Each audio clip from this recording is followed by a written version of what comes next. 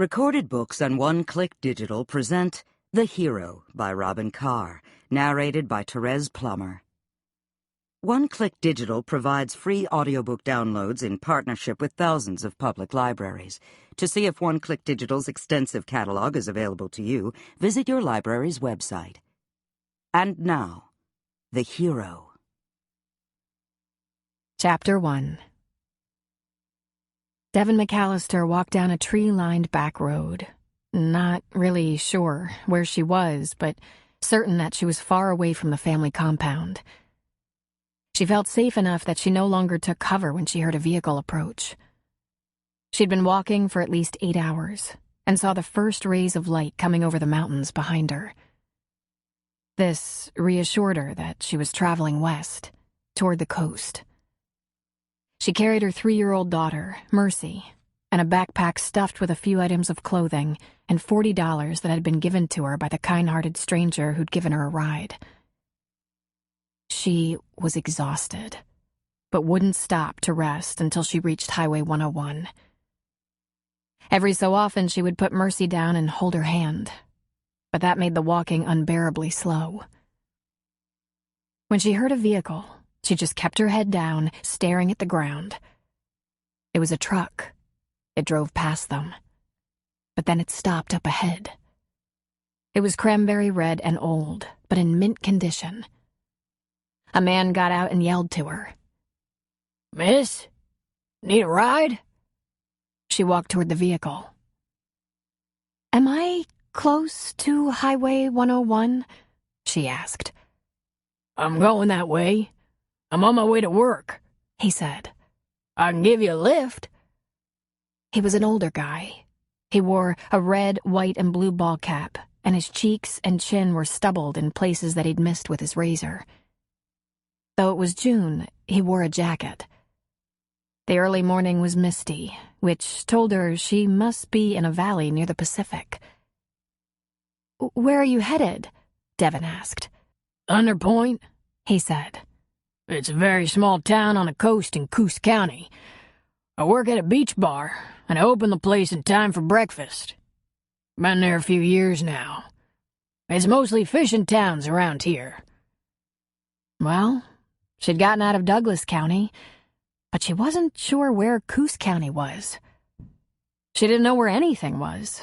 She rarely left the compound and had never been to any of the small coastal towns. Still, she knew that Highway 101 stretched as far north and south as she needed to get. Highway 5 was bigger and closer to the compound, and if anyone was looking for a couple of runaways hitching rides, they'd probably start there. "How close to 101 is your town?" "Plenty close. Want me to drop you there?" She walked toward the truck. "Thanks," she said. "You're sure?" "No trouble," he said. She put her backpack in the truck bed. Holding Mercy on her lap, she buckled them in together. She kept her head down, her hands tucked between her knees. "Name's Raleigh Good," he said. She said nothing. "You got a name?" "Devin," Devin said. She shouldn't use her real name. What if someone came poking around, asking if anyone had seen a woman named Devin? But she was almost too tired to lie. Not to mention nervous. At least she hadn't said Sister Devin. "Well, you're not an escaped convict, are you, Devin?" he asked. She looked at him. "Is there a prison around here?" He smiled. "Just kidding," he said. "Where are you headed?" For lack of a better answer, she said, "Seattle. Eventually." He whistled. "You're a long ways from there. What brings you to this old back road?" She shrugged. "It's where I was dropped off, but I'm heading for 101. "You hitching rides?" She nodded. Her ride over the mountain had been planned, but was kept secret. "Yes, 101 will have more traffic," she said. "Unless the police see you. Then it could get complicated," I'll watch. Devin wasn't really headed to Seattle, but she just said that because that was where she came from originally. She thought there might be a shelter or charity of some kind in one of the bigger towns on the coast. I don't know this area very well. Is there a town or city near Highway 101 that's pretty big? Big enough that it might have a shelter or maybe a hostel? She asked him. Couple, Raleigh replied. Listen, I have an idea. You decide exactly where you need to go, and I'll fix you up with transportation. How's that? Why? She asked suspiciously. Why would you do that? I've been in your spot, hitching rides, looking for the easiest way to get from here to there, taking a little help sometimes. I normally went to the VA when I needed a little assistance. He paused. You got room for a little breakfast? 'Cause that's my job in the morning. Perking the coffee, warming up egg sandwiches, watching the sun come over the mountains. It's not far from the highway, neither. I could show you a map while you and the little one eat something. No, thank you. I have a couple of apples for later. I know that look of no money, he said. Been wearing it and seeing it for 40 years now. No charge for the map. Or the breakfast. Then I'll give you a ride to wherever you need to go to catch your next ride. It ain't no gamble. I admit, I ain't always been the best person in the world, but I ain't yet done nobody harm. You can hang on to those apples. Raleigh didn't know for certain, but he was pretty sure the young woman was from the Fellowship, a small religious compound along the river in Douglas County. She was wearing their uniform, or habit, of overalls, sturdy shoes, long-sleeved t-shirt with one button at the neck, and a long, thick single braid down her back. He'd donated to the group a couple of times himself and had noticed that the women were all attired the same, while the few men in evidence all wore their own combinations of jeans, plaid or chambray shirts, hats, and down vests. A few months back, when Cooper had been renovating the old bait shop and turning it into a first-rate bar and cafe, Raleigh had taken the used industrial-size washers and dryers, along with a lot of kitchenwares they couldn't use, over to the Fellowship compound. They were a private bunch, but he knew they had a roadside stand near their compound where they sold produce, quilts, and woven goods. He'd only stopped once, and had seen a group of them gathered around the stall, the women doing the business and the men helping with the heavy work, but mainly just presiding over everything. And he'd seen a few of them wandering around the farmer's market in Myrtle Creek, where they sometimes had a stand. Again, the women together in a tight knot, and the men following along or standing behind them, watching. He'd never given the group a second thought until this morning, when he found a young woman and her child walking down the deserted road at dawn. Now he wondered what that group was all about. Beautiful, young, smiling, soft-spoken women, apparently watched over by big, silent men who were clearly in charge. The girl seemed skittish, so Raleigh played his cards close to his vest.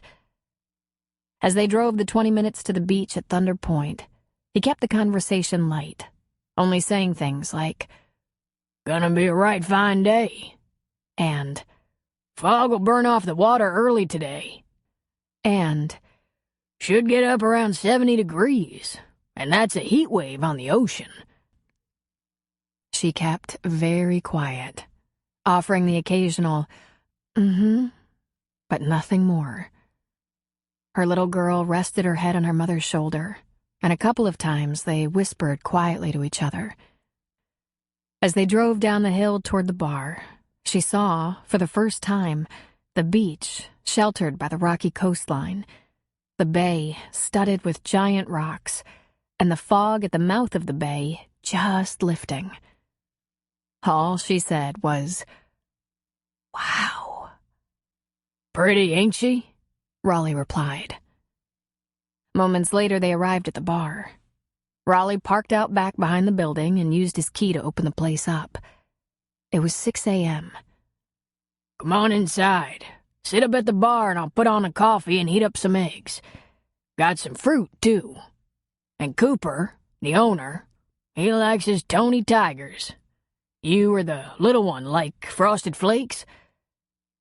Anything is very generous, she said. And appreciated. Like I said, I passed your way plenty of times. I got a lot to pay back. As he turned to get things started, Raleigh noticed the coffee was already brewing. He looked out the window and saw a lone man out on the still bay on a paddleboard. That would be Cooper, getting in a little early morning exercise. And as he watched, a Razor ATV came across the beach with a big black and white Great Dane riding shotgun. Sarah, Cooper's woman, must have a day off from the Coast Guard. Good, he thought. Cooper and Sarah would be out on the water for a while. That would give him enough time to figure out what to do with Devon, because obviously something needed to be done. A woman and a small child with a single backpack out walking the back roads at dawn with no money and no plan. It didn't take a genius. He wet a cloth with warm water and handed it to Devon in case she wanted to wipe the grime of the road from her hands and face. And she did so. Then wiped off her daughter's hands and face, muttering a very soft, "Thank you," as she put down the cloth. Raleigh got started with the food. He put out a fruit plate, a box of Frosted Flakes, 2 bowls, utensils, a carton of milk, a couple of small glasses. Then he pulled 2 egg sandwiches out of the cooler and popped them in the microwave. Devon served her little girl, sharing everything. When the egg sandwiches arrived, she gave voice to her thoughts. So much food. Traveling makes a person hungry, Raleigh said. And then he poured himself a cup of coffee. While they tucked into their breakfast, he wandered out to the deck to think. He wanted to see where Cooper and Sarah were, and give Devon and her little girl time to get some food in their stomachs. If he watched them eat, they'd try not to eat too much. A man who'd been hungry and had taken charity knew this. Hamlet, the Great Dane, was tied to the dock, while Sarah paddled out to join Cooper on the bay. Raleigh propped open the doors to the deck so Cooper would know he was on duty and that the place was open for business. A few moments later, as he stood on the deck with his cup of coffee, Cooper waved. Raleigh lifted a hand back. Then he watched them glide over the calm water, chasing the fog out of the bay. By the time he went back inside, Devon and her little girl had put away a good deal of food, and that made him smile. He went back behind the bar with his coffee. Fill you up? Oh, yes, sir, she said, giving her mouth a pat. If you'll write down your name and address for me, I'll try to repay the kindness when I'm able. I'd rather you pass it on, Devon, he said. That's what I try to do when I can. Of course, I'll do that too. So, looking for a larger town? One with a shelter? That seems a good place for me to start, she said. Mind if I ask? What put you in these straits? She took a breath and stroked her daughter's back. It's not complicated. I lost my job and couldn't find another. I got some benefits and food stamps, but it wasn't enough to pay the rent, and I didn't have family to take me in. So, here I am. What kind of work you looking for? Raleigh asked. Devon laughed a little bit. I've been working since I was 15. I can do a lot of things. Office work, waitress work, worked in a nursing home for a while. I even worked on a farm. I cleaned, cooked, worked in childcare a lot. Once I was a teaching assistant in a preschool. I went to college. But none of those things paid enough to keep me and Mercy comfortable. I had a boyfriend, but he left. See?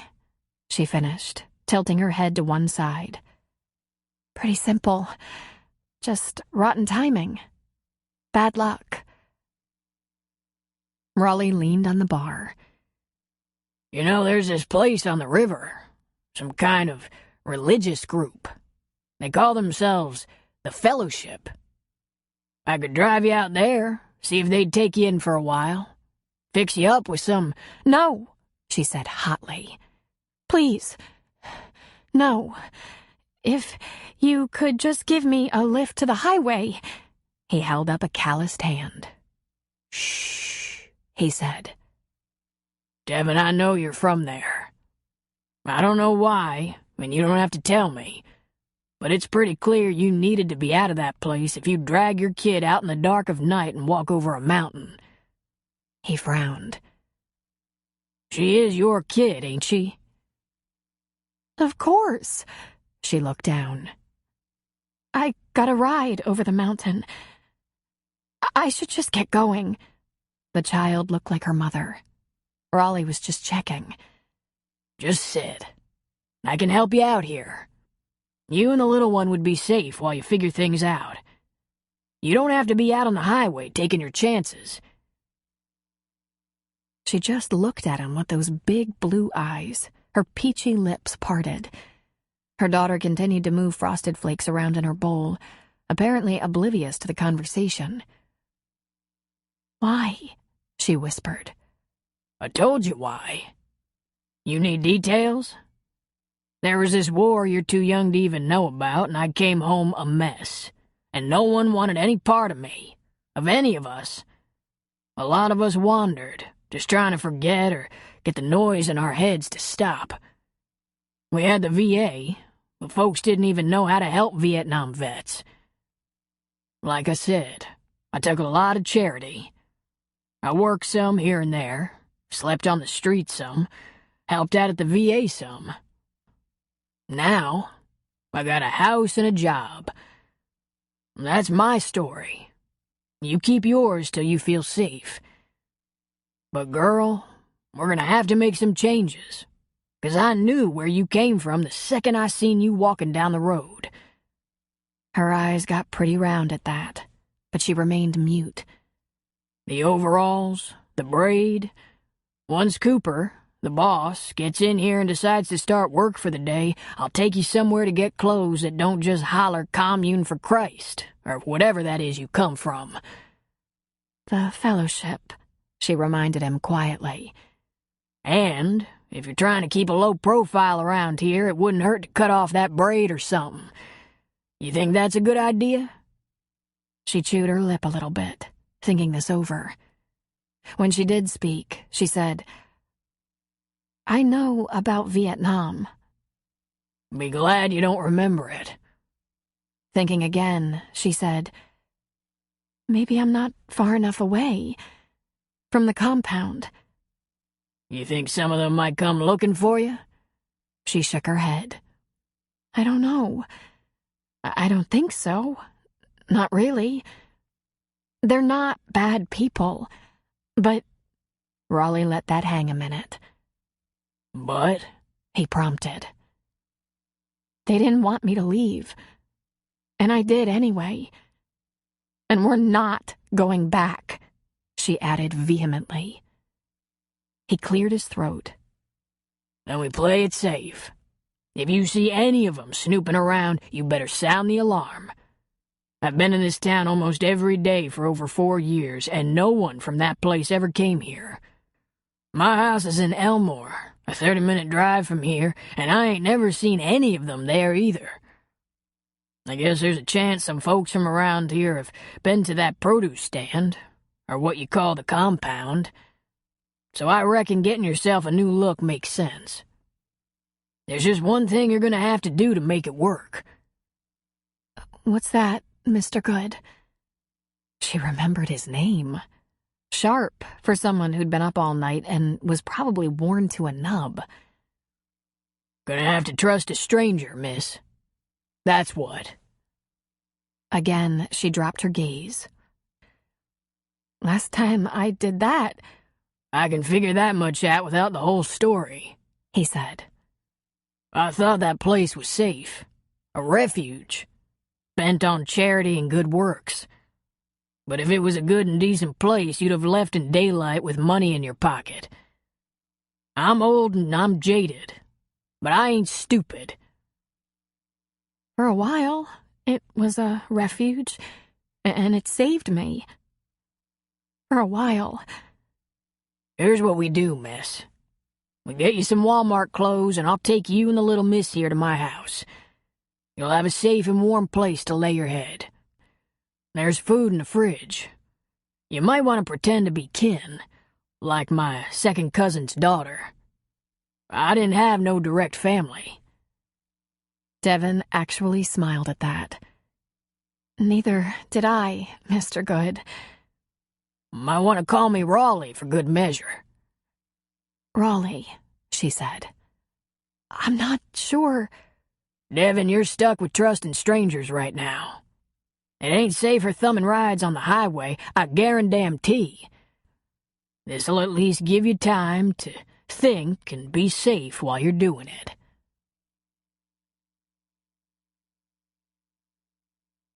Spencer Lawson was new to Thunder Point. He'd taken the job of athletic director and coach at the local high school, and he and his 10-year-old son were living in Cooper's fifth wheel while looking around for a place to rent. He had to admit, while it was a little tight on space, especially in the bathroom, it wasn't only convenient, but it was a pleasure to wake up every day and see the bay. He didn't have much of a kitchen in the RV, but then he wasn't much of a cook. Besides, right next door, Cooper had the equivalent of 2 kitchens and a nice big outdoor gas grill. Spencer had been up for a while. With coffee still in his cup, he decided to wander next door to Cooper's place. He left Austin, sprawled crossways, asleep in the big bed. They'd been sharing a bedroom since moving into Cooper's RV, but sleeping with Austin was like sleeping with the entire 4th grade. Most nights, Spencer escaped to the sofa in the living room. As he walked across the deck toward the open doors of the bar, he heard voices. A woman's voice, as she said, "No, please, no!" And he stopped. He heard Raleigh shush her and say, Devon, I know where you're from. You don't have to give me details, and I don't have to know why. Spencer saw Cooper and Sarah out on their boards, skimming across the bay smoothly, the movement of their paddles synchronized. Quietly, he took a chair outside the open doors, shamelessly eavesdropping on the conversation. In 5 minutes, he had the story. This was a young woman with a child who had run away from some kind of commune or religious order. And Raleigh wasn't only going to help her, but he would help her keep it secret. While he was dying to walk into the bar and get a look at this young runaway, he didn't want them to stop talking. A few minutes later, Sarah and Cooper were coming in off the water. They stowed their boards against the dock and untied the dog from it. Hamlet made a beeline for the deck. This was Spencer's cue. He stood and waited for them. First, he greeted Hamlet and gave him a vigorous head and ear massage. Hey, old boy, how's it going, Ham? Sarah and Cooper strolled leisurely up the stairs to the deck. What's going on? Cooper asked Spencer. Spencer lifted his cup. I'm out of coffee. You're always out of something, Cooper said. Come on in. Raleigh can hook you up. I'm just guessing, but I bet you want breakfast, too. I might, yeah. Where's the kid? Sprawled across the bed, snoring. Cooper chuckled. Ham was waiting anxiously, tail wagging like mad, hoping he'd get a treat. The 3 of them, and Ham, all walked into the bar together. Right away, they noticed the young woman with a long braid and a small child sitting at the counter. Raleigh looked up from behind the bar, and the little girl broke into a huge grin, pointed, and said, "Mama, Pony in the house." The woman laughed, putting a hand up to her mouth. Her blue eyes twinkled. Ham went to the child immediately. He was excellent with kids. "Just a dog, kiddo," Cooper said. "Want to give him his cookie? Look out, though. He's got a real slobbery mouth, but he never nips." He fished a huge dog biscuit out of the jar in the bar and let the little girl hold it out toward Ham. She held it in a flat hand as if feeding a horse. Then Cooper looked at the young woman and said, "Hi, I'm Cooper. This is my fiancée, Sarah. And this is my friend Spencer." "This here's my cousin's daughter, Coop," Raleigh said. "Well, second cousin, maybe even removed. Devin. Visiting." Cooper tilted his head and queried with his eyes. "Devin..." But Raleigh didn't answer. He didn't answer because he didn't know Devin's last name. Finally, Devin said, "McAllister. And this is my daughter, Mercy." "Pleasure. Raleigh, you should have mentioned you had company coming. You could have taken the day off. It was a last-minute thing, but if you can spare me, I'd like to show her around a little bit. They might be tired from traveling, too, and I can leave them home and come back. Take the day off if you want it, Raleigh. I can handle the shop.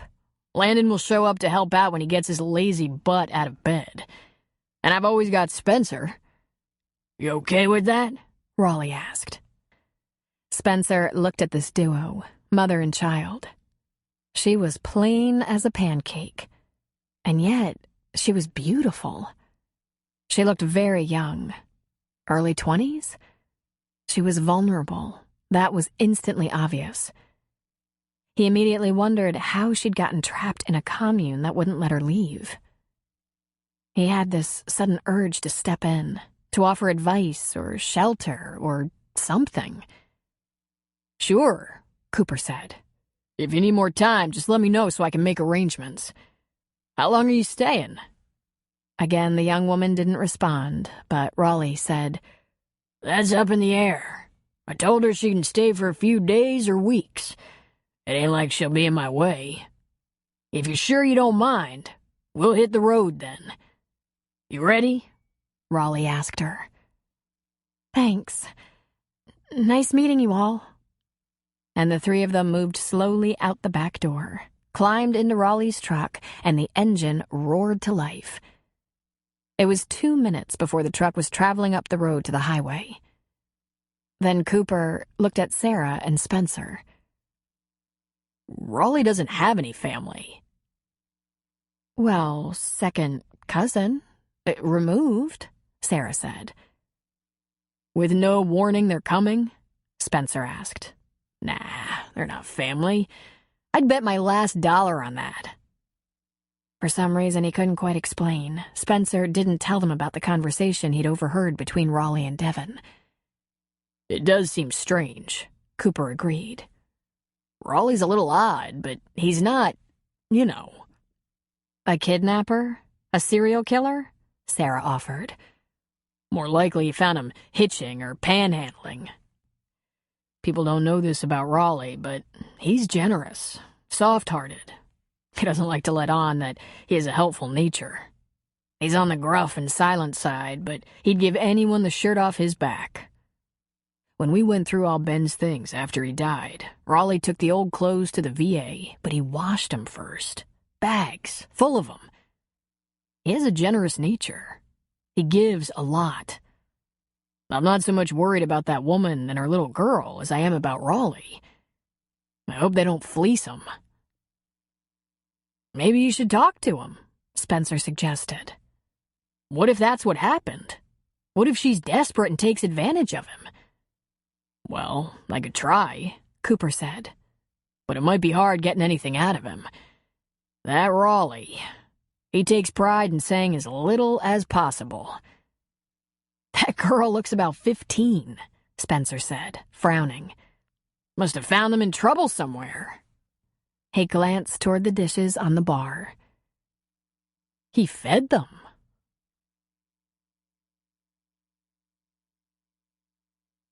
Chapter 2. Raleigh drove Devin to the Walmart nearest his home. He parked in the big lot and looked at her. Your people ever go to the Walmart? He asked. Not that I know of, she said. And I never did while I was there. But I have some clothes. The clothes were in the backpack left outside the fence for her. She hadn't looked at them closely and didn't know if they'd fit, but the backpack was stuffed with things for her escape. He reached up to the sun visor overhead and pulled out a ball cap. Tuck that braid up in this, he said. Get yourself a few things, grab some stuff for Mercy. Get yourself any other lady things you might need. Things no 63-year-old bachelor would ever have laying around. I'll get us some groceries. We'll try to be quick and not make a stir. Don't want you to give yourself away. Can we do that? She nodded, tucking up her braid. I have $40, she said. Look, Raleigh said. I know you're worried. I know you're suspicious of me and of everybody, and rightly so. But you're not a prisoner. And even if you decide you can't stick around, you'll want to stay clear of that camp. You shouldn't look like you came from there. And you don't have to run off in the night. All you have to do is say you need a ride somewhere, and I'll take you. Hang on to your $40. You'll need it, I figure. I was there by choice, she revealed, until she wasn't. Well, it's your choice not to be there now. Let's just get her done. Then you can relax and get a little rest. As for not making a stir, the second they walked in the door, little Mercy used her loudest voice to look around and say, Mama, what is this place? It took Devon a second to recover, but recover she did. She pulled Mercy's little hand and said, Just a very big store, honey. Now please, use your very quiet voice and come with me. At least Mercy hadn't called her Sister Devon. That was the way Jacob liked it. No one was a mother or a father, a husband or a wife. They were all brothers and sisters, which made his behavior seem pretty damned incestuous. Of course, Devon remembered visiting a Walmart. It's not as though she'd forgotten her life before the family. She grabbed her daughter's hand and a cart and sped through the women's and children's clothes. 2 pairs of jeans, a pair of shorts, 2 shirts, socks, underwear, tennis shoes. She bought the exact same items for Mercy. She added 2 hoodies, in case they had to flee in the night, and then a few incidentals, including brushes, combs, and toothbrushes. And, because he was right, she bought a pair of scissors. She had to stop looking like one of them. She met Raleigh by the checkout. Her heart was racing. So, here she was with a scruffy old guy who'd given her a ride and now wanted to help her even more, and just by the look of him alone, she should be worried. But the tall, handsome, soft-spoken Jacob, with the ready, welcoming smile, who had so much to offer when she was in need, had never worried her for a moment. And he was the one she should have been worried about. In his cart, Raleigh had groceries and... She looked closely. He had a safety seat for Mercy for the truck. It was an old truck and the cab was small, but it had seatbelts. She was touched beyond words. That safety seat meant so much more to her than all Jacob's promises. The new seat had to be strapped in by the door, and there were no seatbelts for the middle seat. She had to sit next to Raleigh without belts while Mercy rode in the passenger seat. Still, it was better than walking or hitching. Had it been possible, she would have held her breath all the way to Raleigh Good's house. She kept telling herself she was safer in this old man's truck or in his home than she would have been had she stayed with the family at the compound. She kept telling herself this was safer than hitching rides. Despite her racing imagination, there was something she had not been prepared for. when they pulled into the driveway of a small brick home in a neat little neighborhood. She felt a wave of nostalgia wash over her. It was like the house she'd grown up in. When they went inside, she stopped right inside the door, right in the little living room, and almost collapsed in relief and emotion. This could be Aunt Mary's place. The furniture was different, but probably just as old, complete with those familiar doilies on the tabletops and arms of the Queen Anne chairs and sofa. It was small, the rug over the hardwood floor threadbare, the wood furniture distressed but polished. "Oh my God," she whispered. "Oh my God." She put Mercy on her feet. Mama, where's the kids? Devin got down on one knee. She put the bag she carried along with her backpack against the wall. "We're having a vacation, and I think you need a nap." "I don't want a vacation," Mercy whined. "We don't have a choice. We have to." "I don't want to have to." "Stop," Devin said firmly. "Stop right now." Then she hugged her close. Raleigh took the groceries straight to the kitchen and began putting things away. Devin just waited by the door, holding Mercy's hand, afraid to invade the house. Momentarily, he was back, handing her a slip of paper. "There's 2 bedrooms upstairs, and you'll know which one is mine. It's looking mighty lived in. There's food in the kitchen, and I ain't saving nothing for later. It's all open season for you and Mercy. I eat at the bar and clean up dishes before coming home, so you won't see me till 8 or so. This here's a number for my phone." Then he grinned. "You're the first person to get it. I mean, Cooper has it, but only because he bought me the phone in the first place. He got tired of me never checking in. You just call if you need something, or if something changes with you, or if...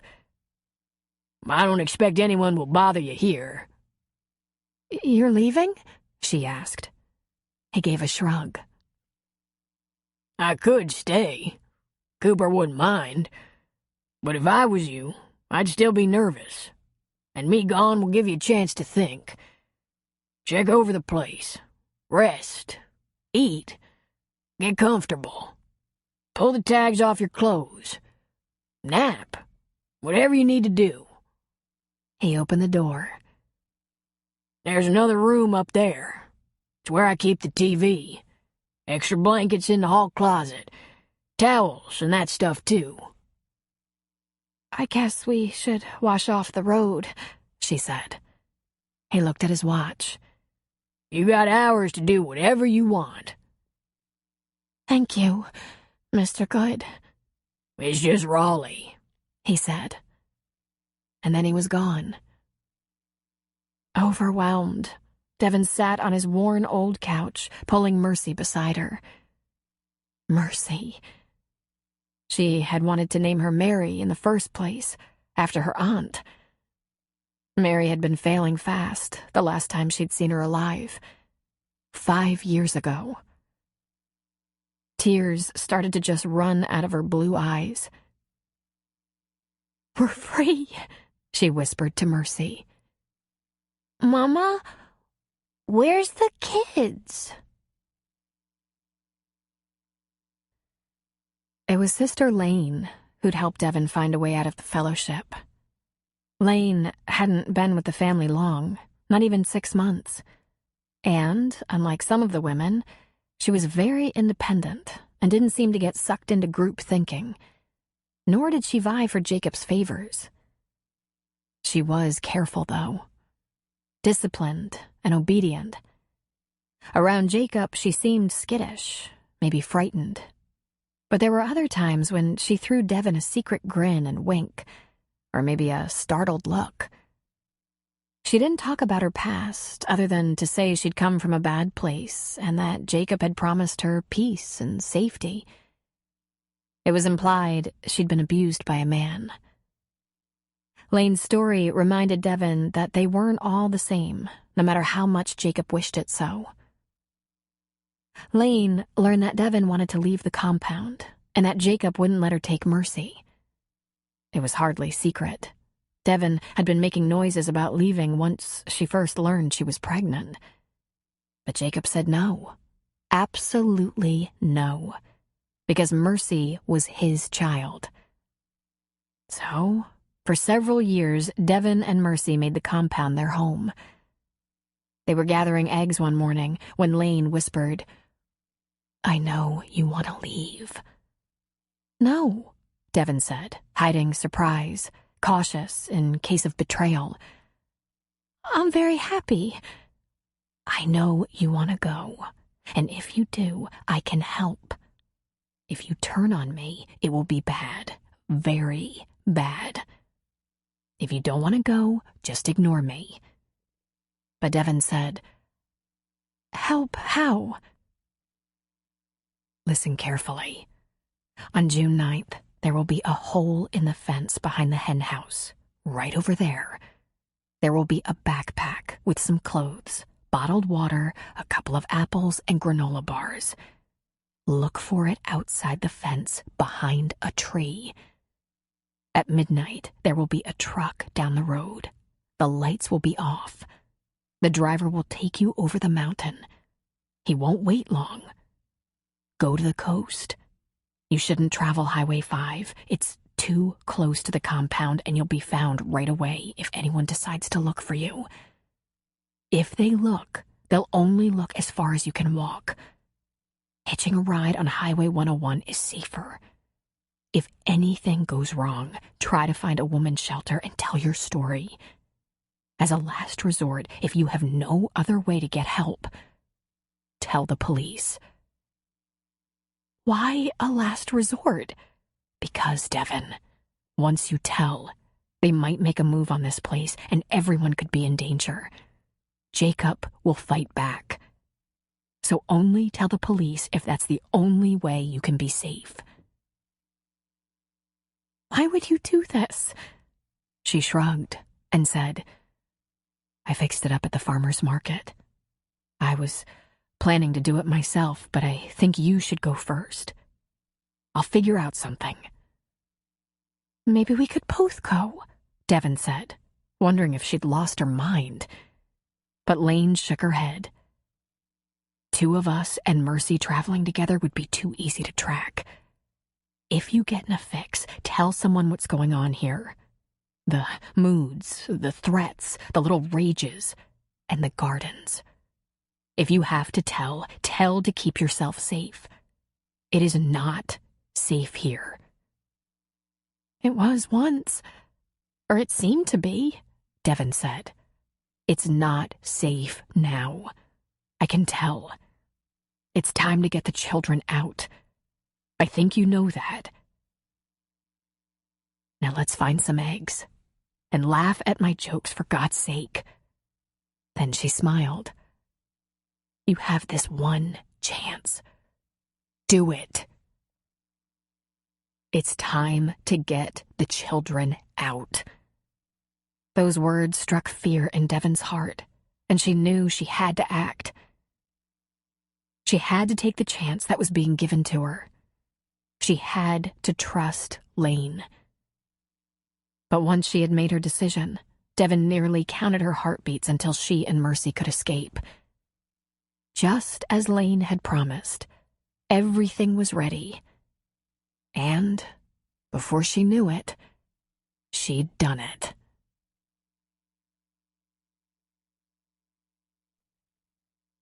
Raleigh got back to the beach bar around 2 p.m. He walked in on one of the most unlikely friendships he'd ever known about, and he'd known of some odd ones since Vietnam. Cooper was behind his bar, and Spencer Lawson was sitting on a stool facing him. This was a fairly new friendship. As Raleigh heard the story, Spencer had been married to an old fiancé of Cooper's, and the poor lady died. She had cancer or something, Raleigh recalled. and several months before her death, blood work had been done and revealed that their 10-year-old son, Austin, was actually not Spencer's biological son, but Cooper's. Well now, Raleigh thought, that'll make or break a man. But the men had worked it out. In fact, Spencer had just agreed to take a job in Thunder Point, so both dads could live in the same town and be parents to one little boy. And 10-year-old Austin had the potential to be spoiled rotten. "Hey, Raleigh," Cooper said. "how's your cousin?" "Huh? Oh, she's okay. I left her get a nap, relax or whatever." "How long you think she'll stay?"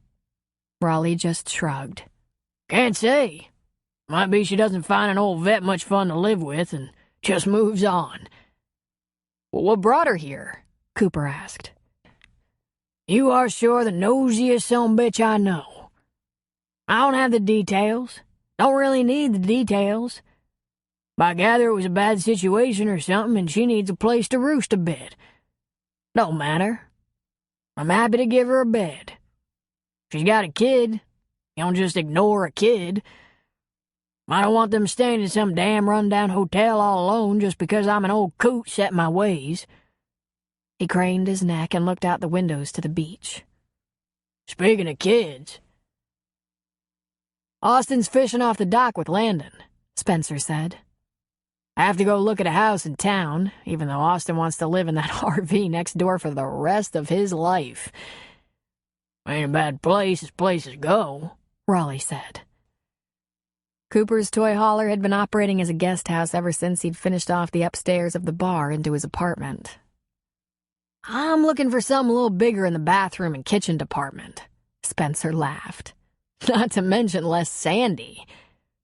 If you could train someone to wipe his great big 10-year-old feet, you could beat that problem. Have you noticed how big his feet are? Is that normal?" Cooper asked. "Well, it's normal on St. Bernard puppies," Spencer said.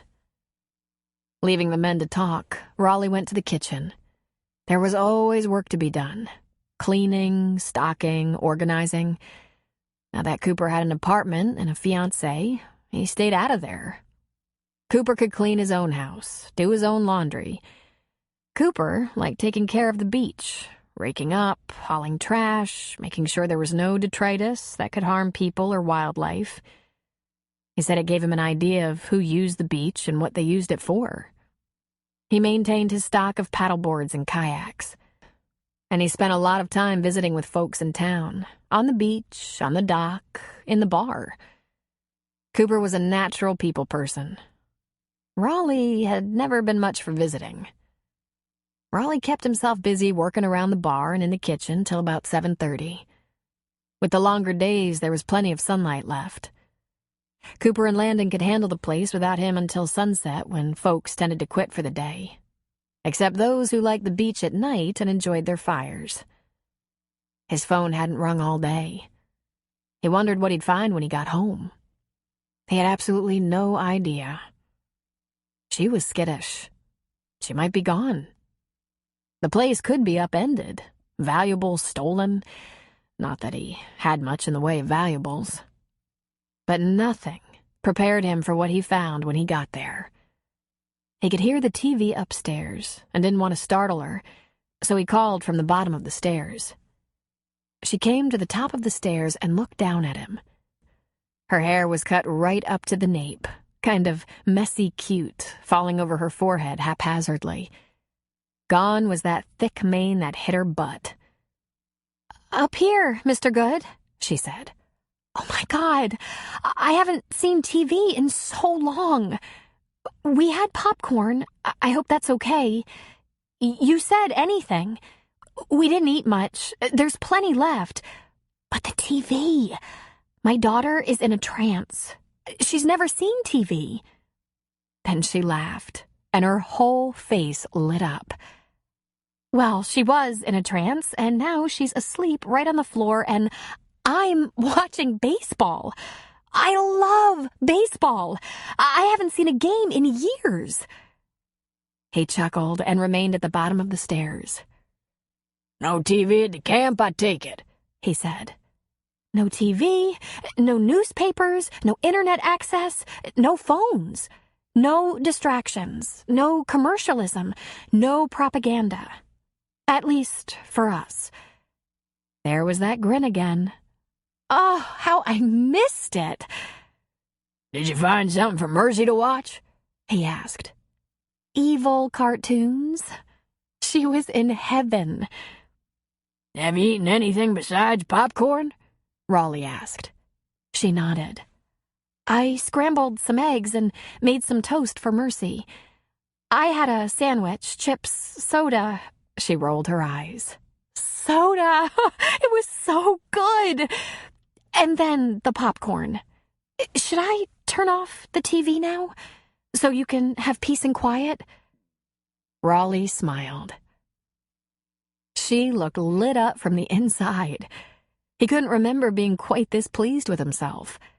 He shook his head. I'm gonna get my newspaper and a cola. I like sports. I used to watch with my dad before he died. That's why there's 2 recliners up there.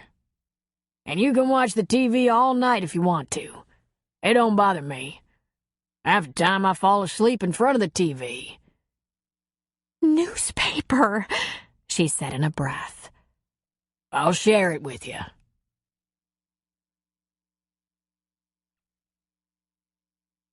Mercy rarely asked about the other kids or the other sisters from the family once she was introduced to television and the undivided attention of one mother rather than 6. They hardly ever left the house except to walk to the end of the street where there was a tiny park with swings and a slide, and that was just for a little exercise and fresh air. Every day Raleigh brought them something new. First, a couple of toys for Mercy. A baby doll with a diaper bag filled with miniature supplies. This small child from a family compound didn't know about diaper bags. Then he brought some crayons and coloring books and bubbles. Next, some library books, a few picture books for a 3-year-old, a few novels he had asked a librarian to recommend for a 30-year-old woman. Close enough, she said with a smile. I'm 28. Then he brought home a laptop computer. He said, I thought maybe you might want to use this. It's an old one Cooper let me have. Do you know how to use it? I know how to use a computer, certainly. We just didn't use the evil internet, which has probably grown to amazing heights in the last several years. And I can't tell you how much I want to have a look. I ain't got no hookup. Cooper said to tell you to jump on some neighbors or stores wireless, and I ain't got the first idea how you do that. But Devon smiled. She'd have no trouble figuring it out.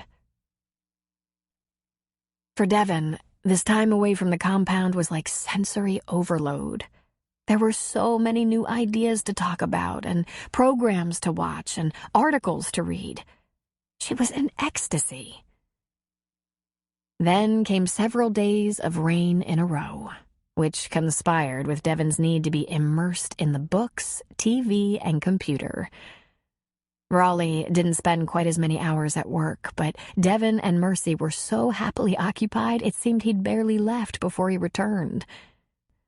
She made a couple of dinners for the 3 of them, and while Raleigh wasn't exactly talkative, he was companionable. How's that computer working out? It's a revelation. You can find out anything. Out of curiosity, she checked out communes in Oregon online and found several references, but nothing really interesting. Compounds could mean a host of families, religious sects, cults, and organizations ranging from non-certified health retreats and rehab facilities to known sovereign communities and anti-government separatists. She was fascinated and kept reading. Then she found something that explained so much. A familiar name and story. Jacob Glover.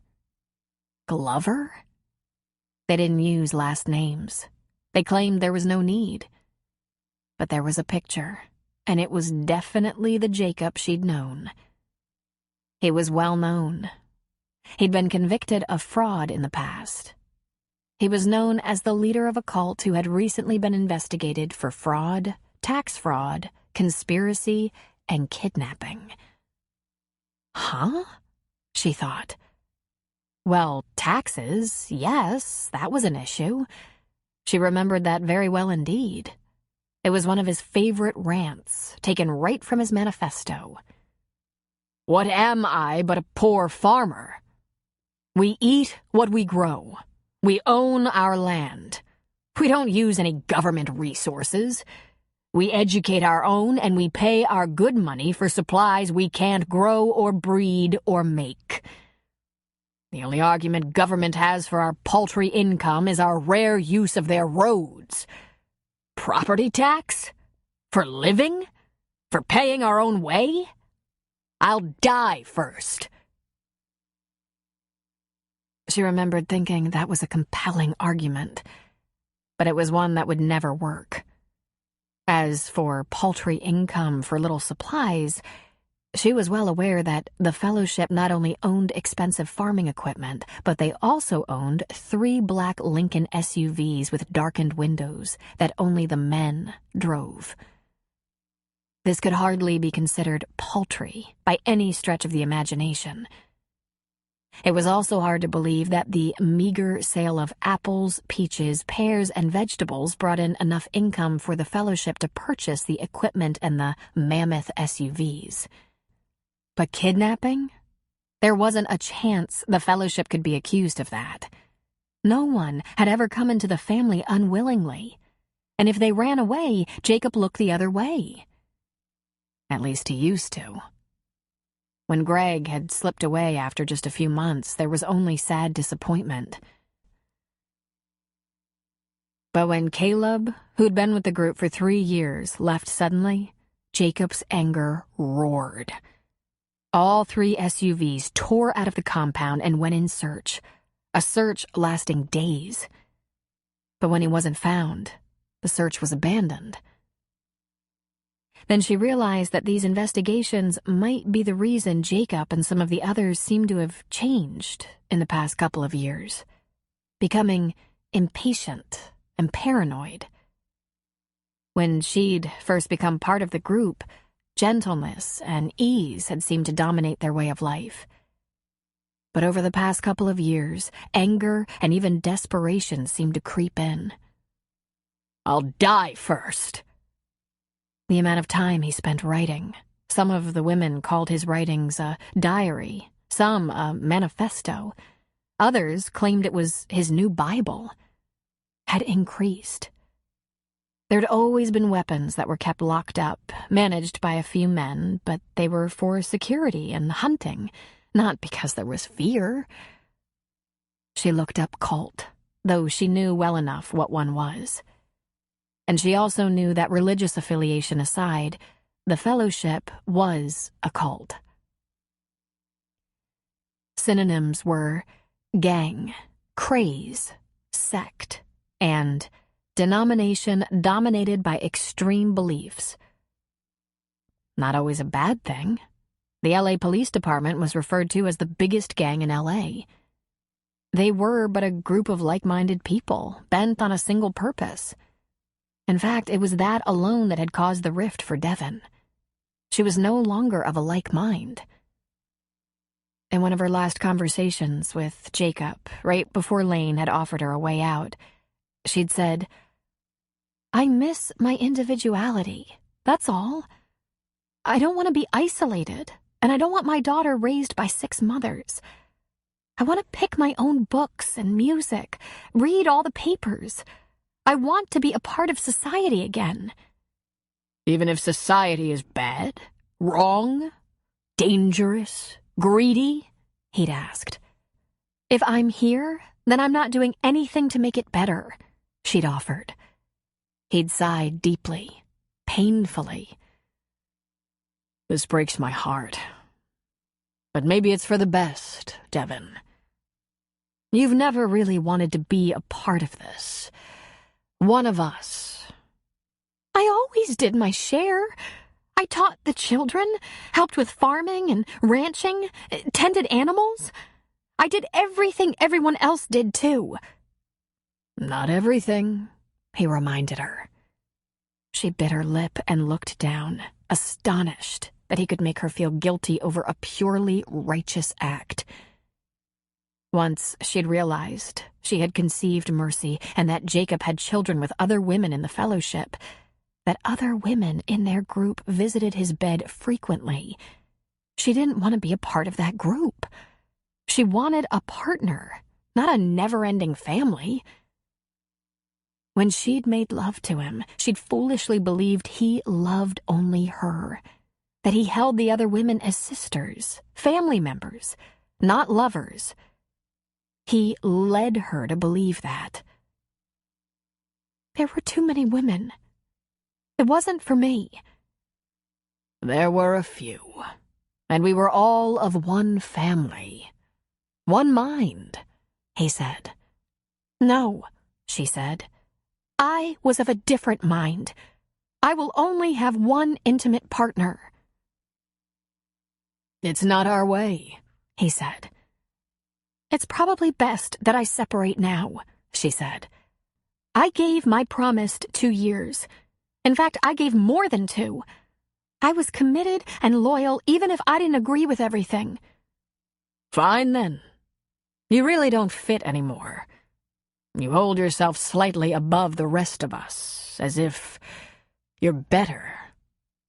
Shocked and hurt, she'd blurted, "You're the only one here who holds yourself above the rest of us." And he'd slapped her. He glared at her and was so angry. When she'd first come to this family, he was so gentle, so tolerant. But lately he'd become so short-tempered and his controlling nature was skyrocketing. I think, as the man who founded this fellowship and works every day to hold it together and protect it, I can be afforded some respect. It was a black day that burned in her memory. That had been a year before she'd finally left. She read on about Jacob. Investigated and interviewed for allegations of kidnapping and human trafficking. She thought she knew what human trafficking was, but looked it up just the same. The recruitment of human beings by means of kidnapping, coercion, or purchase for the purpose of exploitation, usually for labor or commercial sex trade. And she knew. She just had never thought of women over 21 who went willingly being the victims of human trafficking. She'd always assumed underage prostitutes or child laborers in dingy, dangerous factories were the kinds of people who would be the victims of human trafficking. Jacob had picked her up outside a shelter in Seattle, Washington. He'd invested an hour in conversation with her, learning that she was alone, that she longed for a family, and was needy, afraid, and desperate. She also fit his profile of wanting fair-skinned and blue-eyed members for his group.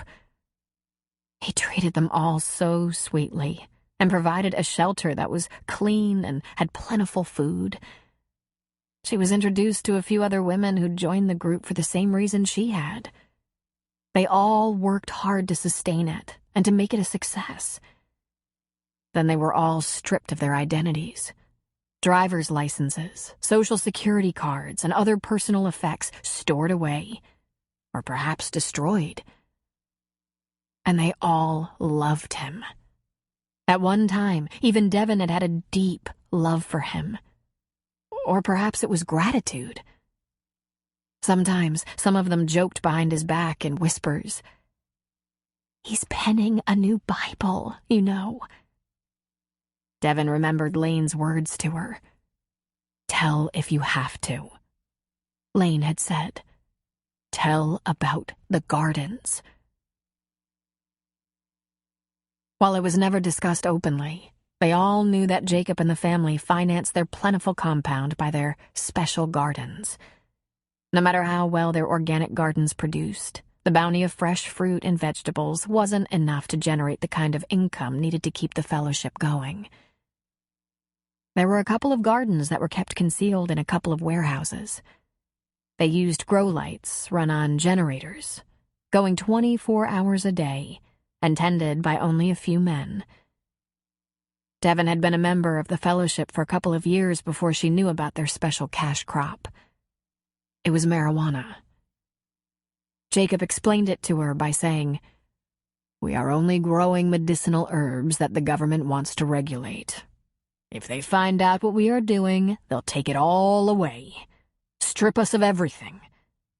But it's harmless and helpful, and some states have even passed laws making it legal, which this state will eventually do as well. Then they'll try to tax it to the moon. We have to grow our herbs in secret. The government would love to steal from us, which is not their right." Brother Jacob was a drug dealer. His cult, his fellowship, was a cover. That's why he kept the members close by, and why he had children with them, knowing that would keep them tied to him. Although there was nothing in her research to indicate he was being investigated for running and operating a grow-op, Devon knew the feds must be getting closer. It would explain his behavior. Jacob was now paranoid. Chapter 3. Lieutenant Commander Sarah Dupre hadn't worn her diamond engagement ring to work when she'd first gotten it. Rings on the flight line were a good way to lose a finger, for one thing. As well, she didn't want any of her coworkers figuring her out, for another. But the day her deadline for accepting or rejecting the orders that would ship her to a Florida Coast Guard station expired, she wore the beautiful ring to work. She'd written the 2 letters. 1, rejecting the assignment, and 2, resigning her commission and leaving the Coast Guard. Her boss, Commander Buzz Bachman, accepted the letters for his files, though Sarah would send both to the command HR department herself. "Gonna do it, huh?" he said. "I can't say I'm all that surprised. But what's next for you?" And that's when she thrust out her left hand, diamond glittering on the 4th finger. "Whoa!" he said. "Throwing us over for a man. You?" "Don't say it like that," she warned him. "It's not like it was a rash or quick decision.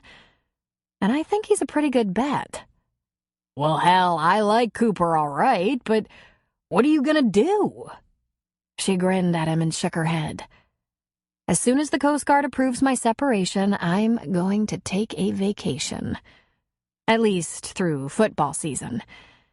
And until we get Landon settled on a college." "When's the wedding?" Buzz asked. "We haven't decided." "Big bash?" he asked. "I don't think so," she said with a laugh. "I had a big bash when I married Derek, and that didn't take. I think it'll be small, quiet, and private. But we're still talking about it." "Are you saying I shouldn't stand by the mailbox, waiting for my invitation?" "Nothing personal." "Well, the boys are going to want to give you a bachelor party." She glanced down at herself. "I know it's not immediately apparent in this flight suit, but I'm actually a girl." Buzz grinned at her. "That hasn't stopped us in the past. Now get out of here. Go tell Loverboy you put your papers in." "That's my exact plan," she said. Sarah drove past the turnoff to the town of Thunder Point and her house, and drove the long way to Cooper's bar on the other side of the beach, parking in the rear. When she walked in, he was moving the mop around the floor, something that needed to be done frequently, given all the sand that came in on the feet of friends and customers. He stopped abruptly and just smiled at her. "I don't see this every day," he said. He leaned the mop against the wall and grabbed her against him. He gave her a hearty kiss, holding her tightly. He shook his head and smiled. I flew helicopters for a living for 15 years, and you're the only pilot I ever wanted to peel a flight suit off of. I did it, Cooper, she said. You better not change your mind. I put in my papers. His grin deepened. Well now, you do realize there's no exit date on the next deal you sign up for, right? You better not get sick of me, Cooper. Let me at least try, he said, going after her lips again. A noise behind them didn't do anything to disrupt their very passionate kiss. Then 17-year-old Landon said, Let's remember the rules, folks. Safety first. I hope we don't have to have another one of those talks. Sarah couldn't help but laugh against Cooper's lips. Landon was echoing her constant reminder.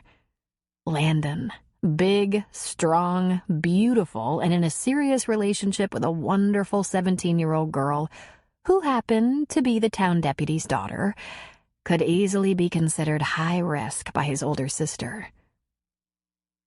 And of course, Landon constantly chided her for her mothering. Is he too big to spank? She asked against Cooper's lips. Well, by you, Cooper said softly.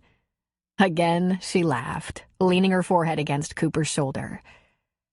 At this moment, I am obscenely happy. Please don't screw this up or dump me or cheat on me or divorce me. All right, he said, letting go of her. He turned her toward her brother. Rule number 2, Landon lectured, mimicking her again. Discretion. We don't want to embarrass people with our PDA. We were alone, actually, she said. So how about giving me a beer? I won't turn you in for serving me. I'm celebrating. I did it. I put in my papers. I'm getting out. Holy shit. Are you kidding me? I didn't think you'd do it. You didn't? I told you I was gonna do it. Yeah, but you like being the boss of things. He pulled a bottle of beer out of the cooler and popped the top. He handed it to his sister. Cooper, we are in trouble here. We should plan a strategy. Take care of yourself, kid. I like it when she bosses me around. You are so whipped.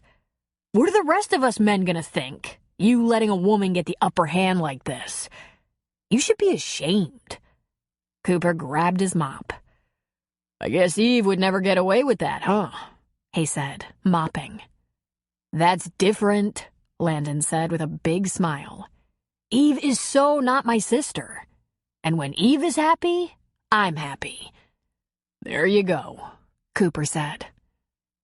Raleigh came into the bar with a rack of glasses, silently sliding them under the bar. Hey, Raleigh, how's it going? Sarah asked. Your cousin still around? Raleigh stopped short as if he had to think about that. Huh? Oh, yeah. Still at my house. Not crowding you, huh? Sarah asked. Been a couple of weeks now, hasn't it? I don't know. Maybe 10 days or so, he said. She don't bother me none. Kinda nice, to tell the truth. Remember, I had my dad full-time for years. A young woman and little child don't take half the care my dad did. She helps out around the place. I haven't done a load of dirty clothes since she's been here. Besides, she doesn't know where she wants to go yet. She said she likes it around here. Well, she likes Elmore anyway. Where's she from again? Seattle. But I don't think she wants to go back there. Bad memories, I gather. She's been talking about getting work. Hard deal when you have a kid. And there ain't nothing in Elmore. What kind of work? And suddenly Raleigh seemed to light up, shine. She can do all kind of things. Cooking, cleaning, office work, you name it. She got herself some college degree right before she got in a relationship that didn't work out. She studied education. She was going to be a teacher for the real little kids or something like that. I guess that's what makes her such a good mom. She's a fine mother. That little Mercy, oh, she's something. Real smart. Real nosy. Well, Raleigh, I think you like having them around, Sarah said. Raleigh shrugged. It's okay. I never thought I'd know what it felt like to be a grandpa. He shrugged again. I don't hate it. Then he turned and went back into the kitchen. Sarah, Landon, and Cooper exchanged smiles. Raleigh brought a second rack of clean glasses into the bar, and Sarah said, "So, has your cousin looked for work around Thunder Point?" Not that I know about. You got something? No, but Saturday is Dr. Grant's open house for his new clinic. You should bring her. It's not exactly a job fair, but everyone in town will be there. She could talk to people, find out if anyone knows of any jobs or any childcare or babysitting. In fact, maybe someone needs childcare or babysitting. Wouldn't that be convenient? Raleigh thought about that for a minute. Then he said, I'll tell her, but I'm not much for parties or a lot of people. "Tell her. I'd be glad to take her," Sarah offered. "I wouldn't miss it."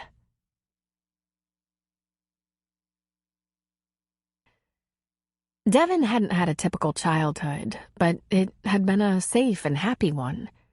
Devin's mother, Rhonda, was a nurse who became close to her neighbor, Mary. Mary immediately took Rhonda under her wing, knowing Rhonda was pregnant and alone. And since Mary was a daycare provider working out of her home, it only followed that after Devin was born, Mary watched her while Rhonda worked. And Rhonda named Mary as Devin's guardian, should anything happen. And something did indeed happen. Poor Rhonda was struck by a drunk driver as she waited at the bus stop on her way home from work one evening. Devin had been only 9 months old. Devin knew Aunt Mary wasn't her real aunt, wasn't her mother's older sister. What she didn't know was that Mary waited tensely for years for some distant, unknown family member to appear and lay claim to Devin. She clung to that will and birth certificate with a miser's zeal, ready to do battle with anyone who might try to take the little girl away. Mary was old enough to be Devin's grandmother, but she was a popular figure in the neighborhood, at their church, and in Devin's schools. She was kind, nurturing, energetic, and helpful. And Devin's friends had always loved her, especially the pizza parties and sleepovers. Mary was a great volunteer, and she took responsibility as any parent would, participating in field trips and fundraising. And when Devin was a cheerleader or on a team, Mary had never missed a game or meet. Never. Mary had always told Devin she had pluck, and that she was tough. She was a survivor. She said the same things even when crises like Devin not making the championship girls volleyball team or junior varsity cheerleading squad or having to make do with a partial scholarship instead of getting the big one. "I just won't make it," teenage Devin had wailed. And Mary had said, "Girl, you will rise above this and fast. You're strong. Do you have any idea how many times people have to start over and make a new path? For myself, I can't count the number of times. I buried 2 husbands before you were born. Lost the first in Vietnam and the second to cancer. And just when I thought my life would slide gentle into old age, who comes along but Miss Devin?"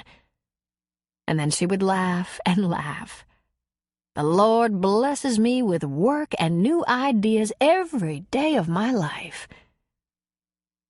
So Devin had grown up with a devoted parent and a house full of small children who were picked up by their parents by 5.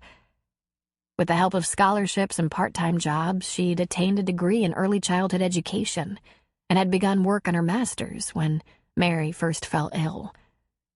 very ill. That's when Devin had said, "I don't have enough pluck for this. I'm not that strong." "You are, if you want to be," Mary had said. Not long after her hospitalization and subsequent death came Devin's dark, frightening period when there was no work, not enough money for rent, and the constant worry about how she would make it through the next day. She constantly reminded herself, "I'm a smart, educated, hard-working person. How does this happen?" She needed a miracle. "What do you need, sister? Tell me. Maybe I can help." Why wouldn't she love Jacob? Why wouldn't she take to his fellowship? She'd grown up helping to tend other people's children, and all she'd ever really wanted was a family of her own. Perhaps this was an unusual family by normal standards, but at least she felt safe and invulnerable. And she fell for Jacob, as did everyone else. He wasn't only sweet and kind, but also commanding, powerful, charismatic. There was little doubt in her mind he was strong enough to keep all of them safe. He was just the miracle she thought she needed. Little Mercy was quickening inside her by the time she'd been in the fellowship for a few months. That was when she realized that Jacob wasn't in love with her. He was in love with everyone, or so he claimed. On reflection, Devin realized that Jacob was incapable of loving anyone but himself. As far as Devin knew, all 6 children in the family were biologically his, and their mothers were all very special to him, all sharing his affection. Devin's heart was broken, and she was suddenly disillusioned. Who would hold her up and comfort her and support her now that she was pregnant? The only people she had were her sisters in the family. There was Charlotte, who used to act out the children's stories, making everyone scream with hysterical laughter. Lorna could bake like a demon and throw a softball like a pro. Priscilla, who they called Pilly, was prickly, except on days following one of her visits with Jacob. And for that, the others teased her mercilessly.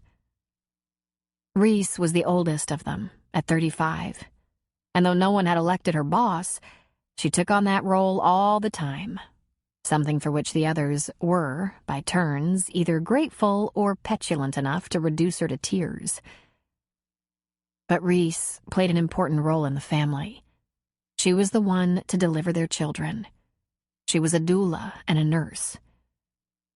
Mariah was the youngest, shyest, an innocent 20 years old, and all of them tried to shelter her from Jacob. And failed. And finally, there was Lane, who hadn't been with them long and was the most devilish, making them all laugh at themselves and at their weird family. They squabbled, giggled, played games, sat up late with ice cream or popcorn and told stories, cried for their lost lives, raved in happy delirium for their happiness, spied on each other, sought each other for comfort. She missed them so, even the ones she didn't like so much. Mercy had been in no physical danger in the family. It was a family that loved and nurtured the children. The real danger was more subtle. Having no independence, no identity, no clear choices, no view of the outside world. And then there were the men whose faces seemed to change regularly, the men who tended and moved the marijuana. The women all knew this wasn't right, that it wasn't just medicine. But as long as they were safe and happy, they seemed comfortable turning a blind eye to the reality. And then Jacob began to change. He seemed to move from the morally superior position in his rants to being angry, desperate, and paranoid. Now that she'd read the online accounts of the investigation, It seemed obvious. He must have changed as the feds encroached and threatened his authority, turning him into a frantic and anxious man. That's when the idea of leaving proved to be so much more difficult. He must have been afraid people who left the fellowship would sell him out. Devon had actually thought about leaving for a long time. The minute her baby was born, Devon thought about leaving, trying to think of what she'd do, how she'd manage, because she didn't want Mercy growing up in that compound in a pair of soft denim overalls and a long braid. But she didn't want her to grow up hungry and afraid either. And now here she was, back at the beginning, living with a grandparent-type figure, taking care of her in a comfortable old house in an old neighborhood. She poured herself a cup of coffee in Raleigh's kitchen. Raleigh and Mercy sat at the kitchen table together, coloring on large sheets of paper he'd brought home. "What is it?" Mercy asked, pointing to Raleigh's drawing. You don't know what that is? That's a boat. I have to take you to town pretty soon, to the marina, and show you the boats. Those fishermen catch all the fish and crab we eat. "How did they catch them?" One of these days I'll show you, he told her. And what's that? He asked, pointing to a scribbled picture. "You," she said, and then she giggled. He studied the picture closely. Then he made a whole bunch of dots on the bottom of the drawing. "What's that?" Mercy asked. Whiskers, he said, and then he grinned at her. Raleigh looked up at Devon. Remember Cooper's girl, Sarah? You met her that first morning. Yes, sure. She asked about you, asked if you was still around. I told her you liked it here, and you were talking about looking for work. She said you should come to the new doctor's open house this weekend. Everyone will be there. You can visit a little bit, ask around if anyone is hiring or looking for help, and you can get a feel for if anyone seems to recognize you. You're gonna have to step out of hiding if you really do want work. I know, she said. And that's why I left the fellowship. I wanted to live in the world again. I wanted to read everything, hear everything, see everything. I know the world is hard and scary, I know. But Raleigh, prison is scary too, even if it's a fine, bountiful prison. I was a teaching assistant in an elementary school for a year.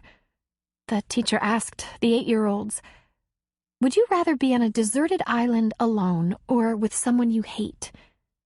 And one little boy answered, "With someone I hate, so I'd have something to eat." We laughed so hard. But that's what a pure, controlled, perfectly constructed and protected commune can be like. Everything is thought through, down to every chore, every meal, the schedules, down to the minute, even what we wore, so there'd be no competing or envy. Everything except what people feel. It's a deserted island, stocked with your favorite foods, cozy shelters, protection and comfort, and the inhabitants eventually eat each other. Raleigh just stared at her for a long moment while Mercy scribbled on her page. Finally, he said, I gotta ask, if someone recognizes you, are you in danger? She shrugged. I don't know, for sure. Sometimes people left and it wasn't given any notice, like everyone just looked the other way. Sometimes they left for good, but others would stay away for a few days and then return.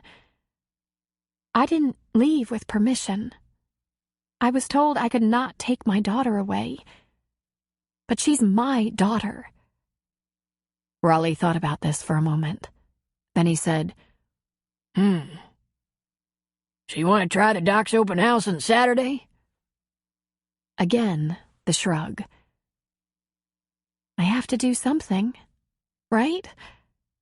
Devin, if you need to get farther away, like way far away, I'll scrape up some money for a bus ticket. I'm not sure what I should do. But I ask myself, why would they look for me here? Why would they look for me at all? They're very busy. There are the gardens just starting to yield summer produce. There's stock. There are children to tend. And they don't like spending time on the outside. Jacob believes he's being spied on by the government and by law enforcement because they want his money and his property. I don't know how true it is, but that doesn't matter. It's what he thinks. Jacob? Raleigh repeated. The founder. The leader of the fellowship. And then she gazed briefly toward Mercy. Raleigh seemed to understand at once. Ah, he said. Well, you look different, Devin. You don't stand out so much. You can be my second cousin, twice removed, taking refuge from a bad relationship, looking for work. Think that would work? She asked. I ain't gonna kid you, chickadee. If someone from that camp of yours wanders into town and looks you square in the face, they'll know you. But if one of them comes into town looking for a blue-eyed blonde with a long ponytail, Thunder Point folks will say they don't know any such person. But you could always scream if you have to. I can. And I used to run track in high school. That made him smile. You got a driver's license? Had one, she said. When I joined the fellowship, they took all my personal things and said they'd be stored for me. When you sneak out in the dark of night, you don't get those things back. Guess that means you got no birth certificate. Course not. But I think my driver's license is still valid. I just don't have it. And I memorized my social security number. Why do you ask? Because you're gonna have to get around. That's why. I've been working on another truck. One left to me. Eventually it'll be as fine as that old classic red job. But for right now, it runs fine.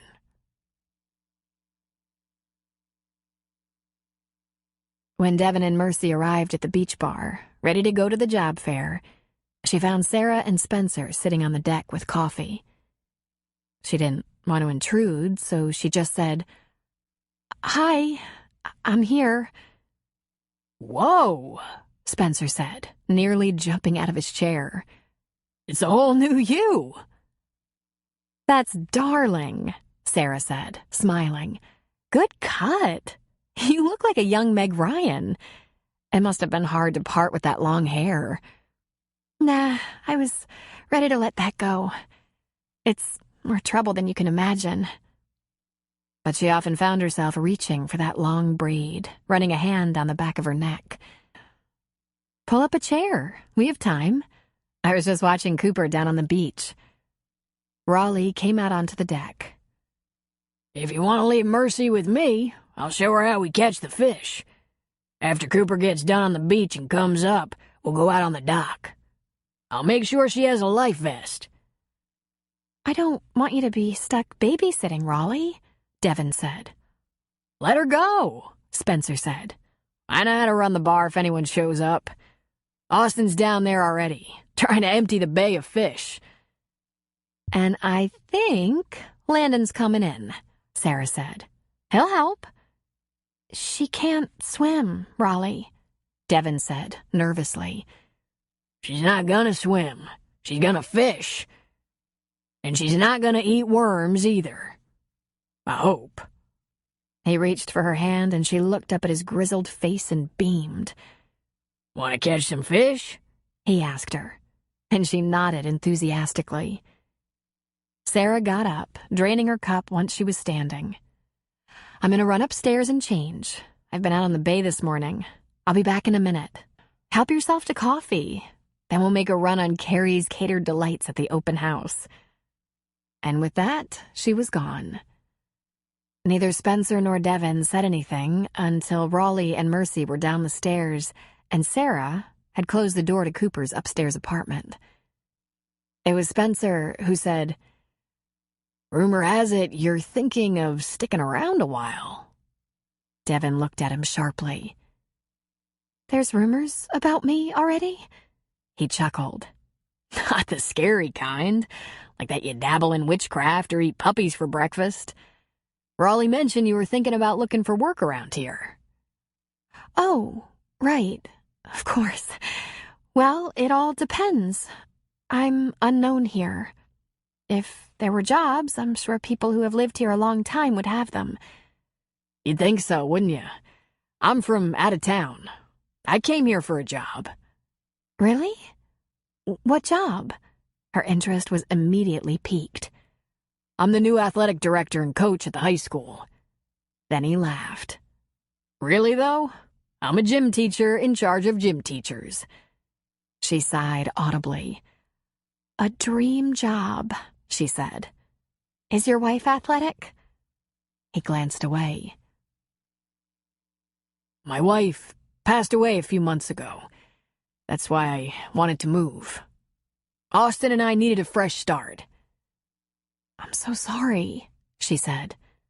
"My gosh, I barely meet you and I put my foot in my mouth." No harm done. And no, she wasn't particularly athletic. She liked boating and a little water skiing, but that was it. And I have to give her a lot of credit. She came to all the games I coached. Not sure she had fun," he added with a laugh. "But she was there." "You must miss her so much," she said. There are tough days. I try to take comfort in her relief. She fought a battle with cancer. I'm glad that's over for her." Devin swallowed hard. Yet another reminder that as bad as she thought her life to be on some days, here was a brave man who had weathered the ultimate storm, parting with a loved one who had suffered. "And why Thunder Point? Just the job?" she asked.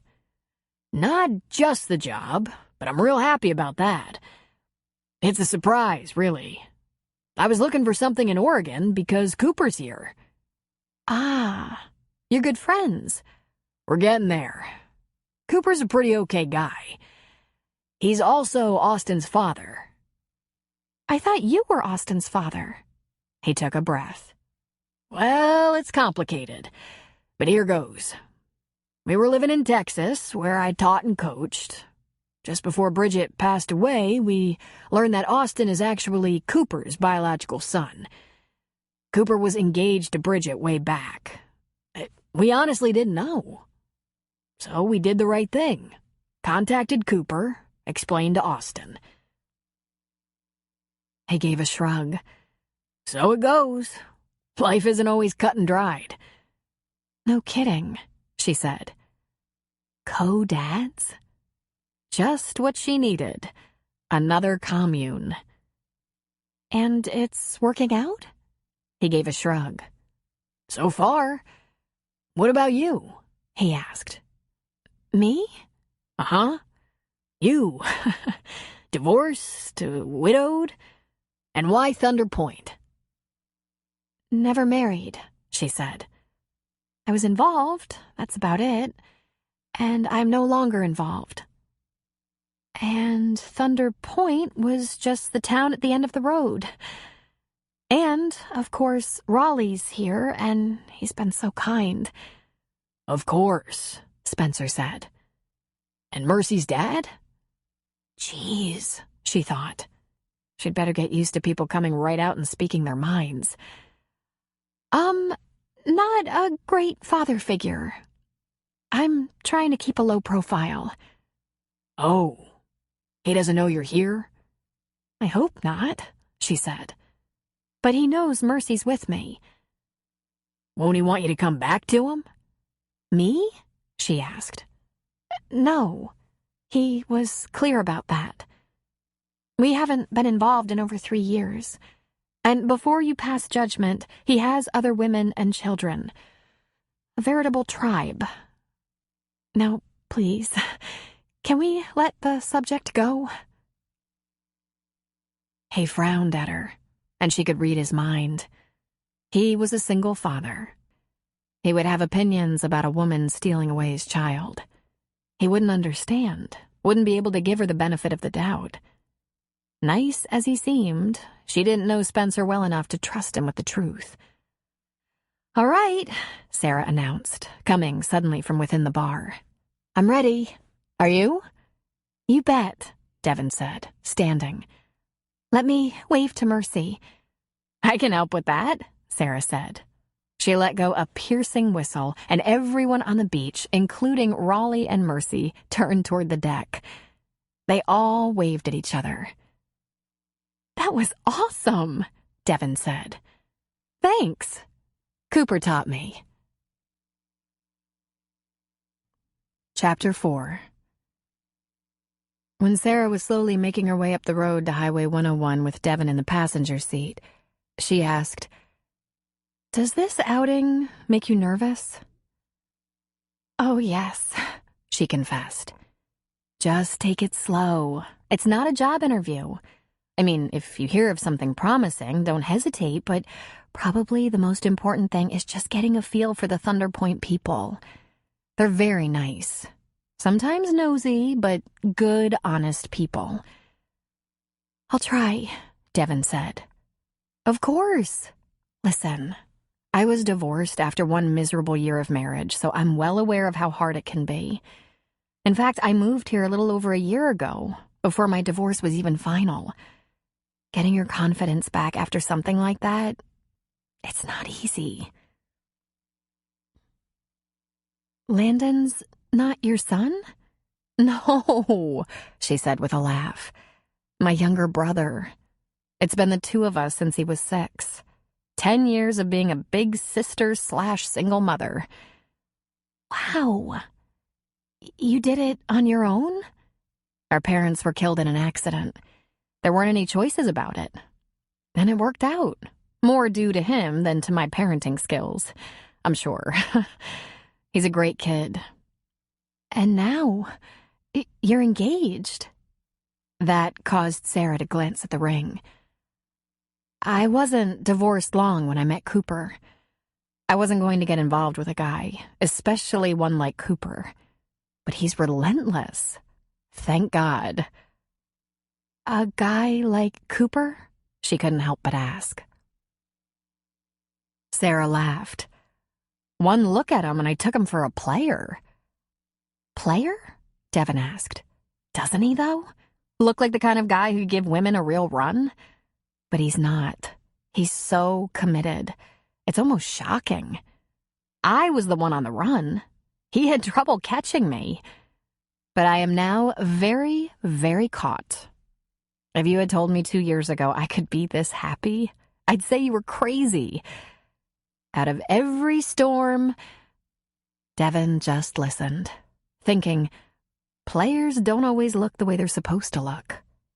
That sexy guy in the torn jeans and t-shirt who showed off his broad chest and muscled arms and shoulders is ready to settle down. But the one she fell for, so morally superior and always quoting scriptures, proved to be a bad choice. "People don't always look like who they really are." Sarah pulled off the highway and headed for town. "You don't have to tell me, sister. I caught my husband banging the maid of honor. A stunning moment in my romantic history. So, this doctor's office, this open house, it's a small space. I'll be close by, even if the gathering spills out onto the front sidewalk. If you do lose sight of me, I'll be waiting at the diner across the street. All you have to do is say hello, visit a little, and then let me know when you've had enough. And you don't have to explain anything, even if you're asked. You're visiting your distant cousin because he offered. Things are fine. You're just looking around the area. You know." "I know," she said. But in fact, she was very grateful for this reminder. She didn't have to answer those difficult questions. The kind Spencer asked. Sarah parked across the street from the new family practice. There were some streamers and balloons, and the front door was propped open. And yes, the office was small. It looked like a storefront in a row of storefronts, sitting right between the sheriff's department and Carrie's deli. The first person Devin met was Scott Grant, the new doctor, who was greeting people at the door. And the inside of his new practice was smaller than small. She counted room for 10 chairs and a coffee table right inside the door, a counter with a swinging half door leading to the back. On the other side of the counter was one desk, some shelves, a desktop computer, and a room divider that opened on the right side for people to pass into the back, where there must be exam rooms. Though it was crowded, there was room for a small table covered by a festive tablecloth, on which sat the snacks and punch bowl. This office space could easily be used for a dress shop, a greeting cards and notion store, or a travel agency. The next people she met were Carrie, her daughter Gina, and granddaughter Ashley. Ashley was filling cups with punch, while Gina was putting out trays of bite-sized sandwiches and cookies. Devin saw Carrie pull a cooler out from under the table and withdraw a storage container filled with a variety of hors d'oeuvres, which were then placed into a cute arrangement on a large tray. There was a little polite small talk. She met Gina's boss, Stu, who owned the diner, Gina's husband, Mac, the town deputy, and a couple of neighboring business owners. Having noticed a few people wandering around in the back of the clinic area, Devin couldn't resist. It was, after all, an open house. She walked behind the room divider, and what she found was a series of cubicles, and she knew what they were for. There was a treatment room with a bed, counter, sink, chair, supplies. Then another exam room. She found what must be the doctor's office.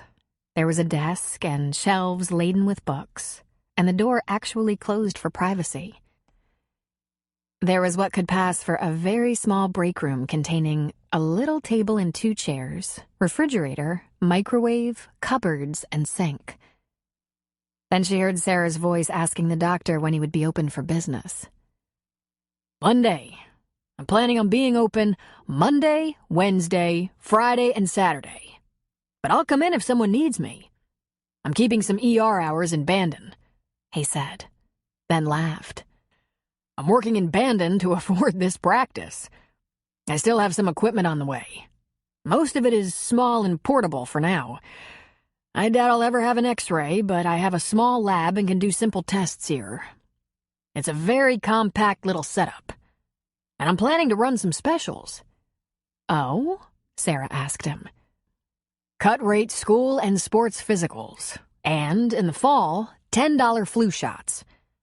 Devin smiled as she noticed his chest puff up a little. It was sweet, she thought. Handsome, young doctor, brand new practice, good ideas for bringing in new patients. Who's helping you? Sarah asked. I'm doing everything myself so far. I need an RN, or even better, a physician's assistant. But no one really wants to work for a part-time practice. And I'm afraid it'll be a while before I can give up the Bandon ER to keep this place open 6 days a week. I can cover for a good nurse, but the paperwork is going to kill me. What I really need is a top-notch office manager, one who can triage patient needs and keep the forms moving whether I'm here or not. Well, I'm going to be out of work by the end of the summer, but I have no idea what a person does in a doctor's office, Sarah responded. But I do, Devin thought. It had been a long time, but she'd been a clerical worker in a small neighborhood doctor's office.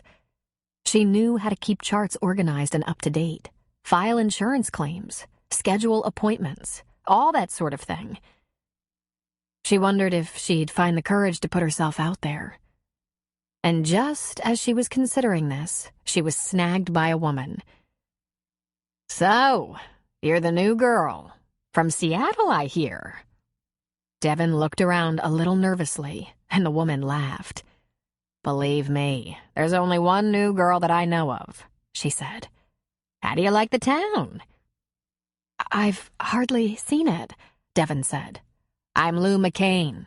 That's my nephew, the big guy who won't leave Gina alone. Come with me. I want to know all about you. The woman turned, clearly expecting to be followed, and Devin did so. She wasn't about to argue. Lou sat down on one of the chairs in the small waiting room and patted the chair beside her.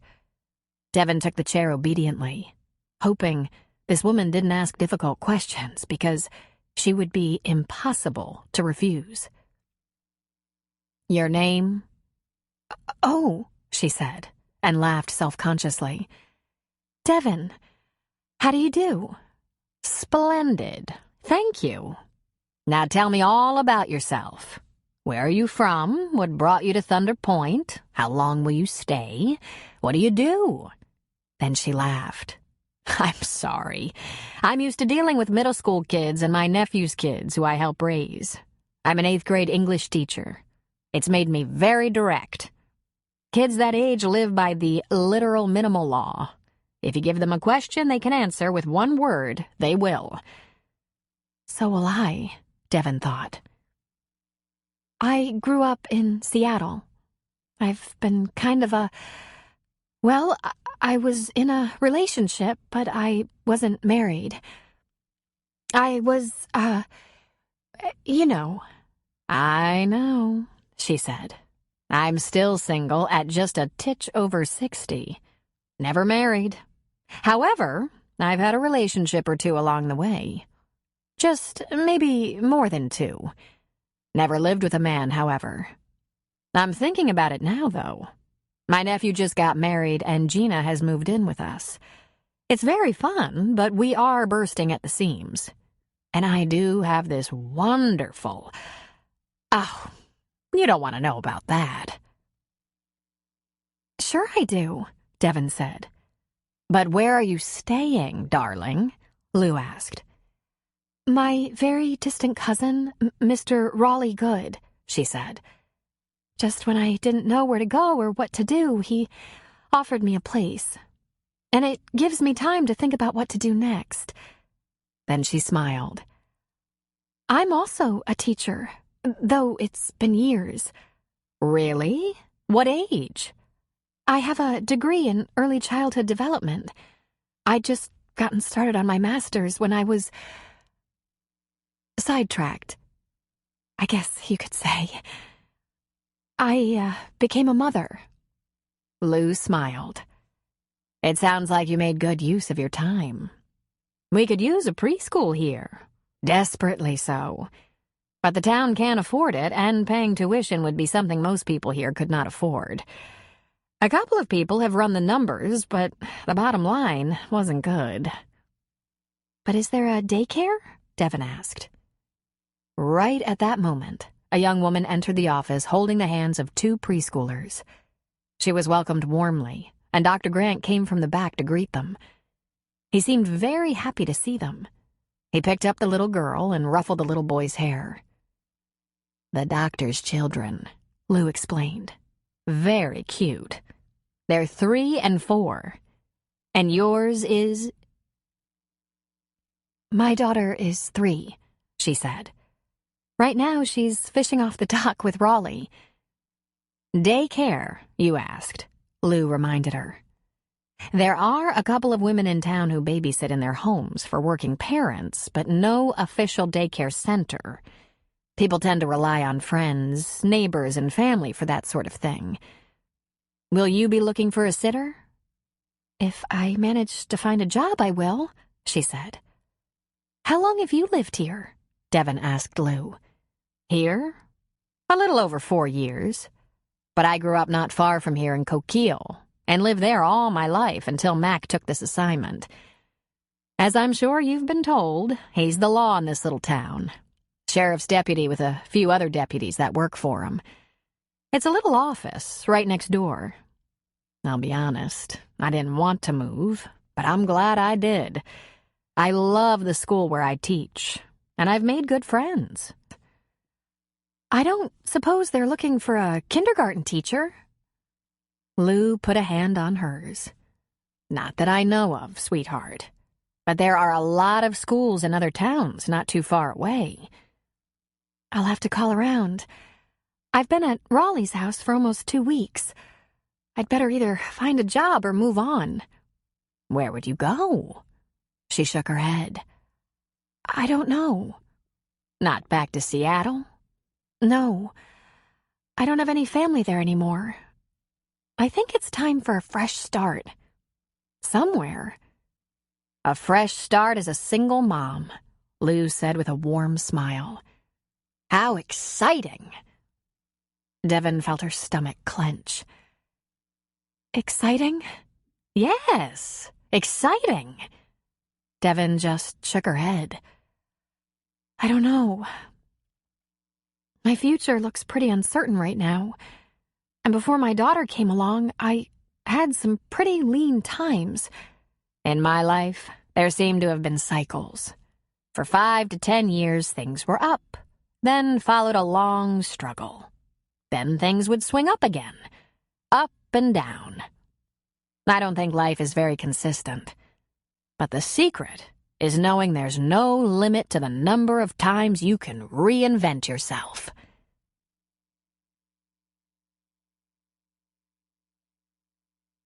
As the little doctor's office got busier and more crowded, Devon excused herself and told Sarah she wanted to walk around the town a bit and would be back. It wasn't a new or highly polished town, but it was pretty. Devon walked down the sidewalk in one direction, then crossed the street and went the other way. She passed lots of small shops, taking note of a store that sold secondhand clothes. There were pots of geraniums hanging from lampposts, window boxes holding roses, and while some of these stores had peeling paint, others looked freshly scrubbed and painted. She peeked inside the diner, an old-fashioned establishment with booths and counter stools. All that seemed missing was a jukebox. She headed down the street toward the marina. All she had seen from Cooper's was a marina with some boats, but it was so far across the beach, she wasn't sure what kind of boats there were or how many there were. She was surprised to see big fishing boats, trawlers, sailboats, crabbers. She walked down the street that led to the boat launch and dock. There was a big restaurant at the west end of the marina. She felt the beach pulling her. It was like seeing a movie from her former life. There was a woman jogging down the beach, reminding Devon she used to love running. She ran track in high school. She saw a volleyball net set up down the beach and a few people batting the ball around. Out on the water were a couple of people on paddleboards and one kayaker heading out toward the mouth of the bay where the frothing Pacific waited. The surrounding hills were steep and rocky, and beyond this protected bay, mountains rose in the distance. It felt like a pocket of safety, and people were living, having fun, being part of the real world where everything wasn't limited or controlled. Devon made up stories about them in her head. The woman was jogging on her day off. The paddleboarders were on a date. The volleyball players were high school or college students. The kayaker was... Wow, she realized it was Landon. He was working his arms and shoulders like a demon. As she traversed the beach and neared the volleyball game, a runaway ball came close to her. She dashed for the ball. She flipped it into the air and served it back to the players with all her strength, sending it sailing a great distance. "Whoa!" one of the boys shouted. "Lady, you're on my team!" Devon laughed gaily and gave them a wave. In her former life, she'd worked while attending school and she'd lived with Aunt Mary. She'd belonged to a gym. She liked to run, play summer softball with friends, go to ball games and clubs. She hadn't had much of a savings account, and she'd had to supplement her scholarships with loans. But that was the life of a student. It was fun and fulfilling and tense and pressured and exciting. It was normal. In Jacob's world, Tuesday would look like Monday had. The only variable was the weather. They worked. They weren't without their own kind of fun, but it was very odd and lopsided. No one pulled on their spandex and went outside the fence and jogged down the road. They didn't load up in a car and head for the movies or the library or the coffee shop. They were all in good shape because their work was hard and physical, but it was rare that they took a break from work to throw a ball around. Sometimes they'd get a little game of hide-and-seek going and let it go out of control. Most of their diversion was just a private thing between the women. Popcorn, stories, a food fight in the kitchen while making cookies late at night. But not only was there very little change, there was very little possible. Jacob's plan was simple. Everyone would be safe and well cared for inside his walls and under his domination. Big Daddy. The world would end, but they would be safe together. They didn't need to think as individuals or to have personal goals. They wouldn't experience the heartbreak or the triumph of success in the mean real world. There's no limit to the number of times you can reinvent yourself. The volleyball came back at her, and she served it back at the players again, better than before, and they cheered. She danced around a little for them, arms in the air. And for the first time since leaving the family, she thought, maybe it's not a choice between either yielding my free will and identity to the fellowship or experiencing complete devastation and danger on my own. Maybe there's a place in the middle. Maybe she could have her own life again. Why not? Not everyone in the world lived in a commune run by a controlling, Bible-beating, drug-dealing man. She looked at Cooper's place and saw him. He was on the deck, leaning on the rail, watching her. It was time to go back. She turned and went back across the beach to town. She peeked in the diner, and when she saw Sarah and Lou sitting there with another woman, she went in. She was introduced to Rayanne, a small, compact blonde about the same age as Lou, but so different in appearance. Bleached hair, sexy clothes, and flashy, while Lou was attractive in a much more sedate and conservative way. Sarah, I want to talk with the doctor for a second before we leave. I'll be right back. Sure, Devon, Sarah said, looking a little bewildered. Taking a couple of deep breaths as she crossed the street, she went back into the open house. The crowd had thinned a little. Dr. Grant was talking to Mac, Lou's nephew. Dr. Grant held his daughter on his hip. She stood back a bit, a little nervous, until both men stopped talking and turned her way, their brows raised in question. Dr. Grant, I've been looking for openings for work, and as it happens, I've worked in a doctor's office. It's been a long time, just over 5 years, and I was only part-time, but I know how to do all the things a medical secretary does. I answered the phones, I'm up to speed on HIPAA regulation, have filed insurance claims, scheduled appointments, all that. The doctor said I did a good job, but she closed her practice. It was just less than a year of experience, but it was an OBGYN practice, and there are hardly any crazier, more demanding patients, especially with a doctor who gets called out a lot for deliveries, leaving people waiting. So, if you're looking for someone, would you consider me? If there's no one else? I heard you say you didn't have anyone, and... He smiled at her. I'd love to talk about it, he said. Can you come to the office Monday morning? She let out her breath. Even though she was well aware he might not find her qualified, She felt as though she'd just shed 30 pounds. Yes, she said. If you're sure. I'd love to hear more about your short career in obstetrics, he said with a laugh. I'll be here by 8 and stay till 5 or so. Anytime you're free. Thank you, she said in a breath. I'll, see you Monday. Yes, and thanks for letting me come to your open house. I'm glad you stopped in.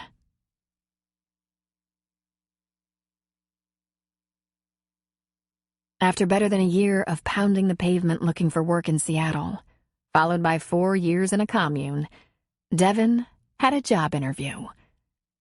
All those old feelings of vulnerability and fear rose to the surface once again. She'd worried all weekend about what to say, how to say it, how to talk about her work history with that long 5-year gap, and not come off looking like some freak or loser. She'd learned during her struggle to find employment that many people thought the poor, jobless, homeless citizens were all drunks, addicts, lazy, or lunatics. They didn't recognize how many of them were senior citizens, war veterans, and other victims of the failing economy. The high rate of business closures and escalating unemployment rate made it tough for anyone to find work. Many of the jobless were well-educated and hardworking, just like herself. Though she was very nervous about her meeting with Dr. Grant, she was also determined. And it was Raleigh who gave her the courage to see it through. He said, Listen here, miss. If you find yourself a job, it's a start. And if you don't get the job, it don't matter. We'll go on the same, and you'll just try again. I just don't know why you're so kind to me. A perfect stranger, she said. Like I told you before, I've been on your end of things, and I have a lot to pay back. And 2, you ain't hardly a stranger anymore. She left Mercy with Raleigh at the beach bar. Cooper gave her a lift across the beach to town first thing in the morning. She was waiting when Dr. Grant unlocked his office door. He was surprised and seemed pleased to see her. While he brewed some coffee in that tiny break room, they chatted about general things. How she liked the beach, the town, the people she'd met. She asked him how long he'd been in Thunder Point and was very surprised to learn he'd only been in Oregon for about a year, working in Bandon, and had found a house to rent in Thunder Point only a month ago. He'd come from Vancouver. And I'm originally from Seattle, she said. That's where I grew up. When the coffee was brewed, they sat down at the small table, and Dr. Grant explained that he needed someone who was comfortable doing a wide variety of tasks. He was looking for someone who could manage the office, field phone calls, keep ahead of the paperwork, schedule patients, call in prescriptions, and keep the office open 6 days a week, even though he would only be in for 4 of those days. I have 2 small children. My wife is deceased, and I have another part-time job in Bandon. I need someone with good management skills to help me make the best use of my time, so that I can take care of my family responsibilities. And it goes without saying, I need someone who's good with people. The woman who brought your children to the open house, I thought she must be your wife, Devin asked. My babysitter, he said with a laugh. I'd be lost without her. Her name is Gabriella, and I've known her and her family for a long time. So, this job? Is this something you think you can do? Devin stood and pulled a piece of paper from her back pocket. Resume? He asked. She shook her head. I made a list of all the things I remember doing for Dr. Stadler. Imogene Stadler, if you want to try to locate her. She closed her office and joined an OB group, which left several of us out of work. Then Devin detailed for Dr. Grant her extensive list of experience. Filing, transcribing, writing prescriptions for the doctor to sign, taking patient histories, processing referrals, answering phones, to name a few. There were times I was needed in the exam room as a chaperone, and I learned to hand instruments to the doctor. I also went through lab tests, put results in charts, and generally made sure Dr. Stadler had what she needed.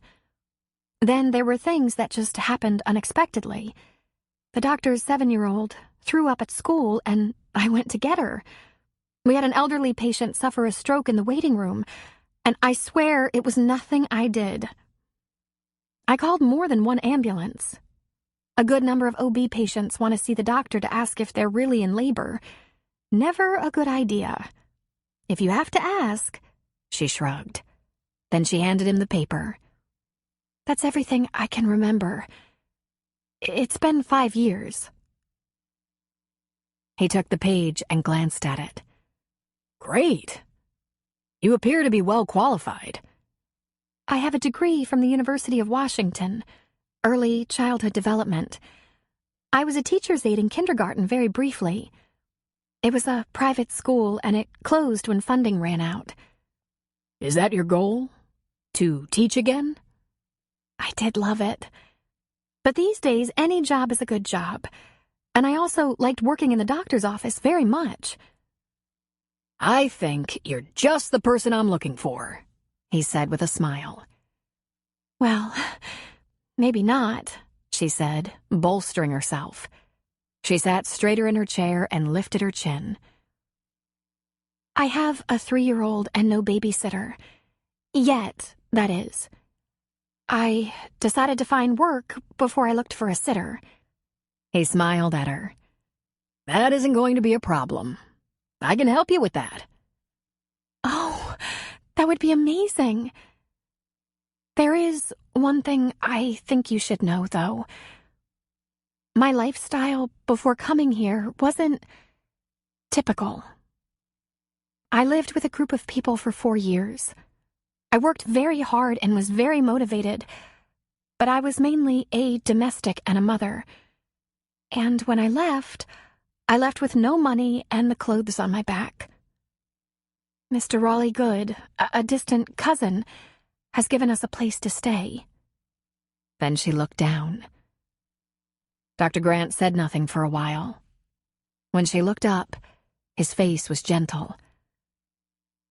I take it you left a bad situation. She nodded. I left before it became worse. Before my daughter paid the price. We'll keep this between us, if you like. But a word of advice, Devon. Never feel embarrassed about taking your life back. Thank you. I'd like to hire you for a trial period. I have to protect the practice, so I'll have to do a background check, just to make sure you're not a criminal or wanted or anything that would put us in jeopardy. You'll have access to prescriptions and drugs, and I have to be diligent. She smiled at him. I've never even had a traffic ticket, and I never have taken drugs, unless you count beer. I was a college student once, after all. Understood, he said, smiling back. If you check out, and if you do a good job of managing the office, we're a team. All of this could take as long as a month. I'll start you at this salary, he said, writing a figure on a notepad, sliding it toward her. 600 a week. Her mouth fell open, and she blinked. If all goes well and everything checks out, I'll double your pay in a month. Her hand actually went to her heart, and she fought the urge to go limp. But what about work clothes? I can't. I'll get you a uniform. A couple of sets of nurse's scrubs. You'll need white tennis shoes. I can do that. Do you need an advance on your pay? No, but, well, to do a background and check my employment and college transcripts, you'll have to look for the name Devon Ann McAllister. I've been concerned that someone is looking for me. I don't know that for sure, but someone, the man I lived with, could come looking for me. If he were to ask people... Scott Grant was frowning. Were you abused, Devon? Clear-eyed and calm, she answered. He forbade me to leave. We weren't married, but he said I was free to go without my daughter. Of course I couldn't do that. I left without his approval. Scott Grant folded his hands on the small table. You're clear now, aren't you? That's abuse, right? It could be a lot of things, I guess. Should you talk to Deputy McCain about your experience? He asked. No. I should try to get on with my life. If I understand the law, you are, as the mother, the assumed custodial parent in an unmarried situation. The biological father has rights, and he can assert those rights legally. But preventing you from removing your child from his home would be considered custodial interference. Now, if you refuse to acknowledge his legal rights, you would be guilty of the same. But this is a court matter. She shook her head. He will never go near a lawyer or courtroom. I see. Well, before we start working together, I'd like us to make an agreement. I'll help you as much as I can. I'd like you to give me your word. If you discover this man is looking for you, I want you to talk to Mac. He's a good man. You can trust him. He would know what advice to give you. She nodded. I can agree to that. I'd rather just put it all in the past. Understandable. He sipped from his cup. So, tomorrow at 8? You weren't planning on working on Tuesdays, she reminded him. Tomorrow will be different. We'll call it orientation. Bring your daughter and we'll take her to my house together to meet Gabriella. I'll check with her tonight, but I have no doubt she'll be happy to take on one more 3-year-old. I think the kids will like having a playmate. I think it will work for you. Do you know how much she'll charge? She asked hesitantly. I don't know, but Gabriella is very nurturing and reasonable. We'll talk about it with her in the morning.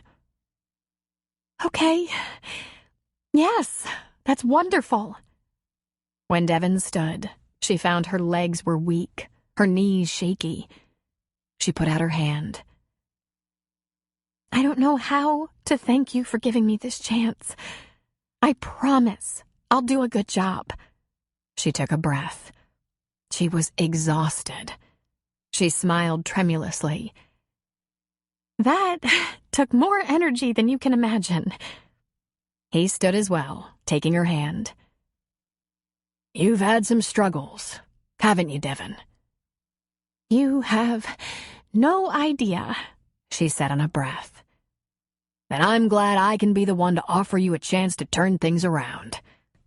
From this moment on, it's all up to you.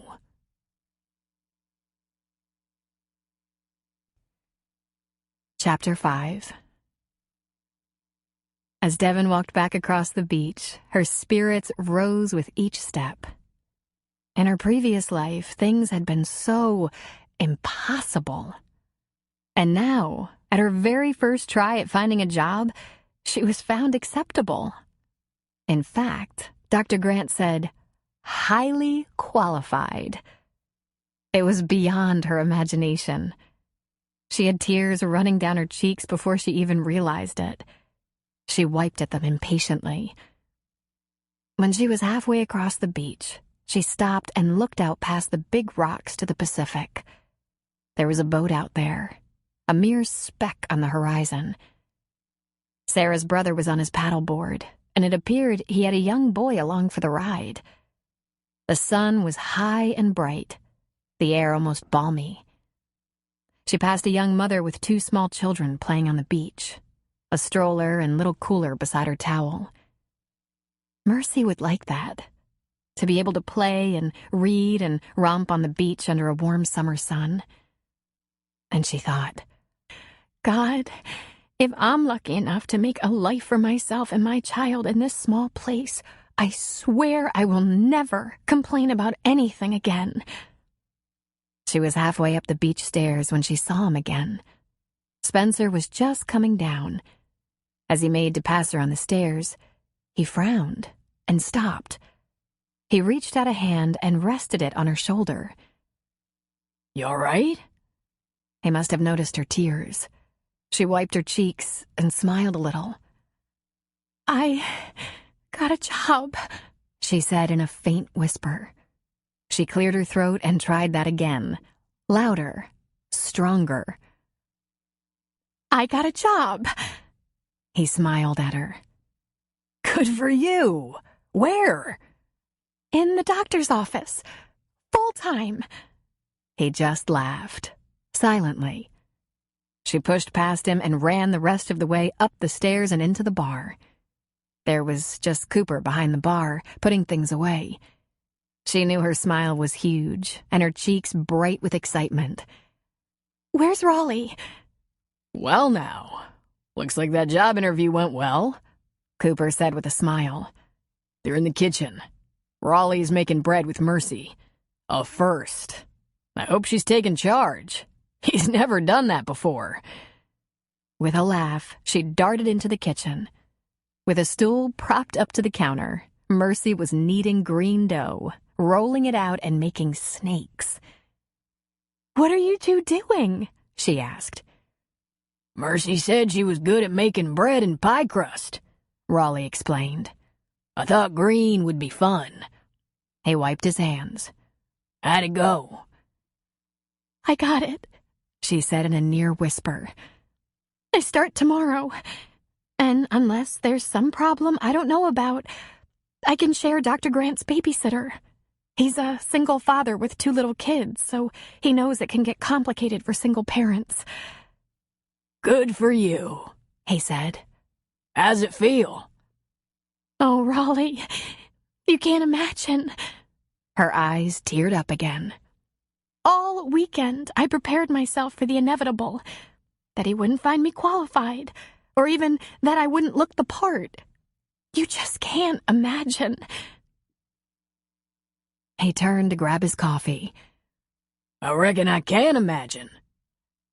"I should, look around for a place of my own," she said. He lifted an eyebrow and gave her a half smile. "That's so. Last time I looked, you didn't have no truck full of furniture." "Maybe there's something furnished," she said. "We don't need much." "You do that if you want to, but it ain't necessary. I got used to the 2 of you. If I didn't know better, I'd think we were cousins. Family. Ain't hardly had any family. My mother, she passed when I was barely a man. I had no brothers or sisters, and don't tell anyone, but there ain't never been cousins. And there sure weren't no woman who could stand a crazy old vet like me." Devin just laughed. She put a hand on his arm, bringing a slight blush to his cheeks. "You're the furthest thing from crazy I know." "Is that right? Well, don't tell Cooper. He thinks he's doing me a good deed, keeping me in the bar like this, giving me work because I'm an odd one." "You're not," she said. "And I think Mercy loves you a little bit." "I should pay you rent, at least," Devin said. Raleigh sipped his coffee, then put down his cup. He leveled old blue eyes at her. "Here's the deal, Missy. I know how important it is to you to be independent. You wasted no time telling me. What I'd like most of all is for you to find your way. You had a trial or 2 getting this far. You have a kid. It's high time your luck changes a little bit. It would do me good, being part of someone's luck changing. It'll probably do me more good than you. That old house is paid off. If you want to help with food, you go on ahead." "That's not very much help," she said. "You should probably help with electric while you're at it. You burn lights reading half the night or watching that TV or charging up that laptop. She laughed at him. She tilted her head toward Mercy. You're not having any issues with a 3-year-old taking over your house? He thought for a moment. He sucked a little on his teeth. Then he said, If I'd had a normal life, I might have had grandchildren. Maybe a little one like this here who wants to make green bread. Nah, she don't bother me at all. I get a big kick out of her. You about ready to go home? Yes, please, she said. I have to get ready for tomorrow. My first day. He wiped his hands on a towel and reached in his pocket. He pulled out some keys. You can take the truck. You got a seat for Mercy. You should have a ride so you can get back and forth. My hours just ain't the same as yours. But you're gonna have to take care of your own gas, and it eats a bunch. She was stunned silent for a moment. But how will you get around? I told you. I have an old truck I'm working on that runs fine. Loud and ugly, but fine. Then if I use anything, it should be the old one, Devin said. Nah, that won't work. I need that truck. When my work's done here and things get quiet, I work on that truck out back. I use Ben's old tools. He left 'em, along with the truck. It's the most sensible way. Raleigh, she said, stepping toward him. This is too much. I could ride into Thunder Point with you in the morning and come home with you at night. I can stay busy till work starts or till you finish. And quiet. I can stay quiet. We won't make any trouble or fuss or get in the way. He pushed the keys at her. It's a stick. Can you drive a stick? Raleigh. Mercy needs her sleep, and I get up at 5. And she needs a meal, a bath, and bed at night. She needs cartoons or some kid show. Let's think about her right now. And when you get a little money saved and get used to this place, maybe you'll find just what you need. For now, it's a ride. Oh, Raleigh. That truck's 100 years old. It'll work another few. I'm done talking about this now.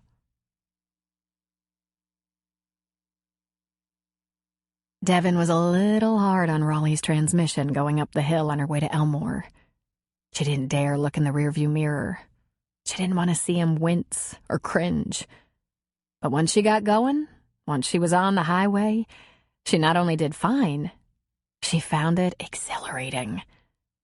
She felt so free, driving herself and Mercy, headed to a safe and secure place. Once she got back to Raleigh's, after giving Mercy some lunch and settling her with 30 minutes of cartoons before her afternoon rest, Devin was back on the computer.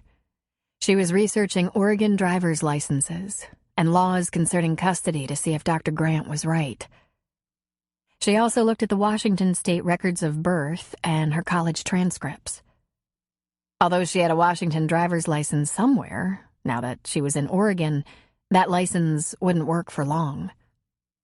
To get her driver's license in this state, she'd have to take a test and provide documentation. And she was thrilled to find that all she had to do was apply to receive a copy of her birth certificate, which she could do online, if she could get a credit card. Then she read about custody and found Dr. Grant had it right. Certainly, as an ER doc, he would have run into domestic situations from time to time, so he'd learned all about this. Devin came to several sudden conclusions. She'd done nothing wrong by taking her child out of a commune in which the biological father was conducting illegal business. He would never seek legal help to get Mercy back. Not only did Jacob believe he knew everything, he didn't trust courts or law enforcement or government. Then there was his elaborate marijuana growing operation. Devin had no idea who he sold it to or how the business was handled. There were new faces around the commune from time to time, and the men who lived there came and went with regularity. And, of course, one of these days Jacob would be caught, and he would go to prison. What she now knew with blinding clarity was that his cult was a front for his drug operation. It was a perfect distraction to have a God-loving, hippy-dippy, granola-natural, free-spirited commune that only appeared to live off the land and do so modestly. Devon also realized that each woman there, including herself, had been targeted and recruited very carefully by Jacob himself. Devon shuddered at the reality of it all. The next day, Devon went to work, and Mercy went to Dr. Grant's house to play with his children, Jenny and Will, watched over by Gabriella, the sweetest and most beautiful 19-year-old Latina she'd ever met. Gabriella had known Dr. Grant and his family since she'd been a small child. They had a good arrangement. She managed his household, and he paid her college tuition, organizing their schedules to accommodate his work and her class schedule. Devon quickly learned the routine in the doctor's office, which could be boring at times, since it was so slow. She scheduled a few appointments, improved his filing system, updated his computer files, and even swept, mopped, and dusted the office. Devon brought her lunch from home, but she took her coffee breaks across the street at the diner where she could count on seeing some of the women she'd met. Many people passed through the diner, and in no time, she'd become a familiar fixture. Sometimes when it was just Gina McCain and herself in the diner, or maybe Sarah as well, she found herself revealing parts of her story. She shouldn't have been surprised when those women both chimed in with their own stories of bad relationships with men. It was almost like a rite of passage, surviving relationships that were not meant to be. Spencer often found a reason to stop by the new clinic. She shouldn't have been surprised, as she knew he was very curious about her. But he claimed he was just interested in how the doctor could help out with physicals for the members of the football team and other high school athletes. Devon prepared a flyer for Spencer, complete with a price list. Scott was pleased with her initiative, and Spencer took some flyers back to his office at the high school. He stopped by a couple more times to pick up more flyers. "You haven't been back to the beach lately," he said. "And the weather's been perfect." "I've been working," Devon said with a laugh. "You know, you can take more of these flyers, and then you won't have to keep coming back here." He counted out 10 flyers. He grinned handsomely. "I'm good with these for now," he said. And he was back 2 days later for 10 more. Although the doctor's hours were posted on the door, Spencer always seemed to stop by when Scott wasn't there. In fact, a lot of the townsfolk stopped in from time to time. They wanted to know if the practice was going well, and if Dr. Grant had patients yet, and if Devon was getting along all right. Between the diner and the practice, Devon grew into the town, and the town grew into her. After just a couple of weeks, Scott was impressed enough with her job performance that one day, out of the blue, he said, "I'd say your trial period is over, and we can increase your pay." As her new life fell into place, Devon grew more comfortable. She always kept her eyes sharp, but never saw so much as a suspicious vehicle drive through town. She made a trip to the DMV, took and passed her driver's license test, and now had ID to go with the rest of her new life. Once she'd socked away $1,000 in her savings account, she indulged in a few things for herself. A blow dryer and a nice circular brush, and a few cosmetic items she hadn't used in years. Now the proud owner of a credit card, she bought some things online where they were often cheaper, but were delivered right to her door. Along with the other changes, her appearance began to take on a new and improved look. She began to feel like the person she could barely remember.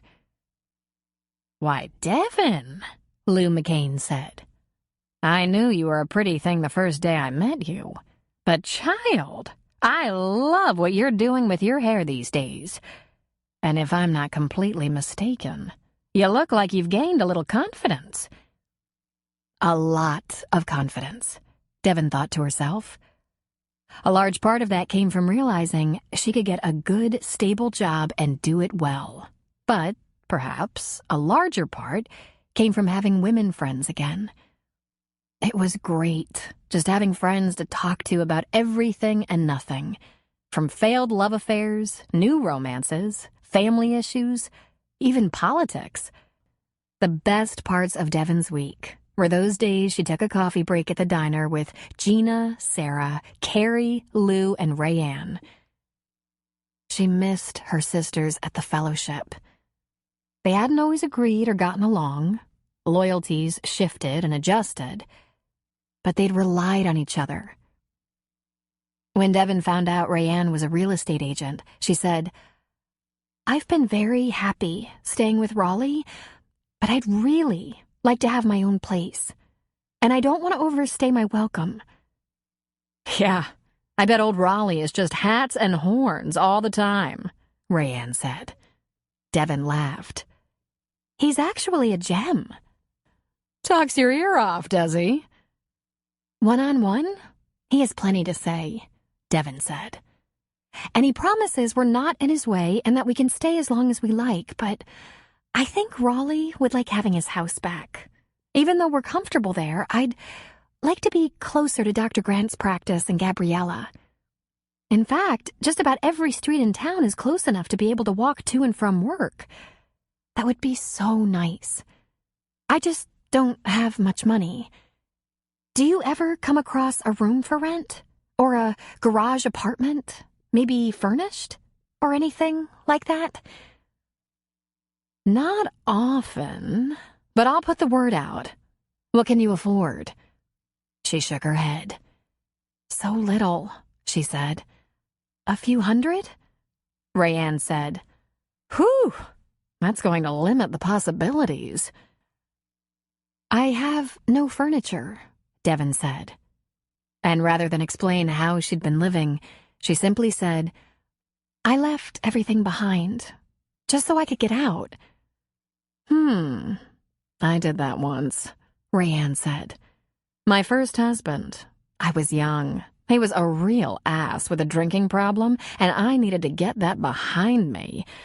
I asked for nothing. I just signed everything and ran for my life. I had to start over. It wasn't easy, but once I was on my feet, everything was mine." Devon was quiet for a minute. Then she said, "First husband? I had 3 of them. The first one was a drunk, the second was much older and more stable, and he was controlling to the point of being abusive, and the last, 20 years older than I was and cheating with every young thing he could round up. He had a lot of money, so all the girls in their 20s were lining up to give him a go.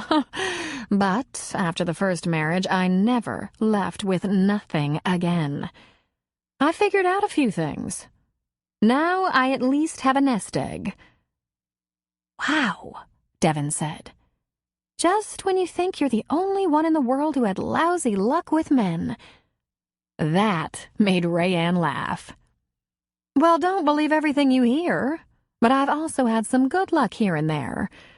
Maybe it didn't pan out to be happily ever after in the white picket fence ideal, but I had good times with good fellas. So, how'd you get hooked up with Mr. Louse?" "Oh, that," she said. "I might as well have been wearing a sign that said, 'Hi, my name is Devon and I have nothing, no family, and my self-esteem is at its lowest ever.'" "That'll do it," Rayanne said. Then, in the second week in July, Rayanne called Devon and said, "There's a duplex at the end of Sarah's Street. It's for rent. It's small, only 2 bedrooms, and I'll warn you right now, it needs a lot of love. But it's only $450 a month, and everything in it works. Appliances, wiring, plumbing. I might be able to talk the landlord into a few improvements, but he's stubborn. He just wants to forget it's there. which is why I handle the rental for him. I want to see it, Devin said instantly. The duplex was located on one of the higher elevation streets in Thunder Point. The street itself was a bit of a mixed bag, with a few large homes along with many that were small and old. Some of the properties were pristine and fussy, while others had been left to ruin. The duplex, unfortunately, was one of the latter. There were weeds in the yard, cracked and broken sidewalks, and the place had a neglected air about it. There was a broken-down overhang at the front of the house, and the view from there was beautiful. Devin could see the entire bay and the mountains beyond. There was a speck off in the distance. That would be Cooper's place. That's a little scary, Devin said, pointing to the overhang. One of the things I think I could get repaired, if only to avoid a lawsuit. If the outside looked bad, the inside was a disaster. Trash, peeling paint, holes in the walls, mostly from doorknobs that hit the walls when the doors had been swung wide. A few walls showed signs of suspicious holes, as if someone had thrown something or punched them. Who lived here? Devin asked. 4 19-year-old boys who had to be evicted. Mr. Dunwoody and the neighbors would like a quieter tenant next time around. And who lives on the other side? Mrs. Marissa Bledsoe, an elderly widow. A little on the weak and wobbly side. She can't handle much in the way of upkeep, but she's pleasant and good-natured. Devin looked at the filth, the scarred hardwood floors, and the chipped and peeling paint. The place even had a bit of a smell to it. Of what, she wasn't sure. The bathroom was a horror. There was a shower curtain that was disgusting, and the tub and tiles were filthy. The toilet was older than she was, and there was a large chip in the porcelain tub. The kitchen was almost as bad.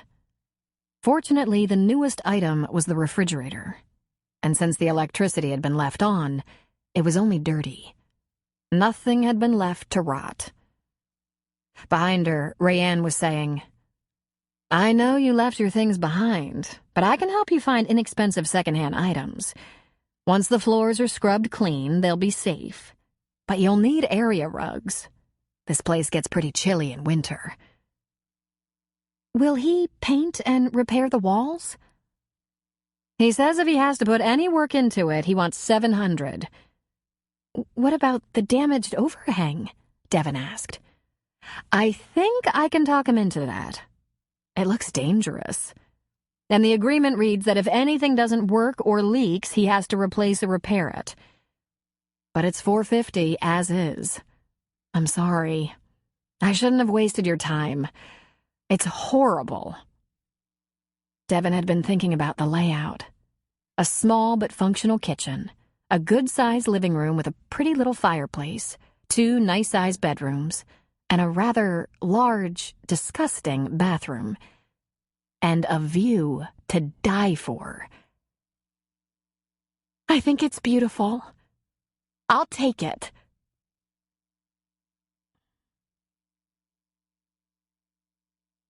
Chapter 6. Mid-afternoons on a weekday were a quiet time at Cooper's.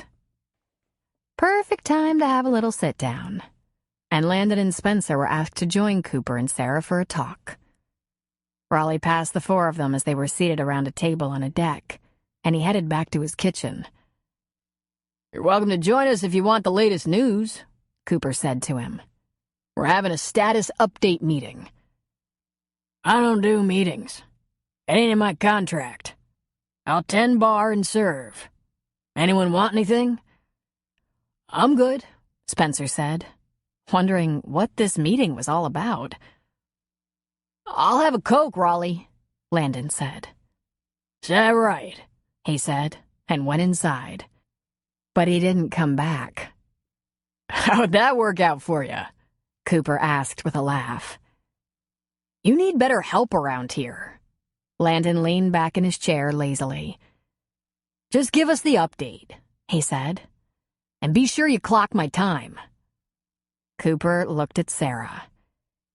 Do we have to be married before I can cuff him? He asked. But Landon got a whop on the back of the head from Spencer. I don't have to marry anyone to do that. I'm his new coach. Now can we get to it, please?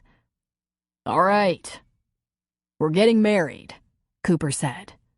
We know this already, Cooper, Spencer replied. Soon.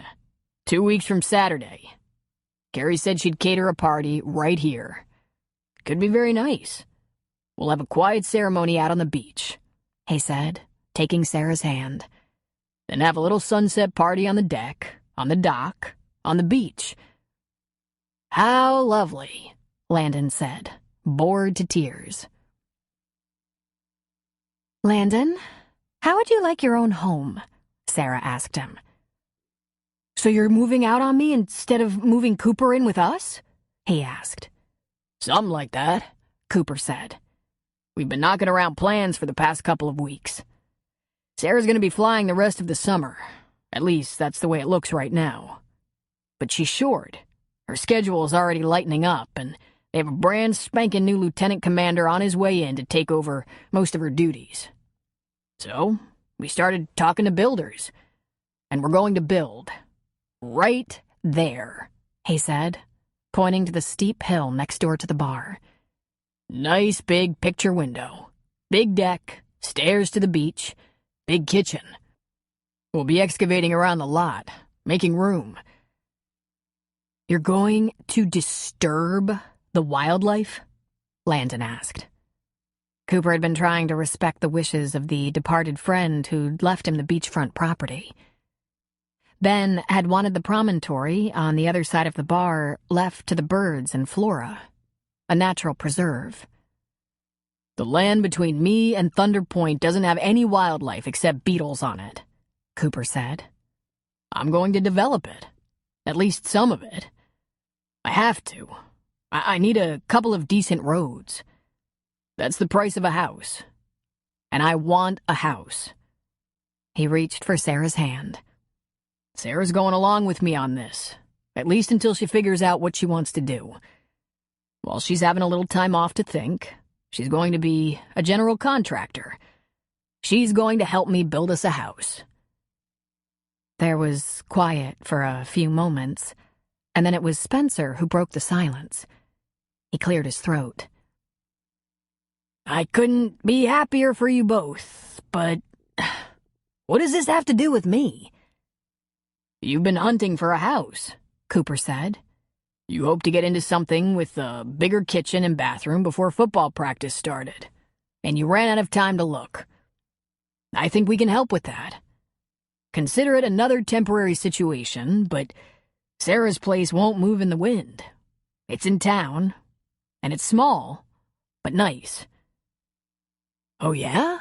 Wait a minute, Landon said. I might get enough of Spencer at practice. No offense. No offense taken, Spencer said. You're not my dream roommate either. Landon, let's talk about you having your own place, Sarah suggested. Landon sat up straighter, but suspiciously. And hopefully. Like an apartment? Like the toy hauler, where Spencer and Austin have been staying. He glanced at it, thought for a moment. Hot! Can I move it? Like somewhere else? No, they said in unison. He slunk back down in his chair. Well, it's better than sleeping in the same place with you two, I guess. He glanced at Spencer. They're embarrassing. You poor abused thing, Sarah said. You have a terrible life. Your big sister is going to know how late you stay out and how many people you have in your apartment until you move away. I don't know how you will live. Spence, why don't you and Sarah run over to her house? Take a look, Cooper said. It might not be what you want long term, but while you're still trying to figure out if this is the right town and school for you, it might just work. It's close to everything. Drop-dead view of the bay. "I'll take you over in the Razor," Sarah said. "It's on a month-to-month lease, and it's cheap. 3 bedrooms, but the third is like a closet, only big enough for a small bed or a desk and a shelf. I've been using that room to store boxes of stuff I have no room for." "Now?" Spencer asked. "Now," she said. "Come on, Landon," Cooper said. "Let's get to work."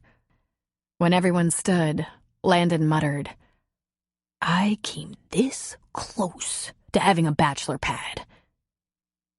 Driving across the beach, Spencer found himself feeling guardedly optimistic about this opportunity. He'd been all over this little town. Some of the neighborhoods were quaint, some very nice, some pretty run down and worn out. But one thing was a constant. Property didn't become available very often. He'd looked at several rentals and even a few houses for sale, but nothing met his needs. They were either pathetic dumps or far too big and pricey for a high school football coach. And, as a transplanted Texas boy, he was getting pretty well hooked on this Oregon beach and the lifestyle here. As Sarah drove them up the hill to her house, he recognized the neighborhood. Yes, he'd driven up and down this street a few times. It was a pleasant, well-kept area. Large pines behind and between the houses. Sarah's place was one of the smallest on the block. But as they pulled up in front of it, what really caught his attention was the view from the front of the place. From right outside the front door, he could see the entire bay, all the way to Cooper's bar and beyond. "If I were going to be here one more summer, I'd put a small patio right here," Sarah said.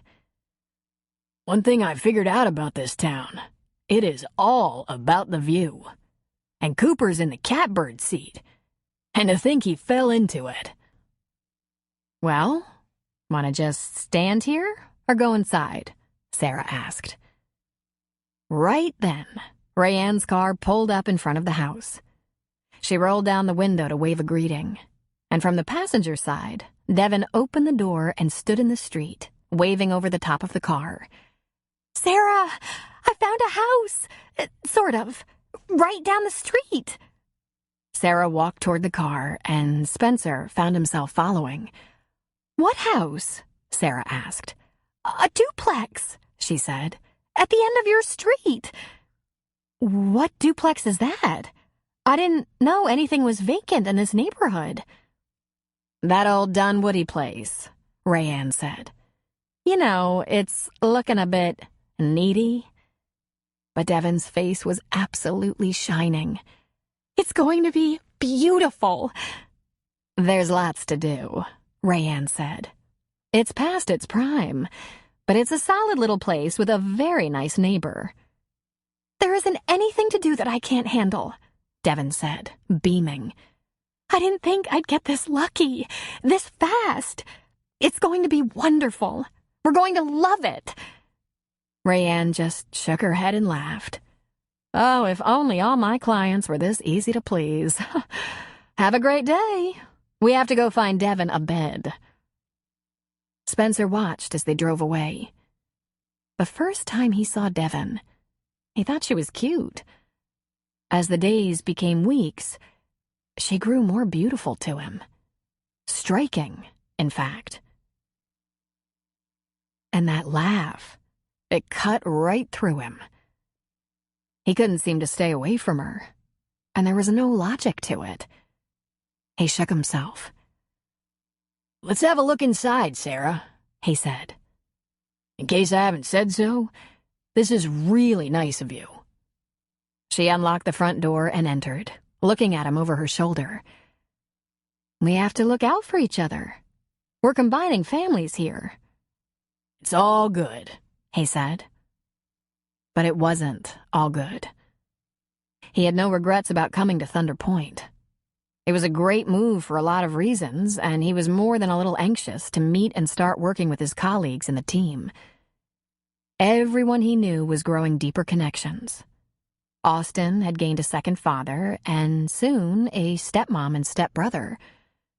Cooper had gained a son, and would soon add a wife and brother to the mix. Sarah and Landon were expanding their intimate circle. But in the midst of all these people, Spencer was alone. He missed his wife. The past few years she'd been so sick, but he often missed the girl he'd married. It had been so long since he'd seen or held that girl. The house was unremarkable, but had so many of the things he wanted.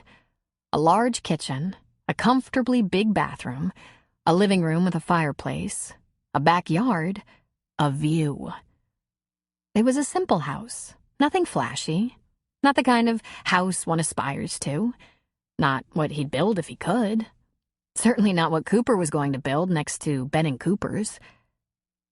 And yet, it was perfect.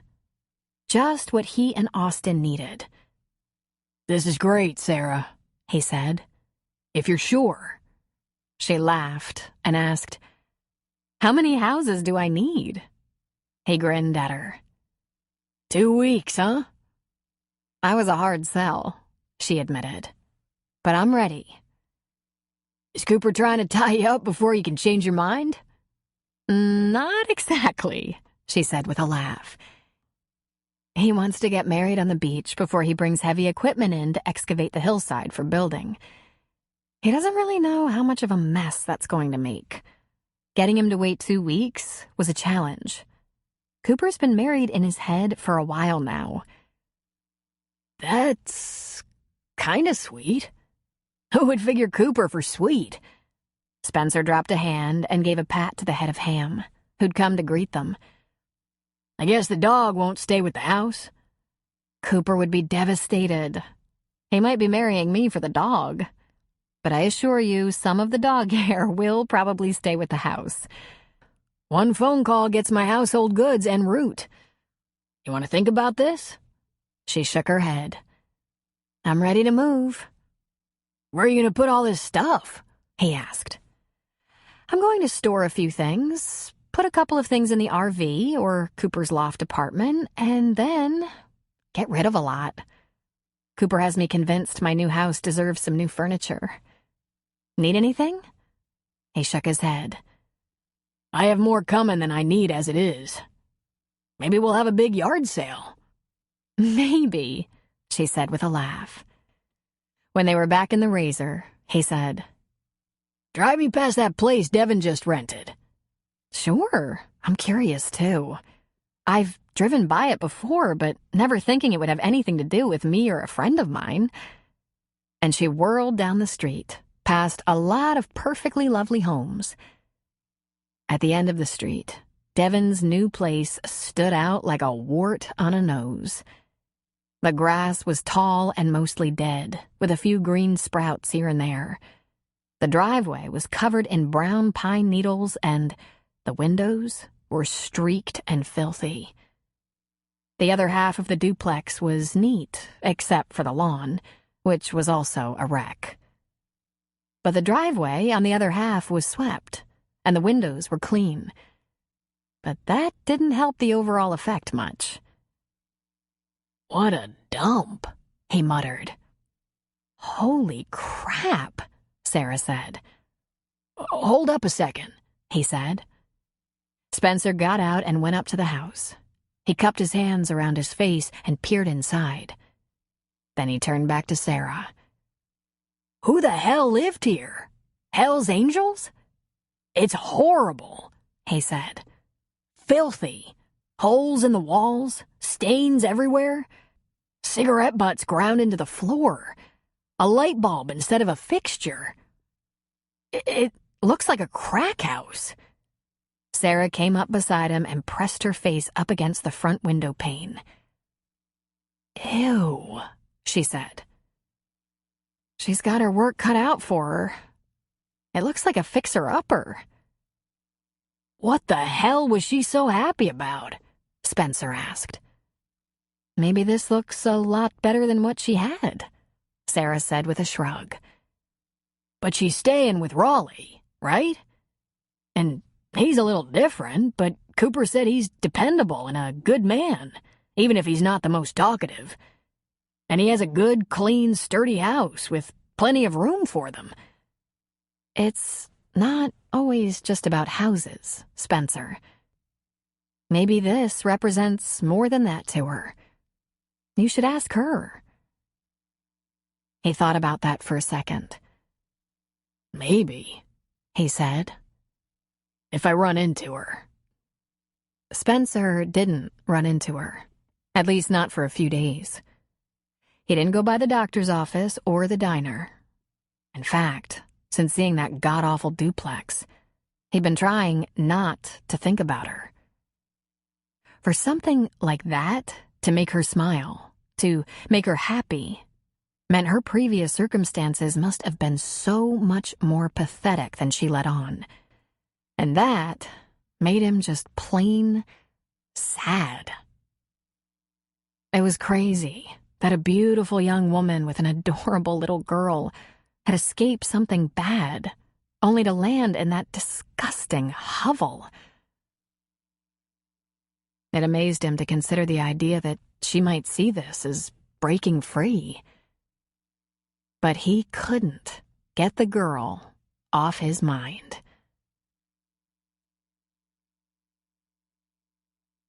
He nursed a cup of coffee at the bar while Sarah and Cooper looked at their building plans.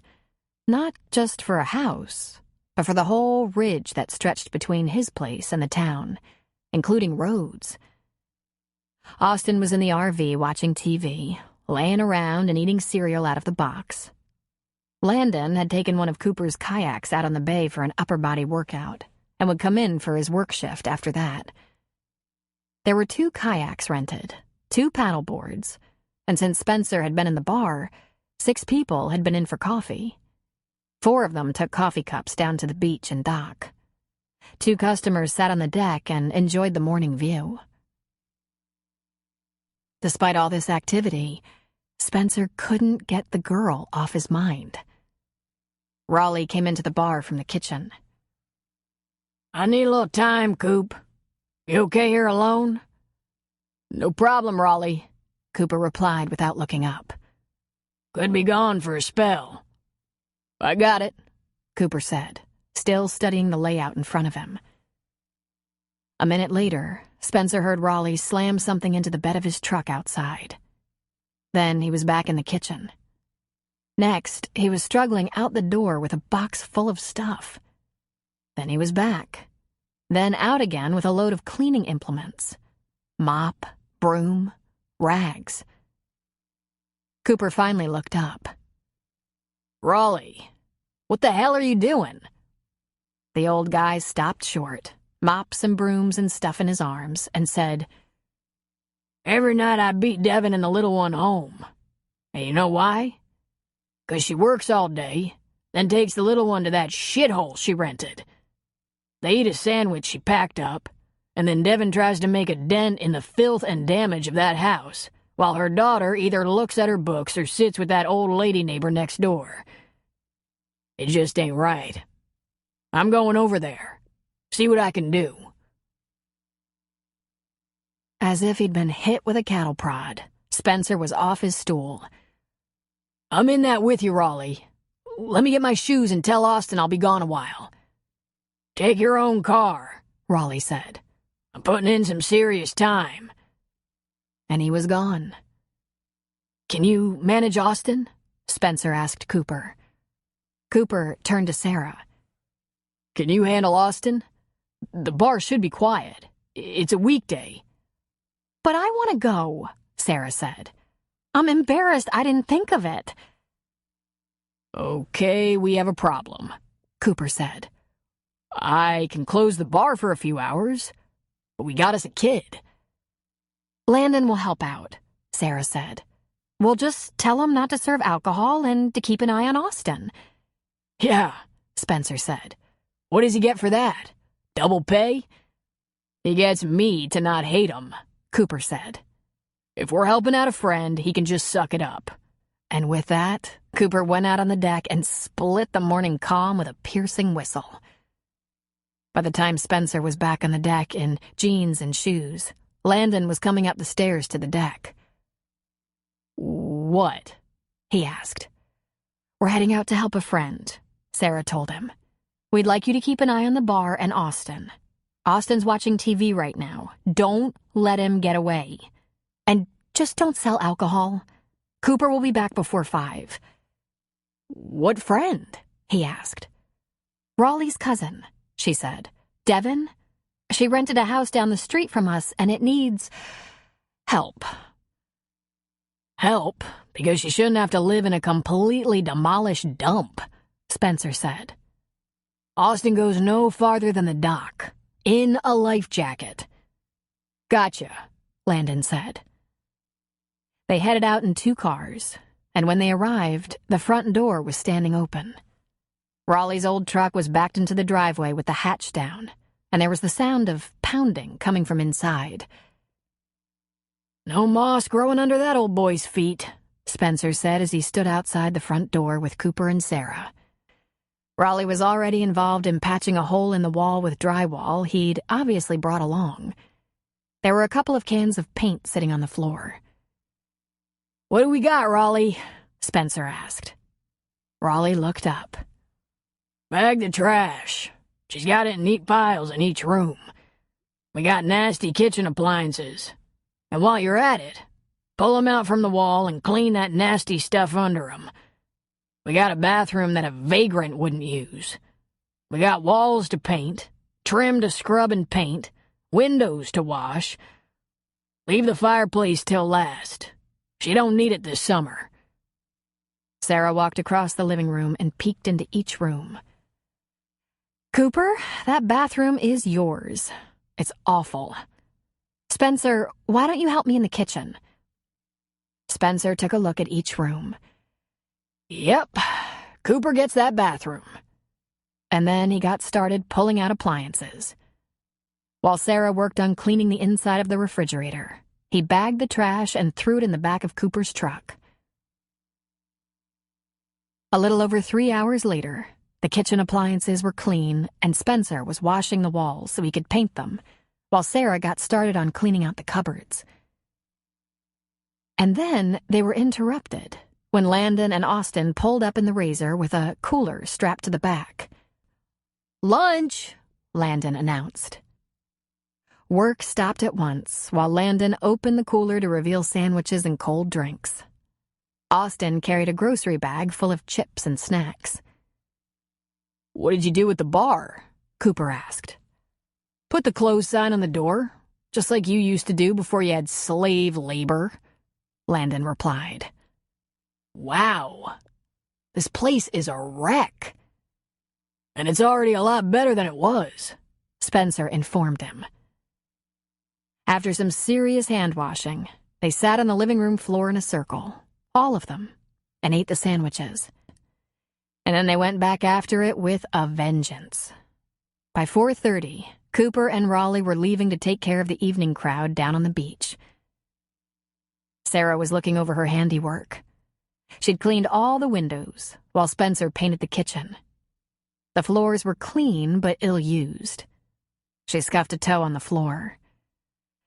"I guess that's what rugs are for," she said. "And, if Devin is interested, I might have found a home for some of the furniture I can't keep."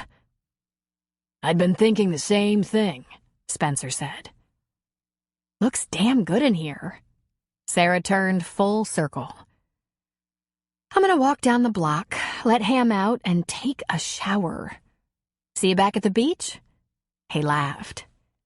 "Remember, I still live at the beach." "Maybe not for too much longer." When Sarah was gone, Spencer stayed behind. He started to envision furniture in the rooms he could see. A table for 4 in the kitchen, a sofa and chair and bookcase in the living room, a toy chest, a blackboard on the kitchen wall by the back door for schedules or shopping lists, a thick rug in front of the fireplace. He'd never been much for decorating. It had never mattered to him very much. For some reason, he wanted this little nest to be safe and cozy for Devin and Mercy. He wasn't entirely sure what she was running from, but he wanted her running to something decent. He could have left. He should have left. But he stayed. It was almost 5 when she arrived with her daughter. He went to stand in the open doorway, and when she saw him, she looked confused. "Spencer?" she asked. She was wearing her scrubs and tennis shoes. He backed into the house wordlessly and let her enter. She put her hands over her mouth in awe. "Spencer!" she gasped. He realized what she thought and said, "Oh, no. I didn't do this. I helped. That's all. It was Raleigh. They wanted to help out, so the rest of us came along. They had to get back to the beach. People start showing up, looking for drinks and sandwiches and deli pizza at about 4. "Who did this?" she asked in a soft voice. "Who?" Well, it was Raleigh, Cooper, Sarah, and I helped." She looked him over. "Helped?" He was a dirty mess. He laughed. "I did everything Raleigh told me to do." She glanced around. "My God." "The bedrooms aren't done. Well, they're swept and mopped, but Raleigh's got some paint for the walls. It's boring. It's just renter's white. But I think he's finished patching walls. And, if I could just brag a little, I hauled trash and painted the kitchen." "Oh my God," she said. "It's immaculate. It's shining." And then her eyes filled with tears. "I can't believe you guys did this for me." He gave a shrug. "You're Raleigh's cousin, so I guess we're all family. And it's not like I had to work today." She looked down for a long moment, frowning. Just what she didn't want. Another extended family. She wanted friends. Spencer couldn't know how much the idea of everyone being one big family caused her to cringe inside. Mercy came in the door, carrying her books and her blanket. She stood there, oblivious. Apparently, a 3-year-old couldn't see the improvement. Then Devin lifted her eyes to Spencer's face. There were tears on her cheeks.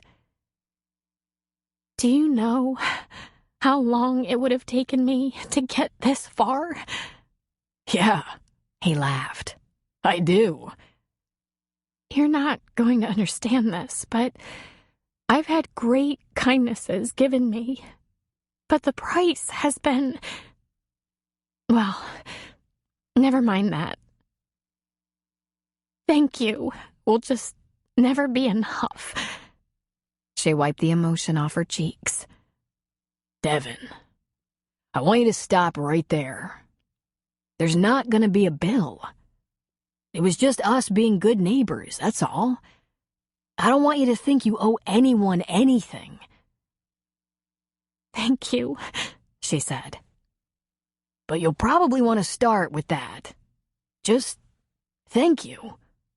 The rest of the bucket brigade is at the beach. I need a shower. I have to check on Austin. Make sure he hasn't driven anyone crazy. I'm going to take off. I'm really ready for a cold beer." He headed for the door, and she stopped him. "Thank you, Spencer." "I was glad to help out." Chapter 7. Devin drove to Cooper's to thank the rest of the cleanup crew. And as she thought about it, she had to acknowledge that there was a difference between people helping one another in a small town and relying on each other in a commune. And she had so much to give in return. Even managing the doctor's office, she could be of help every day. She could extend herself the extra mile, making sure those people who called or came in received the best she had to offer. Then she remembered something she'd known long ago.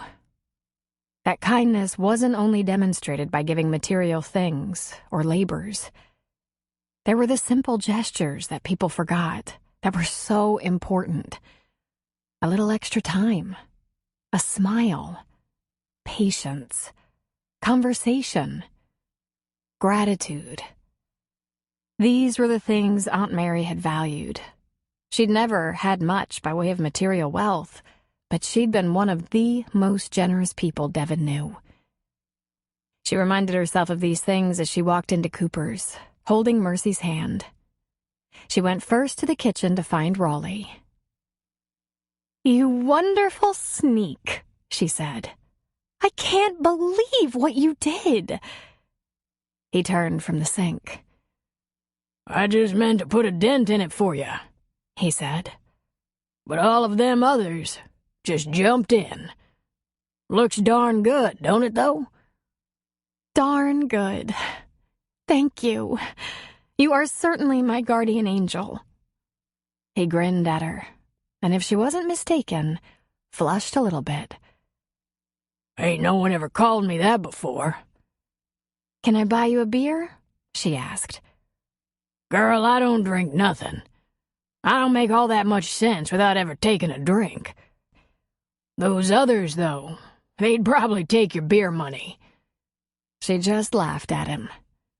He bent at the waist and peered at Mercy. "Want to help old Raleigh wash up dishes?"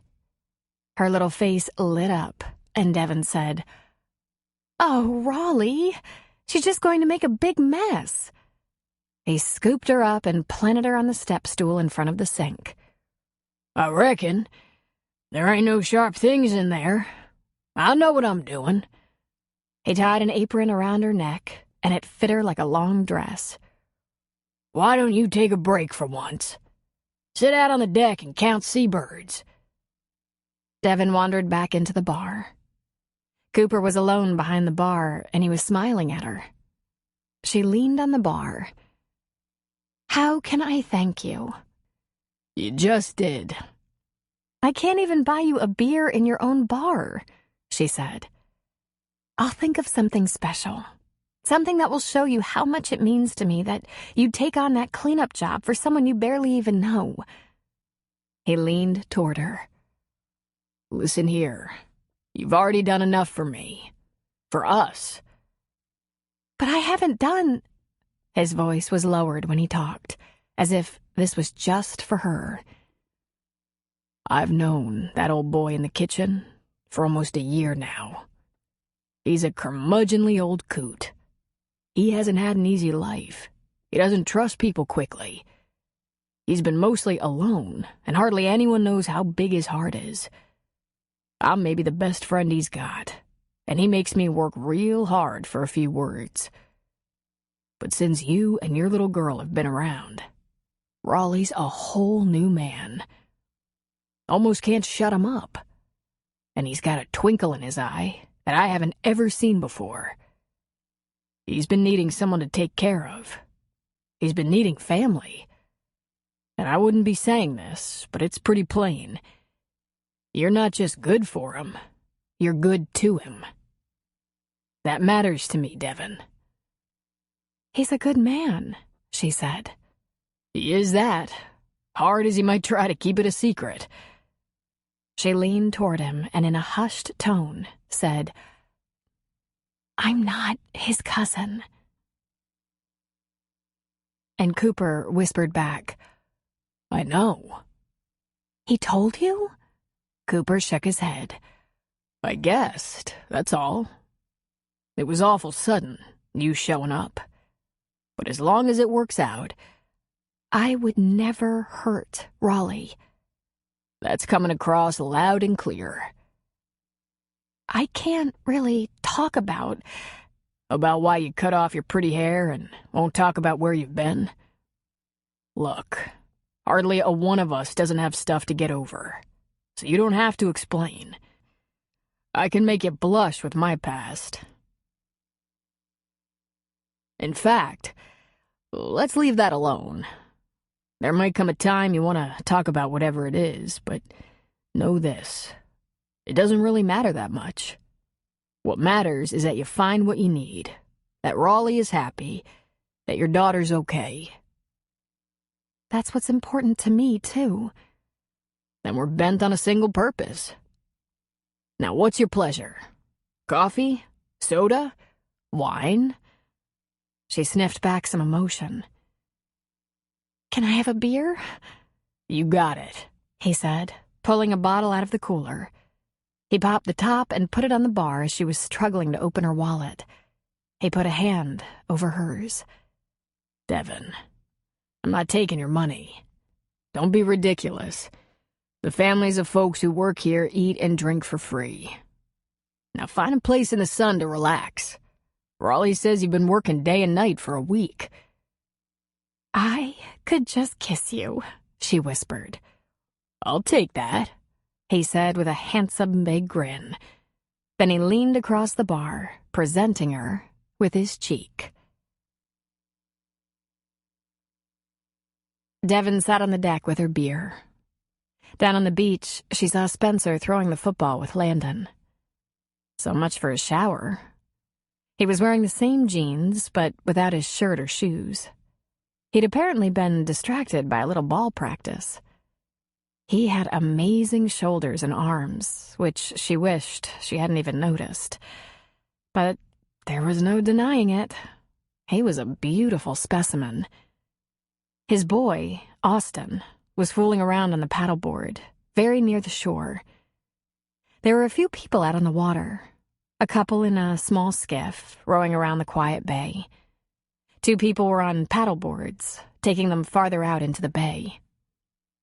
Her eyes went back to Spencer and Landon. They threw long, powerful passes. This was the coach and his star player, and they were impressive. She could hear them shouting at each other and laughing. She just couldn't believe she was here, feeling for the first time as if she was actually living a normal life. Not just that, but in a setting millions of people would envy. The beauty of the rocky sea, the long, peaceful beach. It felt as though right up to this very moment, this very second, she'd worried and wondered what was coming tomorrow. That she'd been a little afraid each day that somehow the clock would be turned back and she'd find herself again behind that fence. Sarah came out to sit beside her. Ham was by her side, and Sarah sat down beside Devin. "What do you think of your duplex?" I was speechless, she said. You guys are my magic fairies. I don't know what came over you. I had a day off, she shrugged. I'm going to pay for it by sitting alert for the next 2 nights. But that's okay. I'm almost done. I'll be on paid vacation by the end of the summer. How do you manage that? Devin asked. Well, you give the Coast Guard 10 years, accumulate a lot of leave, fall in love with Cooper, and marry him. At that precise moment, he appeared at her side, handing her a glass of white wine. Sarah laughed. He promises to serve me and pamper me for the rest of my life. Cooper disappeared again, and Devin said, I'd marry him for that. Watch it now. I saw him first. And when is all this going to happen? Devin asked. It's beginning to happen right now. I'm moving in with Cooper. Spencer is vacating the RV and taking my rental house in town. Landon's taking over the RV as his bachelor pad under the watchful eye of his diligent and suspicious sister. I even have a new pair of binoculars. And a week from Saturday, we're having a wedding right here on the beach. Will you come? Oh my gosh, seriously? She nodded. It's going to be very laid back, just like my Cooper. By the way, I'm getting rid of a couch. Interested? Sure, she said, sitting straighter. Are you selling it? No, Sarah said, smiling. Hopefully I'm moving it down the street to your house where it will find a good home. 3 days later, Sarah's couch appeared in her living room along with 2 side tables and some lamps. A couple of days later, she noticed a moving truck pulled up in front of Sarah's house. Spencer was moving in. He had a dinette set he didn't need anymore, moved into her kitchen. Then Sarah offered her 2 beds. "Not like you got them off Craigslist," she said.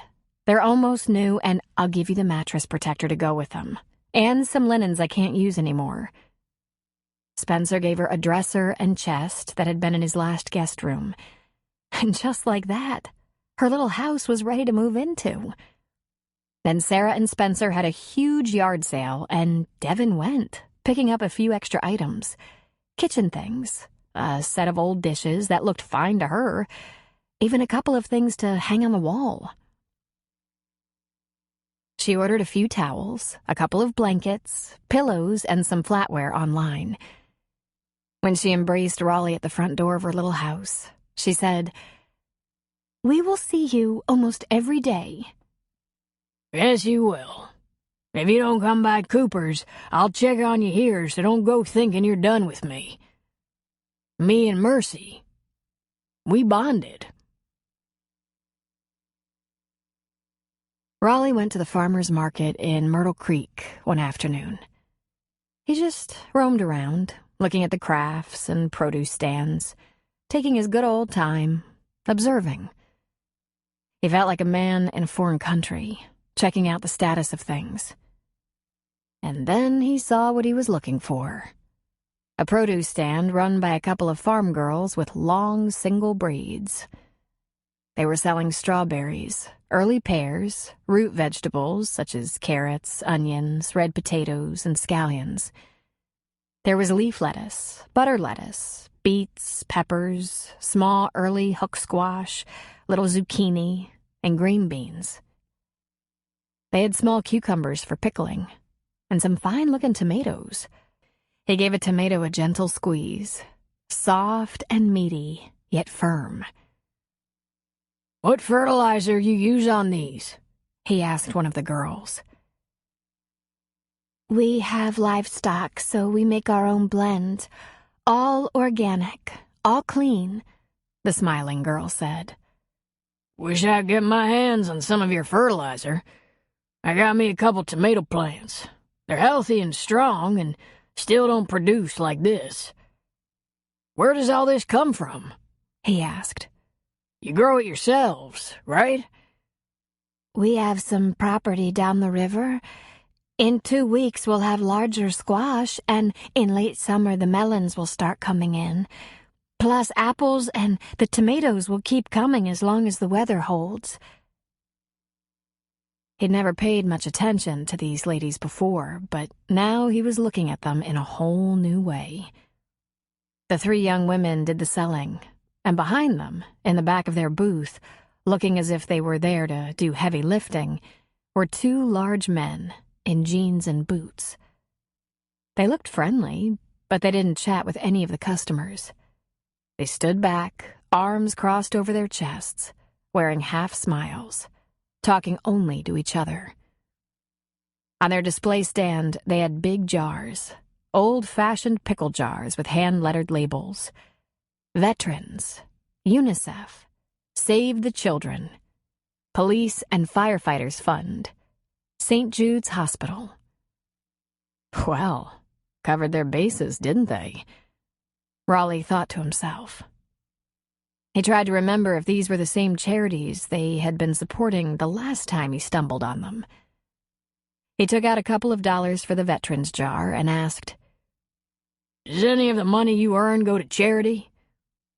"If there's anything left after we pay the bills, we donate," the young woman said.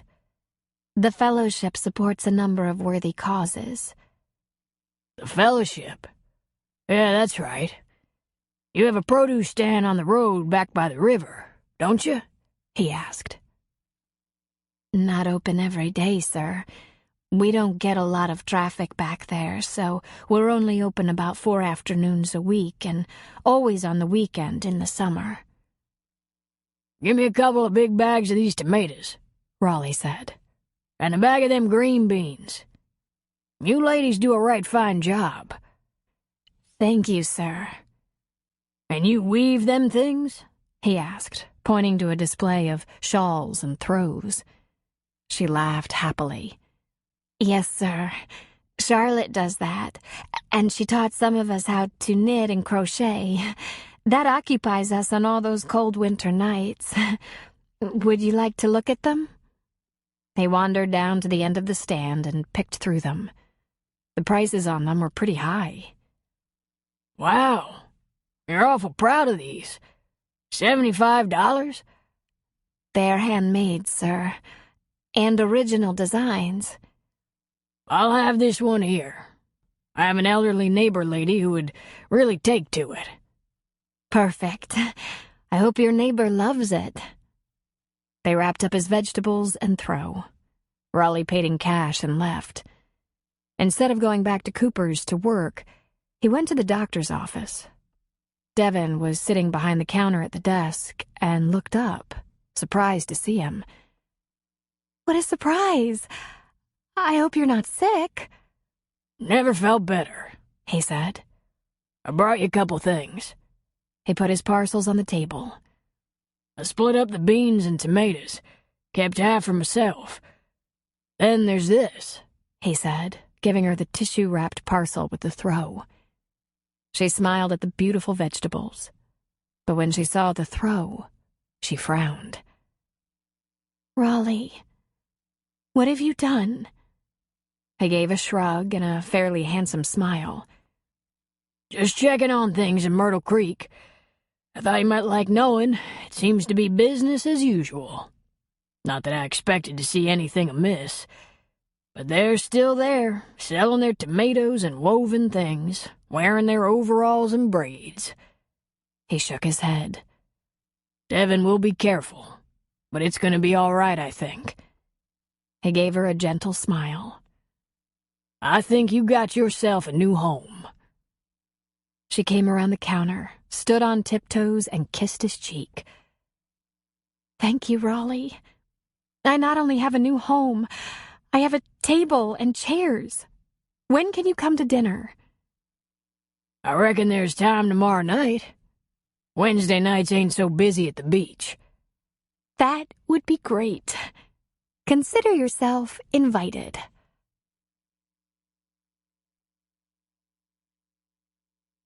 Devin had become a familiar face at the thrift shop in town. She was very careful with her earnings, but she was able to pick up some wonderful things for Mercy. Children grew out of clothes so fast that secondhand items tended to be in very good condition. She didn't worry much about things for herself. She had her work uniform of scrubs, and she was very happy with them. For the weekends, she had her shorts and jeans and a few other casual things. But there was a wedding coming up, and she found herself picking through the women's secondhand clothing just in case she saw something suitable. And there, hanging all wonky and kind of tied onto a hanger, was a sundress. She untied the straps and held it up, and fell dead in love. It was navy blue with pink flowers, along with a bit of white and yellow. It tied over the shoulders. She hadn't worn anything like that in years, and without even looking at the price tag, she hugged it. "I guess that means you like it?" said the woman who ran the thrift shop. "If I can afford it, it's meant to be," she said. The lady lifted the tag and smiled. "Can you manage $15? Devin let out a breath. "I can." She was so excited about her find that she went straight to the diner to show Gina. "But of course I don't have shoes. I guess I can wear my tennis shoes. That won't look completely dorky down on the beach." "You can," Gina said. "It's a beach party. Anything will work. But you can also wear flip-flops. That's what the bride's wearing." "Seriously?" She nodded. "You're going to love it. We're wearing strapless, breezy summer dresses, and Cooper and Mac are wearing Tommy Bahama Island shirts and sandals. I predict we'll all be barefoot in no time. One thing you could use, a wrap. The beach gets chilly at night, even in summer. Do you have one? Because I have a few. Nothing too fancy. I can loan you one. I have a yellow wrap that I think might go with this dress." "That would be so wonderful. Thank you. How's Sarah doing? Is she getting nervous and excited?" "Nervous, yes, but not about the nuptials. Cooper told his family about the wedding, and they're all coming. All of them. Not only are they getting a new daughter-in-law and sister-in-law they've never met, They haven't met Austin yet. in just a few days, this place is going to be raining Coopers." Sarah had to take a week of leave to be available for Cooper's visiting family and preparing for the wedding.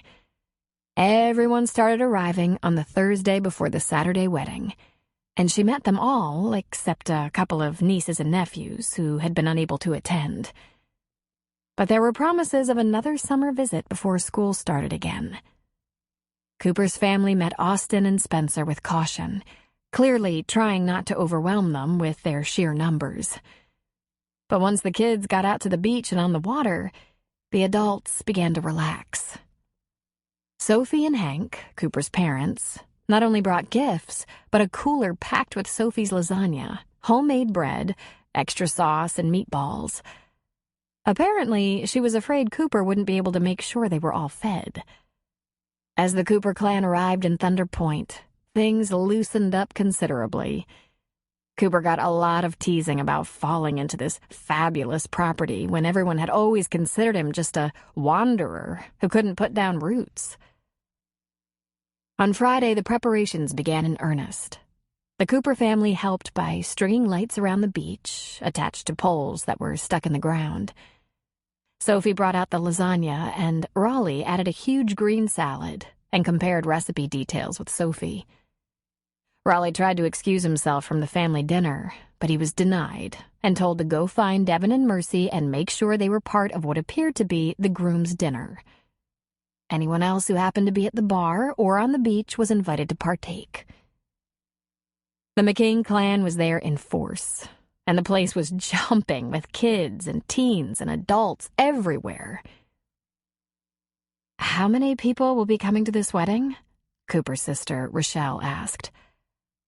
"No one knows," Sarah said. "We had a very loud disagreement about that. I wanted to write out some invitations, and Cooper said no. He wanted to tell our friends, both from town and from the Coast Guard station, and anyone else who wandered by would be welcome. Poor Carrie, our caterer, she's going to have to wing it. We obviously didn't have any RSVPs. "It's a beach wedding," Cooper said.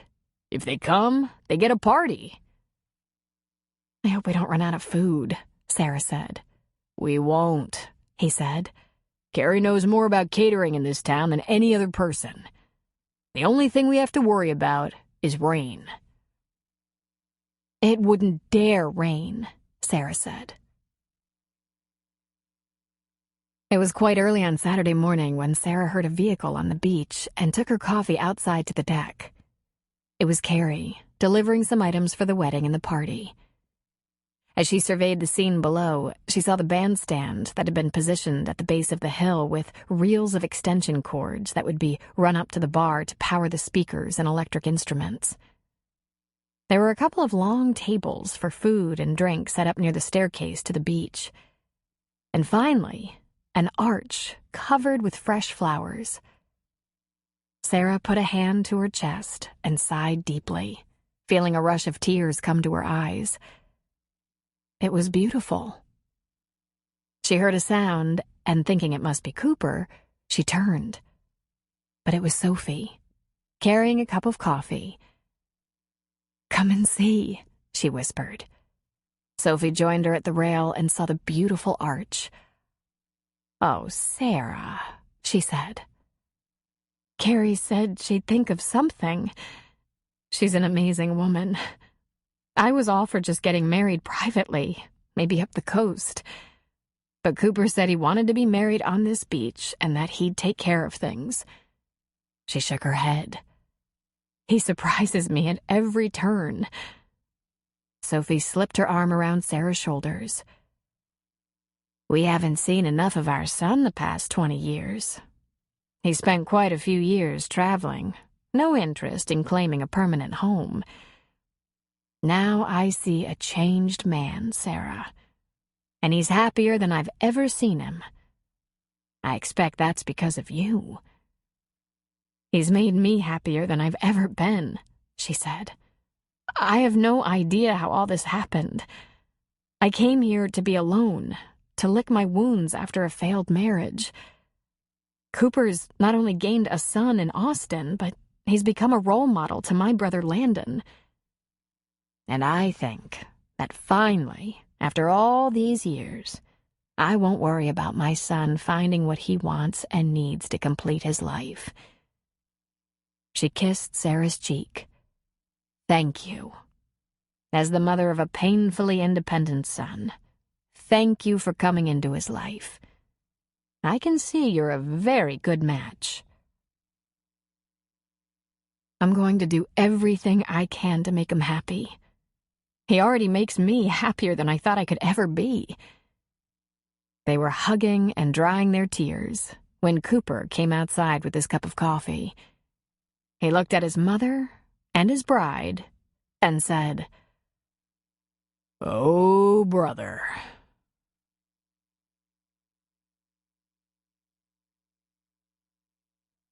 Chapter 8.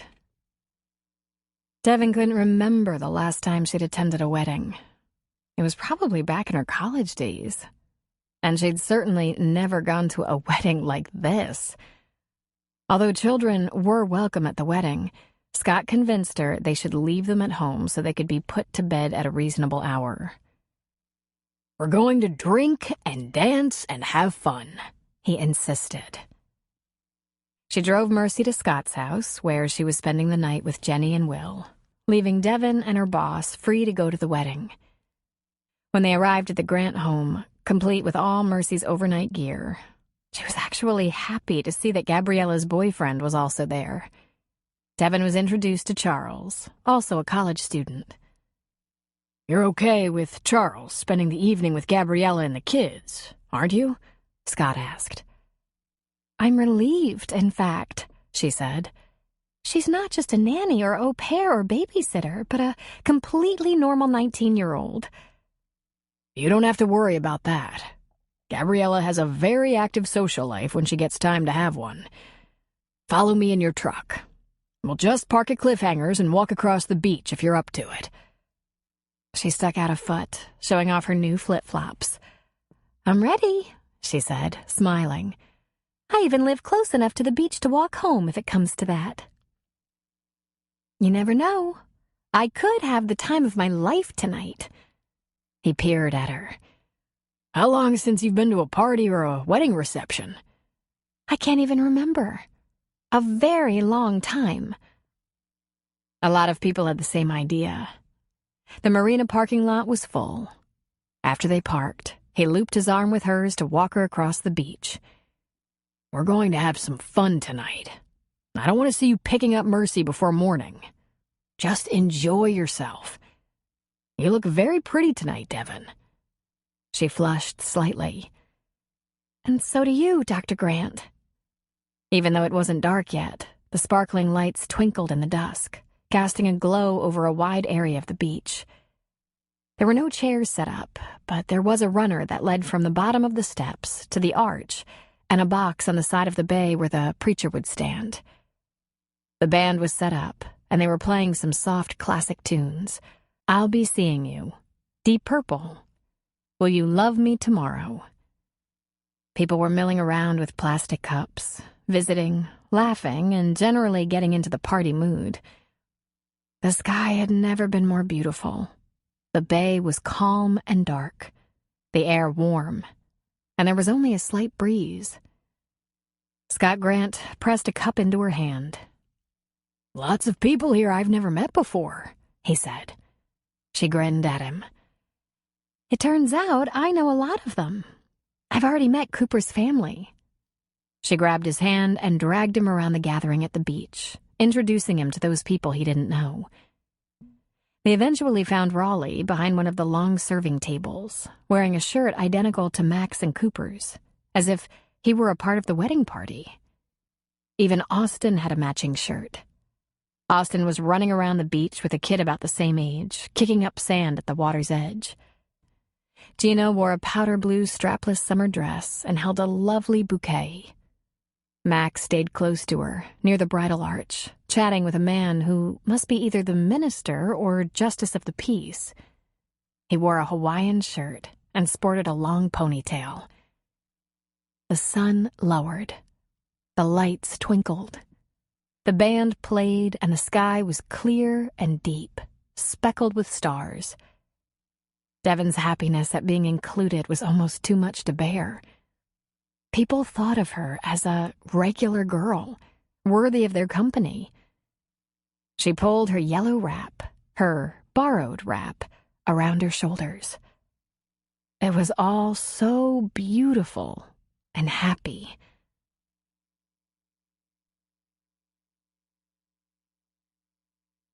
In the small apartment above the bar, Sarah turned in front of a full-length mirror mounted on the closet door. Her dress was identical to Gina's, except that it was pink. The contrast with her tan skin and dark hair was perfect. She had a delicious bouquet of roses, calla lilies, baby's breath, and periwinkles, all white, yellow, and blue. Cooper leaned against the wall, appreciating the vision she created, and she grinned at him. "Will this do?" she asked him. He took a couple of lazy steps toward her. "I've never seen you more beautiful. You ready to do it?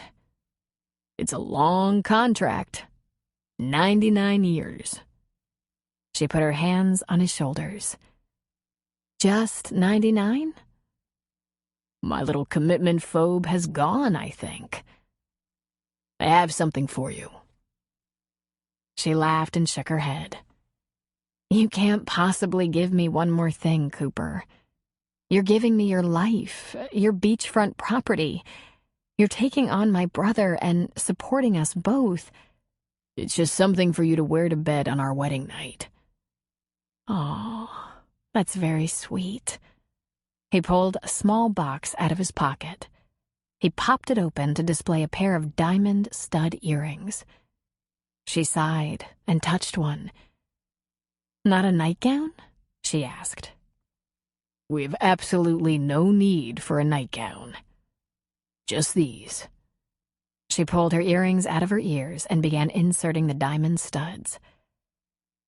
"There are a bunch of Coast Guard down there, as well as more townies than I can count. It might be very late before you get to fully appreciate these earrings." "No, it won't," he said. "I don't care how much they eat, drink, and dance. We're going to escape and lock the door. Spencer and Landon have charge of Austin. Carrie, Gina, Mac, and Raleigh have charge of the party. They're under orders. Shut it down before dawn." "Dawn?" she asked with a laugh. He lifted her chin and put a soft kiss on her lips. "I want everyone to remember this night as much as I will." He put out a crooked arm. "Come on, Mrs. Cooper. Let's tie the knot and start our new lives." She slipped her arm through his and went downstairs. Before exiting the bar, Cooper stopped and flipped the lights on the deck on and off a few times. Then, when they stepped outside, the music changed abruptly, and the band began to play "The Way You Look Tonight." As they descended the stairs to the beach, their guests applauded. There were a few whistles and catcalls as well, making them all laugh. And then they stood in front of the floral arch, facing the preacher in the Hawaiian shirt and ponytail. The young man said a few words about commitment and partnership. The standard vows were exchanged, promises made, and then, per Sarah's request, a Native American blessing. And then Cooper was invited to kiss his wife, and the beach came alive with cheers. Mac, the best man, was handed a glass, as were Cooper and Sarah. There was no elaborate toast, just a brief salute to Mr. and Mrs. Henry Cooper, and followed by many a "Hear, hear!" And then the funky little band made up of middle-aged men broke into "I'm in the Mood for Love," punctuated by the popping of champagne corks. While Sarah and Cooper stood in front of the arch, there were the flashes of cameras, and most of the guests made their way over to congratulate them. When the receiving line was exhausted, Sarah and Cooper were first in the buffet line. A neat stack of beach blankets were stacked at each end of the long serving table, and Cooper handed a plate to Sarah, grabbing a blanket at the same time. He spread it on the sand near the bottom of the stairs to the deck, and soon others joined them, while still others continued to stand or spread their blankets on the other side of the band. A group of 8 or 10 teenagers, including Landon and Eve, took their blankets and set up some distance away from their parents and elders. Gina and Mac ended up beside them, and when Cooper caught sight of Spencer trying to corral Austin, as well as a couple of plates of food, Cooper motioned them over to join their party.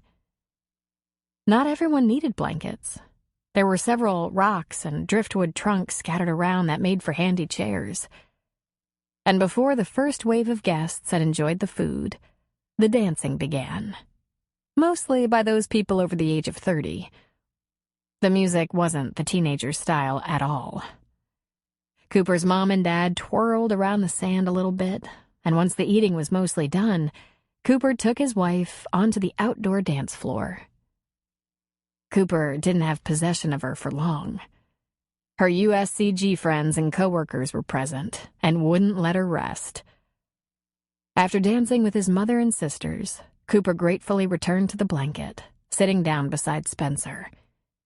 He noticed that Austin had already abandoned them for Landon's party, a safe distance away. "I guess you couldn't convince Raleigh to come as a guest tonight," Spencer said. "Not a chance. I'm lucky I got him in that shirt. The only thing that identifies him as part of the wedding party. But have fun? Never." Cooper laughed. "He's a cautionary tale," Cooper said, nodding at the man behind the serving table. "He's exactly what I was destined to become if I stayed as solitary as I'd been."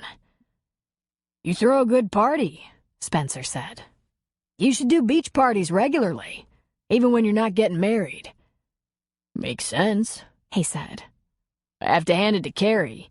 She sure can pull a party together under difficult circumstances, can't she? Where'd she get that band?" "They're a bunch of local guys.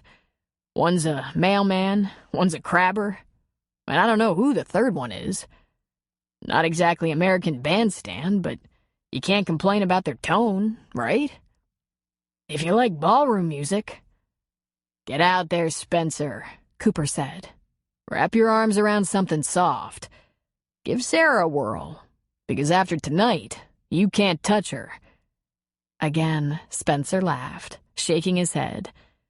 "Yeah, I think I'll just enjoy the view. Looks like the new dock is circling a target," Cooper said. He nodded toward the other side of the bandstand to where Scott Grant reclined on a beach blanket, and Devin was kneeling in front of him, talking animatedly with her hands, making him laugh. Spencer had seen them arrive together. They came to the beach arm in arm. Then she held his hand, pulling him all over the beach, introducing him to people he hadn't yet met. Then they spread their blanket together. Were they already a couple? He wondered. It would only make sense. They spent every day together. And Dr. Grant, he seemed like a pretty nice guy. But Devin, she was something else. Her transformation since the first day he'd seen her was remarkable. She'd arrived here as a skittish and shy runaway from some kind of cult or something. She didn't know he'd overheard her when she was telling, or rather trying not to tell, Raleigh that first morning. By now Raleigh might know the details, but Spencer didn't. Still, the changes in the girl were impossible to ignore or forget. She'd become a cute, efficient, fun-loving sprite with a quick wit and spontaneous smile that just lit up her whole face. She must be feeling safer, more confident. She had a glow about her, and he was inexplicably drawn to her. She's a blonde, he thought. His wife had been blonde. Maybe he was just hot for blondes. And of course, that was the last thing he was in the market for. He'd laid his young wife to rest just a few months ago, after a long and ravaging illness. Now he was concentrating on raising his son, starting a new career, making a new home. There was no room for romance, especially with a woman hiding a weird and mysterious past. Someone approached her. One of the Coast Guard guests, he believed. He gave her a half bow that made her laugh, held out a hand, and took her out in front of the bandstand to dance. There was a little more laughter, some barefoot twirling. He found himself smiling, glad she was having a good time. He couldn't believe there was anything creepy or sinister about her. She seemed so transparent, except maybe for that part of her life she was fleeing. For no logical reason whatsoever, he was glad her flight had brought her here, because he believed this to be a safe place and populated with the kind of men who had the strength to protect her and her little girl, if that became necessary. He shifted his gaze to Cooper, who was making the rounds, dancing with the women in his family and with friends from town. Sarah was being passed around pretty liberally as well. Lots of cutting in going on out there. Then there was Gina and Mac, the newlyweds, locked together in a sweet, close sway, until they were disrupted by Mac's Aunt Lou and her steady, Joe, and partners were exchanged. But that didn't last long. They were back together for the next song. He looked for Austin, who hadn't moved in quite a while. He was still sitting with the teenagers. Landon, Eve, Ashley James, and a young man by the name of Frank. When Spencer had decided to come to this town, he had no idea it would include kids like Landon. He was an expert on high school kids, especially athletes. And Landon and his friends were A-list, no question. Smart, healthy, responsible, and very patient with 10-year-old Austin.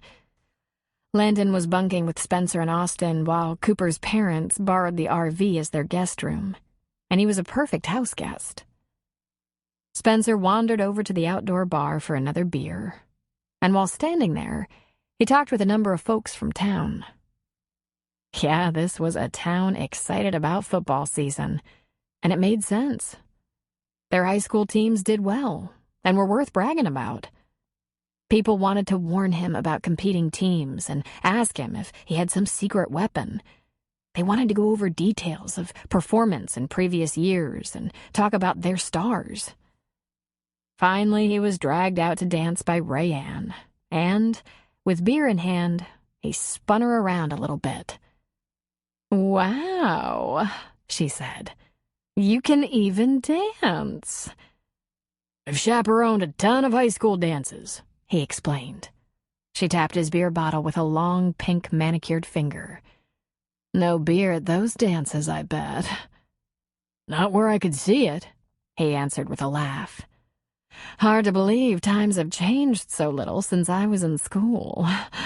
It's been a couple of years." "Has it now?" he asked, playing dumb.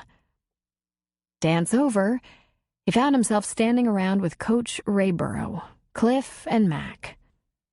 The talk was football, of course. And his eyes kept drifting to Devon. She either danced or visited with women friends or sat on the blanket. It wasn't late, but inevitably the party dwindled. People started leaving. Spencer was tackled around the legs by his son. Austin looked up at him and said, "Can I go home on the Razor?" "Who's driving?" Spencer asked, joking. "Ha ha. You know." He looked around and saw Landon was saying his goodbyes, shaking Cooper's hand, giving his sister a kiss on the cheek. Then Landon was striding toward Spencer. Eve and I are gonna head out. We'll take Austin home in the Razor, if it's okay with you. If it's not, I'll walk him, and Eve will drive the Razor. Or we could leave it for you. As long as he has his seatbelt on and you go slow, Spencer said. Don't hit any wedding guests. That's bad luck. For sure, Landon laughed. We'll swing by and grab Eve and Ashley on the way home, Max said. He glanced at his watch. Half hour or so? Come on, Mac. It's Saturday night. You gonna bring him home? Mac asked. Yeah, later. After Spencer gets home. Then he looked at Spencer and said, There's no hurry on that. They were walking off in the direction of the far side of the beach. Austin with 4 teens. And then the saxophone player spoke into the microphone and said, We'll give you a couple more. Then this old band is packing it up. Spencer handed Mac his beer bottle and said, Excuse me. He walked across the dance area. He was thinking, Get a few beers in me and I'll do any stupid thing. In front of him, Devin was talking with Scott Grant as he folded up that beach blanket. Almost missed my chance, he said, holding out a hand to Devin. The band's shutting down. Oh, that's nice, she said, putting her hand in his. Then she looked at Scott. If you want to go, I'll see you in the morning when I come for Mercy. I can get across the beach on my own. Got your whistle? He asked. She laughed at him. But Spencer, half expecting an argument, said, I'm her neighbor. I'll make sure she gets home. And then, to his surprise, Scott Grant said, Okay, later then. Probably shouldn't have done that, Spencer thought. He already knew he found the girl intriguing and attractive and complicated. Spending more time with her just didn't make sense for a man in his position. Single father, recently widowed, vulnerable. But then he put his hand on the small of her back, brought her gently up against him, and that's where all thinking ended. He was vaguely aware of someone in the band singing, You're just too good to be true. Can't take my eyes off of you. He swayed with her, their feet barely moving, her head resting lightly against his shoulder, her hair under his chin. She lifted her chin and smiled up at him. Did you have a good time tonight? She asked. He just nodded and pulled her a little bit closer. He tried to make sense of this. It had been so long since he'd had his arms around the warm, soft flesh of a woman. That's probably all it was. He'd held his wife in her last months, weeks, days, hours. But that wasn't the same as this. This woman was all too alive. And her hair, the fragrance was just knocking him out. What is that fragrance? He asked her in a whisper. What do you wash your hair with? She looked up at him and laughed. Baby shampoo. Okay, he was clearly losing his mind. Baby shampoo? Whatever was filling his senses was much more serious and sensuous than that. The song ended, and the next began. He felt her pull back slightly, but he just gathered her up closer, and she came to him. He heard the music, but he was also vaguely aware of the sounds of packing up. Coolers opened and closed, trash was gathered. There was talking and laughing, bottles clinked. He lifted his head, opened his eyes, and they were the only couple dancing. And then, too soon, the music stopped. Thanks, he said. That was nice. It was. I'm going to see if I can help before heading home, she said. And with that, she walked right over to Carrie, who gave her a brief hug and shook her head. It looked as if they were just about done with everything they had to do tonight. Once the food and trash was gathered and stowed, everything else would wait until morning. Spencer went to where Devon had been sitting with Scott and picked up her flip-flops. He stood there, at the edge of the party area, holding her shoes, waiting. It seemed just about everyone was gone. Cooper and Sarah stood on the deck with his parents, saying goodnight. Mac and Gina were halfway across the beach. The band was packing up their equipment. And he had an overwhelming desire to wait them all out, to wait until it was only himself and Devon on the beach, under the twinkling lights. She was beside him again. "Thanks," she said, reaching for her flip-flops. She slipped them on her feet, and they began walking toward the marina. "What a nice wedding. I admit, I cried a little bit." He said nothing. "I think the little kids would have liked it, but I'm glad they weren't there. I would have spent the whole night chasing them. And I haven't been to a grown-up party in so long, I can't remember when." He stopped walking and looked down at her. "Devon, you and the doctor?" "Huh?" "Are you with the doctor? Are you seeing him?" "Scott?" she asked on a laugh. "Oh my gosh, no." She laughed again. "I'm sharing his babysitter so I can work for him. That's all. He's been wonderful about that. But of course I do pay Gabriella. But seeing him? Spencer, I can't be dating my boss. I can't be dating anyone." "You can't?" "I'm a single mother. I have a lot of responsibility. I can't—" He stopped walking. He slipped his arm around her waist, pulled her up off her feet, and planted a kiss on her, cutting her off mid-sentence. He moved over her mouth and decided immediately that the taste and texture were perfect. But her arms hung limp at her sides. He lifted his lips from hers. "Me either. I can't get involved with anyone either." "You have a very strange way of demonstrating that, Mr. Lawson." "Kiss me back," he said. "Come on. Can't you see I can't help it?" "Seriously?"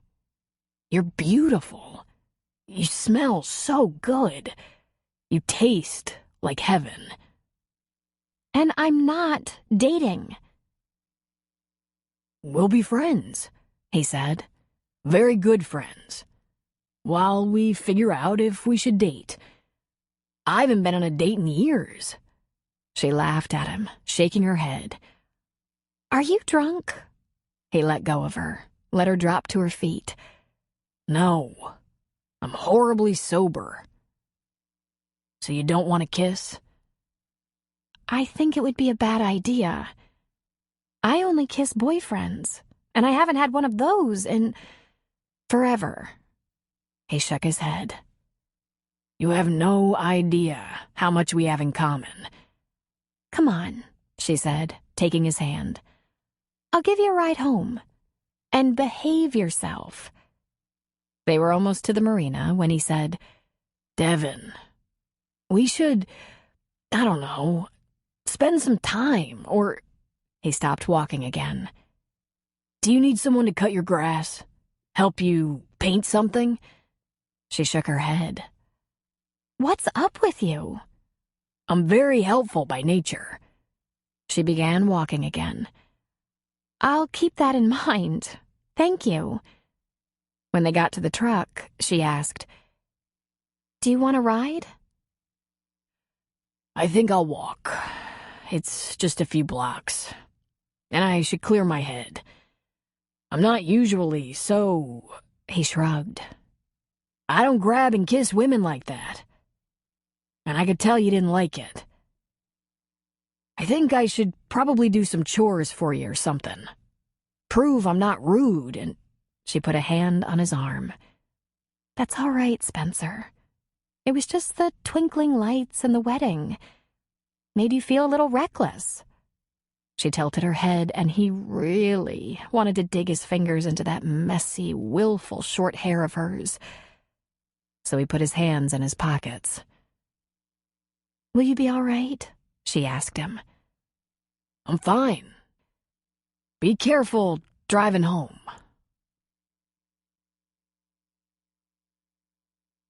Chapter 9. Oh, my God. Devin sat in the truck, in the driveway of her duplex. She felt a slight trembling in her extremities, and it wasn't from cold or fear or embarrassment. It was from that very alien feeling of desire that rippled through her arms, breasts, toes, and lips. He'd kissed her, really kissed her, right off her feet. He'd stunned and paralyzed her, and it made her want to kiss him back. Instead, she'd scared him away, which was probably for the best. The last time she'd felt anything like that, it had been for Jacob, much older, much more practiced in seduction, much more dangerous. At least, she thought that's how Jacob seemed compared to Spencer. It had been so long. Of the 7 women she'd lived with at the fellowship, only 3 of them were regularly sharing Jacob's bed: Charlotte, Pilly, and Lorna. Devin had foolishly believed he'd fallen for her, the new girl, and the others didn't tell her, warn her, didn't explain that all the children were his. When she'd realized the truth, she'd wanted to run for her life. And then it was the women who convinced her to stay. "You don't have to accept his advances, and we'll take care of you. He might try with you, but he would never hurt you or force you. You're safe," Reese had said. "You're pregnant and have nowhere to go. Just stay close to me and you'll have everything you need." By which Reese meant food and shelter and friendship. So at first, she stayed because there was nothing else for her. Then she stayed because she felt it was safe for her and Mercy. It didn't take long to realize what Jacob was: a manipulative liar who liked having his harem, his kingdom. He was omnipotent, and as long as he believed himself to be the divine ruler, he was manageable. But she was never his lover again, and she could tell it made him angry. Reese made him angry as well, but he needed her medical skills in his camp. She came from such an ordinary white-bread background, she still couldn't believe she'd allowed herself to be duped into that lifestyle. But they all had. Jacob liked him young, early 20s at the most. She thought Spencer was all the things Jacob wasn't. She imagined him as generous, guileless, honest, and innocent. She knew he was a single father, a widower, a dedicated teacher. She'd been successfully ignoring the fact that he was also hot, built, sexy, sweet. Those deep brown eyes with the golden flecks under sometimes brooding brows. Those eyes were deadly. There were plenty of hot men around, but they were all locked into very serious relationships, so they were easy to ignore. A little eye candy, that's all. Because all Devin wanted was a way to sort out her life and be free of the kind of entanglements that could mean trouble. Except Spencer, who was single, as new to Thunder Point as she was so kind. She'd always been a sucker for this quality in a man. She was going to have to ignore Spencer. She had a feeling he could complicate her life. She should go inside, she told herself. The duplex was dark, and although the summer night was mild, it looked cold to her. On instinct, she drove away from her home and across the small town to Scott's house. She parked, knocked softly on the door, and waited until he answered. He was changed into plaid flannel pajama bottoms and a t-shirt. He was holding an open book, and the house was dim and quiet. "Devin!" Everything all right? Fine. I was wondering how Mercy's doing with spending the night. Gabriella said the kids were very good. They stayed up a little later than usual to watch a movie and were in bed around 9:30. They're curled up like a bunch of puppies, sound asleep. Gabriella and Charlie went out for a while. Want to check on the kids? Maybe if I could just kiss her goodnight, He chuckled. Just down the hall. She walked toward the bedroom. It was Jenny's room, where the girls napped together. But there were only the two of them there, and she circled back to Scott, a little panicked. Scott, Will isn't there. He's not? Scott joined her in the hall, then looked into his own bedroom. He laughed. He's already migrated to my room. Happens all the time. This is the first night since Mercy was born that I haven't slept beside her. She could see he was shocked silent for a moment. Then his voice came gently. Would you like to take her home, Devin? She'd be so disappointed, she said. She's been so excited. I'll just kiss her goodnight. We both have to grow up sometime. Lay down beside her for a while, if that helps. But you're going to bed. Not for an hour or so. It's okay. I'll be out here, reading for a while. Thanks. And she went into the bedroom. The little girls were curled around each other, like sisters. She moved them over just enough to lay on the edge of the bed, an arm draping over them, pulling Mercy close, smelling her sweet little girl smell. Why couldn't she be tempted by Scott? Maybe because it was obvious he wasn't tempted by her.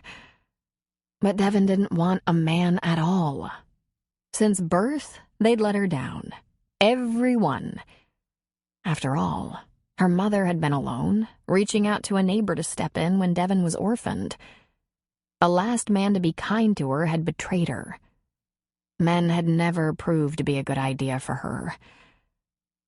Yet she was interested in this one, this Spencer, who was clumsy in his impetuousness. Yet he made her feel all soft and gooey inside. She closed her eyes for a moment. All she really needed in life was to be with Mercy, to be able to take care of her, make sure she was safe, strong, and smart. She could do that, given the right circumstances. And then those deep brown eyes under expressive brows came to mind again, and she allowed herself the luxury of remembering their time together that night. Dancing with him and being held close in his arms felt so good. For just a little while, she indulged in that fantasy again, that there was someone for her, someone real and normal and true. Scott finished the chapter he'd been reading, closed the book, and finally decided enough time had passed to go into the girls' bedroom to check not on them, but on Devin. He found what he expected. She was sound asleep, curled around them. He laughed softly to himself. Her sundress was riding up a little, laying bare her strong, shapely legs. Her arm was holding both girls protectively against her. He grabbed a throw from the living room sofa and covered her, tucking it in around her, and she didn't even stir. This is what he wanted, what he'd been looking for. A pretty young woman with a sharp mind who was completely devoted to the children. Someone dependable and smart. Someone fun and energetic. He was ready. He'd been ready for a while. He'd been grieving his wife for almost 4 years, wondering if he'd ever have another. But he was starting to believe he was ready for someone like her. And he'd been looking, trying to find a woman who could slide into the place Serena left. He found himself wondering, does Devin make chocolate chip pancakes? Does she knit or make soup or bread? Does she like being pregnant? The joke on him was that his wife had loved being pregnant, yet died of an aneurysm postpartum. He'd been in love with his darling Serena since high school. They'd waited a long time to start their family, given the complications of med school and residency. Was Devon the kind of woman who could endure the demands of a doctor's life? He decided he'd find out. Dinner. They could have dinner together. Let things evolve as they naturally should.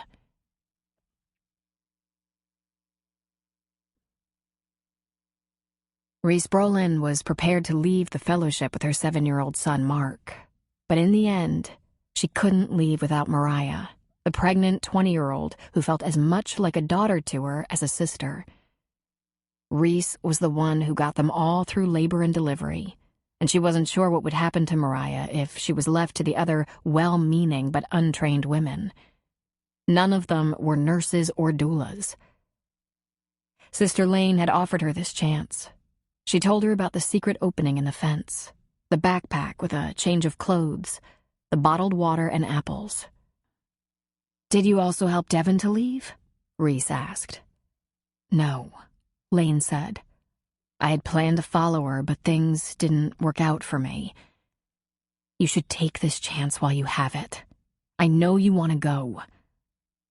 "What makes you say that? I have a pregnant girl to deliver. I can't go." "You should go, Reese. Take Mark out of here before something happens. I think Jacob is breaking down. It's time to get the children out. Trust me."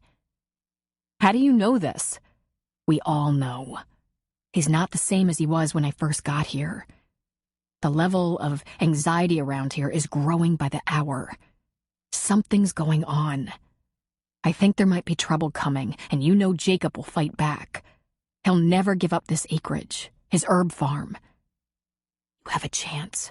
You're strong enough and can keep Mark safe. Go south." And it was then that Reese knew. "You're not who you pretend to be," she said to Lane. "Don't worry about who you think I am. Just take this one chance. And please, don't talk to anyone about this, or it will be very bad for me. Deadly bad. Do you understand, Reese?" Reese said she did. She'd suspected that Lane wasn't one of them. She could sense she was trying to fit in, but there was something just a little off. Reese knew because the fellowship wasn't her first experience in a commune or religious sect. She'd been born in Africa to white missionary parents. This was hardly her first tribe. Lane was a spy, and Reese knew it. In the end, she whispered to Mariah late at night when everyone had gone to bed, "Shh, come with me. I'll explain." Mark didn't utter a word because Reese had told him to be completely silent. She told him this was important and he mustn't make a sound. She carried what supplies she could and guided her son and her friend to the secret opening in the fence. "What are we doing?" Mariah whispered as they climbed through the fence. "Shh," she said. "I'll tell you in a second. Put these things on. Come with me." They walked out to the road, difficult for Mariah. The baby was a month away, and she was big and ungainly, and the brush was thick. As a child, Reese had been in the thick of African tribal uprisings. Her family had escaped death, and she'd seen too much unrest and was no stranger to it. Her instincts were very good. A tribal leader in the Sudan once told her she had the intuition of a hawk and would always know what to do. So when she saw the road curve where Lane had promised a truck would be waiting, she grabbed young Mariah's upper arms and said, "Jacob is in trouble. There's no doubt the police are coming, and he'll fight to keep his possessions. People will be hurt. They will be taken away. If you come with me now, we might escape. If you don't, your baby will be born in jail. I can almost guarantee that."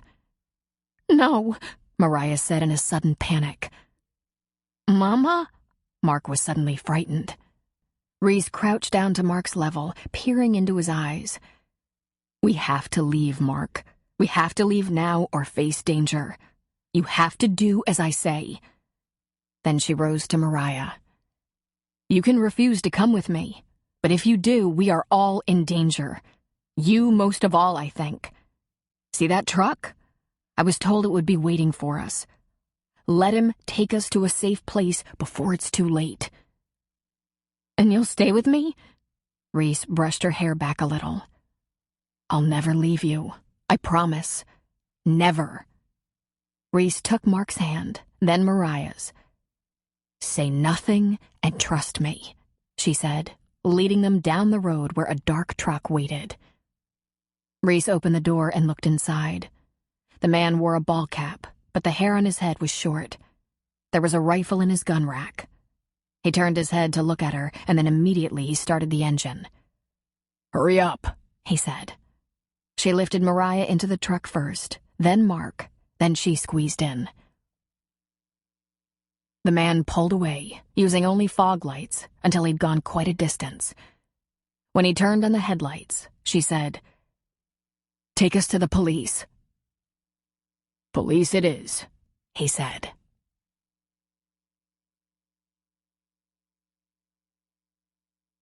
It was barely dawn when Lane was putting plates and flat... Hey there. You've been watching for a while now. Let's take a short break and enjoy some relaxing music. This audiobook is free for you to enjoy. If it's not your thing, feel free to skip. Thanks for being here.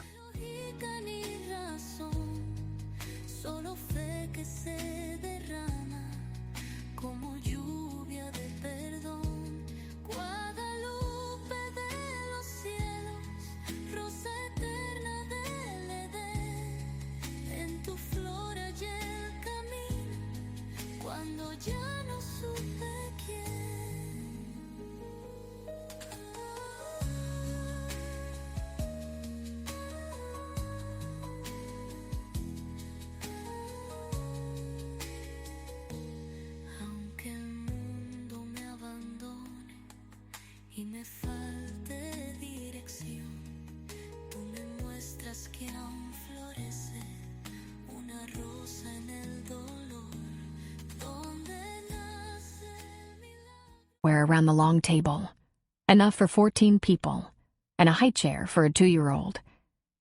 There were 6 women and 4 men, including Jacob, who sat at the head, and 5 children, including little Liam. The women were busy preparing the meal and rounding up the children. Lorna was making toast and bacon. Pilly was scrambling eggs, and Charlotte was spooning oatmeal into bowls for the children. And then Jacob arrived. "There's a hole in the fence," he boomed. "Who knows about this?" The women all looked fearfully at each other. Lane knew, without a doubt, she would be the most suspect, given the fact that she was the newest to this clan. "Who's missing?" he thundered. He looked around the kitchen. "Where are Reese and Mariah?" The women exchanged even more troubled glances. Finally, it was Lorna who said, "Gathering eggs, I think. That's where they should be." "There's no one in the hen house." Charlotte stepped toward Jacob. "But they would never leave," she said. "Not Reese. This is her home. This has been her home for 8 years.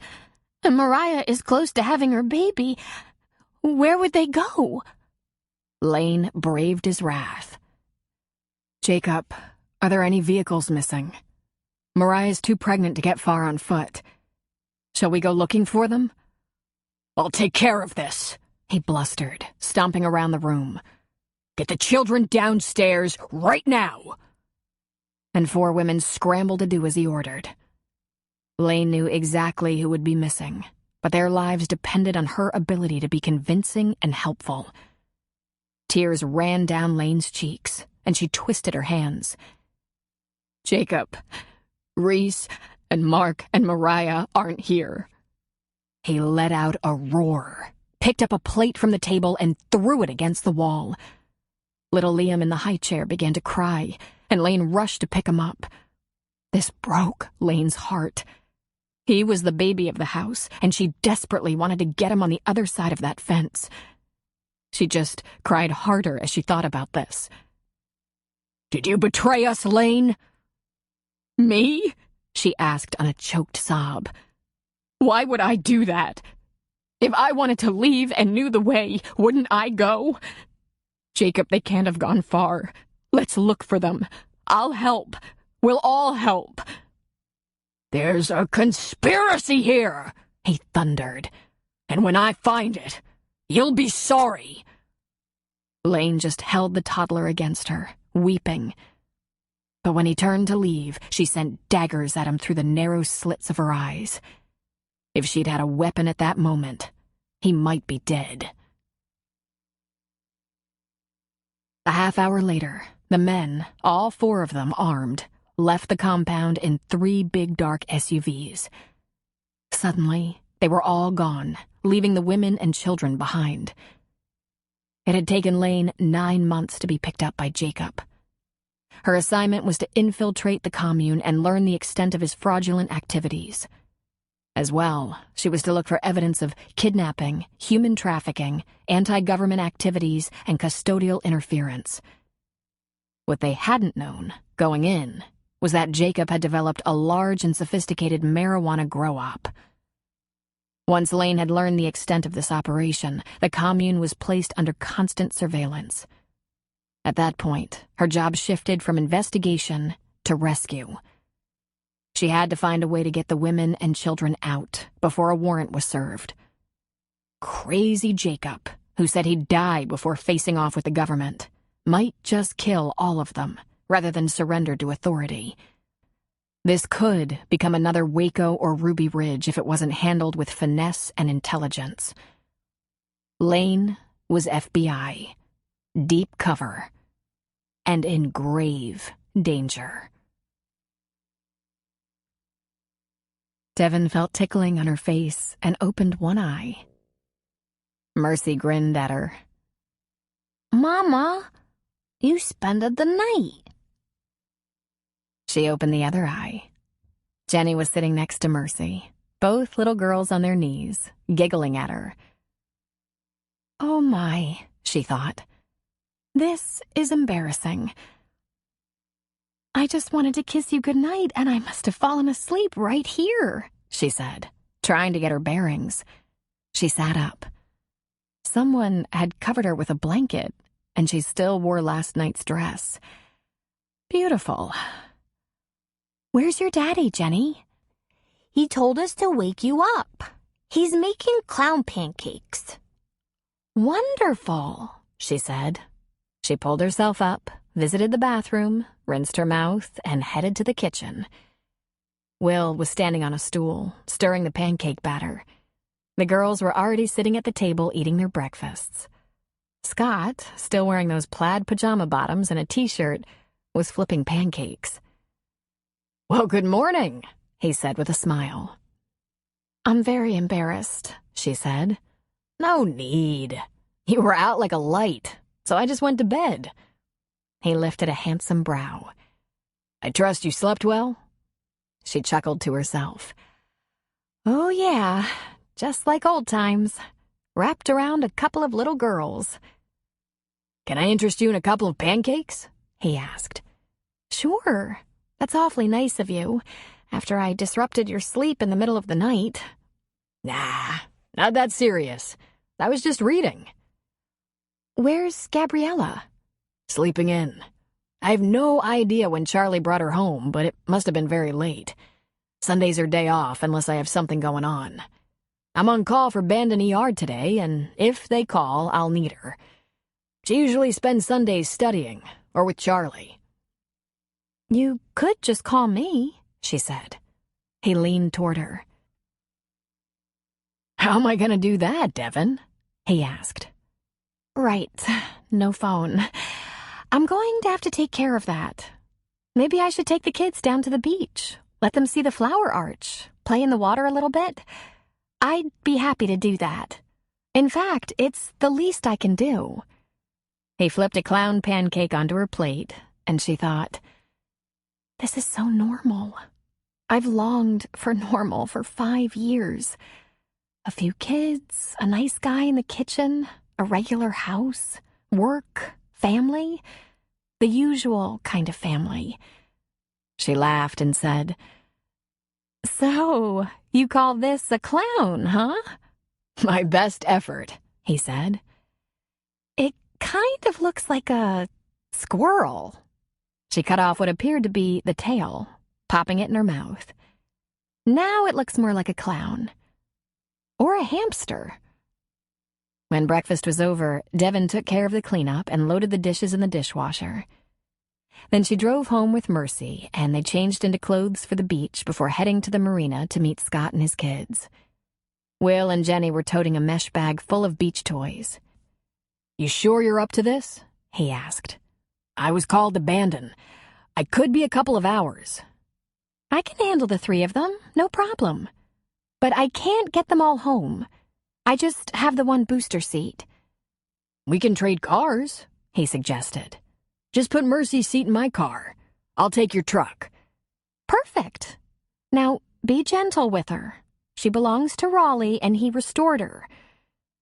The transfer was made, and Scott said, "Gabriella's at home, standing by in case I get stuck at the ER." But Devin was leaning into his beautiful new vehicle. She was smelling the car. "Wow. I might just take this baby out for a little spin. Is this new?" "Pretty new, yeah. You're going to have to drum up some business for me at the clinic so I can pay for it." "What a great car. I've never in my life had a new car." She removed the key to the truck off her keyring and handed it to Scott. "Someday, Devin," he said. "Probably not while you're working for the tightwad doctor, but someday." He took the truck key from her. "This seems to be working out well. Kids and all." "Kids and all," she said. With 3 little kids in tow, she grabbed up the towels, the sunscreen, and toys. They went about halfway down the beach before they stopped. Devin spread out their towels and slathered their wiggly, excited little bodies with sunscreen. She laughed at their excitement and told them, "Water's edge only. No farther than your knees." This was Devin's comfort zone. She loved children, especially at this age. She found them precious, hilarious, brilliant, trusting. They could also be very bad, but she'd never wondered what to do. Aunt Mary had had the patience of Job and had taught her well. They'd all played in the water and the sand for about an hour when someone plunked down beside her, and she turned to see Spencer sitting next to her. "Good morning," he said. "What are you doing here?" He pointed to the dock. "Austin wants to take out one of the boards, and if someone isn't close by to watch him, he gets out too far. He wants to be like Landon, taking that board all the way out to the mouth of the bay. And he's fighting us on the life jacket issue." He nodded toward the littler kids. "The doctor's kids?" "Yes. He's on call, and I volunteered to babysit," she said. "Listen, about last night." She laughed in spite of herself. "Regrets, Spencer?"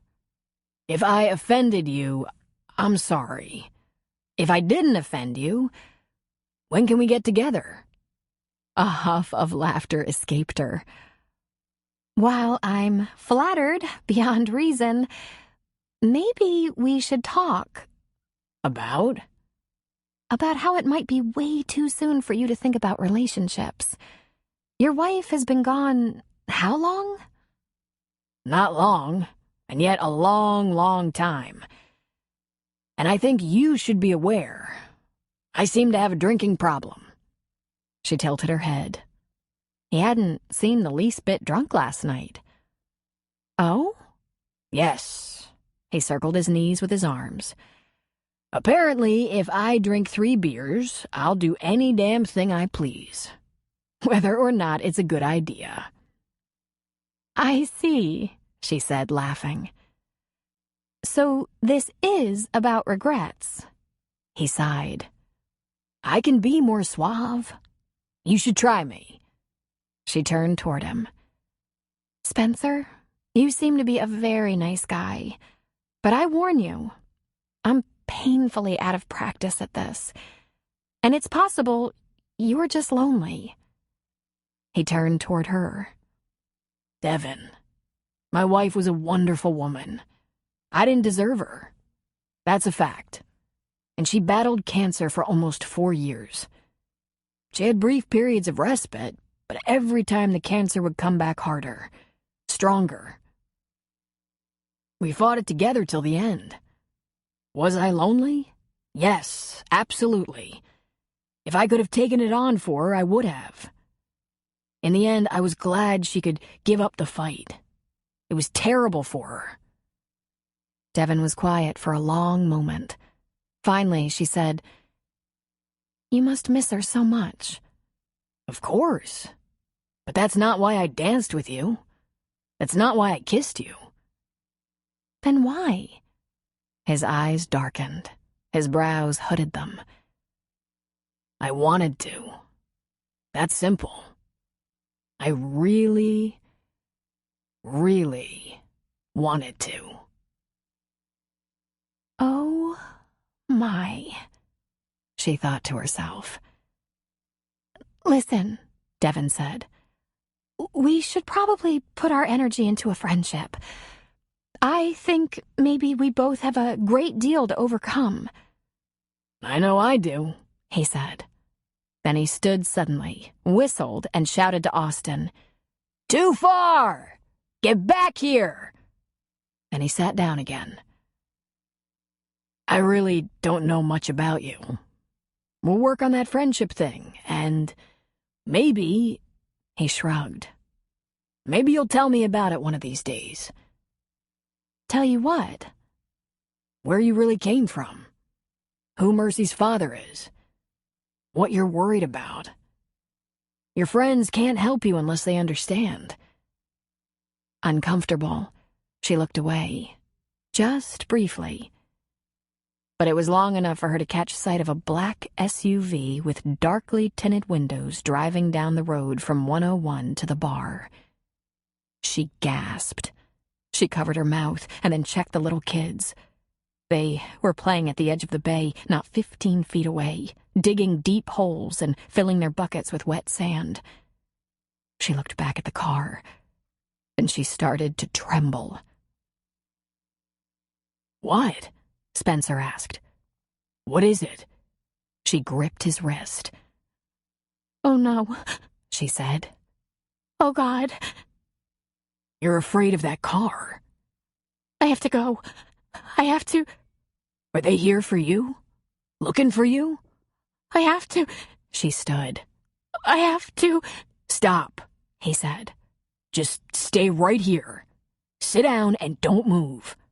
I'll go see who they are, what they want. Don't run. Just keep an eye on the kids and Austin. I know who they are, she said, her face white as chalk. I know what they want. Then know this. You're safe when you're with me. Chapter 10. Spencer whistled at Austin, giving him instructions to stay close to the dock and telling him he'd be right back. Then he took the stairs 2 at a time to the bar, entering from the deck just as a man entered from the opposite door that led from the parking lot. Cooper wasn't in sight, probably busy with his family the day after his wedding, and Raleigh was behind the bar. He sat down on a stool at the bar. The man wore jeans and boots and a light blue denim long-sleeved shirt, although it was summer. His sleeves were rolled up to his elbows, and his hands and forearms bore a few thin scars, what you would expect from a farmer or rancher. Help you? Raleigh asked. Yes, sir. I'm looking for a woman, sir. She's kind of tall, blonde, around 35 or so. She'd have a 7-year-old boy and a pregnant girl with her. Raleigh frowned and shook his head. She got a name? Reese, he said. Boy's name is Mark, her son. She has her sister with her, and the girl is due to have a baby real soon. They're missing, and I'm out trying to track her down." "Missing from where?" Spencer asked. The man didn't answer immediately. "Near Myrtle Creek. Farm near Myrtle Creek." "You family?" Raleigh asked. He shrugged. "More or less. I've known her a long time. I work the farm, and we're all worried." "What's she driving?" Raleigh asked. He shook his head. "She didn't take a car. I think she got picked up." "Got a number we can call if we see her around?" "You haven't seen them, then?" he asked. "Hasn't been anyone new around here in a long time. My cousin was here last year, going through a divorce, you see, but she's gone back to Texas. Anyway, she's way over 35. You worried they'd been snatched?" "We're worried in general." "You talk to police?" Raleigh asked. "It's family business," he said. "If you haven't seen her, I'll just—" "Want to leave that number? How long they been gone?" Raleigh pressed. "It's just been a day or two, but there's no reason they should go anywhere, especially without saying where they were going. It's a mystery. I'll be glad to keep an eye out. I'm in this town every day. And this here guy, he's in town every day. You'll watch for her, eh?" he said, looking at Spencer. "Of course, yes. Now, that number?" He pushed an order pad and pencil toward the man and watched while he wrote down numbers. "If anything turns up, I'll give you a call, Mr. Johnson," he said. "Name's Johnson. Thing about this place, Mr. Johnson, it's real small. One main street, no apartments for rent, no jobs. Most folks are either fishermen, local workers, or they hold jobs out of town. There ain't nothing going on. I've been here for years. A couple of women and a kid come here. It's real obvious. We got tourists, mostly for the beach, and I watch over the beach. If your people pass through, I'm bound to notice." "Thank you, sir," he said politely. "Appreciate it." Seconds after the door closed, Raleigh looked out the back door and Spencer went out to the deck. He was hoping Devin wasn't watching the black SUV. That might tip them off. But she sat on the sand, ball cap pulled down, watching the children and Austin, who paddled by them, remained very close to the shore. Good girl, he thought. Raleigh came back behind the bar and wrote down some letters and numbers. License plate. Then he looked at Spencer with piercing eyes. "Devin tell you about herself?" he asked. Spencer shook his head. "That first morning, when you brought her here, I heard you and her talking. I've never said a word to anyone." Raleigh shook his head. "That's them. From that camp. She's got to tell Mac now. And Cooper. We can't keep 'em safe if we don't know what or who to keep 'em safe from." Spencer stood up. "Raleigh, let me talk to her. We were just getting around to that when the SUV turned up. She got so scared. I didn't think she'd stay upright." Devin held her breath and concentrated on the kids, refusing to turn around and look back at the bar. Because of the surf, she wouldn't be able to hear if the SUV departed. Her heart was in her throat. She was afraid as she sat there that Jacob and his men might be sneaking up on her. She heard a familiar whistle, then Spencer's yell. "Hey, Austin! I'm back!" And then he was sitting beside her again. "It's okay," he said. "He's gone. Whoever he was. He said his name was Johnson, but I have my doubts." "How old was he?" she asked. Mid-30s, maybe? He's looking for someone named Reese. She gasped. She has a son. Spencer nodded. He said she'd be with a boy and a pregnant girl. She gasped again. They were getting out. 1 or 2 or 3 at a time. But what of Lane? Was she just helping people to leave and then staying behind? And what about the other women? Lane wondered if any of the others would leave of their own volition. But were they safe? Would she ever see them again? Is he the one you ran from? Johnson? Spencer asked. In spite of herself, she gave a laugh. No, he works for Jacob, the leader of the fellowship, a farming commune where I spent the past few years. He didn't mention me? They're not wondering where I've gone? He didn't mention you, Spencer confirmed. It's possible you've been gone so long they assume you're far away. But what are the chances they'll see you somewhere? Pretty slim, I'd guess, she said. When I first arrived, there were more than 20 of us. Lately, they've been leaving, she said. The men had some freedom. They left in those big black SUVs all the time. The women went only to the farmer's market or the produce stand where we sold what we grew. Everything we needed from tampons to clothing was brought to us. I think it was Reese who made the shopping lists. She tended to run things, whether she was asked to or not. She was the eldest woman there. She blinked. Are you sure he's gone? That man? I think Raleigh got rid of him pretty good. He was convincing. Said he'd been in this town and on this beach every day and hadn't seen any women and children that didn't belong here. He said there weren't any jobs or apartments or anything here. A newcomer sticks out, especially a kid or a pregnant woman. He asked for a phone number to call in case one turned up, and then he got the license plate. That Raleigh, she said. We should never underestimate him. There's something about him, all right.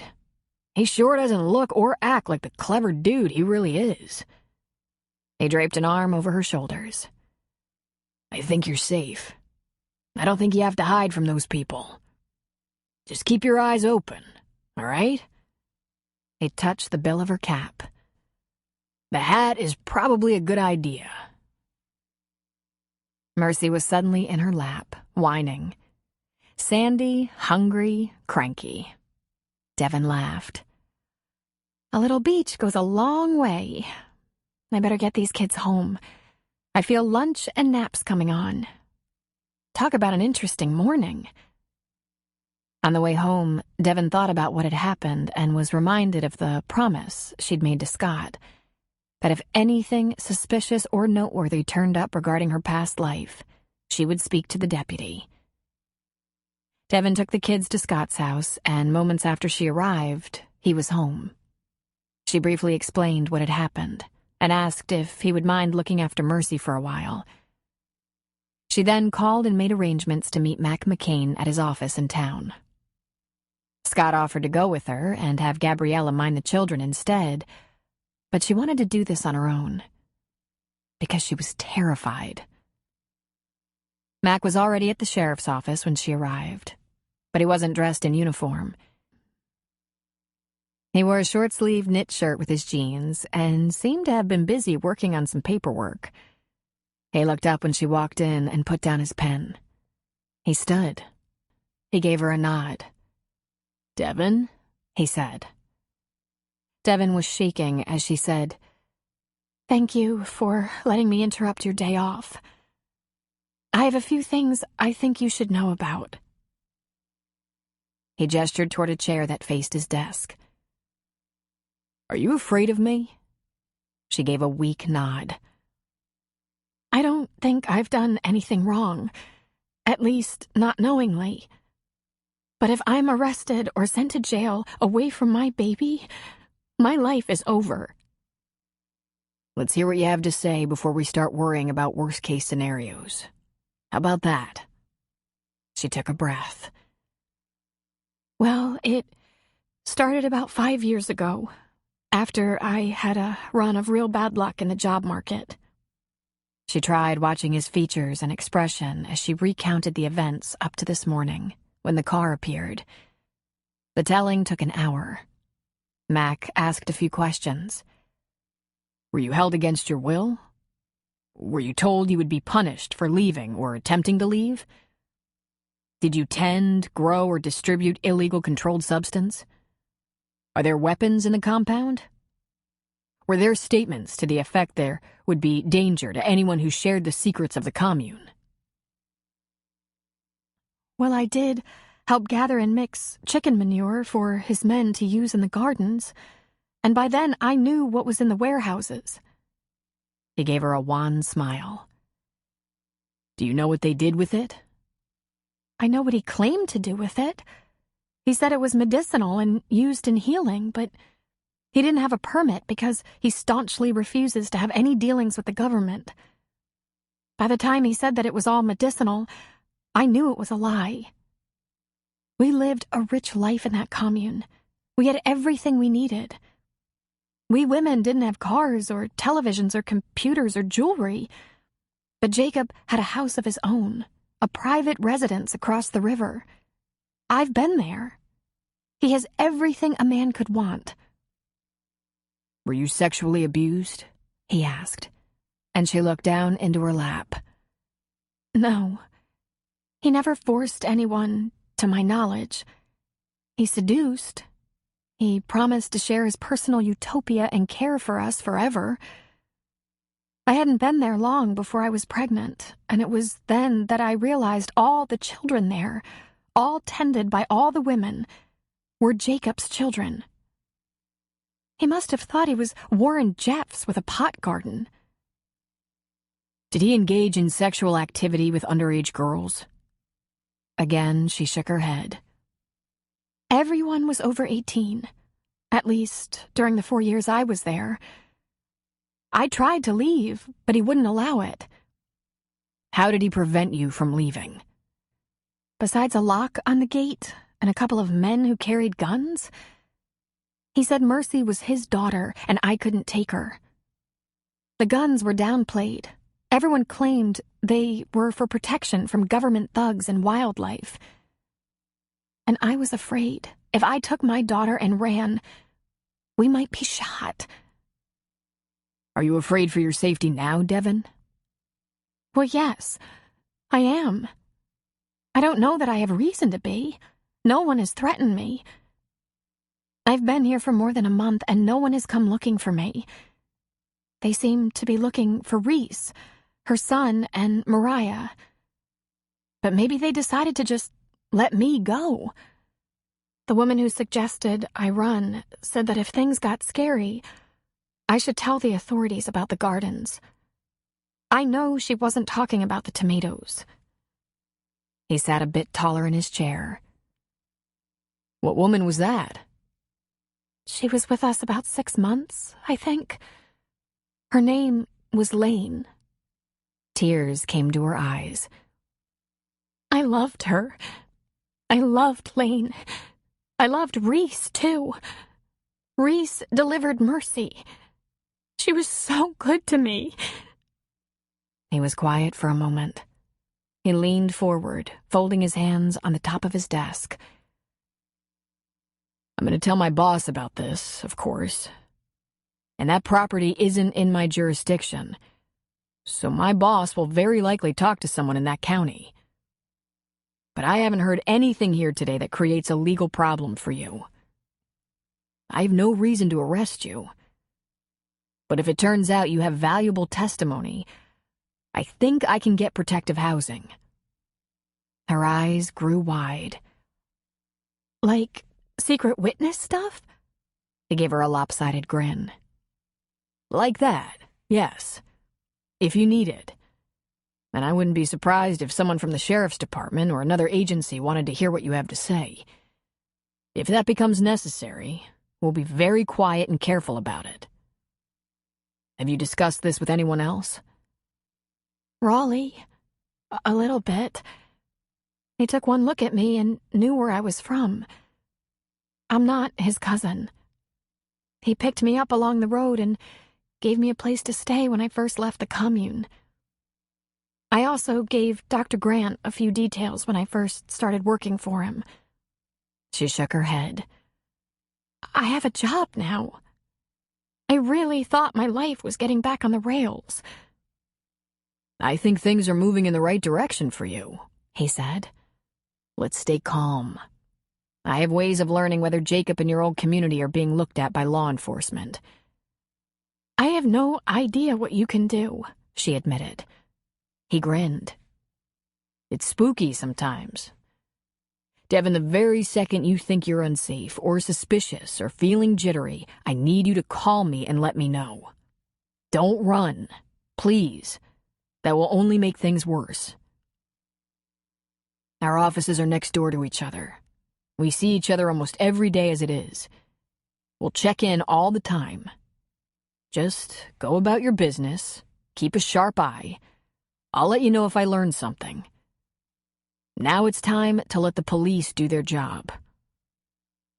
You're sure I won't get arrested? For just being there? Because I thought there was this whole accessory thing in the law. You have an advantage when you come forward, he said. If you're not lying, you look safe to me. I think you can leave this with me now. She visibly relaxed, as if Mac's words allowed her to think, for the first time, that the worst of her worries were now in the past. Devin was exhausted that evening. Once she got home, she locked up her little duplex, gave Mercy a bath, then had one herself while Mercy stayed close and kept throwing beach toys into her tub. She didn't turn on many lights, and they stayed mainly in the bedroom where they even had their dinner of mac and cheese, sitting cross-legged on the bed. With all the windows closed up, it was getting a little stuffy. By 8:30 it was getting dusky, and the sun was beginning to disappear behind clouds over the Pacific. A light knock sounded at the front door. "Stay right here, please," she told her daughter. With her heart pounding, she headed to her living room. As she passed the living room window, she caught sight of Spencer's car sitting in front of the house. She leaned against the door and asked, "Spencer?" "It's me." She opened the door. He stood there in sweatpants and a sweatshirt that had the sleeves and neck cut out. His hair was all spiky, and he had a shadowy beard. He smiled at her, showing those excellent white teeth, and she nearly melted into a puddle of goo. She was about to ask him what he was doing there when she saw he had a toolbox in one hand and a couple of big sacks from Home Depot in the other. "Sorry, it's kind of late, and I have a couple of things I think you'll need." "What?" she asked. "Well, let's see. Some of these paper shades, they're supposed to be temporary while you're waiting for your fancy custom blinds or shutters to be installed. But here's a secret. They last a long time. My last neighbors, young couple living on a shoestring, had them in their windows for 2 years. They don't look bad either, and you can't see through them. If you stand between the window and a bright light, there's a slight silhouette." He handed her a second, smaller bag. "Better locks, really good locks. But this is the most important thing." He handed her a box. "An iPhone, with a GPS and all kinds of bells and whistles." "Oh, Spencer." "That black car really scared you. I thought these were the few things that could make life simpler and more secure for you." He leaned aside to smile at something. Mercy was peeking out of the bedroom door to see what was going on. He grinned at her. "Aren't you supposed to be in bed?" Devin asked her, and Mercy scampered back to the bedroom. "Where's Austin?" she asked. "Home. I have my phone, and I'm just down the street. He's locked into some computer game that's slowly destroying his brain cells. He'll call if he needs me, and I'll be back in an hour. I'm taking him to Dallas tomorrow, and his grandfather's meeting us there to take him the rest of the way to San Antonio. He's going to visit with his grandparents, cousins, and friends from our old neighborhood before school starts. Oh, I also have this, he said, pulling a bottle of wine out of a big bag. You might need a little sleeping aid. Trust me, when I'm done here, no one's getting inside without making a lot of noise. I don't think anyone will try to break in, but this is all so perfect. But that phone, it must have cost a fortune. Listen, you have to have this, even if no scary black car is looking for you. You have a child, a job, friends. You live alone. I've been taking care of business from the clinic on the office phones. I check in with Raleigh. I make calls for Scott. It's been working, but now... He put the box in her hand. Now you should have this. It's a safety precaution. I already programmed my number into the phone. I'm just down the street. I can be here in less than a minute. Her eyes drifted over him, and she hoped he didn't see the attraction there. He smiled. I saw that. You like me. Don't think just because you buy me presents. Isn't this better than grass cutting? It's very practical. I've always been a practical guy. He put down all his stuff and got out his drill and tools. I'm the kind of guy that always changes the oil when it's supposed to be changed. I put the toilet paper on the roll. I pay the bills on the due date. I think it's the teacher in me. Why was that so sexy? She asked herself. He knelt before her front door, getting started, measuring. Do you have a pair of scissors?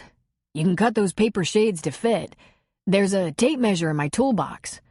Put 'em up where you need 'em most. And when we're done here, you should call Raleigh. Let him know you have a phone now and the doors and windows are reinforced. Is it a little stuffy in here? I was nervous about having windows open, even though I haven't been threatened or approached or anything. Ah, I got some window locks you can adjust. You can have your windows open a few inches. Safely. With her arms full of paper shades, she sat down on the couch. I talked to Mac. He was very nice. He'll be looking into that situation. But I'm not supposed to talk a lot about the details. Some of the details, anyway. I'm not going to ask you any more questions, Devin, he said, working on the door. I just wanted to do something that would help you feel safer. She didn't say anything to that. He'd voiced the thing most on her mind every day. How to feel safe. She got the tape measure and scissors and went to work cutting the blinds to fit the biggest window in the duplex. She measured and cut. Then Spencer said, Before you put that up, let me get the locks on that window. After about 40 minutes, Spencer was almost done. The doors and the windows all had strong locks on them, and the windows were covered.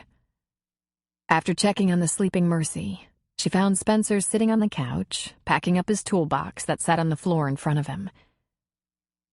You look like you just came from a workout, she said.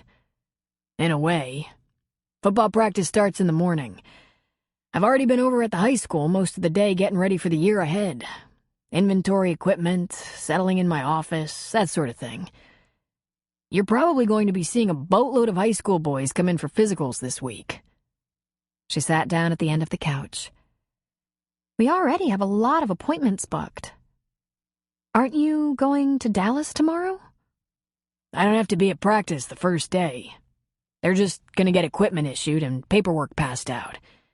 My assistant, the former coach, and the equipment manager will handle it. But first thing Tuesday morning, the torture begins. He grinned evilly. He looked around the small room. How's that? Locks and shades. And phone.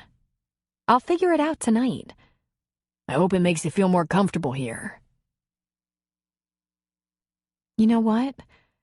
I've struggled with safety my whole life, sometimes not even realizing it. Sometimes this need to feel safe is the bane of my life. I can't make peace with it.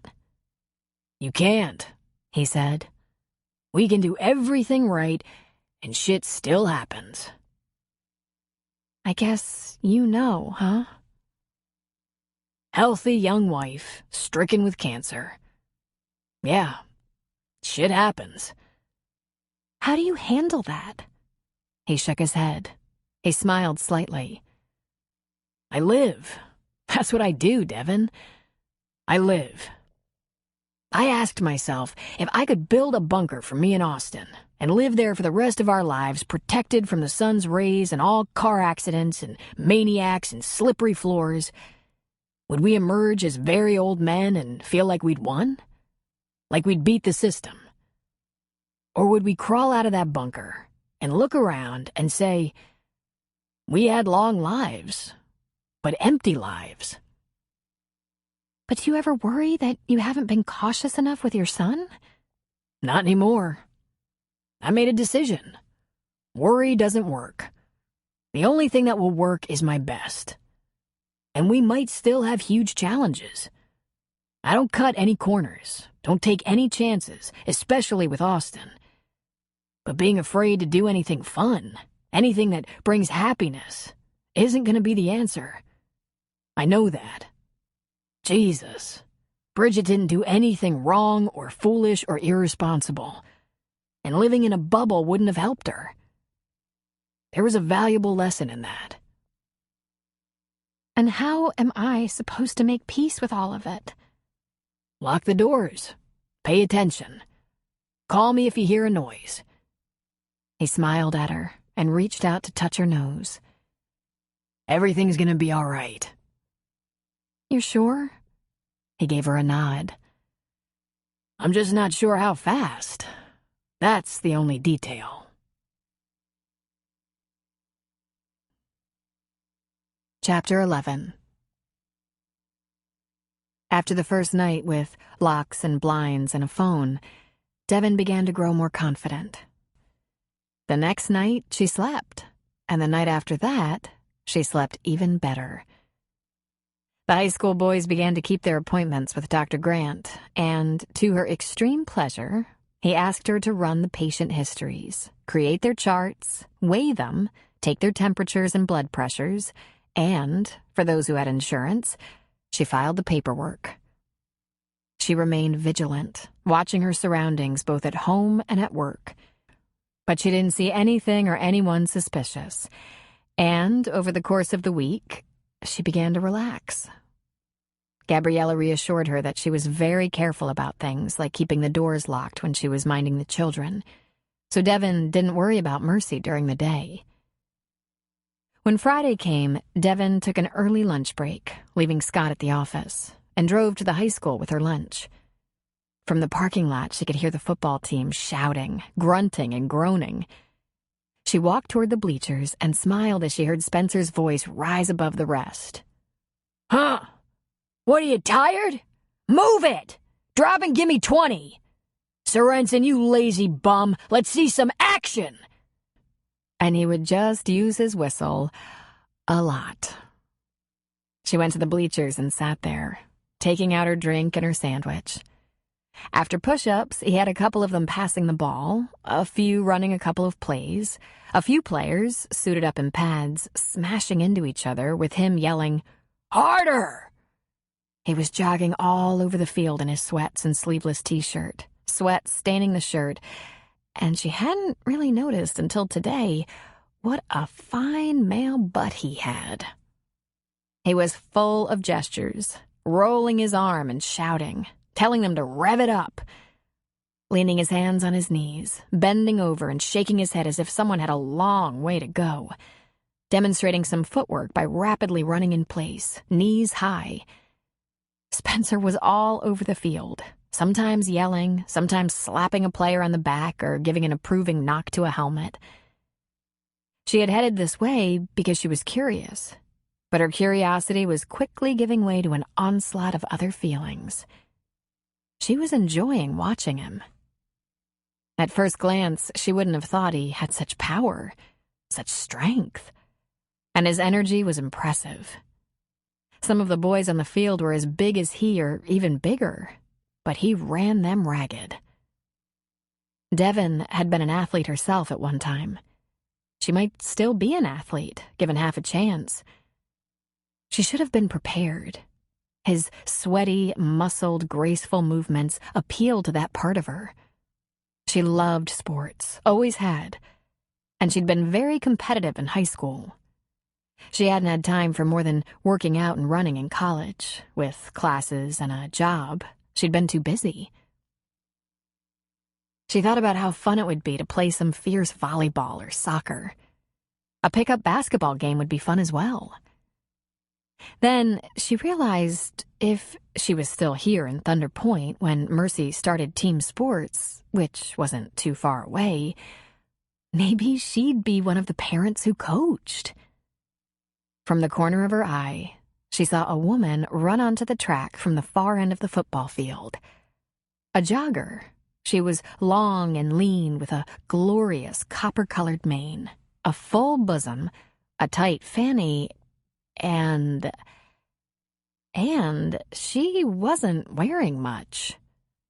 Devon coughed suddenly, nearly choking. The runner was wearing a sports bra and tight briefs, almost bikini style. More what you would see on a beach volleyball court than here at a high school football field. Maybe she was in training, Devon thought. It wasn't track and field season, but that didn't mean a person couldn't train year-round. She could be training for a marathon. She ran past the bleachers and all the way to the far end of the football field, where she ended her run and began to walk around in a circle, hands on hips, cooling down. After a couple of minutes of that, she began stretching out, touching toes, sitting on the ground, one leg outstretched, reaching for her foot. Then, with legs spread wide, she stretched, touching first her left foot, then right.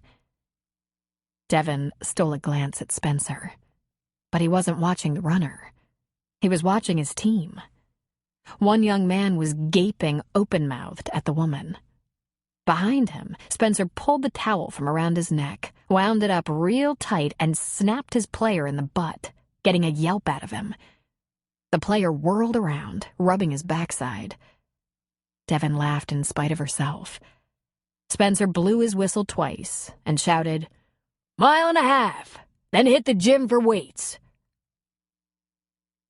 The team converged on the assistant coach and equipment manager, returning balls and other training aids, grabbing water, then running around the track as a unit. Spencer noticed Devon sitting in the bleachers, and he lifted a hand in a brief salute, which she returned. Then he went about the business of gathering up gear with the assistant coach and equipment manager. There was a utility vehicle nearby, a modified golf cart, and all the gear was loaded onto it. Meanwhile, the team rounded the curve once, twice, 3 times. This would be a good time to take off, Devon thought. She'd only taken a little over a half hour for her lunch break, but she didn't want to be a distraction. Like some people did, for example. Back in the gym, Spencer worked the team hard, supervising their weight training. Then he loaded them up on protein drinks and water and sent them to the showers. He needed an athletic trainer pronto, someone who could wrap strains and weak spots while he concentrated on the team. Coach Ray Burrow said he'd always trained a student to do this work. At Spencer's last high school, they'd had a certified professional with student assistants. Most college teams had physical therapists, trainers, and orthopedists. But Thunder Point was operating on a shoestring. This town had a lot to recommend it, but it wasn't a rich town. Spencer decided to ask Scott Grant about doing a little volunteer time with the team. Spencer could cope with practice injuries, but game night was another story. He couldn't stop the game and couldn't turn a wounded young athlete over to distressed parents. He would need medical assistance to help with those issues. Then there was that woman, Miss Benjamin, whom he'd recently learned was a high school history teacher. What the hell is she doing on my practice field every day? He asked Ray Burrow. She better be trying to get your attention, the older man said. If she's not, I think she's close to committing a felony. Can't we get her to stop that? To say that football isn't on the team's collective mind when she shows up would be an understatement. Why don't you ask her? In fact, why don't you take her out for a drink and ask her? That might be all she needs. No. He shook his head. No, she's not my type at all. She's a little too out there for me. She couldn't be more obvious if she was sending me private pictures on the internet. Ray Burrow looked him up and down, then shook his head. You're a strange man, Coach. I'm older than dirt, and I don't mind looking at her. I know pole dancers who are more discreet. She could wear some fucking shorts around those 17-year-old boys. What's she like in the classroom? How would I know? I'm gonna find a way to get her to stop, without ruffling her feathers or getting her in trouble. She pissed Spencer off, but even he almost had a Woody, so those boys must be a hot mess right now. Now, I gotta have a trainer. Where can I get one right away? Put the boys on the job, he said. They'll bring you one or recommend someone they know. There are plenty of boys who couldn't make the team but love to be part of the action. And if you need me, I'll train them. Spencer handed Ray Burrow a notebook. I put together a weight training supplement that I think these kids should be on. How's the overall nutrition on this team? They typically get enough protein? They have to force carbs, but they need protein to build muscle. You have any way of watching that? Because we need a little more muscle on that field, and I want them well-fed and hydrated. I print out a workout diet guide every year. I think you'll find most of these boys get great support from their families. They'll provide you what you ask for. They need the scholarships. Spencer decided right then he was going to do a little investigating. He could probably ask Landon for input. There was no way a player would come to him and confess he wasn't getting enough food. But if there was anyone from a family who couldn't afford the 5 eggs or broiled beef or steamed legumes or cheese and cracked wheat, Spencer knew ways to supplement that would get a player strong and healthy. He wasn't going to have anyone collapse out there. The locker room was filled with wet, half-naked boys, the showers still running. Spencer blew his whistle. It became instantly quiet as a church. Even the water stopped running. I'm going to be here at 8 tomorrow morning and at 2 tomorrow afternoon. It's not a training day, but anyone interested in talking about the best nutritional program for energy and bodybuilding should show up. And, after a short discussion about that, I'm willing to talk about some plays. I brought my playbook. I'm pretty sure my last team had a few you've never seen. This is not required. I know many of you have work and family obligations. Don't worry. I'll catch you up next week if you have to sit this one out. This is entirely optional. Hey, good workout today, men. If you keep showing me your stuff like that, we'll go far. 8 o'clock the next morning, the entire team was crowded into the locker room, waiting for him. Once he got over the shock of seeing them all there, he realized that any of their parents or bosses would have excused them for anything to do with football. Now the pressure was on. Because school would start in less than a month, Dr. Grant's clinic was pretty booked on Saturdays. The only serious situation was a laceration on the palm of a fisherman who carried a good many scars in roughly the same place. Devin helped with the treatment and the cleanup, and then she sat down and put her head between her knees for a few moments. Scott laughed at her. Blood bothered Devin. It always had. Once she cut her finger, pretty deeply, and had to lie down on the floor with a towel wrapped around it until she was no longer faint. I'll get better, she told Scott. At least I hope so. Around 3 that afternoon, Spencer came into the clinic. Hey, he said, smiling. I have an appointment with the doctor. She looked at her computer screen. I don't have you down on the schedule. Yeah, I know. I just called him. He said he can give me some time. And then, I was wondering, do you have plans for tonight? Me? Plans? At least she didn't laugh out loud. You. Plans. I was thinking something simple. Relaxing. How about I bring a pizza over to your place? Or I could take you and Mercy out for pizza. Or something else if you'd like. I'm guessing you don't have plans to go to the mall or a movie or something.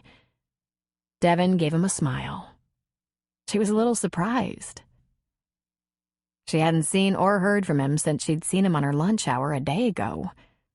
With school starting soon, she knew he'd been busy. Pizza would be nice. I'll give Mercy her mac and cheese and bath, and we can have the pizza. It will be very quiet. There's no TV or anything. Just what I'm looking for. 7 too late? He asked. Just late enough. I need a refresh. It's been a long day in here. There was even blood. Ew, he said on a laugh. Never expect that in a clinic, right? Scott's not with a patient right now, so you can go back. I think he's either in the office or the break room. The minute he was gone, she leaned her chin in her hand and smiled. She'd been thinking about him a lot, but hadn't expected that he would be thinking about her. He had a full and busy life. The phone rang only twice while Spencer was talking to Scott. Then they came out to the front together, and Spencer was thanking him. Then he said to Devin, "See you tonight." "Sure," she said, and he was out the door. Scott stood there beside her desk. She finally looked up at him. He lifted one eyebrow and asked, "Date?" "Well, I don't think it's exactly that. We're going to have a pizza together tonight." I know you've been out of circulation for a while, but that's a date in my book. Spencer's a friend, a neighbor. Scott shook his head. Devin, friends and neighbors date. The realization came to her slowly. She'd gone to the wedding with Scott, danced with him, and yet hadn't considered it a date. But this time she knew it was, because she wanted it to be. When you want a man to be your date, whether it's champagne and flowers or pizza, it's because you're hoping it might go somewhere. And where, Devin McAllister asked herself, where do you think it's going to go? Her brows were drawn together fiercely. She could feel it. Then she heard Scott say, Devin, I know you have problems to sort out, but the world won't stop turning if you laugh. Have a good time. Enjoy yourself. I guess that's right, she said. Are we done for the day? He asked. You are, she said. I have some charts to enter. So as long as I'm here, I'll answer the phone and add appointments to your roster for next week. And I'm going to grab a cup of coffee, then head home. I'll probably see you there when you pick up Mercy. Unless you'd like her to stay over so you can be alone with... No! I mean, no, thank you. It's not that kind of date. Scott could have had his cup of coffee at the clinic. They had a pot on. Or he could have gone out to the beach bar and had a beer to go along with his self-pity. Instead, he went to the diner where he found Gina behind the counter and only a few teenagers in a back booth. Hey, I don't usually see you this time of day, he said, sitting in front of her. I'm usually long gone by now, but I'm covering for Ashley until 4 or so. She's been out on the bay with a couple of her friends and Eric, her father. That must be kind of interesting, being reunited with her father. Gina laughed. There's no "re" about it. Eric took off when I was 3 months pregnant. We were kids. He ran far and fast. I found him last spring when I was looking for medical history for Ash. I realized I knew nothing about his side of the family and thought I'd better get some basic information. That got the ball rolling, and they wanted to meet. I didn't realize, Scott said. I raised her alone, with the help of my mother, she said. What's it like, seeing him again after so long? She shrugged. He just says a quick hello if he's going to be spending a little time with Ashley. And he's not too intense about it. He sees her every couple of weeks. They're developing a nice friendship, I think. But for me, amazing how much water has gone over the dam. Life goes on. Not always, Scott thought. You know, you and I had a couple of dates right before you married Mac. She smiled. We did. Got any girlfriends?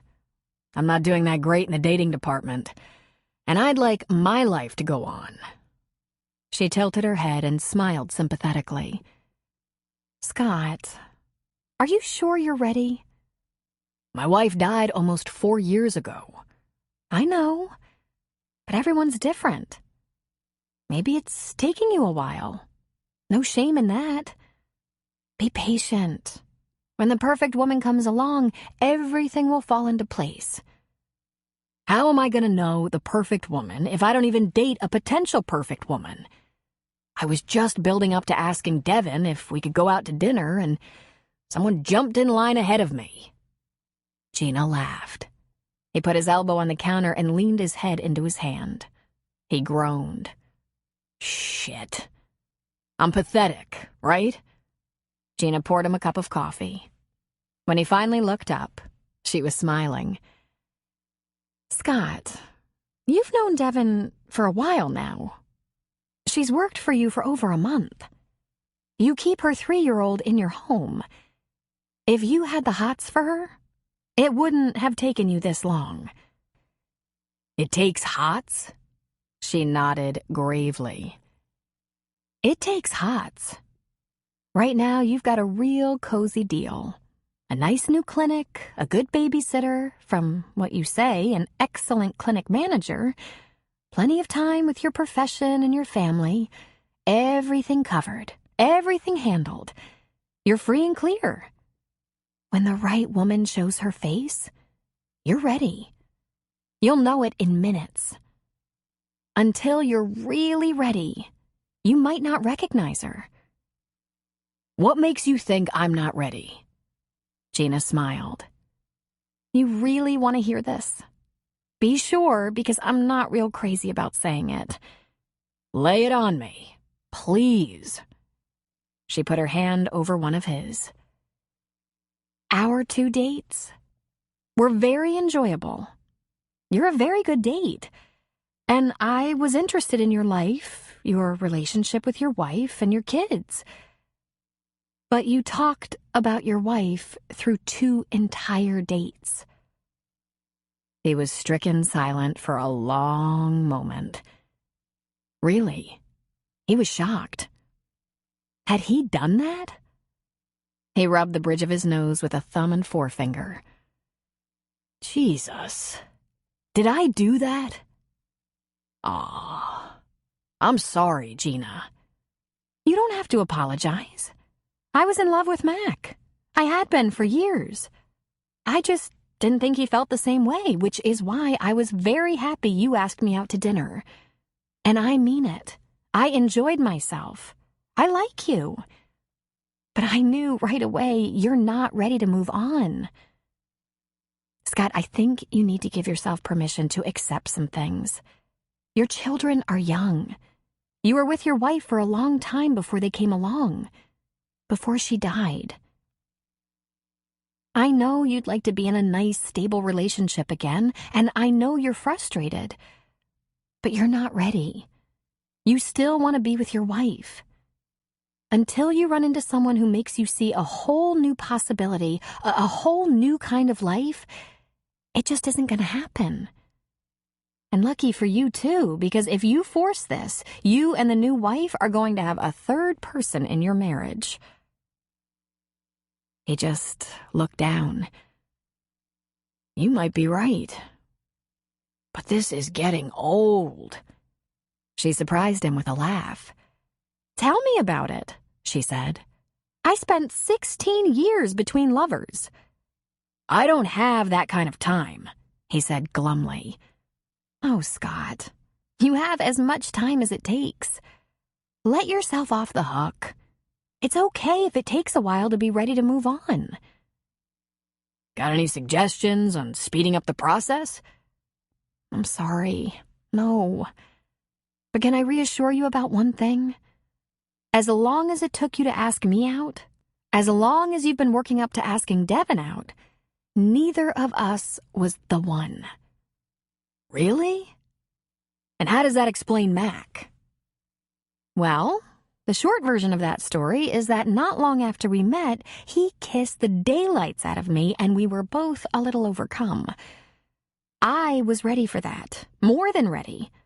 But Mac, whose wife had left him with 3 small children, was terrified. And he had this secret plan. He was going to use sheer willpower to keep away from any kind of romance with me until he felt safe. Like, until our girls had graduated from high school and were college-bound. Then she smiled very widely. I think my couple of dates with you might have made him decide to take a risk or two.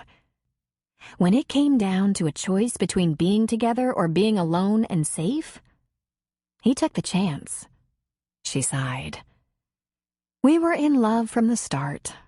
We just had lives that were too complicated. He lifted his coffee cup and sipped. You should be a bartender, he said. Does everyone tell you their troubles?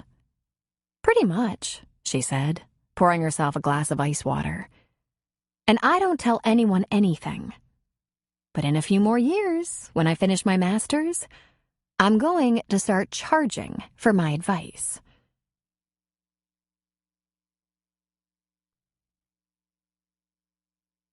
Spencer arrived right at 7, balancing a pizza box on one hand and a 6-pack of cold beer in the other. And the minute she saw him, she could feel her eyes light up, which made her cheeks blush just a little. He came inside and saw Mercy sitting on the sofa in her nightgown with a couple of her books. She looked at him and said, What's that, Spencer? Pizza. Are you going to have a taste before you go to bed? She nodded and gave him a shy smile. Then come on, we'll have it in the kitchen.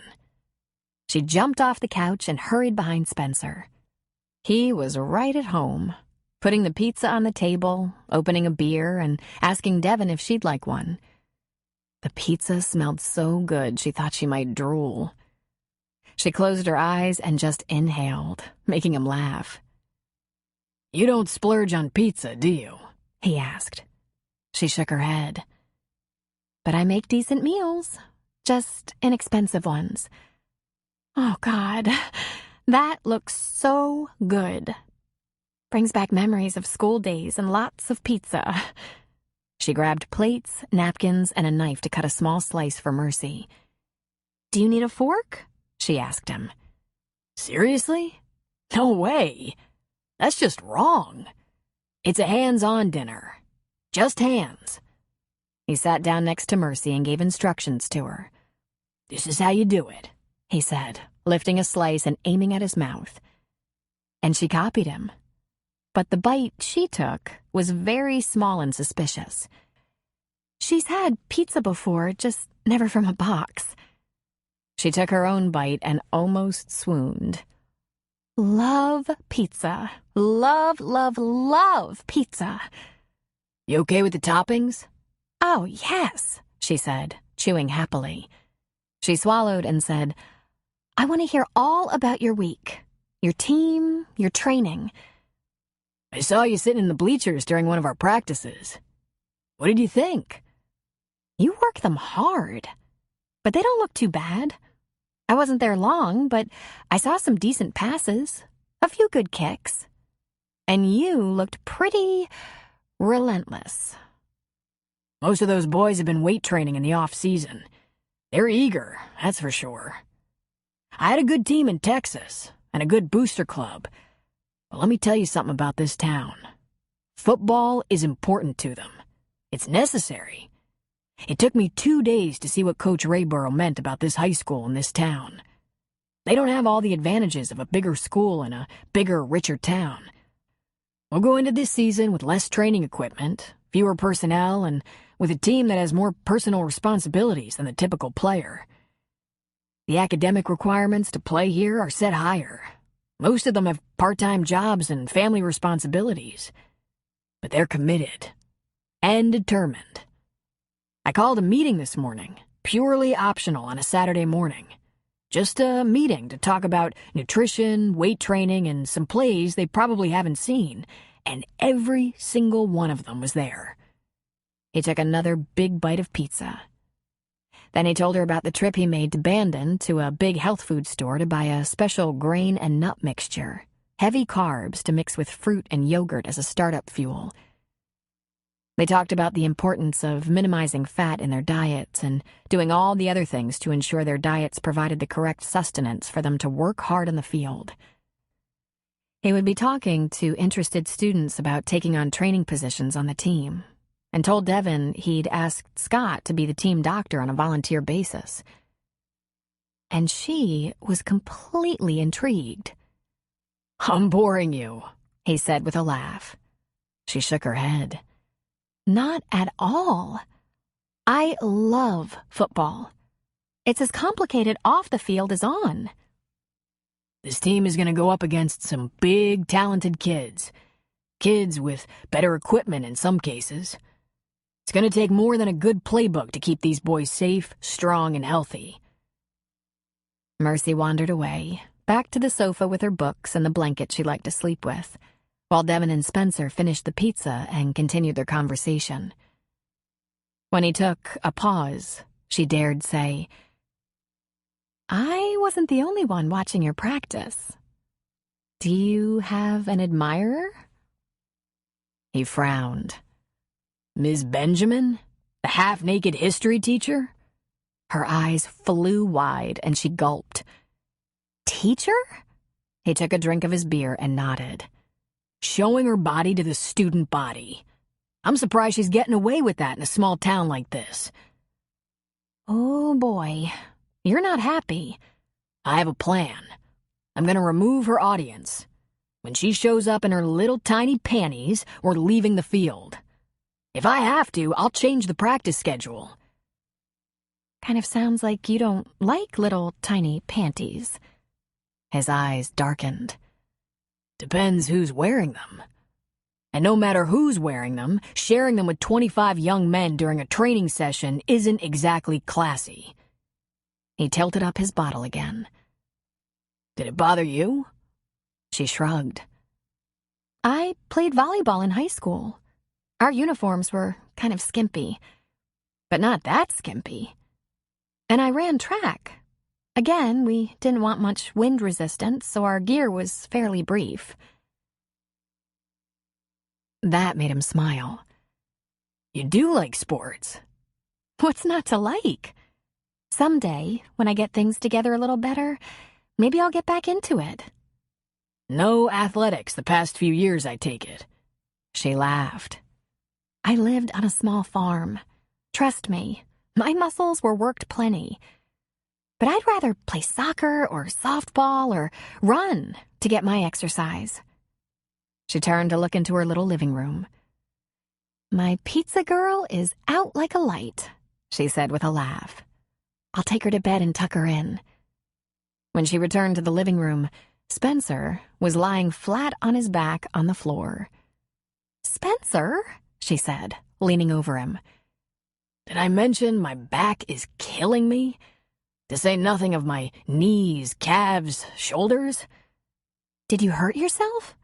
He rose up on his elbows. Yes. It's the same at the start of every season. Trying to keep up with boys half my age. Trying to make them feel inadequate and competitive so they'll push it a little harder. Quite frankly, I'm getting too old for this shit. But God, it gives me a rush. Every new team gives me a rush. But they're killing me." She laughed at him. "Sounds like you're the one who needs off-season training." "That's just it. I keep up. I work out. They still hammer me when football training starts." She got down on her knees. "Roll over. And remember, I don't do this for everyone." He lifted one brow in question, but he rolled over. She started to massage his shoulders, first softly, then with more depth and strength. "I don't think there's anything better than muscles that are stiff and sore from a good workout." He groaned appreciatively, and she laughed.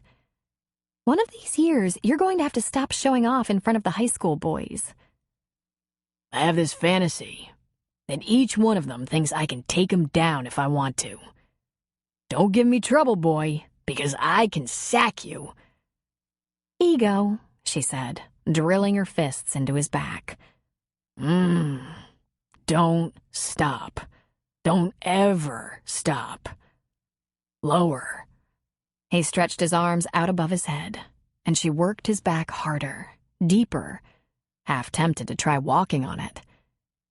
She went after the small of his back, which was tight as a drum. "You take anything for this?" 2 Advil, 1 beer. I'm thinking about another beer." Then he yawned. "Don't fall asleep on me," she said. And then, in a swoop that she didn't see coming, he rolled, grabbed her, and she was on the bottom looking into those deep brown eyes as he leaned over her. Those dark eyes seemed to glow a little bit. Her hands rested on his biceps, and she was frozen, gazing. "I didn't know we'd end up like this," he said. "Kind of seemed like your intention."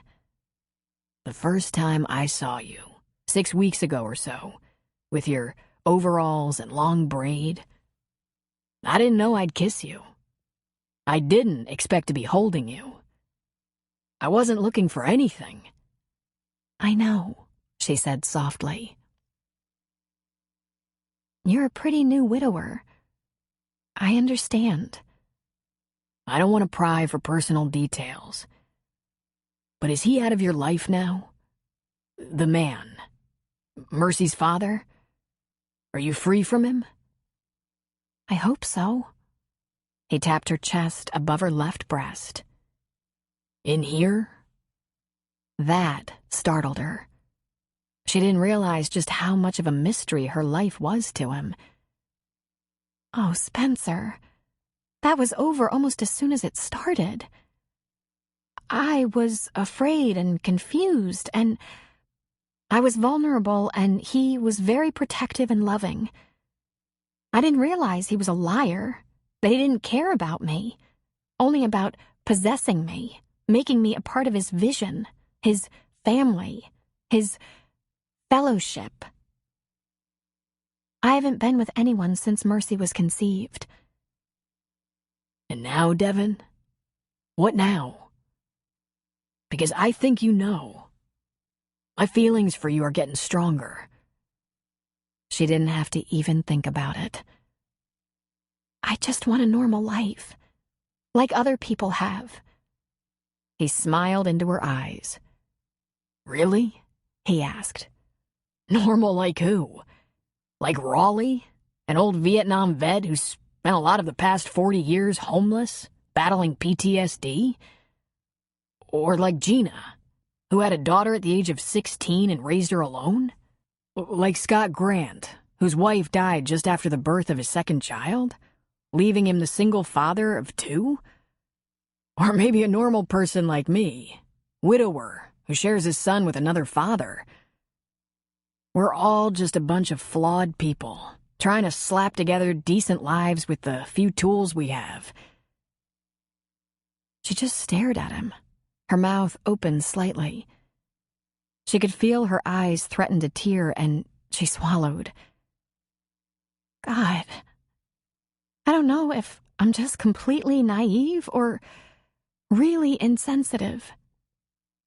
I'm not the only one who has challenges. He gave her a little kiss. Your challenges haven't been small, he said in a comforting tone. Look how far you've come.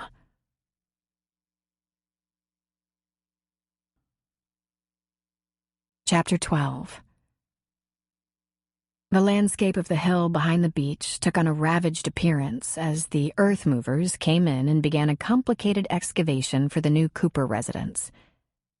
The old switchback road from 101 to the bar was closed and would eventually disappear, while 2 new roads would take its place, making things safer and more accessible. While he was at it, Cooper was enlarging his parking area, which would allow people easier access to the bar and the dock. These 2 roads were going to cost a small fortune, and that wasn't even considering the additional cost of a custom home. So why was he standing on the beach every day, watching those huge, noisy, exhaust-spewing earth movers and dump trucks with a big, stupid grin on his face? And he wasn't alone on the beach by any measure. Everyone arrived at one time or another to watch the action. Sometimes there were 10 people standing on the beach near him, looking up at that vast hill. This was a momentous event for Thunder Point. The development of new land. The town and the whole North Promontory was pretty well developed, and there were some who had hoped Cooper would sell this land to a resort or hotel chain. But mostly, people were just happy to see it improved. All of this development was bound to be good for the town. Cooper had talked to a developer, of course.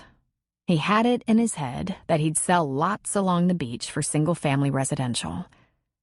It was even within his power to lease those lots with restrictions on the size and architectural style of each structure.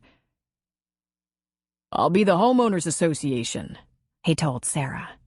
No one's putting a purple shed with a neon sign that flashes girls, girls, girls on my beachfront.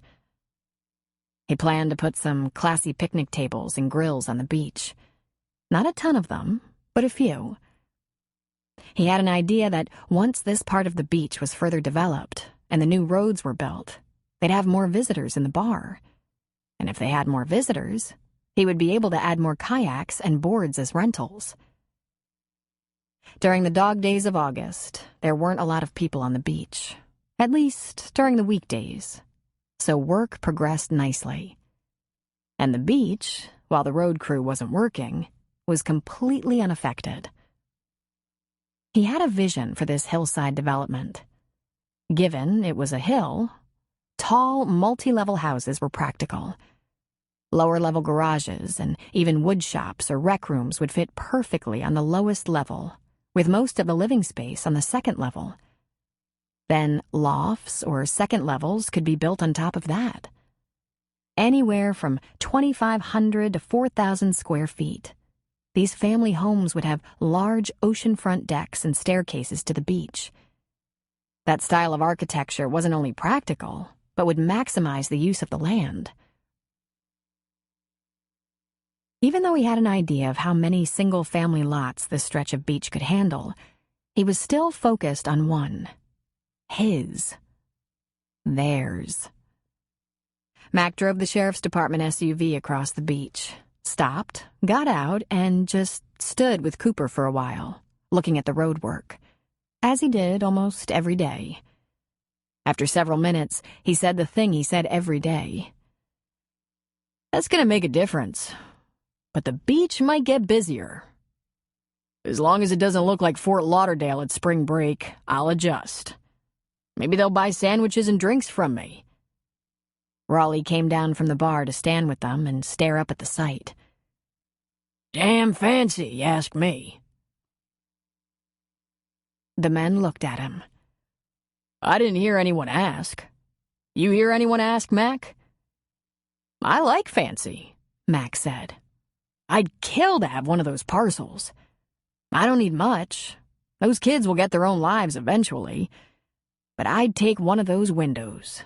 Or the deck. I could use a deck like that as long as it had an ocean out in front of it. Cooper looked at him. Maybe you ought to go see the bank. Mac laughed. I walk into a bank in this uniform, and they smile, thank me for the service to the town, and offer to set up a little checking account for me. They know what I make, what I'm worth. We'll look at the map together. You pick out one of the lots. I'll make you a deal. I don't want a deal. Why not? I can do whatever I want, Cooper said. Mac sighed. Because I don't want to be sitting out on that deck having a beer with you, he said, lifting his chin toward the bar. And have you remember you cut me a deal and be all but sore about it. I'm not like that, Cooper said. You might get like that. Tell you what, Raleigh interrupted. I'll buy one, and I'll cut you a deal. I'll be dead by the time I get around to complaining about it. Cooper and Mac turned together to look at him. You're going to buy a lot? Cooper asked. I could, Raleigh said with a shrug. If it made a difference in my life. But I thought you didn't have any money. Did I ever tell you that? Raleigh wanted to know. You were going to sell your truck to bury your father. Raleigh shrugged. I'm a practical man. My dad, he socked away a little here and there. Over time, it piled up. I got no bills and a steady job. And I have another truck. I never thought it was a good idea to sell that old house. My dad died in that house. It's good enough for me to die in. And I paid to bury your father, Cooper grumbled. If Raleigh had enough money socked away to buy one of these beachfront lots, he sure wasn't broke. Yet he'd let on that he'd have to sell his truck or house to pay for a burial. He sure played broke. Raleigh slapped a hand on Cooper's back. That was real neighborly, Coop. I didn't forget to thank you, did I? No, he said. You were very polite. That's a relief. My dad would be spinning in his grave to think I was ungrateful. Why didn't Ben leave this whole thing to you? Cooper asked him. I had little use for it. All I want to do is run errands and mop up now and then. I ain't interested in dividing it into parcels and talking to a lot of people about what they can put on 'em. For that matter, I ain't the friendliest proprietor, and have no intention of getting any friendlier. I reckon Ben made the right choice, all things considered. You're the talker, not me. And then he just walked back up that long staircase to the bar. Once he was inside, Mac started to laugh. It's not that funny, Cooper grumbled. I think it's hilarious, he replied.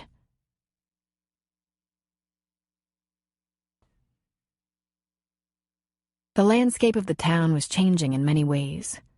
School would start the week before Labor Day. Lou McCain, who'd shared a house and parenting responsibilities with her nephew, Mac, for 10 years, was ready to move on. Since she taught middle school in Thunder Point, she could continue to help with the kids, even if she lived elsewhere. She was the perfect person to make sure they got to and from school. And when Mac or one of the 17-year-olds, Ashley or Eve, or Mac's new wife Gina, couldn't carpool the kids to games or lessons, Lou would find a way to help out. But at the age of 61, she was ready for something new. "I'm getting married," she announced at dinner one night. "I'm moving in with Joe this week before school starts. And on Labor Day weekend, while you're cooking burgers on the grill, we're leaving town." There was silence around the table for a moment. Then Mac said, "Alone?" "I'm over 21, she replied starchily. "And so is Joe, though he's not quite as far over 21 as I am." Joe was African American, 10 years younger, and a state trooper who occasionally worked with the sheriff's department. So far, there hadn't been so much as a blink at the biracial connection or age difference. I mean, no wedding? No reception? No friends or family along for the ride? She shook her head. We're looking forward to going somewhere alone. I'm not changing my name either. I've been Lou McCain a long time. I don't want to learn how to change my signature. And I'll still help with the kids regularly. I mean, they're as much mine as anyone's. They are that, Mac agreed. Well, congratulations. We have to get this done before football starts, she said. If you think I'm missing a Thunder Point football game, you're crazy.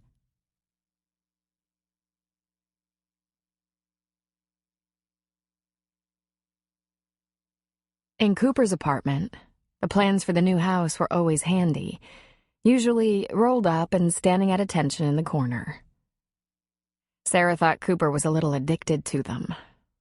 He spread them out a few times a day, made too many calls to the architect and contractor. He'd pronounced this as Sarah's special project, her responsibility, since she was leaving the Coast Guard. But so far, he hadn't been able to let go of it for 30 seconds. While they were lying in bed late one night, he pointed out to her that she was almost done with flying. You have 1 more week, he said. Then you're all mine.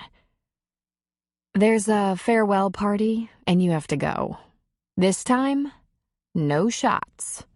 That hasn't been a problem of mine, he pointed out to her. Since the last time they attended a Coast Guard party, she was the one who got drawn into doing shots, and he'd had to practically carry her home.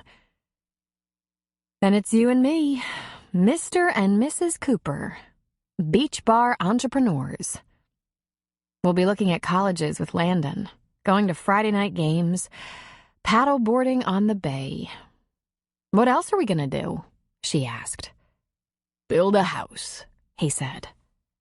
Right. You seem to be all over that project.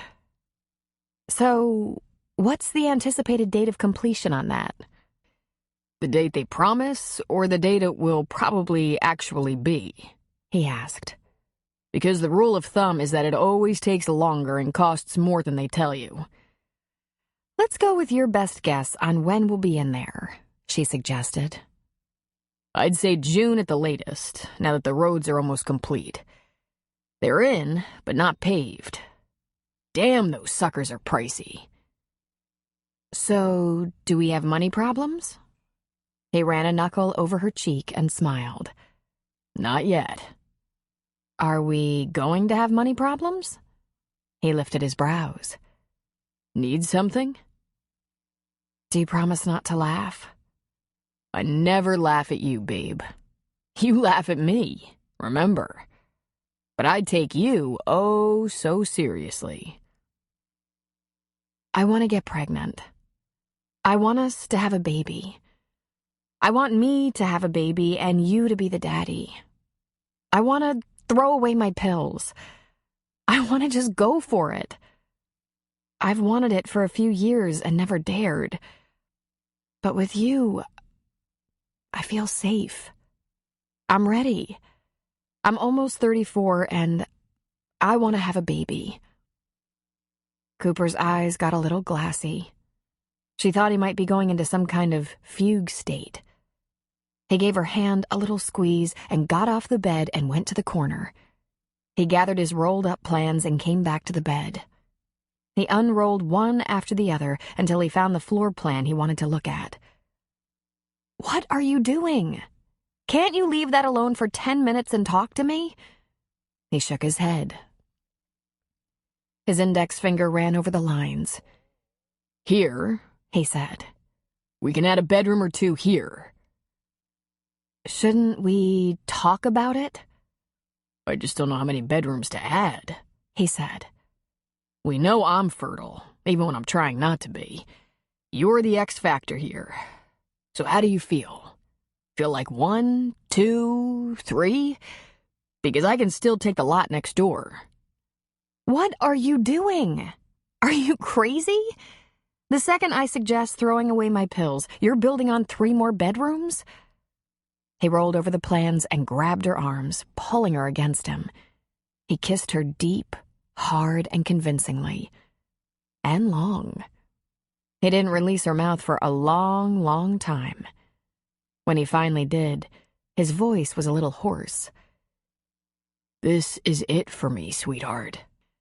And I hope it's it for you. This beach, this town, this house.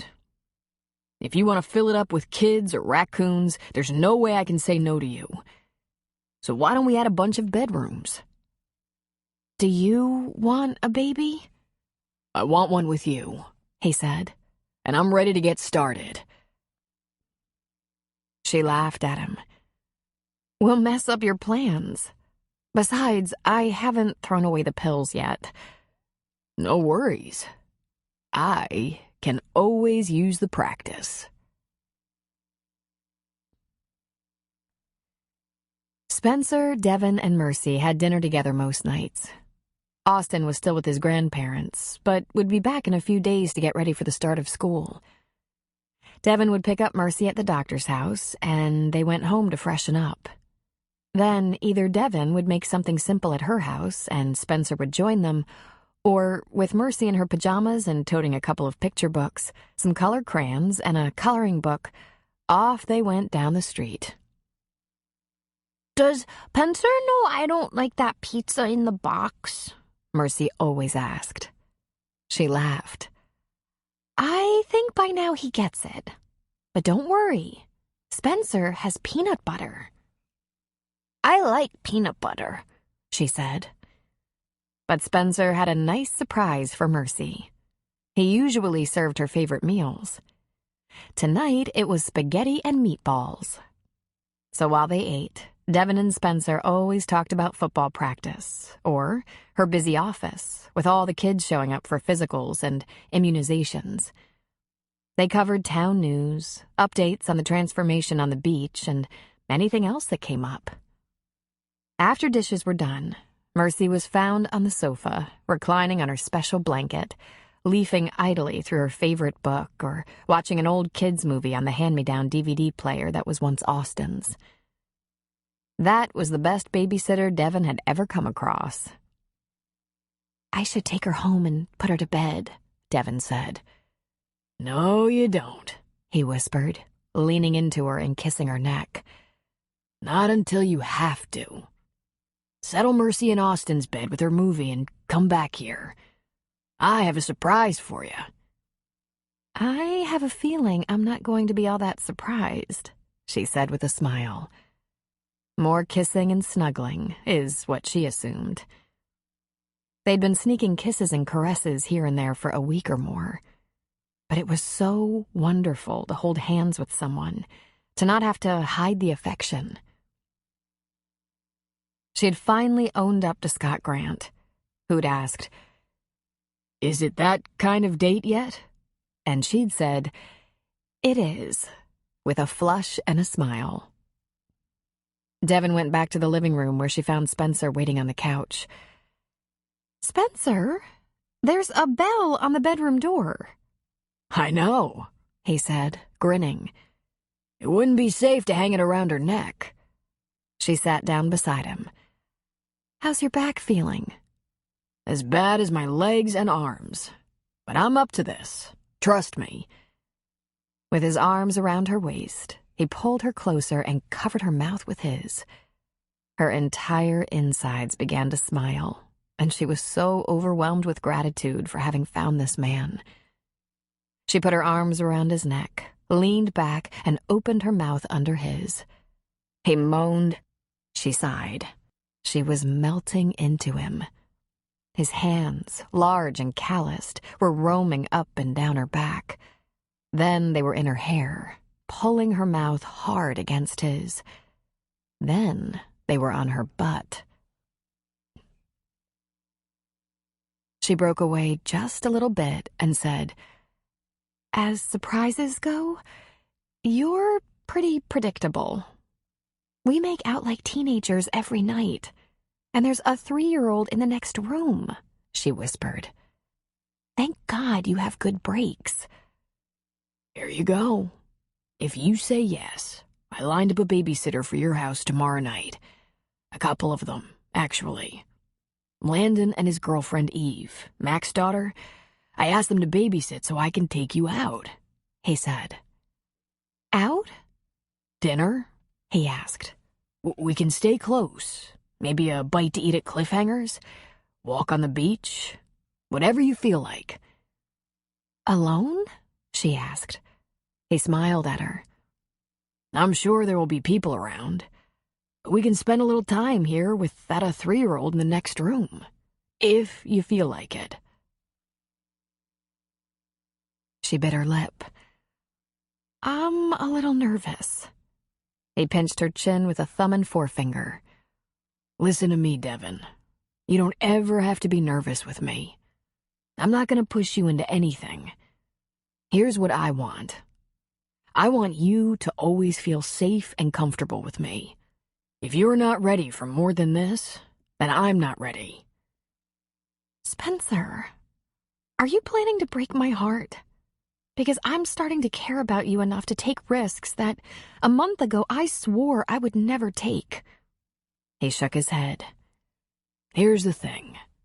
I don't want you to take risks. I'm a sure thing. You can put a stop to this anytime you want to. I'm not pretending anything, honey. I didn't think this would happen, but I'm glad it did. "Well, there's no stopping it now," she whispered. She put her arms around his neck and held him fiercely while she kissed him for a while longer. Reluctantly, they finally broke apart, knowing it was time to get Mercy into her own bed. He followed her home to make sure there were no problems. Once the doors were locked behind them, Spencer made his way home. He was an angel. Not just a very nice man, but he was almost perfect. He was the best of sweet and gentle. He was a fierce warrior who drove his team hard, while nurturing them at the same time. He pushed those teenage boys to the limit, but he also drove himself just as hard. But they were both skirting the issue. They both really wanted to make love. But she was very nervous. It didn't exactly just dawn on her that she hadn't had a normal relationship with a man yet, even though she was 28 and a single mother. There had been some high school and college romances, some of them quite satisfying, even if they weren't real long-lasting. And then Jacob came along. Her genuine worry was, what if she didn't know how to have a normal relationship now? What if she had this lovely, sexy man and screwed it up? The temptation to back off, to run, was always so strong in her. She knew it came from a lack of confidence, and she'd been trying to overcome it for the past few years. Although Spencer had been through so much himself, he was so much braver and surer of himself. He knew what he wanted. He wasn't afraid of taking a leap of faith. And he didn't seem to be worried that she wasn't quite there yet. She was nervous all day, anticipating her evening with Spencer. Scott Grant asked her if anything was wrong, and she said no, only that they were so busy and she didn't want to get behind. Finally, the big night arrived, and, as promised, Landon showed up with Eve and a couple of old board games. Devin wore her best jeans for their date, and was so relieved that Spencer showed up in jeans as well. She hoped he didn't notice her jitters. Something about a babysitter and a date out in public made this seem official, and she so hoped he wouldn't regret it. She was completely unprepared for the mood at Cliffhangers. They greeted Spencer like an old friend. They got a table in the bar, ordered a beer and a wine, and that was the end of their date as she had expected it. Just about every person in the bar and the dining room stopped at their table, gave her a friendly hello, and then either began questioning Spencer about the football team or giving him advice. "Oh, hi, Devin. So, Spence, who's starting?" "You know who. You saw every one of them last year. Although I do have a sophomore who's going to really surprise you. With the right encouragement, he could follow in Dupre's footsteps. Team captain? Landon Dupre. It was unanimous. He's got strong leadership skills and is completely up to the job. Got a game schedule yet? It's being posted and published in 2 days. Clear the calendars." When their crab legs arrived, they were left briefly alone. Devin said, "Everyone knows." "That we're out to dinner? Yes. That we might make out like rock stars after dinner? Yes. That I hope I have a girlfriend? It's obvious." "They think we're doing it," she said. He leaned toward her and just smiled. "They hope. Just like me and you." "Spencer," she said on a laugh.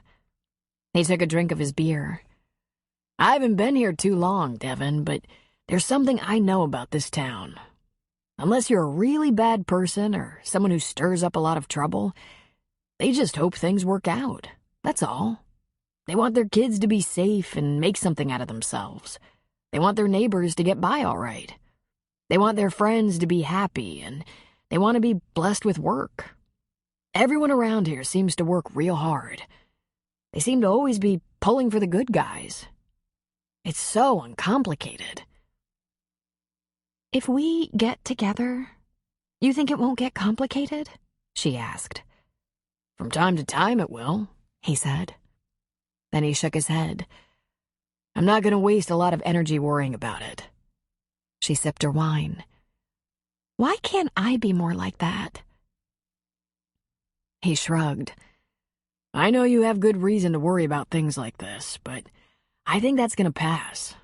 Pretty soon you'll realize there's no fence around you here. You have nothing but choices. It's all up to you. Plus, you're well liked here. You help the doctor, have a sweet little girl, have friends who care about you, nice friends. You even have old Raleigh coming out of his shell. As time passes, you're going to relax into a new life and things will work out. With any luck, I'll get to be a part of it." It seemed as if the second they were done eating, people were swarming by the table again. Cliff came from behind the bar and actually pulled out a chair, sitting down to talk to Spencer about some of the records that had been set in previous years. And when the waiter brought their coffee, he took a seat as well. He had some opinions on the team he was sure Spencer would want to hear. Devin relaxed. This gave her strange comfort, this familiarity. No one seemed suspicious of her. They all seemed very accepting. A couple of times she put in her 2 cents worth on football matters, and that seemed to be met with surprise. A girl who knew a lot about football? Then they offered their approval that she should be so knowledgeable. Spencer was right again. These people were just plain good folks. They were a tight bunch, however, and if she did anything mean or damaging to their football coach, they'd behave very differently. Spencer hadn't been here much longer than she had, but he'd clearly won them over. And it appeared they'd be having coffee with these folks for a long time. Her cell phone rang and she grabbed it in a panic. It was Landon. "Is everything all right?" she asked. "Everything's fine," he answered with a laugh. "Can Mercy have some ice cream before bed?" She was speechless. "Oh, sure," she said. "Not too much, though. We don't want a bellyache. How is she behaving?" "She's good. We're playing a little Candyland and eating ice cream." "Okay. Thanks for calling." She just gave a smile and nod to Spencer's questioning eyes. And then the men continued to talk football. It made her smile to herself. Any other woman would probably say, "Nice date, Buster." But Devon was so reassured by the easy acceptance and sincere camaraderie. Finally, reaching for Devon's hand across the table, Spencer said, "Much as I'd like to hang around, Devon's got a sitter, and we should probably get going." "Right, sure." Cliff pushed back his chair. The waiters stood up. One of the bar patrons gave a nod.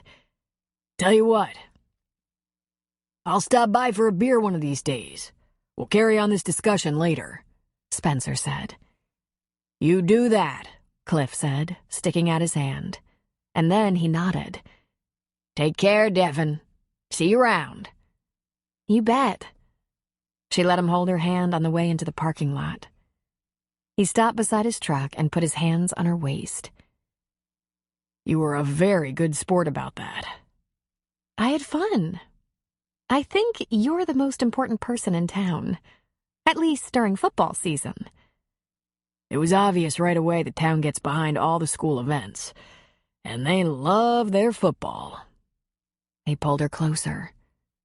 "Walk on the beach? Feel the need to get home? My place?" She touched his cheek with her palm. "How about your house?"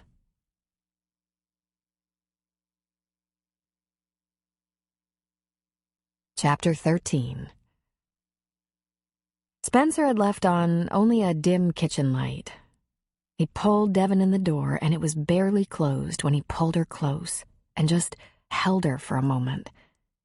He looked at her in the faint light, touching her face softly, gently. The light bounced off her golden hair and her blue eyes twinkled. He touched her lips with a finger. "This is as alone as we've ever been, I think." She nodded, slipping her arms around his waist. He kissed her lightly on the lips, then her forehead, her chin, her cheek, her neck, her ear. Then he was on her lips again, but his touch was so tender, almost hesitant. And he was kissing her slowly, very slowly. His fingers were in her short hair, running it back from her face, sweet and tempting, kiss after kiss. And then he licked her lips open and took her mouth firmly. But his touch was still achingly slow, gentle.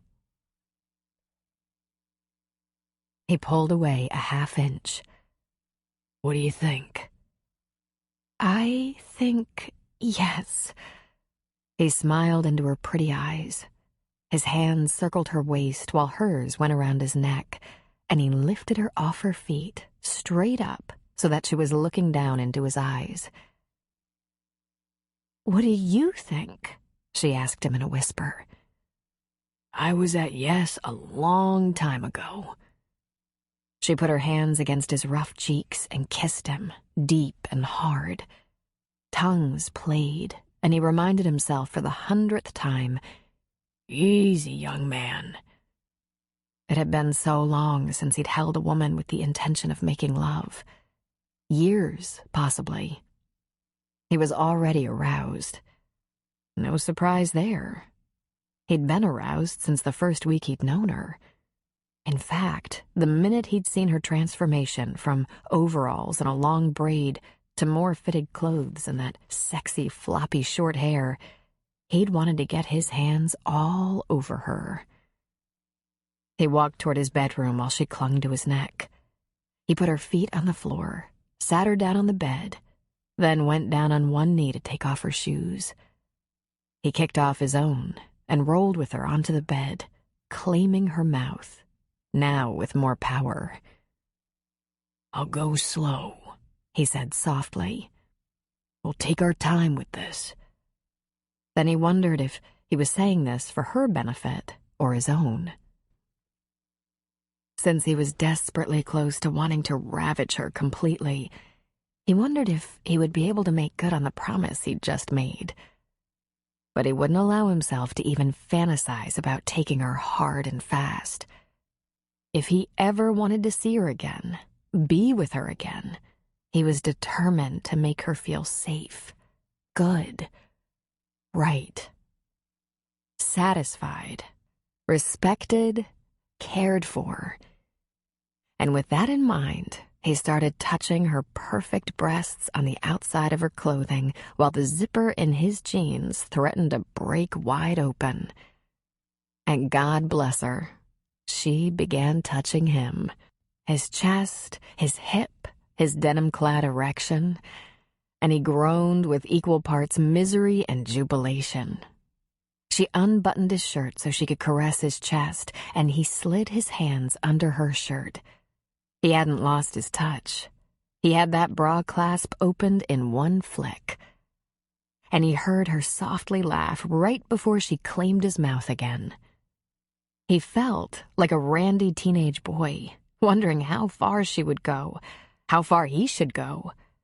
He unsnapped her jeans and with his hands on her hips began to push them down.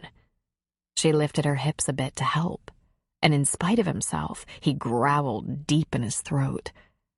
When she kicked off the jeans, his hand instantly went to her panty-covered crotch while he dove at her neck, licking, sucking, moaning. She was a little damp, and he thought, yes. With no more thoughts of an inexperienced teenager, he pulled her shirt up and away, made the bra disappear, and slid those panties off.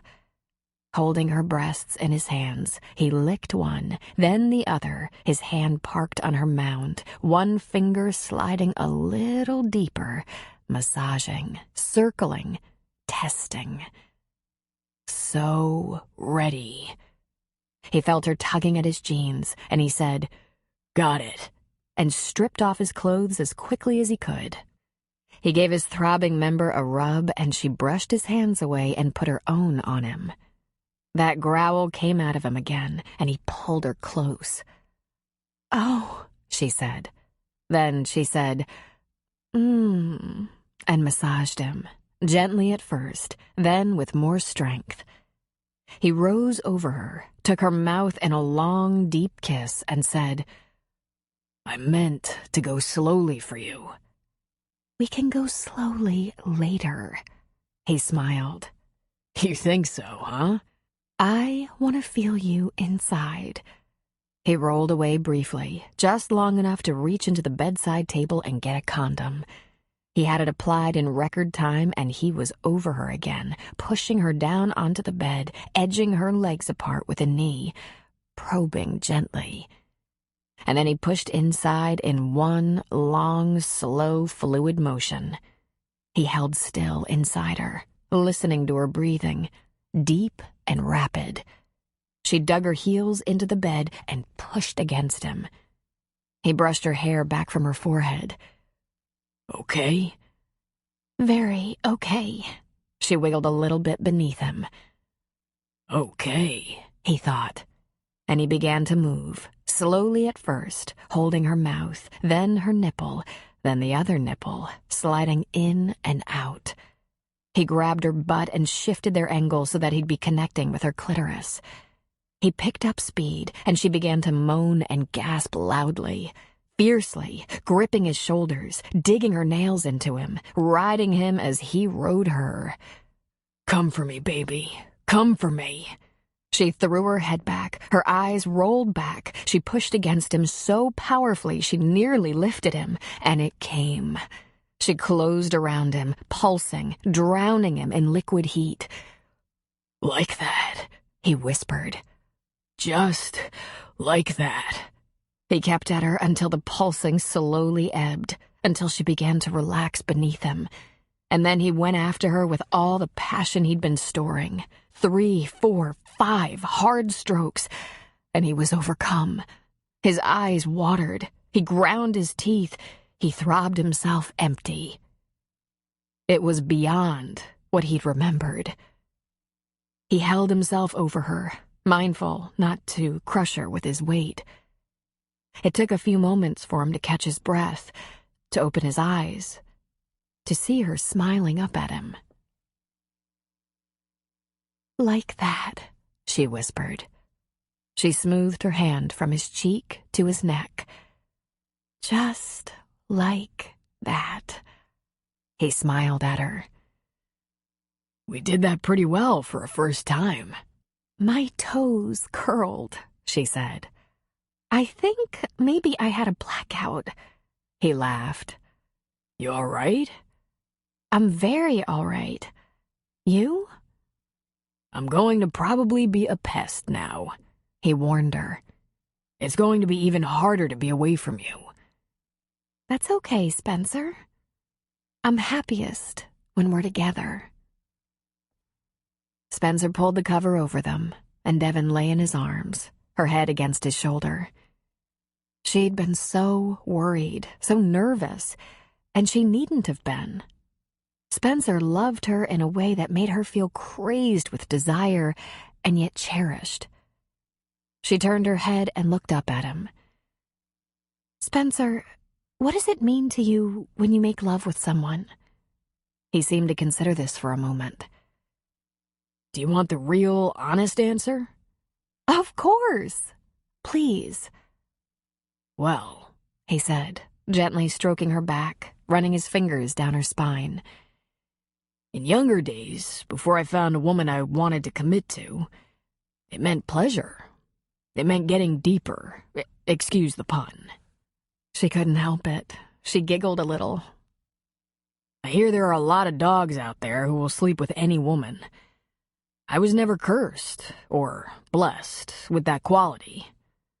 Sex was always important to me, meaningful. I always hoped I'd found someone I could love with a purpose. It didn't always work out for me, and it wasn't always my choice, either. I had some short flings where I wasn't the right man for her. I had a few longer affairs that sputtered out, and it was no one's fault. And with me? She boldly asked. I think you know. He leaned over and kissed her brow. I'm falling in love with you. Isn't it a bit soon for that? Soon? We've known each other 2 months. I painted your kitchen. I don't go around painting kitchens for women I don't care about. I've been alternately trying to stay away from you and trying to get closer to you since June. She lifted her eyebrows. You were trying to stay away from me? I wasn't exactly successful at that. But why, Spencer?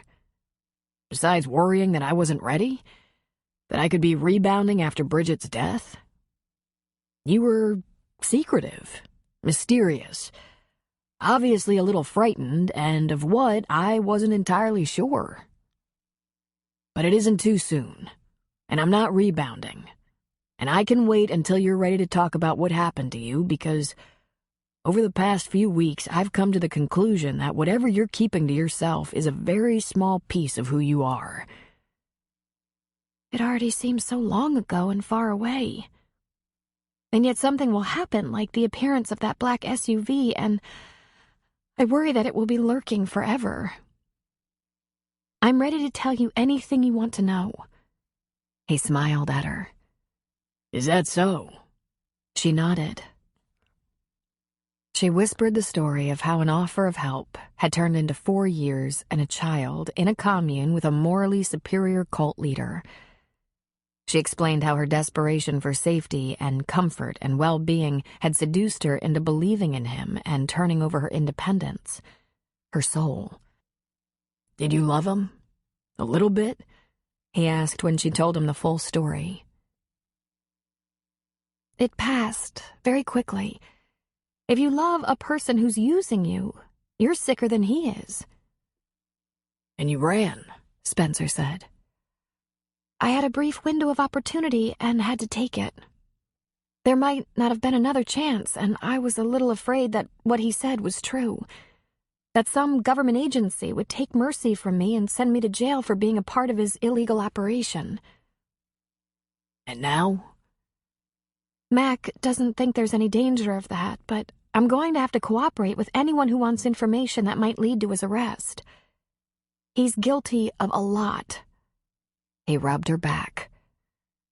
There's probably a special place in hell for a man who risks rather than protects children. Any children. I'm glad you're out. I might be haunted by it for a long time. I worry about the ones I left behind. Only a couple of the women there are completely under his spell. Most of us just wanted peace and safety for our families. I worry about what might happen to them. Eventually, he's going to be brought to justice. We all have ghosts, honey. Over time, we make peace with them. They're part of a past that was difficult. That's all I want. For it all to be past. And Devin, what does it mean when you make love? She smiled at him. It means I risked my most valuable possession next to my daughter. My heart. It means I love. And hope I was right. He pulled her close, kissed her deeply, and whispered against her lips. I'm always on your team. I'm always your loyal friend, no matter what. If you decide you're really in love with me, even better. But Devin, you can count on me either way. I give you my word, and my word is good. I never doubted that, she said. I could feel it. He grinned. Then I guess you wouldn't mind feeling it again, he said, moving on her. Cooper was on dad duty because Spencer was embroiled in football training and a couple of preseason scrimmages. He flew to Dallas to meet Austin at the airport and fly the rest of the way home with them. Austin's maternal grandfather, Dale Cunningham, flew up with him to Dallas, and he walked with him to meet Cooper's arrival. Shaking his hand, he said, I hope you've been taking your vitamins. Cooper laughed. Good visit? You bet. And I think I've aged 10 years. His grandmother is in a coma. Cooper laughed again. One of these days, I'd like you and Mrs. Cunningham to fly out to Oregon to visit. It's not fancy, but we have a good time, and some of the best sunsets on the coast. I'm building. The place should be ready by late spring next year. Sarah and I will be in a bigger place on the beach. More room for company. But don't wait that long. We can always manage something with a door that closes. Thanks, Cooper. You and Spencer working everything out all right? Getting along? Who wouldn't get along with Spencer? He's a pussycat. As long as you're not playing ball for him. Dale chuckled. I hope you have a good trip back. He ruffled Austin's hair. We're going to stop on the way home from Eugene and get some school things. Grandma might have put some new school clothes in the suitcase. Aw, she didn't have to do that. He laughed. Well, she did have to. His legs and feet grew while he was visiting. The kid's a weed. Thanks, Dale. It's appreciated. Dale Cunningham bent down. Give me a hug, kid. Your old grandpa has to get on a plane home. Austin obliged. Say thank you, Austin, Cooper advised. Thanks, he said. Call when you're home safe. Once Austin's grandfather was on his way to his plane, Cooper dropped an arm around Austin's shoulders. We've got about 20 minutes before boarding, bud. Let's hit the bathroom and grab some fast food for the plane. It's a long flight, and there won't be any food on board. Will it still be light when we get home? Barely. Why? I want to get out on the bay, just for a little while. You'll have plenty of time tomorrow. We should call your dad, let him know we connected and are on the way. I called him once already, Austin said. Can I have pizza? Sure, Cooper said. And while they waited in the food line, Cooper texted, The package has been delivered. They had about 3 minutes to spare when they got back to the gate and were immediately boarding. Cooper's phone chimed, and he looked at the response. Tell the package I'm ready for him to be home. I think your dad missed you, Cooper said with a laugh. He said he's ready for you to be home. I think maybe 3 weeks is too long, Austin said. They need naps. Everyone who hangs out with you seems to need a nap. What do you suppose the common denominator is there? I'm going to have a new school, he said. It could suck. It's a good school. It probably won't suck. You'll make friends easy. Why? Cooper shrugged. One of your dads is the football coach, and the other one owns the beach bar. We're cool. Yeah, I have 2 dads, he said. I don't care, but it's kind of weird. Not nearly as weird as you think. People get divorced and remarry all the time. There's the original dad and the next dad. Happens all the time. At least both your dads are very cool. Then he grinned stupidly, very uncomfortable with this 10-year-old's dilemma. Same thing with moms. I think Sarah's now your stepmom. And a lot of people have seen your dad around town with Devin, who I think he likes. That got Austin's attention. Does she like football? Yeah, she does. I think she knows more about football than I do. I know more about football than you do, he said, grinning his crooked-toothed grin. And Cooper thought, we're gonna have to set him up with braces soon. Do we split the cost on that? Watch it now. I know a lot about football. The town's gonna look so different, you'll think I took a wrong turn. The hillside on the beach is a wreck. There are 2 new roads getting finished. In another week or 2, they're gonna start the foundation for the new house. They'd like to get as much done as possible before they get weathered out. And, of course, football officially starts. Your dad says he's got a good team, and everyone in town has an opinion or some advice for him. He cleared his throat. I'm looking forward to watching Landon play. Who am I going to sit with? Austin asked. Cooper had a flashback. He had been the new kid a lot growing up, and there was a pang of memory about being at the end of a lunch table. Alone. Walking to classes. Alone. Wondering who would be his friend, and half the time making a bad choice. Well, you're not obligated, but I always sit with the McCains. Gina, Mac, Aunt Lou. Sometimes other friends and their kids join us. Once school gets started, you'll probably find your own gang of kids you want to sit with, but Gina and Mac always go early to get a good spot, and it's not torture, sitting with us. We bring a cooler and snacks. And you seem to be a bottomless pit. So until you get acquainted, you can count on sitting with us. I like to meet up with my dad after. Sometimes the team goes out. I can make sure you meet up with your dad. And with a pathetic swirl in his chest, he thought, maybe I'll even get invited along. Then he realized he was merely mirroring Austin's feelings, empathizing. Poor kid. He must feel very vulnerable. Most of the kids you've seen around the beach will be in your school. I didn't get to know him or anything. At least for Austin, it was doubtful he'd face this issue again. He'd probably graduate from Thunder Point High School. Cooper sought a happier subject.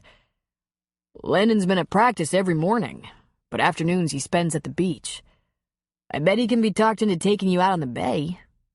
You're about ready to try out your own board, aren't you? That got a grin. I already have, when no one's looking. No one except Landon. You think no one's looking, Cooper said. Was your visit with your grandma and grandpa great?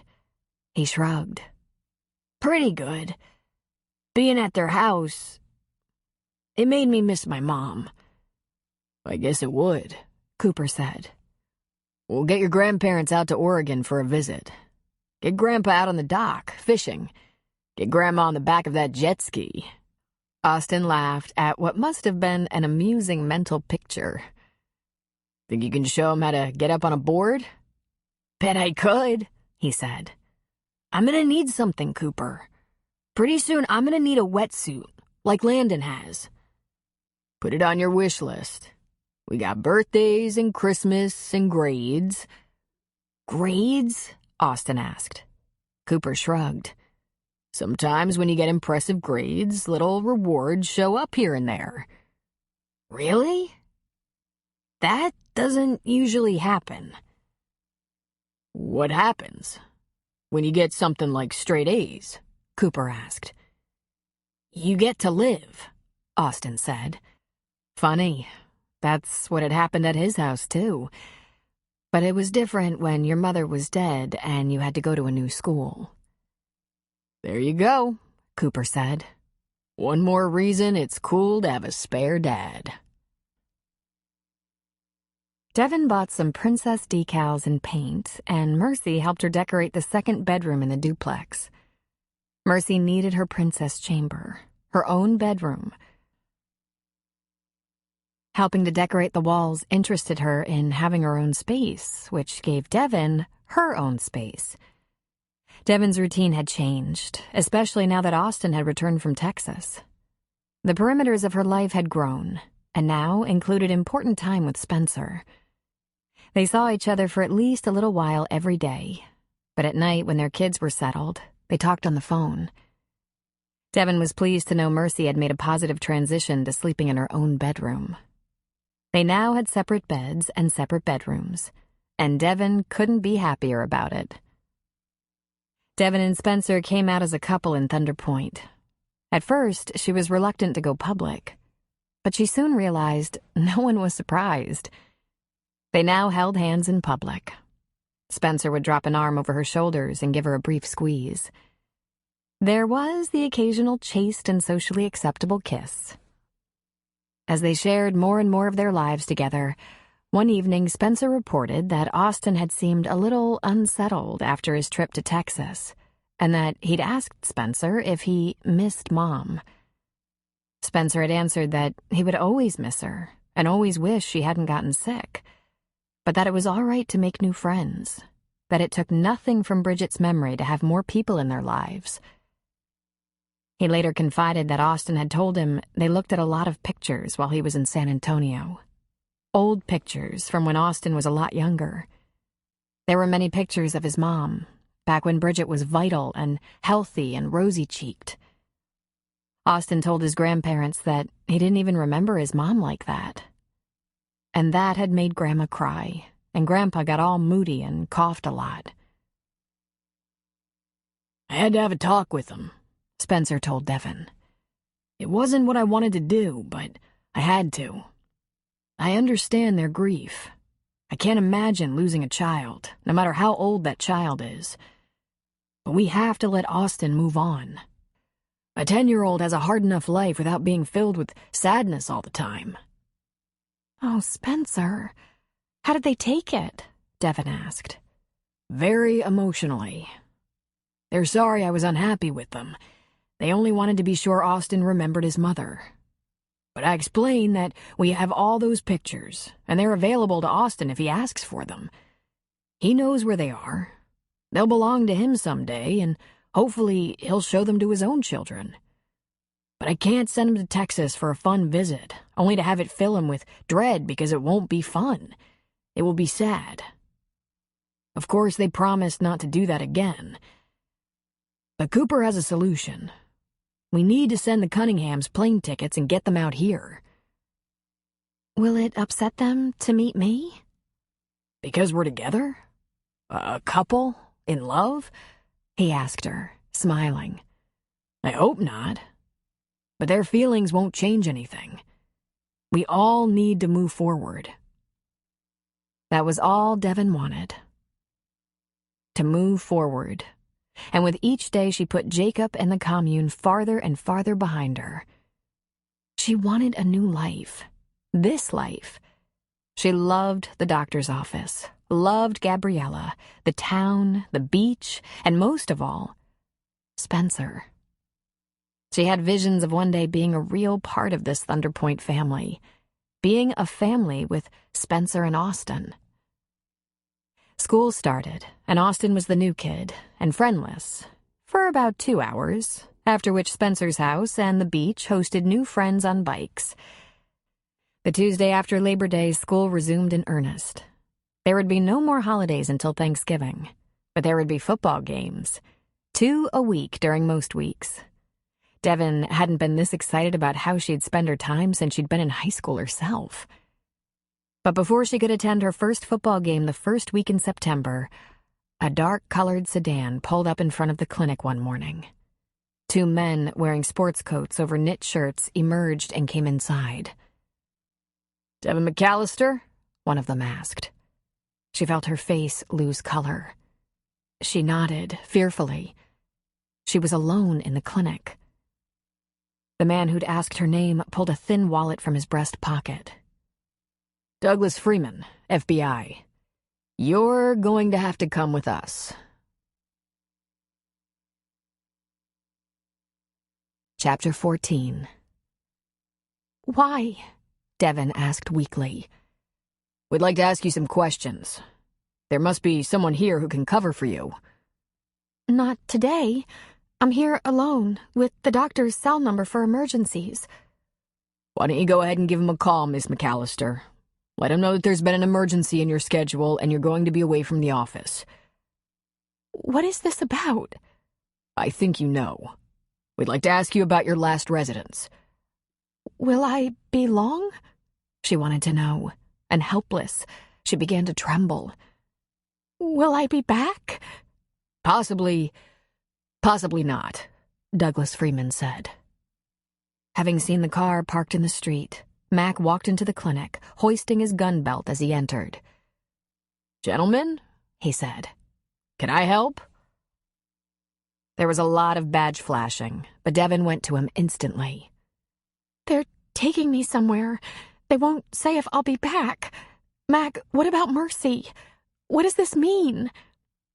You can bring your daughter, Miss McAllister. She'll be taken care of. I don't want her to be taken care of by strangers in a strange place.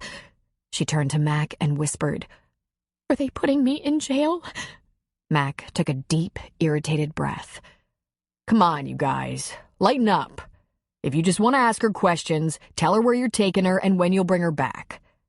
Then he looked at Devin and said, They're probably just taking you to an FBI field office, or maybe a police department. You don't have to go with them unless they arrest you. But if you want to cooperate with them, you should at least listen to their questions. He gave the agents a brief glare. They're just trying to intimidate you.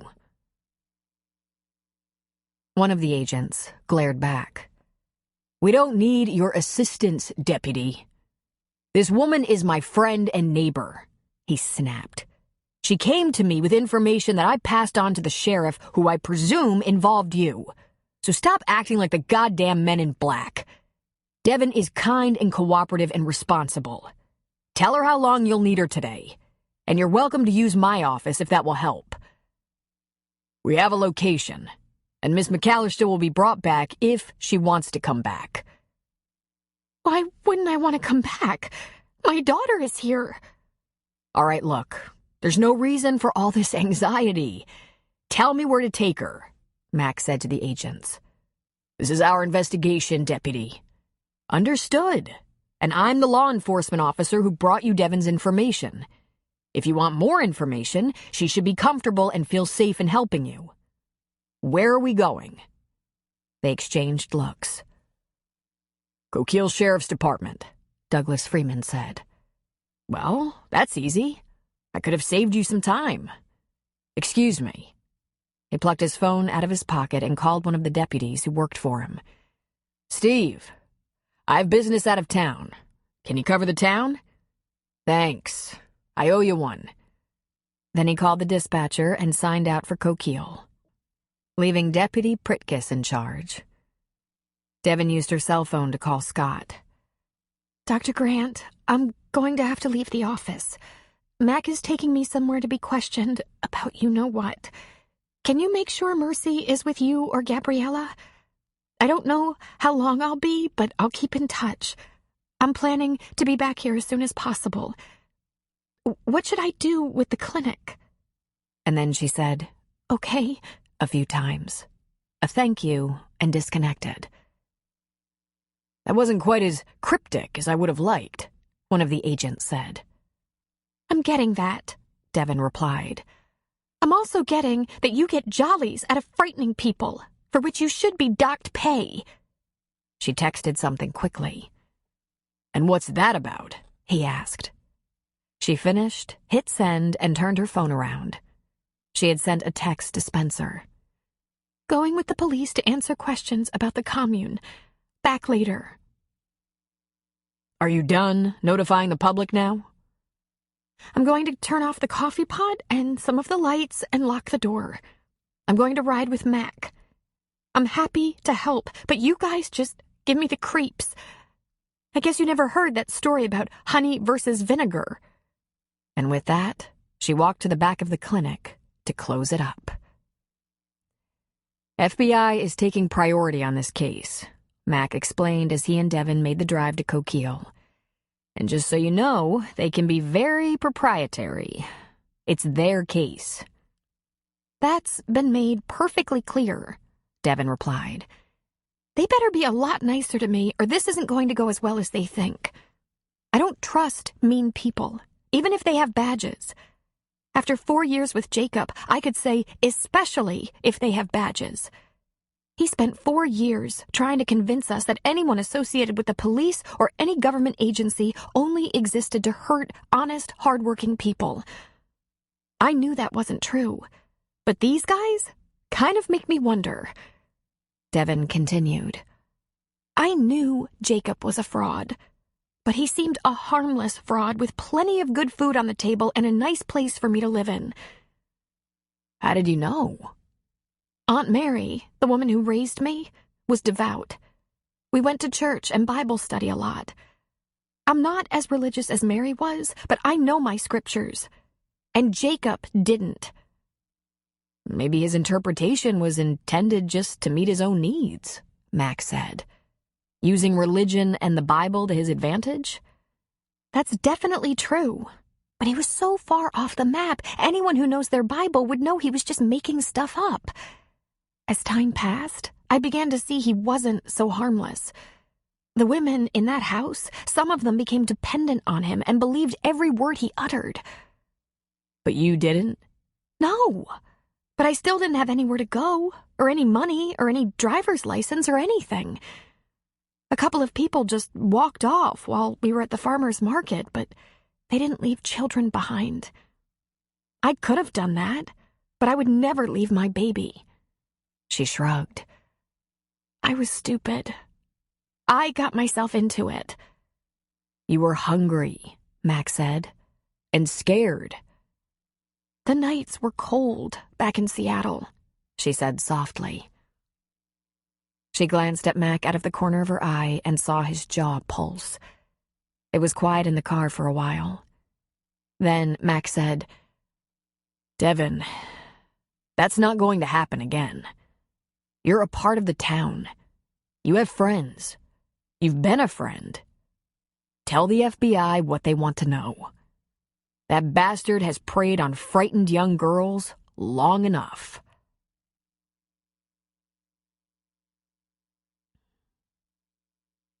Devin was taken to a small interview room with a table and a few chairs, and a recording device.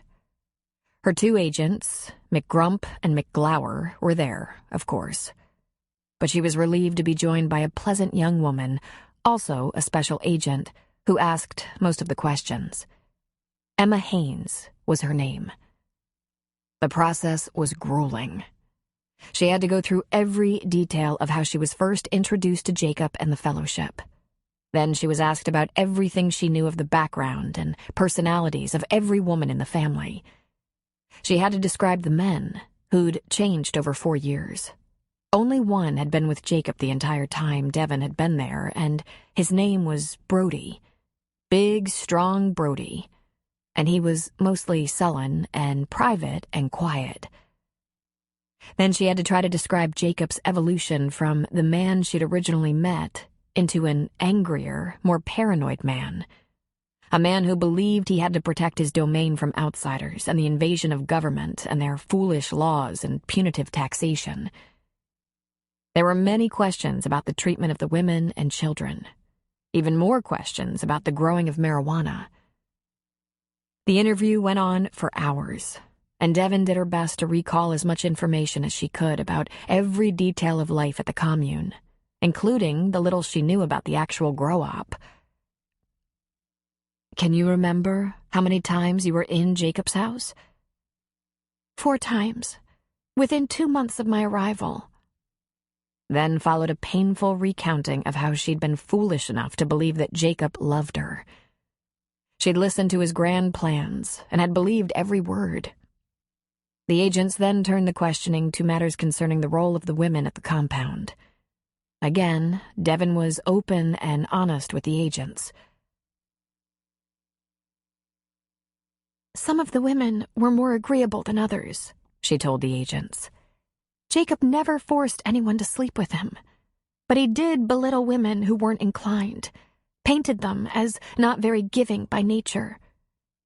The only woman brave enough to argue with him or disagree with him was Reese, the oldest in our house. The only women to clean his house were Charlotte and Priscilla, and only when he was in his residence. When Mariah joined us and Jacob began to seduce her, Reese fought with him. But he overpowered her, and it wasn't long before Mariah was pregnant. Getting a woman pregnant thrilled him. You must have hated him, Emma said. Devon laughed. For a little while, until he started to complain about how impossible his life sometimes seemed, managing a home full of women and children who were expected to be gentle and get along. We didn't always get along, but we all had one thing in common: no other resources, nowhere to go. More than hating him, I felt like such a failure, such a fool. I felt like I had nothing and no one except the women I lived with. I'd still be there if I hadn't wanted a different kind of life for Mercy. Tell us more about the barns where the marijuana was grown. Was it an acre? Quarter acre? Concealed? Did you have any contact with the plants or the transport or sale of the plants? She'd seen inside the buildings through open doors.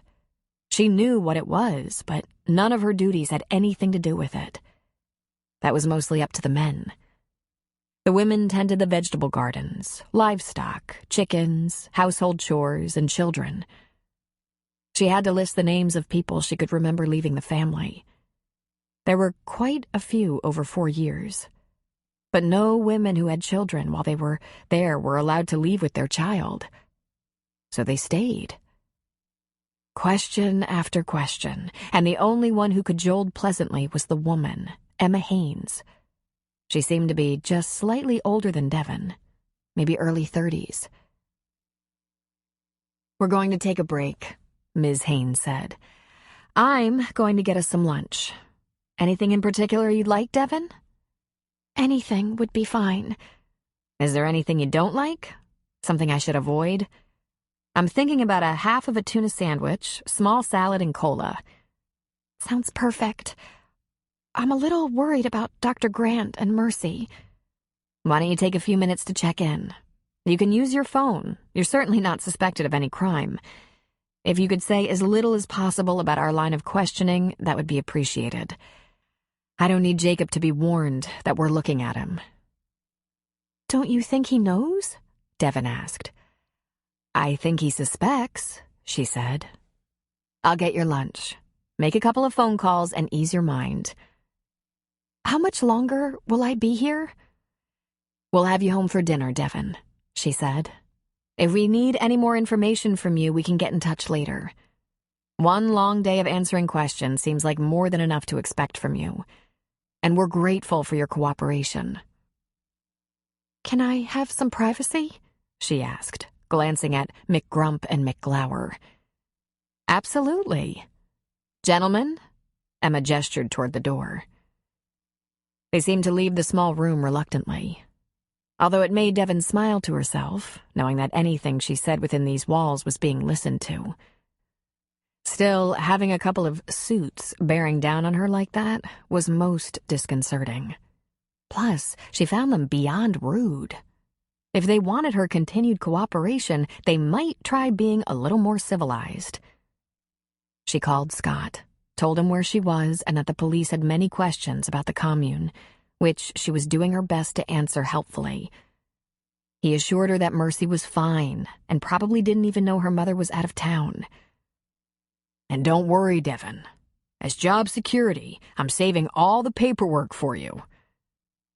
You are a given man, Doctor. I always said so.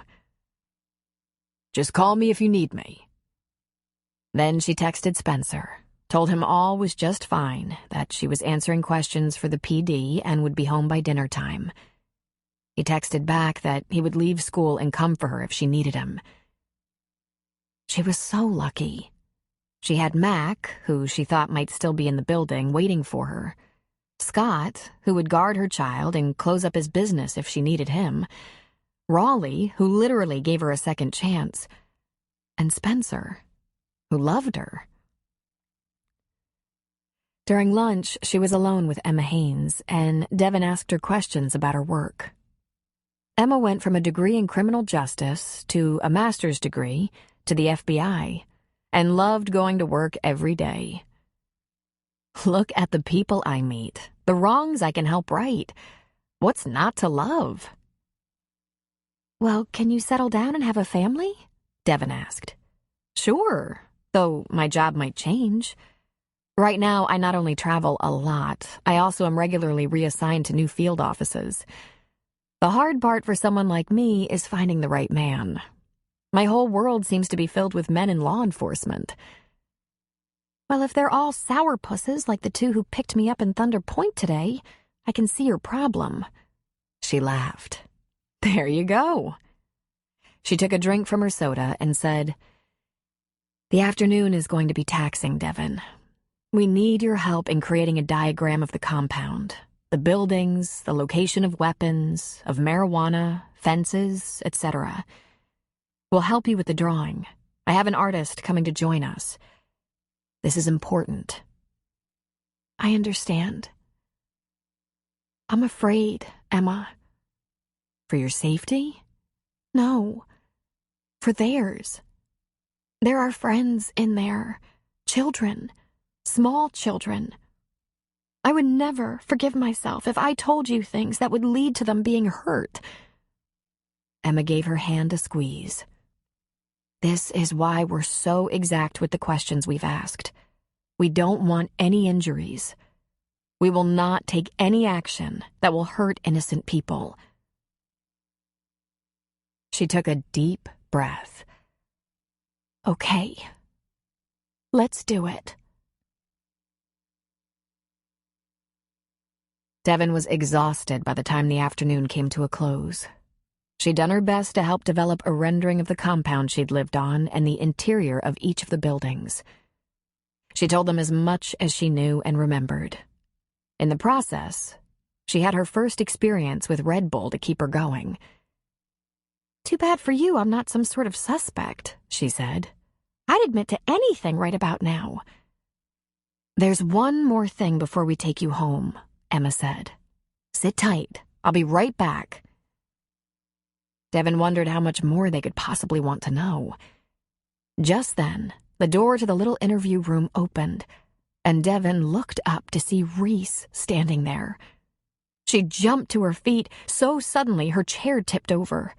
She gasped and tears sprang to her eyes. She rushed into Reese's comforting arms, holding her fiercely.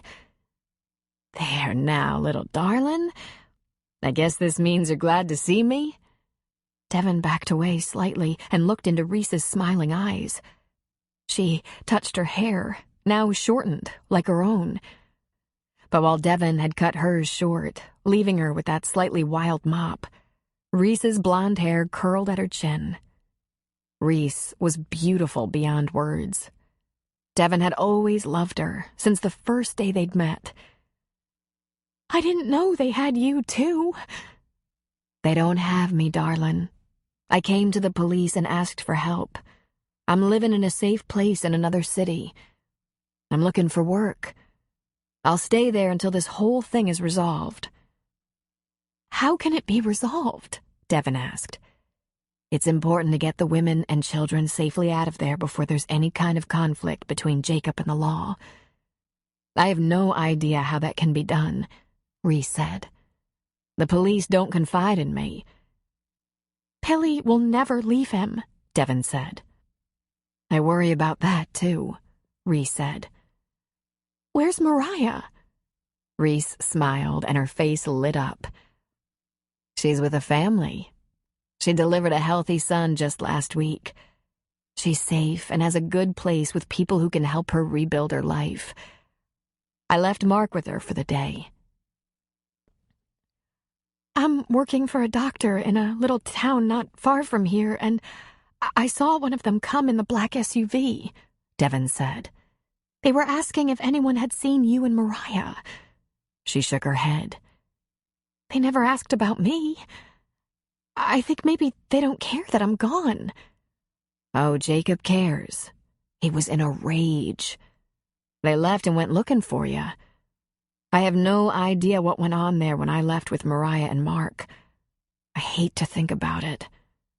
I managed his family for him, and Mariah wasn't only the youngest woman there, but she was pregnant. I can imagine Jacob just about lost his mind. She shook her head sadly. Devon, there's so much more history to that place than you know. We'll talk about it someday. Will we see each other again? Of course, she said, giving her hair a pat. I don't know when, but we will see each other again. Tell me about your life now. Are you safe? Happy? Devon nodded. It's been amazing. An old guy picked us up and took us in. He kept us in his home for a little while. Reese frowned. Does he dominate you? Devon smiled. He's nothing like Jacob. Nothing at all. He said he'd had hard luck most of his life, and he was just giving back. He pointed me in the direction of a possible job, and I got it.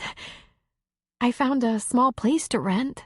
I share a babysitter with my boss. Filled the little house with secondhand furnishings. I put in a lot of hours for the doctor, but I do a good job for him, and he lets me know he sees it. It's a small place. People get to know each other easily. You should probably get some counseling. Devon laughed. I'll see if I can work that into the budget someday. I want you to think about it. Jacob worked so hard at making all the women think they had nothing. No options, no ability to do anything but exist inside his fence. That's a lot to overcome. Are you in counseling? She nodded. It's helping. I'll tell you more about that when we see each other next. We really can't be in touch right now, but I hope it won't be too long before... Why? Devon asked. Can't we talk on the phone sometimes? Maybe meet here? Jacob would never come near a police building. If we want the FBI to finish what they started, we need to just live quiet lives until it's over. Then we can see each other again. I hope it's not too long.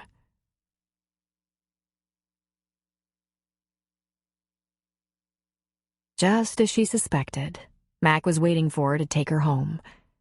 He'd gone back to Thunder Point, but returned for her. When they were in the department car, he asked, "Was it okay?"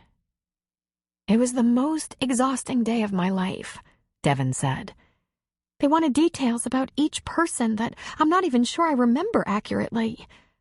Basically, we were slaves, and we had a mostly benevolent master. Mostly? Mac asked. Mostly. Let's face it, he's a drug dealer. Mac tapped his wedding ring on the steering wheel. I think a major drug dealer. She pulled out her phone. How had she lived so long without this ability to communicate so easily, so rapidly? And I miss some of the women and kids so much, she said to Mac. She texted her boss and Spencer to say she was headed home. By the time Mac pulled up in front of his office, the clinic was dark. Listen, Devon, he said. What you did today was brave. And it was right. You could have given us all a different name, hidden right in plain sight, started a new life here and disappeared from your past. Coming to me, cooperating with the feds, that was brave. She gave him a weak smile. I hope it was also smart, she said. Chapter 15. Cooper's little apartment over the bar had one bedroom. When it was his turn to keep Austin overnight so Spencer could have a life, Austin slept in the same room with Cooper and Sarah, on the pull-out sofa. It wasn't optimal. Not only was there no nookie on such nights, but Austin snored like a freight train. He also flopped around on that bed like a fish on the dock. Cooper wanted to impose on Landon to keep the little guy in the toy hauler, but when he even led up to such a request, Landon cleared his throat, lifted a brow, and smirked. Then Austin asked Cooper, "How old do I have to be before I get a man cave?" "Very old," Cooper said. The upside was Austin did make friends right away, because Austin was connected with one of the most important people in the town. His own dad. Kids from school only had to see him at the first high school football game to get the message. Austin's dad was the coach, and Austin sat with Mac, Cooper, and the others. But instead of Austin being lured away to hang with kids his own age, all the kids, who liked the new kid, wanted to sit with the in crowd. "But I thought you enjoyed having Austin around," Sarah said. "I do. I'm nuts about Austin. But I would like to have him sleeping down the hall, so I can be myself." "You're a sex maniac," she said. "I thought that was your favorite part," he said, grinning lasciviously. "You're hardly deprived," she pointed out to him. True, he could admit. In fact, since Sarah had bid farewell to the Coast Guard, her days and nights were her own. The September air was still mild, and autumn on the beach brought a whole new energy. The after-game campfires had begun, and the night was alive with the sounds of teenagers. Cooper dimmed the lights in the bar by 10 o'clock to keep the action down on the beach rather than running up and down the stairs for drinks. But he liked to sit with his wife on the deck and watch the partying. Thunder Point had scored a big win over one of their rival schools tonight. "I think I was deprived by not growing up on a beach like this one," he said. "They have so much fun down there." He grabbed her hand. "We're a little crowded here, but I like the nights, especially football nights." "I have almost as much trouble coming down after watching Landon play as he does," she said.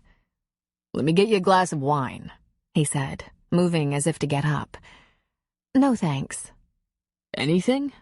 I'm gonna get a beer." She shrugged. "Water would be good." "You got it," he said, going inside. He grabbed a beer and bottled water and was back on the deck before he began to wonder. He handed her the water. "No wine?" She shook her head. Then she smiled.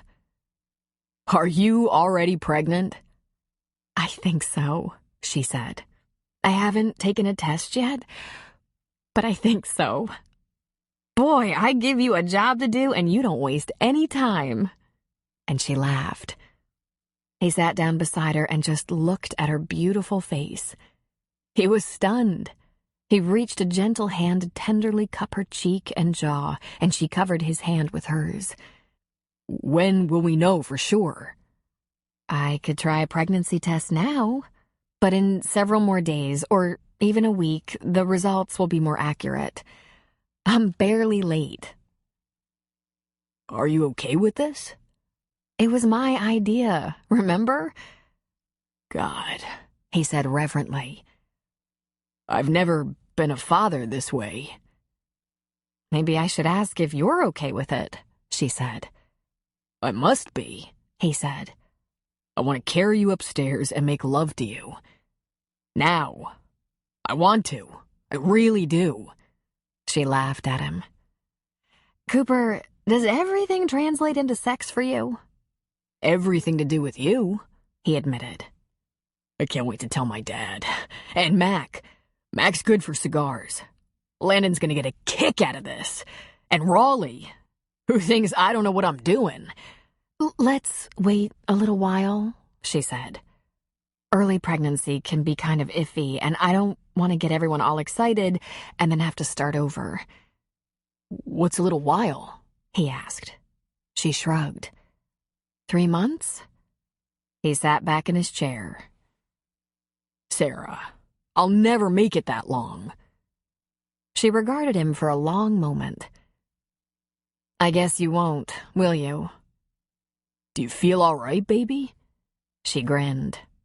I feel very excited, very happy. Thank you, Cooper, my love. You're very efficient. I am, huh? Come on, let's go to bed. Just on the off chance I haven't knocked you up yet. This would be my backup plan.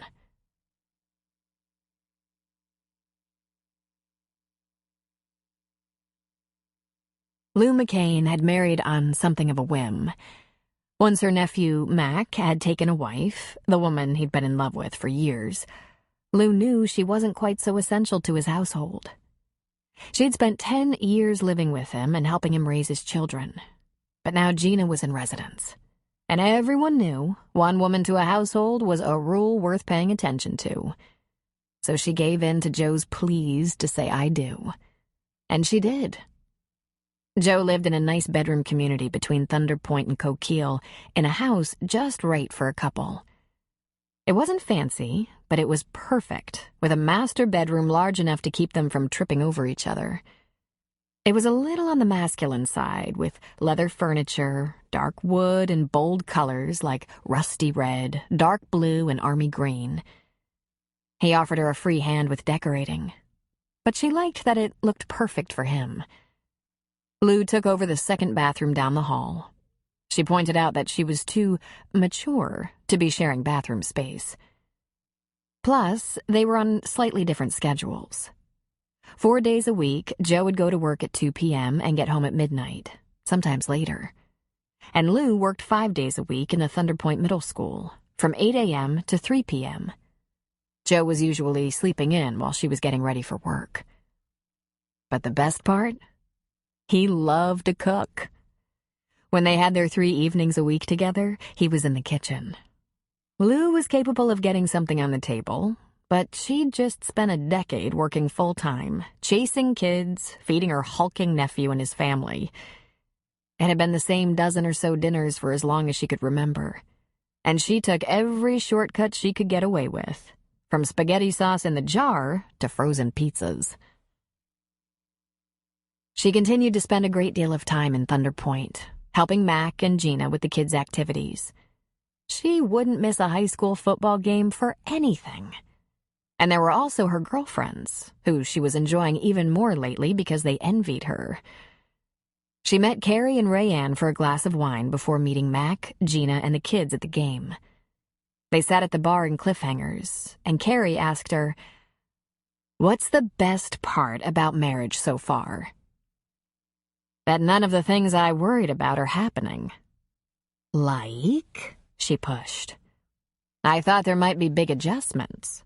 I'm edging toward 62 and have never been married. I've never even lived with a man. I might have shared a house with Mac and the kids, but I had my own space, and no one dared invade it. I thought Joe might get under my skin, being around a lot. I thought I might annoy him." "I can see that," Rayanne said a little spitefully. Lou flashed her a small smile. They'd spent many years as rivals, and now were dueling friends. "He adores me," Lou said. Rayanne leaned an elbow on the bar and put her head in her hand. "Why can't I have some stud sneak into my bed around midnight?" Lou put her hand over Rayanne's, and, frankly, she didn't understand it herself. Rayanne was perpetually sexy, with her boobs, tight skirts, jeans, and heels. But she said, "Because you have sinned and you must repent." Then she grinned at Rayanne. "Now who's going to the game with me?" "I'll go till halftime," Carrie said. Mornings in the deli came early for Carrie. She rarely stayed out late. "I can stay for the game," Rayanne said. "And for your information, I'm not sure I've sinned enough. Are we ready?" As usual, most of Thunder Point turned out for the game. and while the marching band played on the field, the women found their usual spot. Reserved by Mac and Gina, Cooper and Sarah, Austin and Devin and Mercy. The stands were teeming with fans, and their girls, Eve and Ashley, were down on the field with the other cheerleaders, warming up the crowd. "I think it's time for us to have a skybox," Lou said. "Put it on your Christmas wish list," Mac advised. But what Lou was thinking was that she had everything she'd ever imagined wanting. She pulled Dee Dee, Mac's youngest, close, hugging her, and asked her if she was warm enough. Then she joined her group in cheering as the team ran onto the field and the game began. No one enjoyed high school football more than this town. 2 hours later, celebrating a nice big win, Lou was saying goodnight to friends and family and driving toward Coquille to a little house on Bayberry Road. She walked into the kitchen through the garage. He'd left the light under the microwave on for her, and she would leave it on for him. She took a deep breath and felt that amazing sense of being where she was supposed to be. After all the years, either on her own or with Mac's family, she was really home. Lou had certain rituals. She put on her pajamas, texted Joe to say she was home, sat on the bed with the TV on and a book in her lap. When she was at Mac's, she hid in her room in the evenings to get a break from the kids.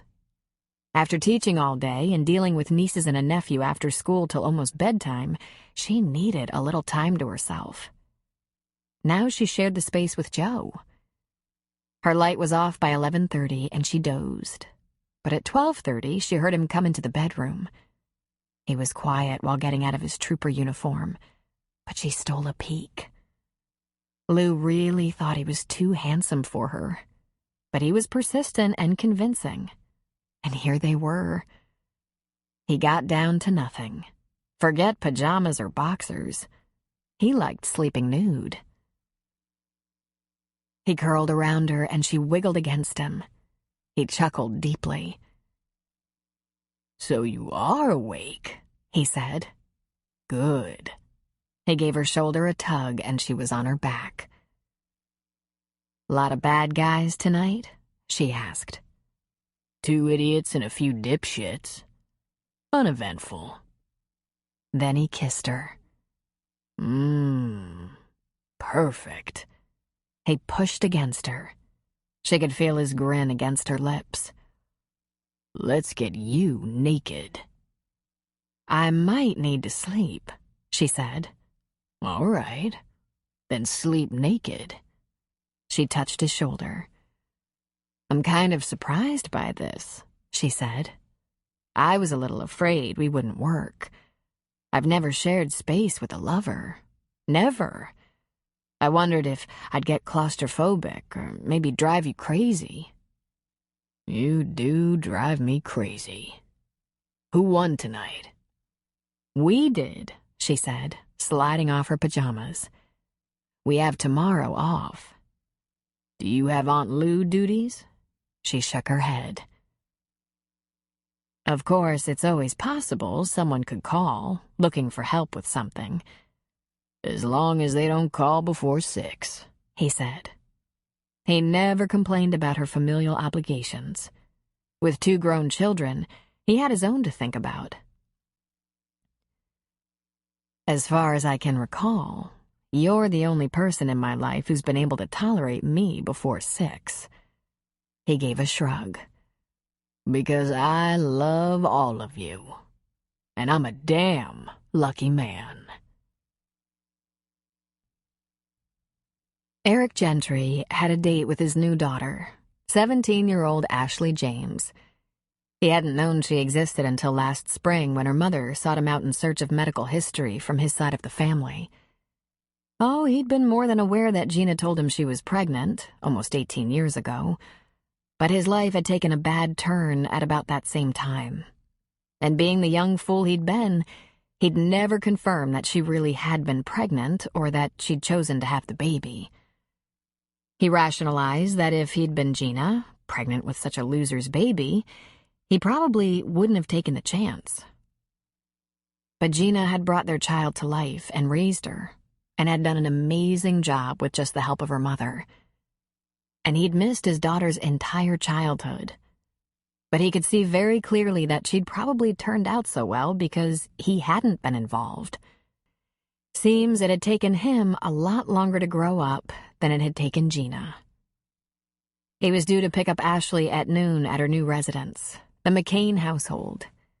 Gina and Mac had married and combined families, and Ashley seemed to be very happy. He'd offered to take her to lunch and a little shopping in Bandon. School had just started, and he wanted to contribute a little something, like school clothes. Gina was okay with that idea, except, "Don't throw a lot of money around, please," she'd asked. "We've always lived on a tight budget, and it works for us. I'd rather you be generous with your time than your big bucks." First, he'd never had big bucks, so that wasn't going to be a problem. But he also hadn't had that much time, owning his own business. Then everything in his life started to change, and it felt like a chain reaction had begun. His relationship had fallen apart, and he was on his own again. His auto body and restoration shop had grown successful, and someone wanted to buy it, for an offer impossible to ignore. There was a small service station with potential that had been for sale for months in Thunder Point, and he'd come to look it over. For the second time. But that family he'd run from so many years ago lived here. He liked the idea that he could see more of Ashley, maybe watch her cheer a game or two, maybe be in the crowd when she graduated. But he wasn't sure Ashley, or Gina for that matter, had any interest in seeing more of him. Even though everyone had settled into their lives, having the biological father show up could really bring attention to the fact that Ashley had been born out of wedlock, and her father was an ex-con. Eric went to the service station and had his Jeep SUV gassed up. He pulled over to the side of the station and went into the garage to have a chat with Norm Selesky, who'd owned and worked this station for about 45 years. He had a couple of grown sons who didn't want it. It was far beneath Eric's standards. It was run down, dirty, greasy, broken down, and weathered. But it was the only game in town, had room on the lot to expand, and Norm did most of the car repair in town. Eric suspected people got their gas other places when they could. He was a little high-priced. He'd looked over the P&L reports. Norm made a decent living. And no one knew better than Eric how to turn a run-down dump like this into a first-rate business. He'd already done it once in Eugene. He'd expected to be there for the rest of his life. But then some rich guy who wanted a chain of body shops came along and... "You need new pumps there, Norm," Eric said. "Need new everything, Mr. Gentry," he said. "But I'm not putting another dime in this place to pretty it up. I'm headed for 70 years old, fast." And then he grinned. "You buy this place, I'll turn a wrench for you part-time as long as I'm upright." "You don't want to enjoy your retirement?" "Yes, sir, I do. If Mrs. Selesky has her way, I'll be going on cruises and traveling to countries where I don't speak the language. Just give me a wrench." Eric laughed at him. He asked a few more questions. Who were his employees, mechanics, cleanup crew? Had he ever kept a tow truck at the station? Who was his distributor? They chatted about the weather for a little while. Eric asked Norm if he'd lived in Thunder Point his whole life and how he liked it. "Like it fine if you can take having everybody and their brother in your business all the time." Eric thought. That might be a downside, especially for someone like Ashley and her mother. It was a little early when he got to the McCain home to pick up Ashley. The place was alive with activity. Mac was rushing off with his son Ryan. Eve McCain and her boyfriend were taking the youngest, Dee Dee, to her dance class. Gina was still at work. Everyone said hello, shook his hand, and carried on. And Ashley was ready. "This is a typical Saturday," she said. I usually have cheer practice, but we won last night's game, and that bought us a day off. Hungry? He asked. I'm starving, but I never shop after food. Can you make it another couple of hours? 2 at the latest? He thought he might faint by then. Of course, if he had his hands in an engine, or was in the paint bay, or hammering out a classic car bumper, he could forget to eat. But, trying to play the good father, he was going shopping. No problem, He said. just lead the way. Eric hated shopping. He usually went about twice a year. Once for a bunch of clothes, underwear and socks, and the second time to buy Christmas presents.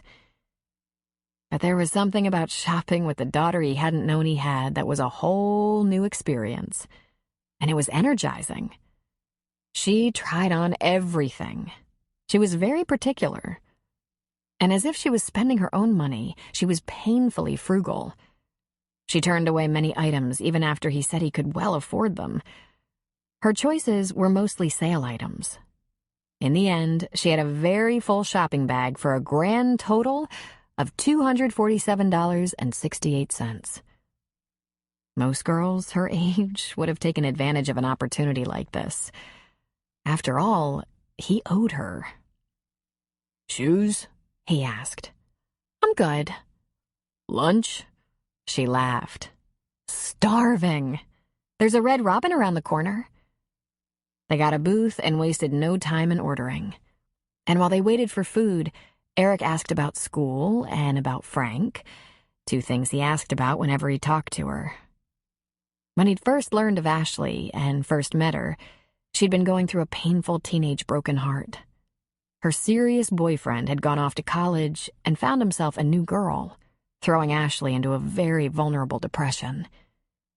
That was, in fact, the reason Gina came looking for him.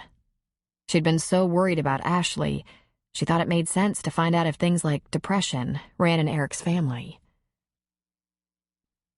And then, in one of those fateful episodes no one can plan or even guess, one of the people to help her pull out of it was Crawford Downey's younger brother, Frank. Frank's good, she said. He already has scholarship offers. He calls himself a nerd, but he's not really. Well, yes, I guess he is. But he's so interesting and so cute, I forget about that. Besides, he's the nicest person in the world. And to think I wouldn't even really know him if Downey hadn't dumped me. What's that like? Dating an ex's brother? He asked. Sometimes awkward. Thank God Downey went back to state. We see him around town when he's home for a visit, and Frank swears Downey doesn't give him a hard time.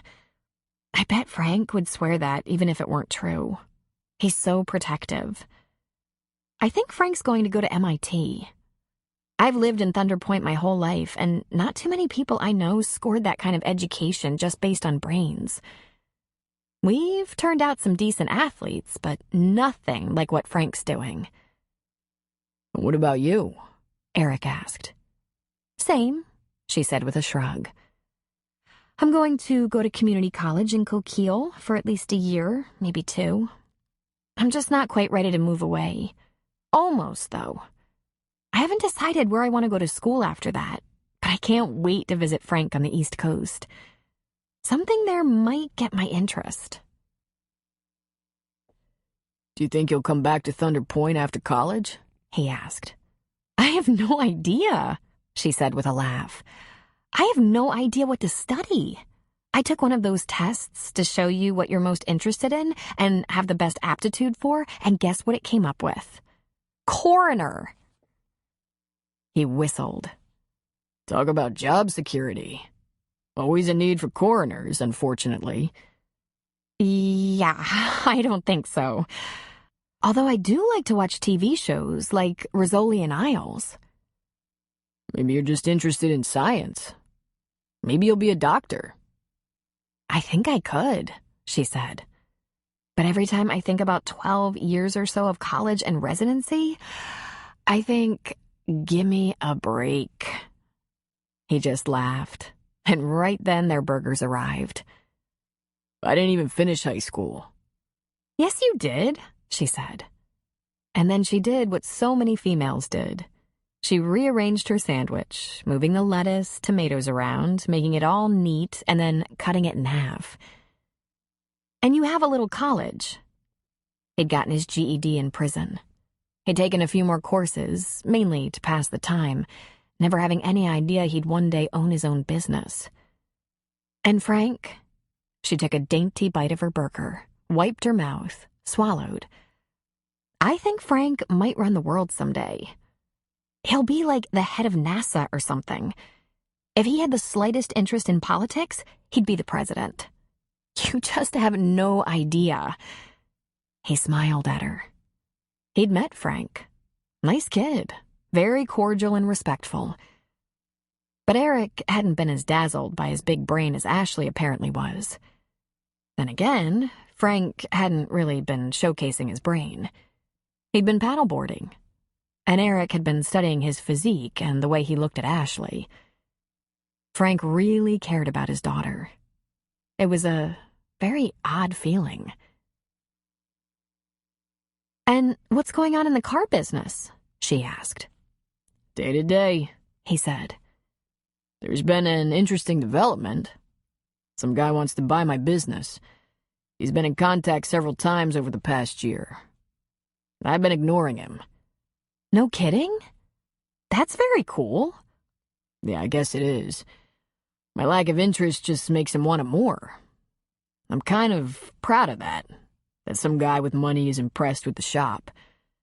With the help of some friends, I built it from nothing. But you'd never sell it. He gave a shrug. Part of me thinks that would be crazy, starting over now after all the work I put in. Another part says, take the money and run. I could do it again. In fact, I've been looking around to see if there's anything out there. She got a panicked look on her face. She swallowed. Would you be farther away? Well, funny you should ask, He said. He hadn't meant to bring the subject up like this, but he told himself he'd learn a lot just from Ashley's expression. There's a possibility in Thunder Point. Her eyes sparkled. It was unmistakable. Seriously? Nothing I can confirm. I haven't even decided it makes sense to sell the shop. But Thunder Point? The question is that little town big enough for both of us? What do you mean? Ashley, it's one thing for me to spend a couple of hours there every so often. It would be another matter to have me there all the time. It would probably raise questions about our history, about your birth. It could be uncomfortable for you. She smiled at him. Eric, everyone in town knows my mom wasn't married when I was born. I've introduced you as my biological father, even though I think you'll always be Eric to me. You could be teased or criticized for having a father who served time in prison. Well, I haven't mentioned that to hardly anyone. Just my best friend, who's now my stepsister. And I'm sure my mom told Mac. I don't know if anyone else knows, but I don't really care what anyone says about that. It's not on me, Eric. But I can understand if it bothers you. Look, I gave up trying to conceal my past a long time ago. I sure don't brag about it, but if it comes out, I don't deny it. But your mom, Ashley, she's in a new marriage. Having an old boyfriend around, I don't think it matters anymore. But maybe you should talk to her. If you moved here, would your girlfriend come? Is it Kara? Is that her name? Well, that ended a couple of months back. Ended? Oh no, what happened? He actually smiled. She's a web designer, remember? She threw me over for a computer geek. No way! Way. She was pretty married to her computer, and I was... He rubbed a hand along the back of his neck a little self-consciously. I've been putting in long hours. It's probably my fault. I could have been more attentive. Ashley sat back. You don't seem all that broken up about it. My pride was hurt, but I think our relationship ran its course and we both knew it. The truth is, I'm glad I didn't hurt anyone. I've hurt enough people in my life. Which brings us back to... Ashley, I don't want to put your mother on the spot. I don't want her to feel backed into a corner. She's a nice person. If I come right out and ask her if living in or near Thunder Point would be a problem for her, she'll probably tell me to do whatever I want to do, even if it's not her first choice. You think you could stand living in a little town like Thunder Point? He gave a shrug. It's a good little town. I remember that much. And I think I'd like running into you more often. But I'm not making any assumptions. We're friends. You can come to me with anything, but I'm not going to try to step in as a father figure. I'm not ever going to assume any authority over you. I promise. You're very funny, Eric. It's almost too late for anyone to have much authority over me. I'm real close to being out the door. Yes, I guess you are. So, want to toss this possibility out to your mom and Mac? Give them time to think about how they want to respond? I could do that. But I like the idea, if it works out for you. He felt a little funny, kind of warm and fuzzy inside.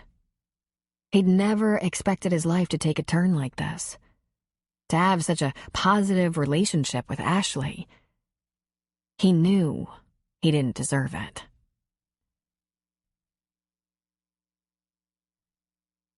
Chapter 16. Lane had screwed up. The compound was shut up tighter than a tick these days. If the men were leaving and returning, she was unaware of it, and part of her job was to be aware of everything. Last night, in the middle of the night, Lorna had made her escape through the woods with 2 children. Her 2 children. Jacob's 2 children.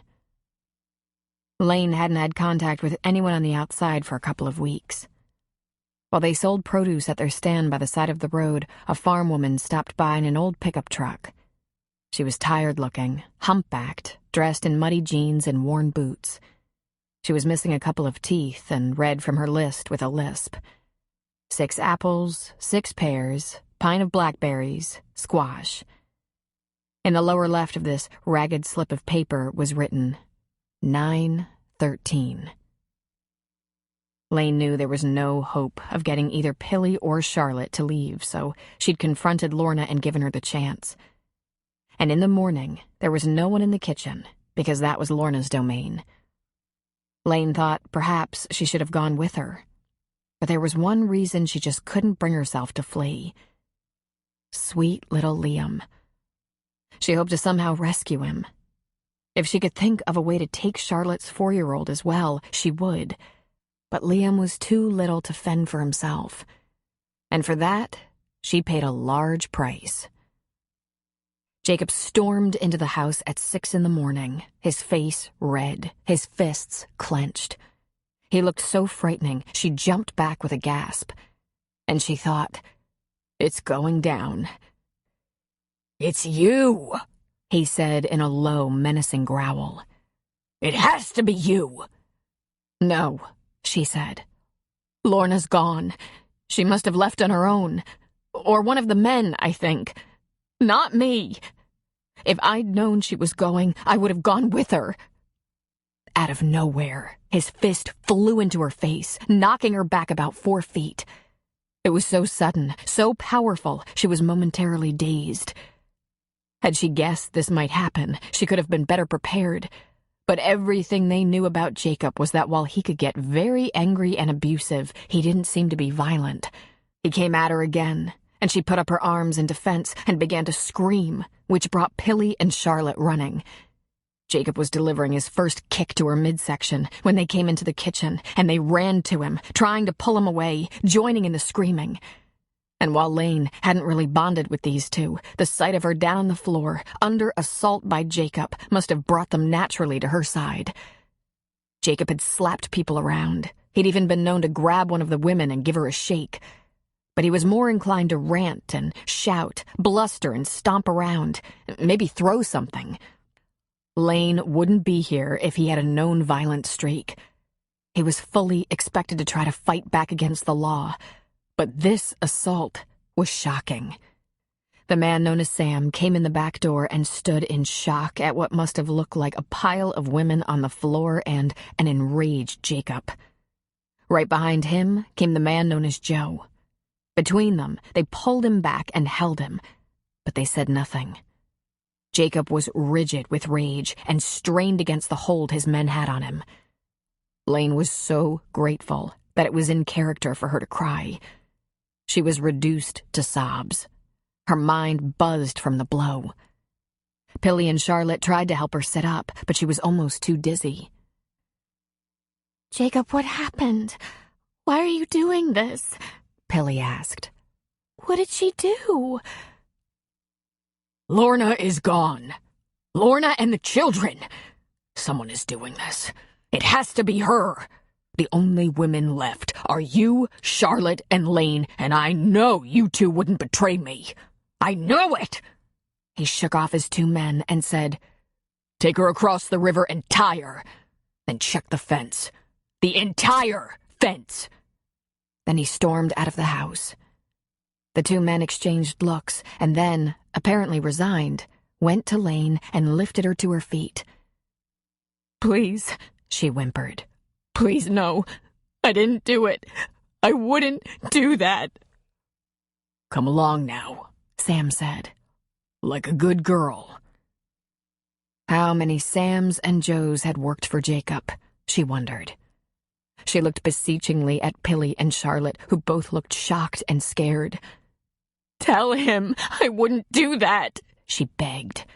Pilly, don't let him tie me up. He's going to hurt me. Lane knew better than to struggle against these two big men, even if there was a chance she could get away from them.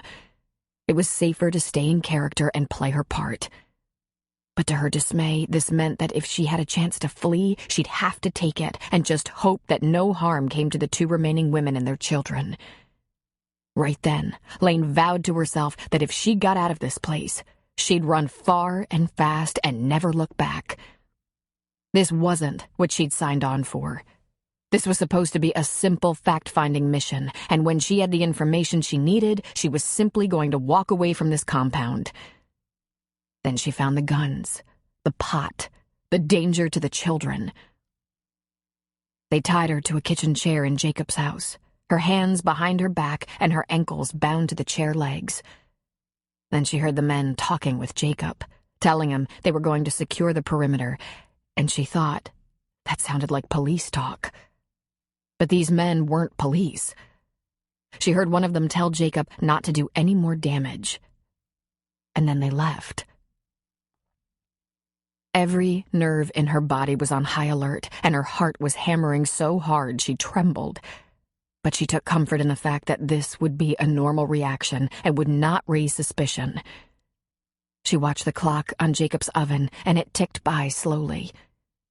She could hear him talking on the phone, but she couldn't hear what he was saying. Who could he be communicating with? She wondered. He'd led them all to believe his entire world was inside the fence, that he neither wanted nor needed anything else. Around 10 in the morning, she heard a knock at his door, heard him get up and open it, and heard Pilly talking to him. Her voice was faint and trembling, but Lane thought she could make out a bit of what she was saying. Don't do this, Jacob. You're scaring us. Let me take her back to the house and we'll watch her.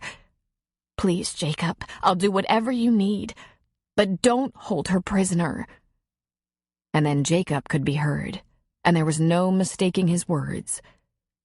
She's not going anywhere until I get to the bottom of this. I think it's her, and she's ruining everything. There was a bit more pleading, then the door closed again, presumably on Pilly's departure. At almost 2, the men were back, and she distinctly heard 3 voices in addition to Jacob's, and she could hear their words, which were remarkably calm. The breach of our security has gone too far and has involved too many people. Too many have left, and they're talking. I'd bet anything. It's time to shut it down. No! I'm not giving it up, Jacob shouted. We'll never get another shipment out of here, and I'm not going to jail. It's time to follow the original plan. Burn it and leave it. No! We fight back! Jacob, they're bigger than we are, and too many people have left. We can't rely on their silence. They're gonna sell us out, these women. Burn it. And while they're dealing with the mess and the torch, we'll take what we can out the back way. We'll pick up a couple of cars and get out. I'm not giving it up until they're here with a warrant. Then we can torch it. I'm telling you, I've seen this before. If you think the town constable is coming with a warrant, you're delusional.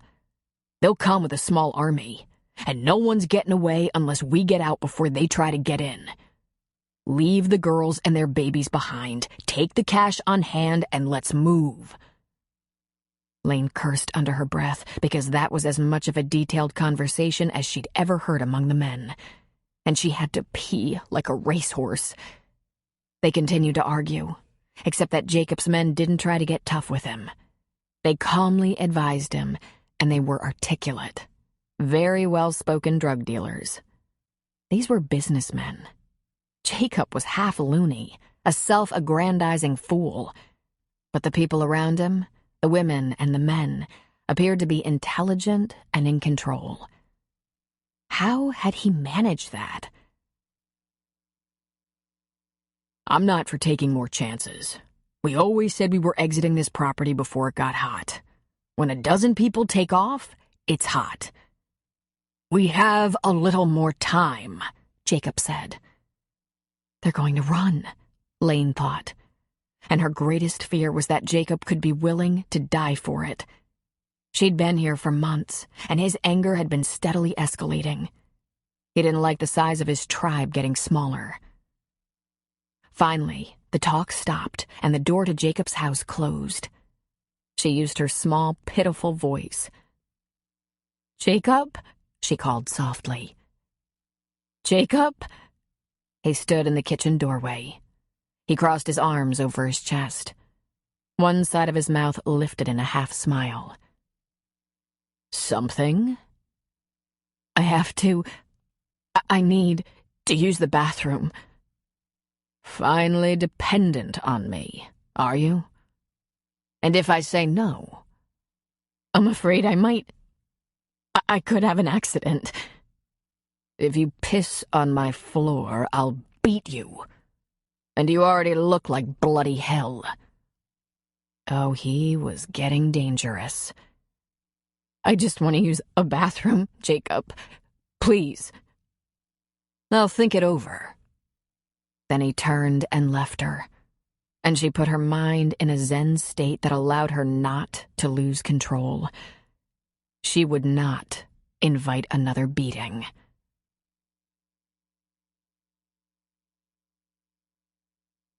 Devon's next-door neighbor, Mrs. Bledsoe, was very sweet and thoughtful, and not only frequently brought a half-dozen cookies over for Mercy, but a couple of times she invited Mercy over to help make them. The only family she had in the area was a 28-year-old grandson who checked on her regularly, even though he had to drive from Coquille to do so. And because Mrs. Bledsoe was more than happy to watch Mercy for a little while, Devon got back into running. Well, it was more like jogging. But she did like to sprint up the hill to her house. And it felt so damn good. Raleigh wasn't big on time off from work, but he loved it when Devon called his cell phone and asked him if he'd like to come to dinner at her little house. The one thing she couldn't seem to break him of was bringing little gifts. Sometimes it was something inexpensive for Mercy or some item for Devon's kitchen. Although he was deadpan, if not grumbly, when he came to dinner, she could tell he was delighted. And while she was neither a good cook nor extravagant at the grocery, she did try to serve things she thought he'd like. A small roast, red potatoes and green beans, like the ones he'd gotten her at the farmer's market. Or a meatloaf, mashed potatoes and sliced tomatoes. And she remembered a dish of Lorna's, sausage, squash, onion, peppers, and spinach. Mercy wouldn't eat the sausage dish, but Raleigh seemed to enjoy it. Or maybe he was just happy to be asked. Raleigh, you should come to a football game with us sometime, she said. Can't. Cooper has to go on account of Landon, and I keep the bar open. Does anyone show up out there when there's a football game in town? Sometimes someone comes in off the bay, but not often. I just ain't big on a lot of people. It's really fun, she said. I bought me a DVR, he said. I learned how to record shows, and I record the sports. If you ever want to see some game, I might join you sometime. But I have a confession to make. I spend some time in front of Spencer's TV because, well, I have a boyfriend. And Raleigh showed her a wide expanse of dentures. Like no one knows? Chickadee, we all know you have a boyfriend. He nice to you? He's wonderful to me, she said. I can't believe how much my life works right now. She felt that Spencer was made for her. She fought the feeling of greediness because it would feel so good to be able to go places with him other than just Thunder Point. But that was impossible until something changed in the investigation of Jacob's fellowship. And to her embarrassment, she secretly wished they could become more official, like maybe a couple with some sort of future plans. She acknowledged that was probably not the best idea in the world. They'd both just come out of difficult situations. Patience was definitely required. But in addition to her sweet neighbor, Mrs. Bledsoe, her good friend Raleigh, her wondrous lover, Spencer, Devon now had girlfriends. She often went to the diner for an afternoon break because she would sometimes see Sarah and Gina, sometimes Lou and Rayanne and Carrie. They laughed together, shared secrets, told each other things they swore secrecy on, and, her favorite, exchanged town gossip. Now when people came in the clinic, they usually said, "Hey, Devon, how's it going?" When she went to the football games, as she made her way down to the front of the bleachers to her spot with the McCains and the Coopers, people waved and sometimes yelled, "Hi, Devon! Hi, Mercy!" If she crossed the street to the diner, it wasn't unusual for a passing motorist to toot his horn and give a smile and wave. And when she ran down her street, down the hill to the marina and across the beach, almost everyone she passed raised a hand in hello. And once she heard someone say, "The coach's girl." She couldn't remember being this happy, ever. She had friends, family, love, work. And then she screwed it up. She was at Spencer's, a pretty typical Saturday night. They played Candyland with the kids, followed by a bowl of ice cream. Then Mercy was tucked into Spencer's bed, while Austin headed for his room to watch a movie. Spencer put on a movie for them. Devon reclined on the couch, and Spencer reclined on Devon. They cuddled up for the movie. After about an hour, Devon asked, "Spencer, do you think we'll last?" I hope so, he said. Since I can't even think about giving you up. Really? Really, he said, kissing her neck and pulling her closer. I think we give it a little more time, then maybe talk about the future? If you feel the same way. That would be like a dream come true. But I have to ask something else. If you answer no, that's completely acceptable. Shoot, he said. Well, I have almost everything I've ever wanted. When the fellowship is finally shut down and there's no more possible problems from Jacob, it will be like I've been completely reborn. I can't remember being happier, and a lot of that is because of you. I love you so much. Was there a question in there? He asked. Yes, there is.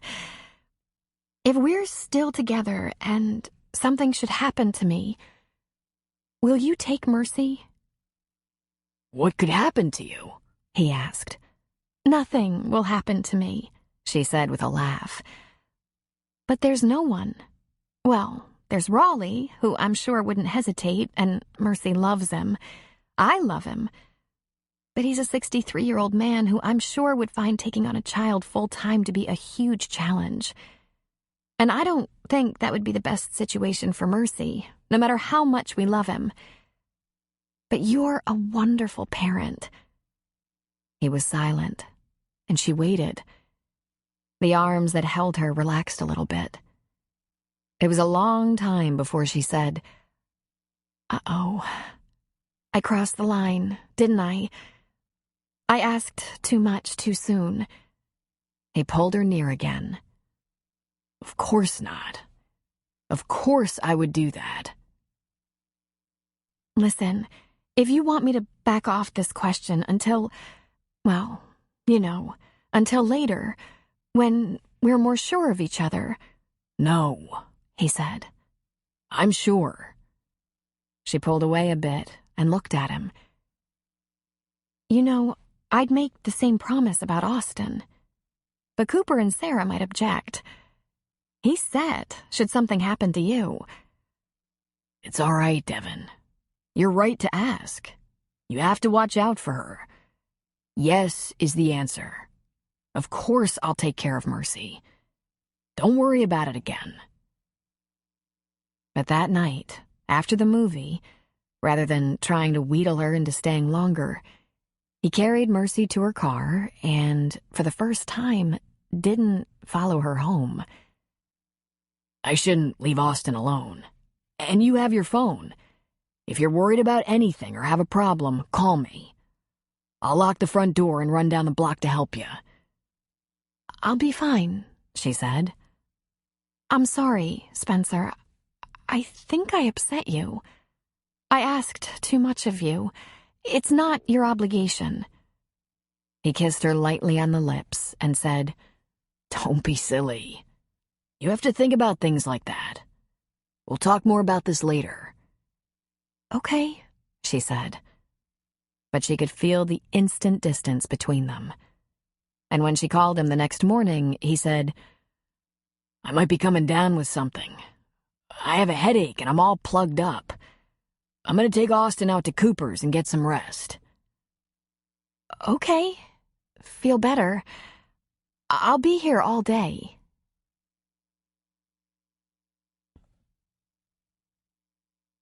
Spencer didn't sleep. His mind was spinning all night, and by morning, he had a blistering headache. And all this because Devin had asked him to be Mercy's guardian should something happen to her while they were a couple? It was a logical request. And Mercy was cute as could be, well-behaved and smart. In fact, if he... Hi, just a quick pause. Take a moment to relax and breathe. Here's a short musical interlude, and remember, this audiobook is completely free for you. Thanks for listening.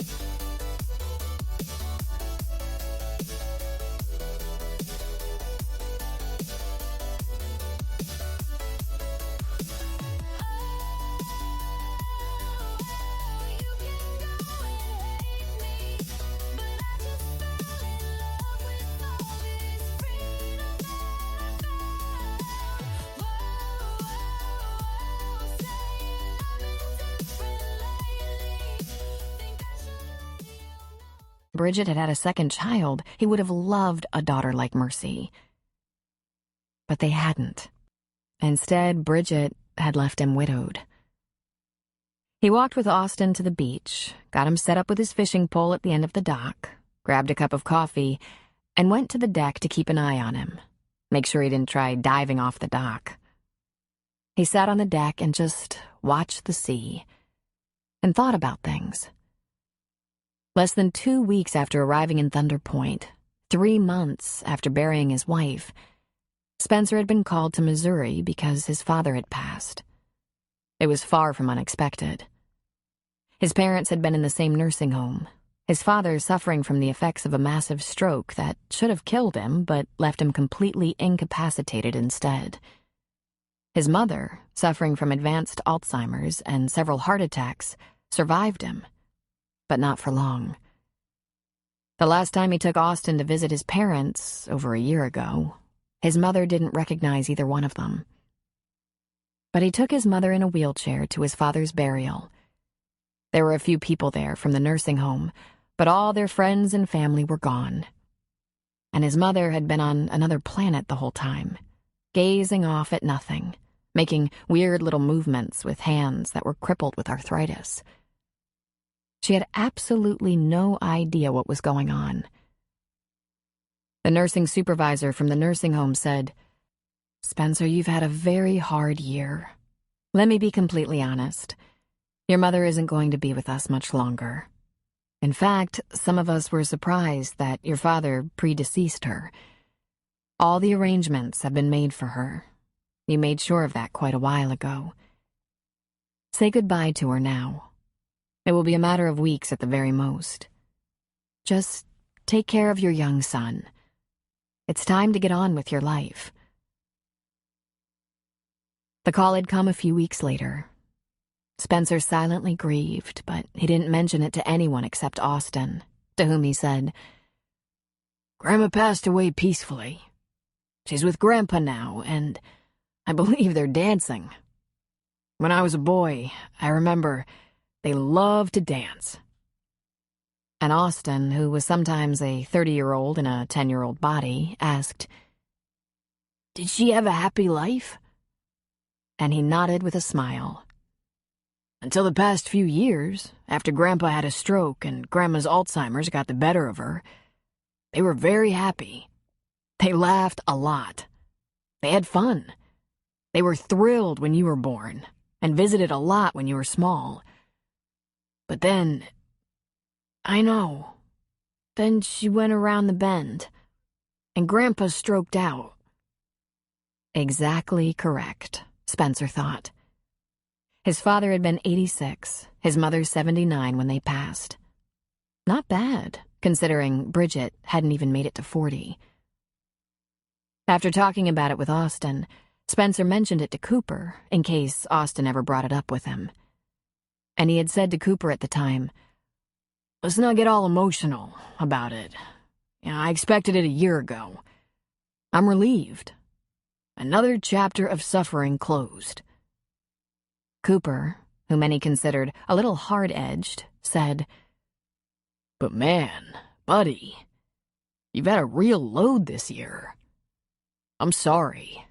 Really sorry." He hadn't thought about it much after that. He was relieved. He hadn't cried about it. He wasn't the crying type anyway. He'd let it all go and embraced his new life, his new town, his team. God, what a team. And there had been that woman, Devon. Despite all adversity, what a fighter she was. She was so alive, and man, had he needed all that life, especially in the ashes of his buried grief. And then she'd said, "If something should happen to me..." Devon thought it was the request that he be responsible for Mercy that had thrown him, but that wasn't even close. The minute Devon had said that, something roared to life inside him. Probably all that grief he hadn't let see the light of day. And like an arrow through the heart, he thought, "I can't do it again. I can't bury one more person I love. I don't have any more in me." Jesus. If he were a country and western song, all he'd need is a broken-down pickup and a dead dog, and he'd get an award. Cooper came outside a couple of times, sat with him a minute, talked about his new house a little, though it was still just cement and dirt. Cooper asked him what was wrong, and, needing him to go away, he said, Could be flu. It's been running through the school. I'm achy and my head's pounding. He sat there, licking his wounds and feeling sorry for himself for at least a couple of hours, when he saw her walking across the beach. She held something in her hands, and she was almost to the base of the stairs before he could see it was a covered pot that she held. She stood at the bottom of the stairs, looked up at him, then began the climb. When she got to the top, she sat down, put the pot in the middle of the table, and asked, "How are you feeling?" Plugged up, he said. It wasn't a complete lie, since he was starting to understand that he was emotionally plugged up. Devin had scared him, and he'd freaked out. Have you taken anything? Advil, he lied. I probably need a decongestant. What's that? I made you chicken soup. By now, I'm sure it's not hot, but Raleigh will be glad to warm it up for you. Spencer, I'm sorry. He took a deep breath. He leaned forward. No, I'm sorry. Your question, it took me by surprise. But the real surprise was in my head. And I've been thinking about it. A lot.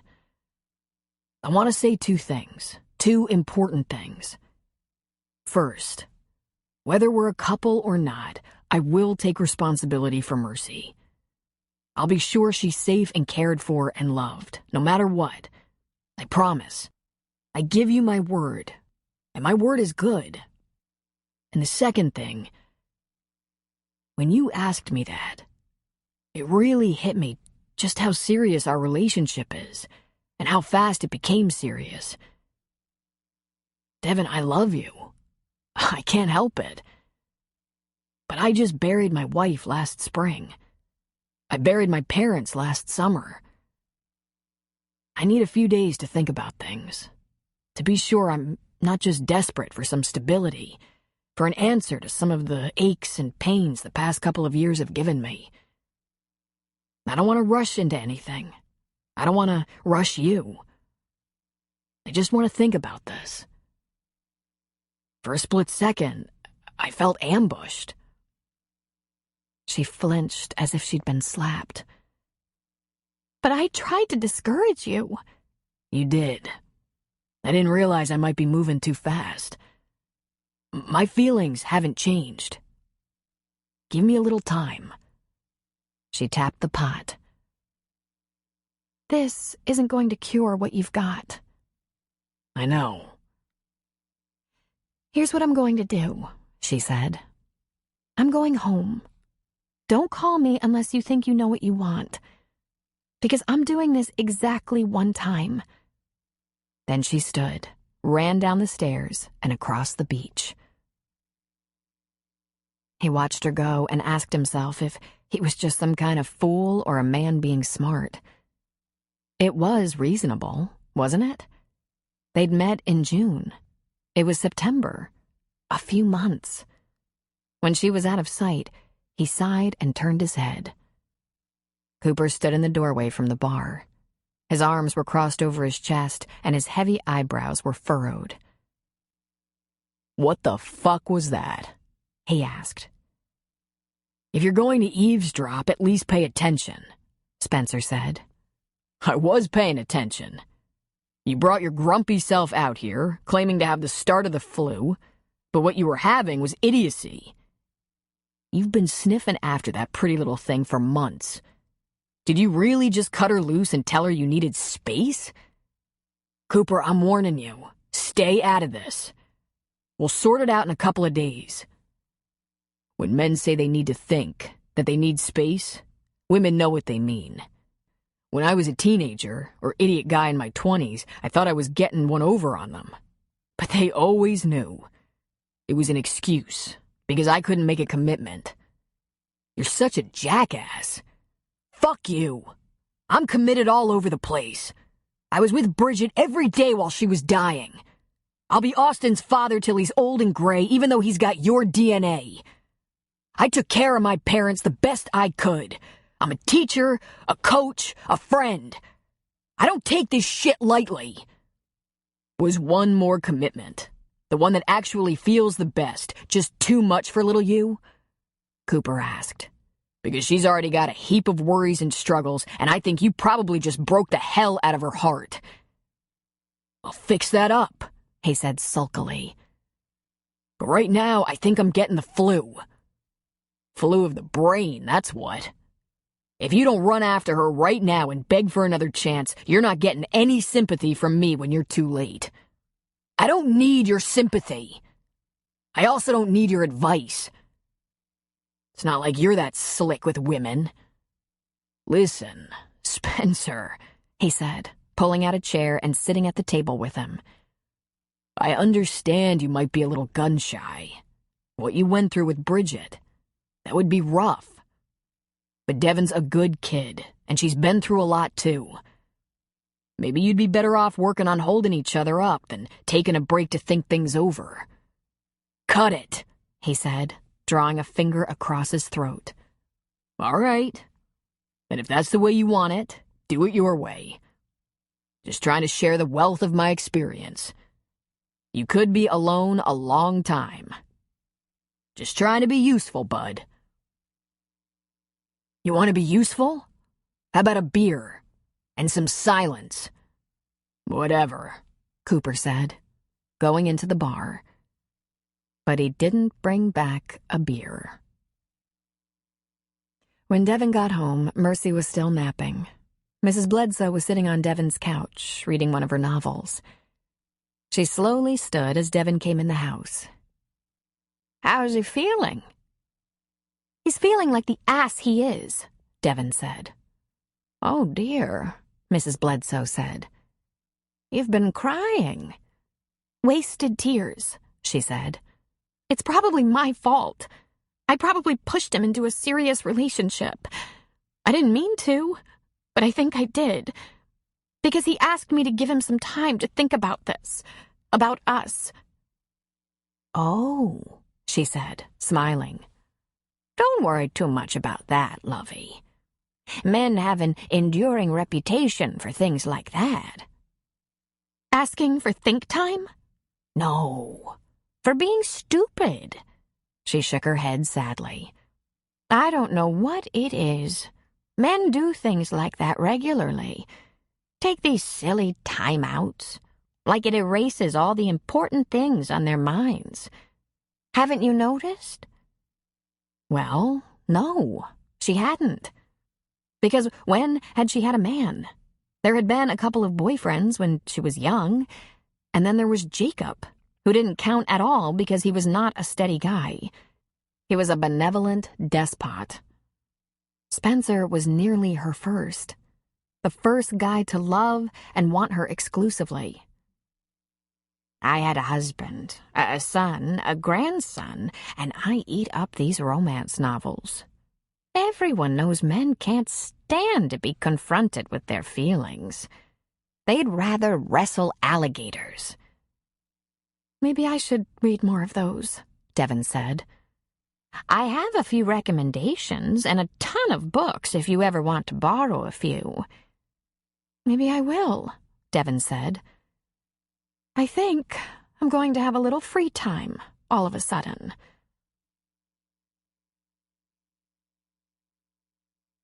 Chapter 17. Ashley cornered her mother in the kitchen. Can I talk to you and Mac tonight for a couple of minutes? Just you two? Of course. Is anything wrong? Not at all. I have something to run by you. It's not really for the whole family. You've got me on pins now, Gina said. Is Mac here tonight? He's not working? When Gina shook her head, Ashley said, See you here right after dinner, when the kids have scattered? Perfect. Before the dishes were even done, Mac and Gina sat expectantly at the kitchen table. Eve had gone to their room to talk to Landon on the phone, while the younger kids were in the basement with the piano, computer, and TV. Ashley looked at her mom and new stepdad and laughed. I really didn't mean to alarm you. I wanted to talk to you about Eric. What is it, honey? Gina asked. I went shopping with him, and we had lunch. And he was telling me that someone has been after him to sell his body shop. At first, he just said it wasn't for sale, but then he started thinking about it and wondered if just maybe he shouldn't do it. I guess the offer's pretty good, but I don't have any idea what that means. But he said he's been looking around at other things, other opportunities, if he did decide to sell. He said it's almost an offer he can't refuse. I told him I hoped it didn't mean he was moving even farther away, and he said there was a potential thing in Thunder Point. But he was worried about it. He asked me if Thunder Point was big enough for the two of us. Everyone would take one look at us and know he's my father. Oh, geez, Gina said. How do you feel about that? I'm okay with it, she said with a shrug. I've introduced him as my biological father to people we've met. It doesn't bother me a bit. In fact, I'm kind of proud that he wanted to meet me once he found out about me. But then the conversation went to you guys. He doesn't want to put it to you directly. He doesn't want to blindside you. He said it might make you too uncomfortable. Dredging up the past, which was kind of a scandalous past for you. Mom, I know you didn't have it easy when you were this teenage mother with the missing boyfriend. Then he reminded me, add to that the fact he went to prison. Holy crap, huh? I mean, that isn't a big deal for me. I didn't go to prison. And he's pretty embarrassed about it. But he said he's never tried to hide it. He said it wouldn't work to try to hide it. It would always be found out eventually. So he admits it, and that's all there is to it. She shrugged. He turned his life around. It's a good thing. All Gina said was, Thunder Point? Yeah. Well, here's what he said. He said, if he approached you with the possibility, and it's still just a possibility, he hasn't accepted the offer on his body shop or anything, but he said, you're the kind of person that would tell him to just do the thing that worked best for him. You'd just be nice about it. That's why he asked me to tell you and Mac about this. Give you time to talk about it. Give him an answer that really fits what you feel and not just the nice answer. Because he promises no matter what he does next, he'll see me now and then, just like he does now. He doesn't want you to feel uncomfortable if he lives nearby. So, could you guys talk it over? Like, really talk it over? Decide how you really feel about the idea? And then I'll tell him, okay? You mean to say he'd turn down a good move to this town if it made me uncomfortable? Mom, I know he's sorry about the past, about the loser he used to be. He said you're in a new marriage now and wants to make sure you don't feel, embarrassed by him. Gina looked at Mac. That's kind of sweet. Mac frowned. It's kind of sweet as long as he doesn't have feelings for you. Ashley laughed. Do you think he'd dare? Actually, I think he has feelings for me. And while we were driving home, he admitted he's scared to death of Grandma. He probably should be, Gina said. So don't answer the question. Talk about it. Be sure, because you could be stuck with the answer. And Ash, this would make you happy? I'd be okay. But Mom, I'm almost out of here. Another year or two, I'm on my way to college, and then whatever comes next. I don't know if I'll live in Thunder Point the rest of my life. I know I'll visit a lot if you're here, but where Eric lives isn't that big a deal. We'll stay in touch. This has a lot more to do with you and Mac.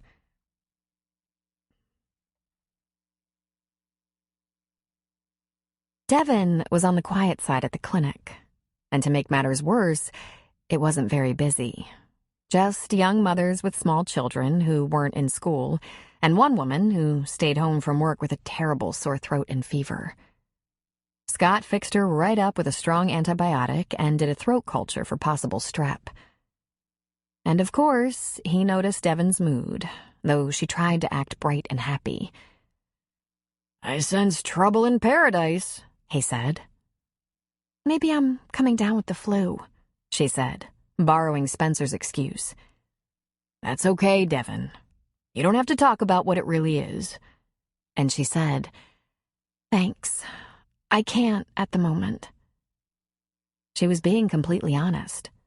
She couldn't talk about it without tears threatening. She was trying so hard not to hope and pray he'd call to say he'd been a fool who overreacted. She wanted to be as over him as he apparently was over her. She was failing in her mission, but suspected Spencer was succeeding in his. She didn't see him. At all. She finally dragged herself over to the diner for a coffee break and found Gina in her usual place behind the counter. There was a trio of elderly ladies in a booth, gossiping and laughing up a storm. A lone man sat down at the end of the counter, finishing up either a late breakfast or early lunch. Well, hey, Gina said. Where have you been? Just working, she said. Gina automatically poured her a cup of coffee. What did you and Spencer do over the weekend? Well, she thought, word usually travels much faster. She wondered if Spencer was keeping this little issue they had to himself. Well, let's see, she said, sipping her coffee. We had a raucous game of Candyland with the kids on Saturday night, then a bowl of ice cream. Gina laughed. Isn't being a single mother dating a single father romantic? And then I think we broke up. Shock showed all over Gina's face. Are you kidding me? Devin shook her head. I think it was something I did. I think I screwed up. She could tell Gina was momentarily speechless. What could you have done? I asked him for something, and I didn't think it through very well. I should have waited. It was too soon, but at the time it felt safe enough. I reminded him that I have no family, just Raleigh, and he's not really family. So I asked if we're a couple and something happens to me, would he watch over Mercy? Take her on, take her in. And it was like he closed the blinds right at that moment, pulled down the shades, closed the door. He said he thought he was sick, but that was an excuse to avoid me. I tracked him down at Cooper's on Sunday, and he leveled with me. He isn't interested in getting that serious. I haven't heard from him since. Gina poured herself a cup of coffee, shaking her head. Oh, brother. He doesn't really want more family. He's in a different place. His singleness is not so single as mine. He's got Cooper and Sarah to look after Austin. He said he'd take on Mercy if something happened to me, but he needs some time to think about us. He's been thinking for a few days, so I'm done. I'm adjusting to that idea. She sat back and pasted a fake smile on her face. I'm all right on my own. Maybe a little time is really all he needs, Gina ventured. Devin sighed. Yeah, well, I spent a few days fantasizing he'd call, saying he just panicked. But the call didn't come. And tempting as he is, I really don't want a guy who feels like he's all in and then he suddenly freezes up like that. Maybe it has something to do with his late wife? Gina suggested. Oh, definitely. He mentioned that. But we've talked about her before, about what a huge life lesson that was for him. He seemed so stable, so right with the world, you know? But he's got secrets. Did you know his parents both died last summer? I knew about his dad. He left Austin with Cooper and went back east to see him buried. But I didn't realize. I think Spencer has stuff to work out. And I know I have stuff to work out. I think maybe this is for the best, much as it hurts. We shouldn't be working stuff out on each other. I can't argue with that, Gina said, sipping her coffee. I'm just so sorry. And surprised. Not only do you seem like one of the least troubled people I know, so did Spencer. I don't know him well, but I know him. We don't always advertise our baggage, you know? I know. Someday we'll have a glass of wine and I'll tell you how well I know about that. I guess everyone has their stuff, Devin said. You know, I look at all my new friends and they all look like they have everything in life figured out, and sometimes I feel like the only person with a past to put in perspective. Sometimes I pray one day I can be like everyone else. There is no everyone else, Devin. Life is complicated and difficult for everyone. Absolutely everyone. And you shouldn't feel alone. You're just like the rest of us. Hard stuff to work through so you can have a stable, productive, happy life. There's no reason you can't. If you ever start to feel like the struggle is bigger than you are, there's help. I have the name of an excellent counselor. Really? Because that was suggested to me. But I'm not sure I can afford one. She has a sliding scale based on income. My insurance helped, but I would have had trouble paying her fees if it hadn't. If you ever want her name, if only to find out what the fee might be, just let me know. Is she a friend of yours? Devin asked. No, sweetheart. She was my daughter's counselor. She got us through a very rough patch. Counseling works.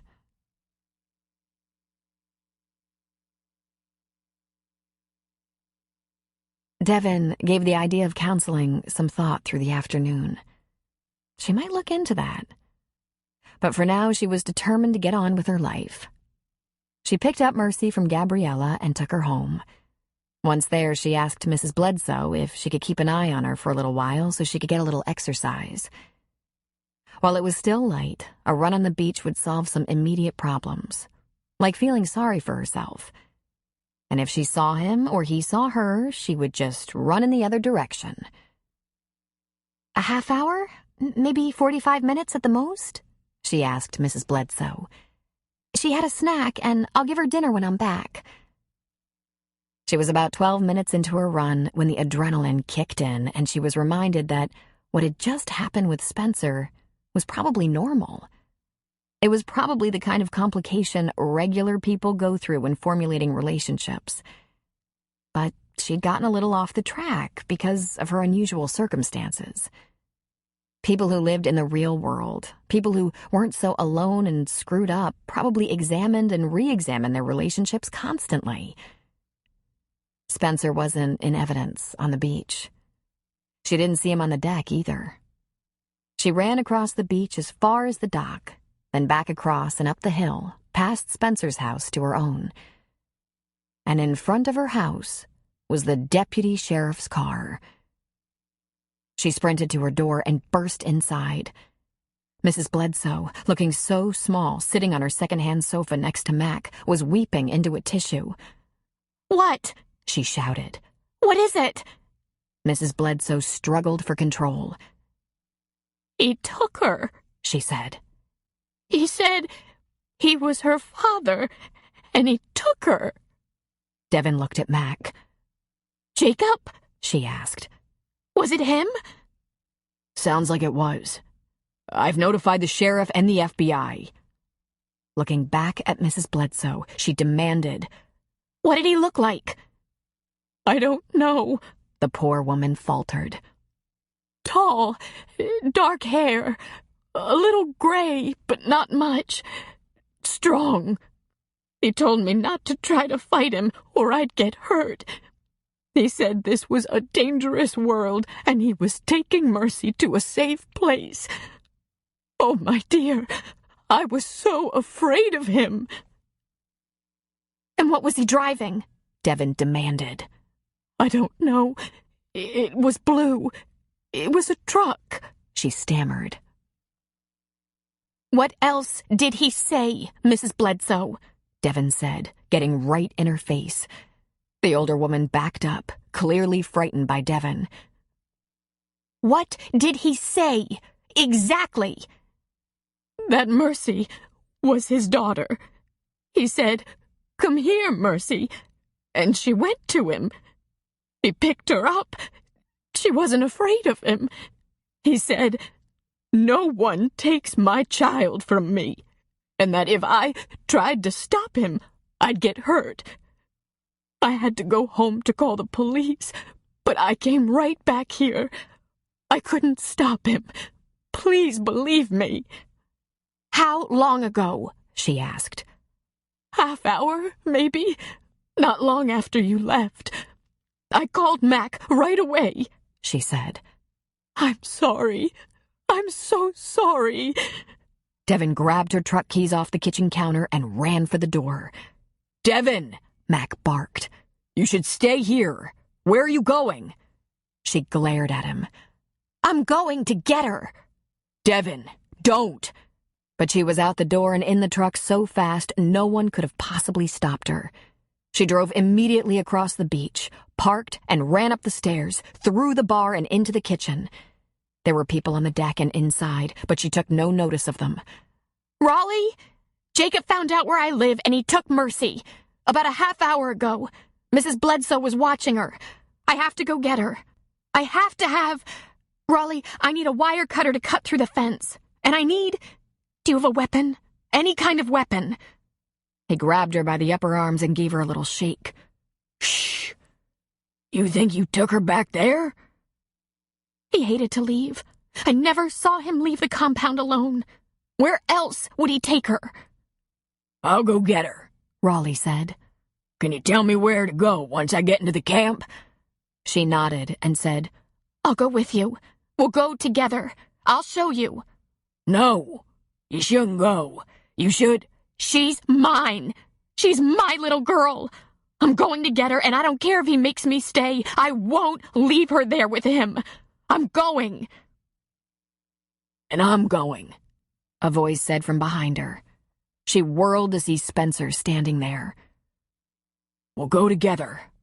I'll go with Raleigh to the inside. We'll get her." "You ever done this before?" Raleigh asked him. "Done this?" Spencer asked stupidly. "Snuck into a village or a prisoner camp to get someone out?" Spencer was clearly stuck for an answer. With something that sounded almost like a laugh, he asked, "Have you?" "Unfortunately. Been a while, thank Jesus. Get Cooper. Right now." Spencer blinked a couple of times, then did as he was told. When Cooper followed Spencer into the kitchen, he was muttering, "What the hell?" "I need to get in your closet," Raleigh said. "I need a black or dark green jacket or dark-colored sweatshirt with sleeves. Camouflage would be good, but you probably don't have that. Demma needs something real dark from Sarah's closet. Just a jacket'll do it. She'll be okay in those tennis shoes. She's not walking far. We'll be going through the woods and can't be seen." "What the hell?" Cooper said again. "Mercy's father came for her. He took her back to that commune, and we're going to go get her," Raleigh said. "She's likely dangerous." "The police were called," Devin said. "I told Mac I was going to go get her. Jacob has some men who work for him, and they have rifles. They always said it was for hunting and to keep us safe, but I always wondered about the protection part." "We'll have to look out for them, too," Raleigh said. "Coop, I gotta have a little help here. There's no time to waste. Best chance is getting right on him. Surprise him." "Hell," Cooper said. "I'll be right back." He took the stairs 2 at a time, rummaged around in his closet, in his trunk, under his bed. He was back in the kitchen with his arms full of clothes, plus one very large handgun. He threw the clothes and gun on the counter and pulled one dark brown hoodie over his head. "Wait a minute," Spencer said. "You have to stay here for Austin."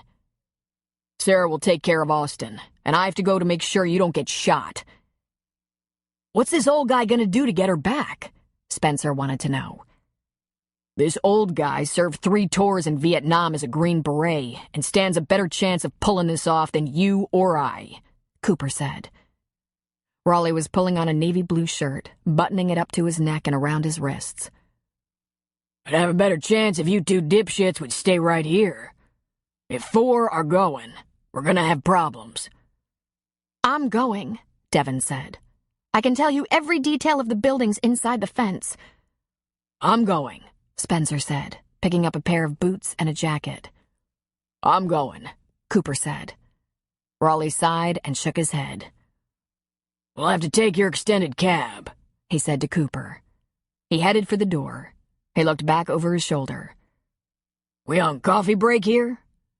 And then he was out the door, leaving them to follow.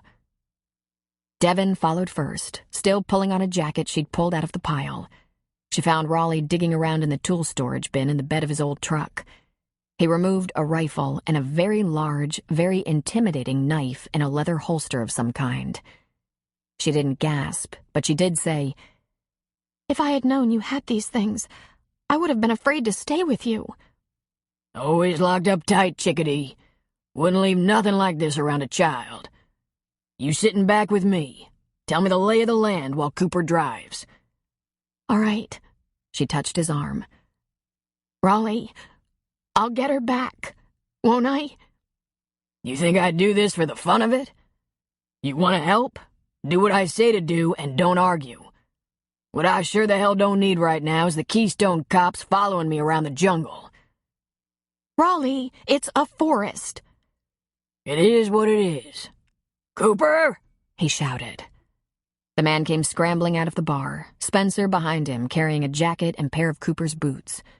Once Cooper was behind the wheel, Raleigh said, Get us over to Highway 5 and head south. Be quiet and listen to Devon. She's the only intel we got.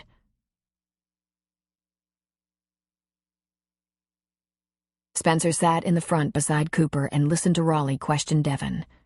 He listened to Devon answer. She told him a great deal about her experience in this commune, but he'd never really created a visual before now. He never really put himself in her position until tonight. What are the buildings in the front, by the gate? Raleigh asked. A long driveway, a long yard, a very big house, kind of an old country farmhouse, almost like an inn. 2 stories with a wraparound porch. A barn, and south of the barn, a chicken coop. Between the barn and house, a large dirt patch, a place we played, a place the men parked those big SUVs. Behind the barn is a corral. Pastures and our produce gardens back up to the river. Fence around all that land? No, just around the compound. They let the stock out of the compound and there's just normal pasture fencing. They don't worry about the cows or horses getting away. There aren't that many animals. It's the people who are fenced in who are at risk. How far to the river from the gate? At least a half mile. Almost a mile. There's a bridge. The men would drive their SUVs across the bridge because over there was Jacob's house, right between 2 big barns. They're not barns. That's where Jacob was growing marijuana. Is there any other road inside except for that front road? I don't think so, but I don't know. We never went over there. Jacob would take women to his house one at a time. I think there are only 4 women left there. Lorna, Lane, Pilly, and Charlotte. And 4 children. When I got there 4 years ago or so, there were 18 women and 6 men and a bunch of kids. In the past couple of years, people started leaving, and Jacob started getting strange. Angry and paranoid and weird. I think he knew law enforcement suspected him of stuff. How did you get out? There was a hole in the fence behind the chicken coop, and Lane told me to carry Mercy and to run down the road. There was a truck waiting to give me a ride over the mountain. She arranged everything at a farmer's market. Why didn't people just walk away at that market? Raleigh asked. That market's a busy place. Because, Raleigh, the kids were home, inside the fence. Where do the men keep the guns? With them, I think. There's a bunkhouse back by the marijuana barns. There were never guns in our house. Spencer listened as she described the property. A beautiful big farm on a lovely river in a valley where food and shelter and friendship was plentiful. and where they were surreptitiously guarded by men with guns, men who were there to serve the master, the man who took them one at a time to his house for sex, and liked to say they were all one big happy family. I think we were part of Jacob's fantasy or delusion, she told Raleigh. He wanted to be the grand poobah, the big daddy, the king of his little kingdom, served by women, loved by his many children. He hardly ever left the farm. The men came and went pretty freely, but Jacob only left occasionally. He liked his animals, his gardens, his family. He liked to walk across the bridge to the house, sit at the head of the table with one of the children on his knee, ask us about our day, then lecture a little or talk about himself or maybe rant against the government. He wrote volumes on his beliefs, his philosophies, and believed his writings would one day be legendary. There were times it seemed so lovely. Then there were times it seemed so sick and demented. One thing, once you were there was no leaving. And they didn't let people inside. He used the excuse that we were a private religious order. But there wasn't much religion going on there. Reese, the oldest of us, called it a tribe, a militant tribe. Raleigh asked the same questions over and over again. Devon answered, and her answers were consistent. Spencer memorized her answers, as he assumed Cooper was doing. Spencer was beginning to understand what she had been through in a way he hadn't before, even though she'd told him about her experience. This was completely different, and for the first time he was impacted by how trapped she must have felt and how much courage it must have taken for her to flee. And, to his shame, he realized how much trust she must have churned up to be able to trust someone like him. Had he really done what he'd done? Chased her, seduced her, and then rejected her because of sudden terror that he'd somehow be hurt again? He felt the fool, and he wanted to stop everything right now so he could explain, beg her to understand and forgive him, to tell her he was really not that kind of wimp. If they got mercy and got through this, he would never let her down again. Ahead were the flashing lights of a patrol car. Do not turn around, Raleigh said sharply. Pull up to the copper. Ask him why the road is closed. Tell him you're just taking a shortcut to Canyonville where your folks have a farm. Let the copper turn you around. You turn yourself around, they'll be after you that fast. And Cooper did just that. Pulled right up to the officer and put down his window. What's happening? Accident? Where are you headed, sir? My folks have a spread near Canyonville.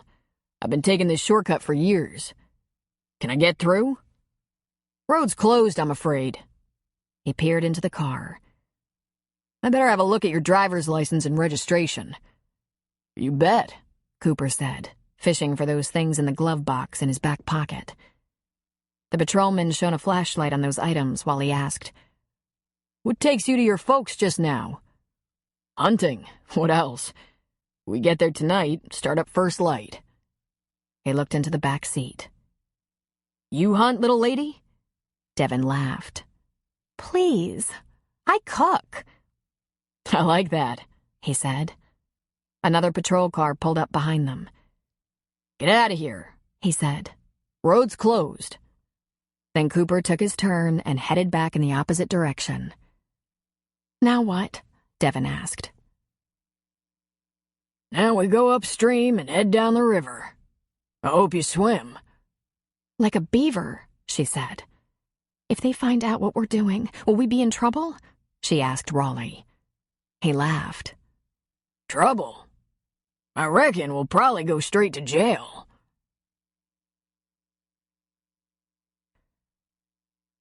Chapter 18.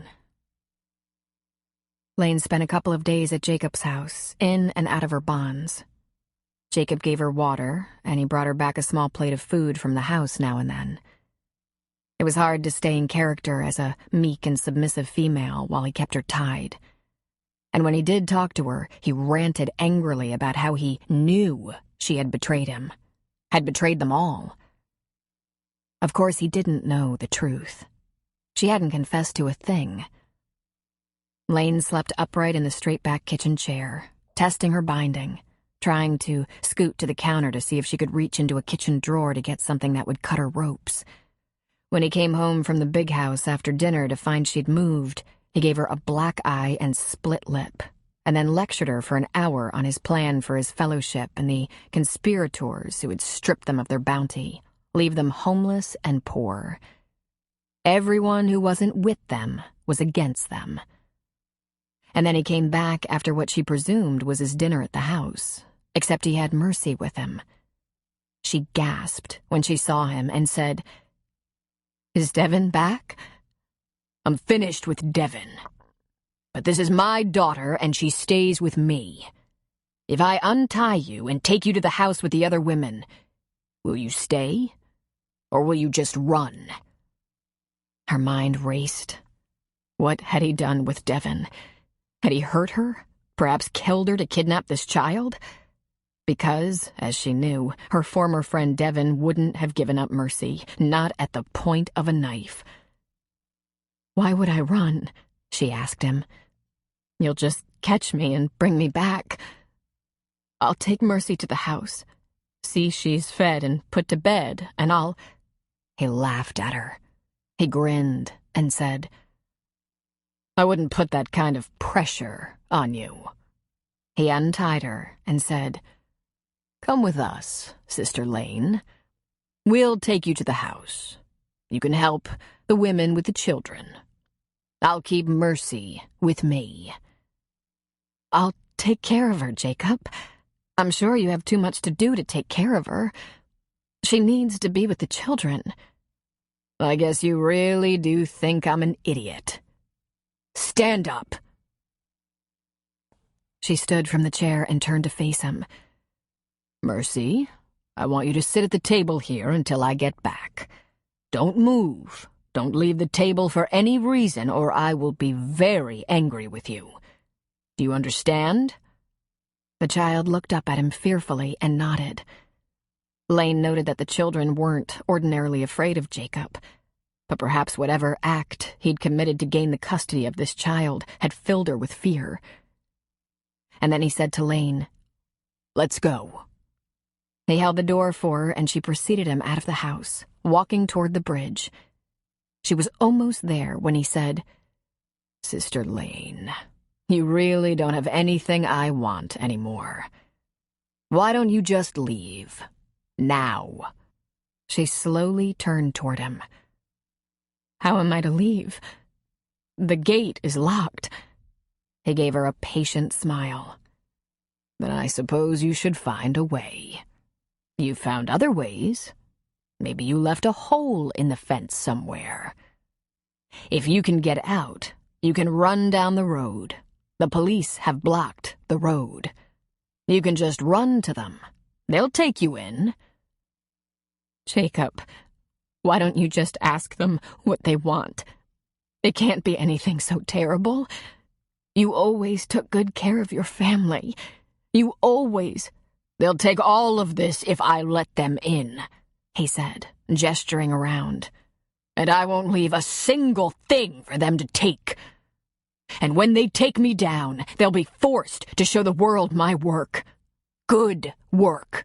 Thousands of pages of brilliant work inspired by my beliefs." And suddenly, she feared the worst. If he didn't escape, he would be on a suicide mission. She'd known for months it was possible he was a thundering lunatic and might do something desperate, but she wasn't sure what or how. "Jacob, where are the men?" she asked suspiciously. "Yes. Where are the men?" "Well," he said, turning his head right and left as if looking for them. "Where are they?" he asked facetiously. "Not with me. And if they're not with me, then they're against me." And with that, he left her there and went back toward his house. So this would be it, she thought. It was going down. She ran for the house and burst into the kitchen where Charlotte and Pilly were cooking. Liam was in his high chair, and 4-year-old Abe was sitting at the long table. The room looked strangely forlorn. One small boy sitting at a table that could comfortably seat 20 to 24. Jacob's dynasty. Jacob's legacy, down to 2 women, 2 small children, and 1 undercover FBI agent. She was panting. Charlotte and Pilly looked at her in shock. It could have been their surprise at seeing her, or maybe surprise at the condition of her face. Jacob kidnapped Mercy. I don't know what he might have done to Devin. He's keeping Mercy at his house. He's talking crazy. He says the police have blocked the road and he's not giving up his home. This home. He's talking about his legacy if they take him down. You have to get the kids out of here. Charlotte put a hand over her mouth, but Pilly looked enraged.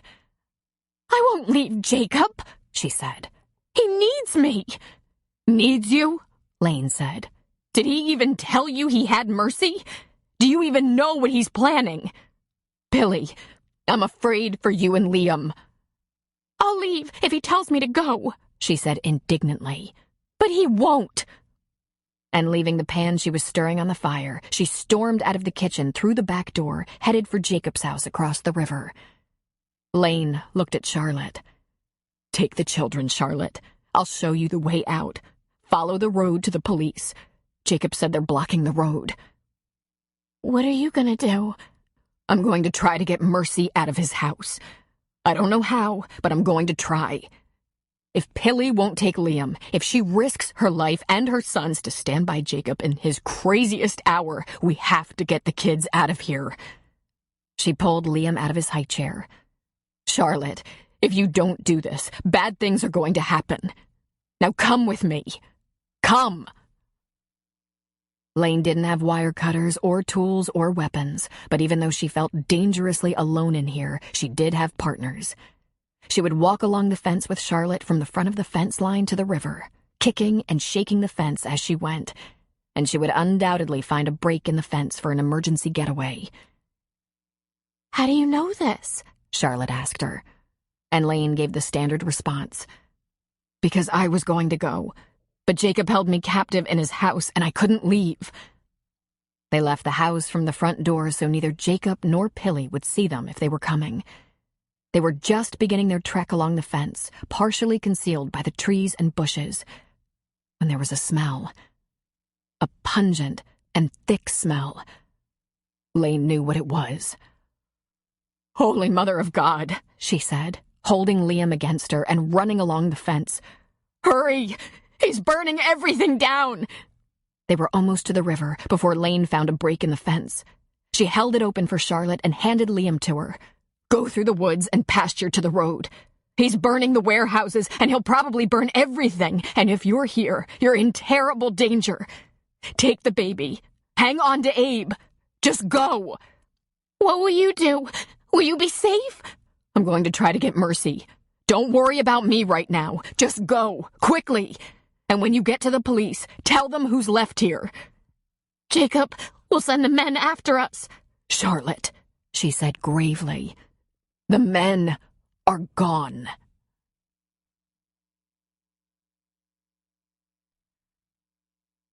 Raleigh told Cooper where to park in a small stand of trees near the river. He lit out at a pretty fast clip along the riverbank. He had his knife strapped to his waist and anchored to his thigh, and he carried a rifle. Raleigh? How far? Devin asked. I'm not sure, Chickadee. Just stay in my tail and don't slip. If I have to fish you out, it costs time. The odometer said it was 6 miles, she pointed out. By road. The river's a straight shot. Then he stopped, listened, sniffed the air. Everyone came to a standstill behind him. First Devin, then Spencer, then Cooper. What is it? Devin asked. Might be burning green cannabis, he said. Then he put his head down and said, Step it up. This just keeps getting worse. And he began to jog along the riverbank. Lane could see that a fire had been started inside one of the warehouses. Smoke was pouring out through cracks in the roof and doors. Any minute, the thing would combust and the outer shell would go up in flames. The whole forest could be at risk, but certainly Jacob's house, the bunkhouse, and the other warehouse. Lane ran past the burning warehouse to the bunkhouse and tried the door, only to find it locked. She assumed weapons must be stored inside, but she couldn't get in. She reared back and gave the door a furious kick, but it didn't budge. There was only an old blue pickup near the bunkhouse, and now she could see one lone black SUV parked behind Jacob's house. The rear hatch was open, and it looked as if Jacob might be loading up his belongings. And between them, an axe sitting beside a stack of firewood. She picked up the axe and ran toward the house. She softly opened the front door to the house and heard voices within, slightly muffled, but she thought she could make out at least some of the words. "No, take that box while I fill this suitcase." What about that? "I'll take care of that. Hurry! There won't be much time now." Where will we go? "Doesn't matter. Just that we leave before they get here." It was Pilly and Jacob, with no sound from Mercy. Axe in hand, she followed the sounds and peeked into a room to find the two of them in the back of the house, a room she'd never seen before. It appeared to be Jacob's office. She dared to peek in the door, and what she saw was surreal. Jacob and Pilly were loading boxes full of stacks of papers. It looked suspiciously like manuscripts. His brilliant opus, his manifesto, and from an open safe he was stacking what had to be tens of thousands of dollars in bills into suitcases. But of course, if he'd been selling his medicinal herbs, he was operating a completely cash business. He wouldn't have had the luxury of making deposits into a bank. His illegal operation would be exposed. Law enforcement always followed the money in search for clues and suspects. She crept through the house, beginning with the kitchen, where she'd last seen Mercy sitting at the table, but she wasn't there. She looked in the living room, in the bedroom, searched in vain for a cellar door, but the child wasn't there. Lane felt a rising panic. She had some theories about Jacob, but in reality, she wasn't sure how sick or crazy he was. Would he keep Mercy as some kind of hostage? Would he just kill her out of spite? And what of Pilly? Was she that bonded with Jacob that she'd leave her baby behind in a compound in flames just to be with him? When all else had failed, she went to the doorway of the office where the frantic packing up was happening and stood there, axe hefted in two hands. "Where is she?" Lane asked in her most threatening voice. Pilly gasped, but Jacob turned toward her with a controlled expression on his face. He was composed. And then it happened so quickly, Lane never saw it coming. He picked up a gun from the top of his desk, a handgun that looked like a Smith & Wesson .40 caliber, turned it on her and fired. He hit her in the upper right chest with a force so powerful it blew her out of the doorway and knocked the axe out of her grip. Lane whirled around and backed up against the hallway wall, leaving a large smear of blood on the wall. Willing herself not to fall, Lane hurried down the hall toward escape, leaving a trail of blood behind her. Jacob, go get her! Pilly yelled. "She's too late," he said. "She can't get out. She'll just die out there. Get this in the suitcase. Hurry! We have only minutes." She's too late, Lane thought, and she ran from the house, around to the back where the SUV sat with its tailgate open. It was her intention to disable it. Maybe she'd pull out a bunch of wires and close it down. She pulled open the driver's door to pop the hood, and glancing into the back seat, there was Mercy, lying there on the seat, sleeping. Lane had but one usable arm. She opened the rear door and pulled Mercy toward her with one hand, terrified that the worst might have befallen the little girl. "Come on, sunshine. Come on," she cooed, jostling the little girl. And thank God, Mercy opened her eyes and sat up. "Come, Angel. We have to hurry. Come with me now." Lane's shoulder was injured and bleeding profusely. She held that arm tight against her body, and with the other, she scooped Mercy out of the SUV and lowered her to her feet. "You have to help me, Angel. You have to run with me." "Mama?" she asked, her voice laced with tears. "I'm taking you to her right now. Come with me." Jacob might not bother too much with Lane, feeling he'd done enough damage to slow her down, but he was going to be enraged when he saw that Mercy was gone. Knowing this, Lane pulled Mercy by the hand in the opposite direction from whence she came, around the front of the house and toward the bridge. But after she crossed it, she huddled in the darkness beneath it at the river's edge. The rushing water would muffle any sounds they made should Mercy start to cry. "Not a sound," she cautioned Mercy. "We have to hide here now, long enough for him to leave, and then I can take you to your mama." If she lasted that long.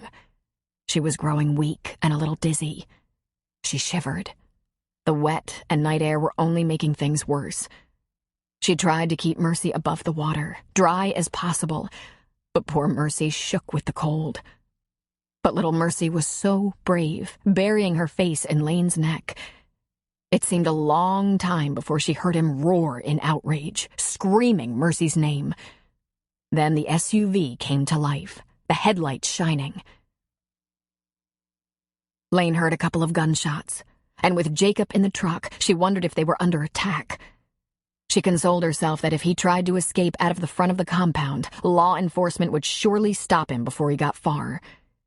She waited tensely for the sound of that big SUV to rattle across the bridge. But it didn't come. She heard the engine, then heard it traveling away, and she took a peek and saw something unreal. He was driving right down the river. She shook her head in confusion, standing up to peek over the bridge. And yes, he was driving down the river. There must be some back road out of here, totally concealed and blocked by the forest. The right jacked-up SUV could travel down the rocky river in the shallow parts, then exit the river to a road that Lane had never been aware of, and she'd poked around as much as possible. He was going to get away. Shaking almost too much to stand up, Lane pushed them to the shore beyond the bridge, pulling Mercy with her. "Come, little angel, we have to hurry away." But she could barely move. She was on her knees, trying to stand. Mercy was on her feet, and Lane tried to push up with her one good arm, but fell to her knees. Her only rational thought was, "Shit, I'm going to die from a damn bullet to the shoulder." Mercy was crying, and Lane was literally crawling. Even if she had to crawl to the break in the fence, she was going to get Mercy out of this compound and as close as possible to the police barricade. And then she was aware of footfalls, heavy thuds, running toward her. She glanced up to see a man in a dark ball cap and dark shirt with dirt on his face running toward her. He was carrying a gun, and she did what came naturally. She pulled Mercy down to the ground and covered her with her body. And there were more sounds of running coming at her. As she was being lifted off Mercy, Lane struggled and fought, but it only caused her shoulder to scream in pain, matching the screaming that came from her throat. "No, no, let the child be! Leave her alone! No!" "Easy there, young lady. Easy. You're hurt," the man said. And then a woman's voice cried, "Mercy! Mama?" Lane looked up through blurry vision and saw Devin standing over her. And then she passed out. "We better move out of here fast," Raleigh said. "I don't know what threat we got in here, so best slink around the back side of that house up there. One thing is for sure. We're gonna have us one big goddamn fire here pretty soon. We have to go out the fence and through the woods and to the road. See if we can meet up with that nice copper again." He pulled a large handheld bolt cutter off his belt and handed it to Cooper. "Stay to the shadows, Coop. Get us the hell out of here. This here girl is hurt." "That's Lane," Devin said, holding her shivering daughter tightly against her. "She's the one who showed me the way to get out of here. Raleigh, What if there are women and children in the house? Raleigh seemed to consider this for a moment. Then he transferred his burden into Spencer's arms. Well, since I planned this circus, I guess I'll check the house. He picked up his rifle again. Don't wait for me. Make tracks. Spencer lifted the young woman in his arms, getting her solidly against him. Devin, he said. Follow Cooper and try to be small as a shadow, in case there are snipers in here. I'm right behind you. They marched off in a group toward the back of the house, and before going any closer to the buildings, Cooper stopped and made fast work of the fence, pulling back the loose aluminum so they could slip through. First, Devin climbed through, and then Spencer ducked and maneuvered through. The woman was light in his arms, but she was so pale she almost gleamed in the moonlight. Cooper was the last to get through. What about Raleigh? Spencer asked. Right then, there was the unmistakable report from a rifle, and everyone froze. I hope he didn't shoot anyone, Spencer muttered. He's not above it, Cooper said, pressing on. He'll get out. Don't worry, Cooper said. That crafty old devil knows what he's doing. Follow me, he said. And Spencer doubted Cooper was a tracker, but he was the only one without a body in his arms, so he led them through the thick growth and trees. By the time they got through the woods and met the road, they also met Raleigh. We heard a shot, Cooper said. Yeah, I blew the lock off the gate and opened it up. We need us a fire truck and ambulance, he said. He stripped off his shirt, draped it over Mercy and partly over Devin, and asked, She doing okay there, Mama? I think so. Scared and wet, but okay. Lane stirred and groaned in Spencer's arms. He stopped walking, looked down at her. We'll get you some help. Is there anyone left in the compound? He asked. She shook her head. He got away, she whispered. Mercy? I've got her, Lane, Devin said. We're getting out of here. I can walk, she said, wiggling a bit in Spencer's arms. You wouldn't make it 2 steps. Let's go. Stay behind me, Raleigh said, handing off his rifle to Cooper. Then he took off at a jog down the road.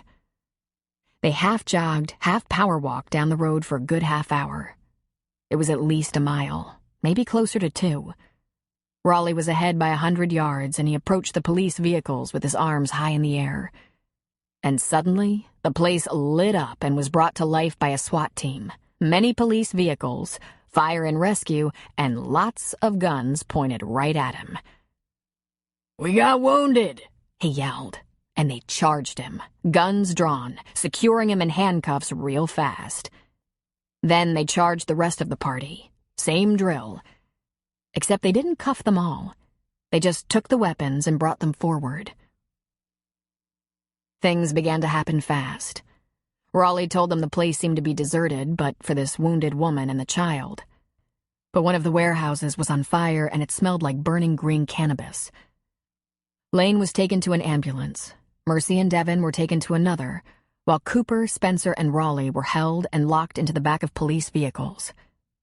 From where they sat, they could see SWAT move down the road in their armored vehicle with lots of armed men hanging on.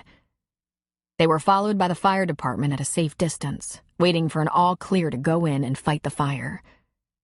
More vehicles appeared. A helicopter flew overhead, and a spotlight was shown down on the area.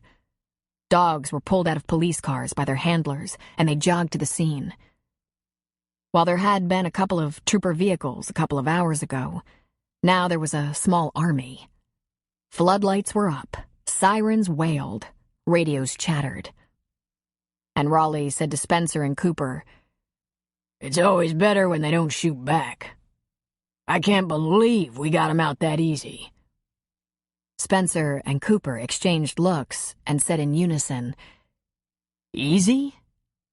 He grinned, showing off his straight white dentures. You're just pups. Spoiled little pups.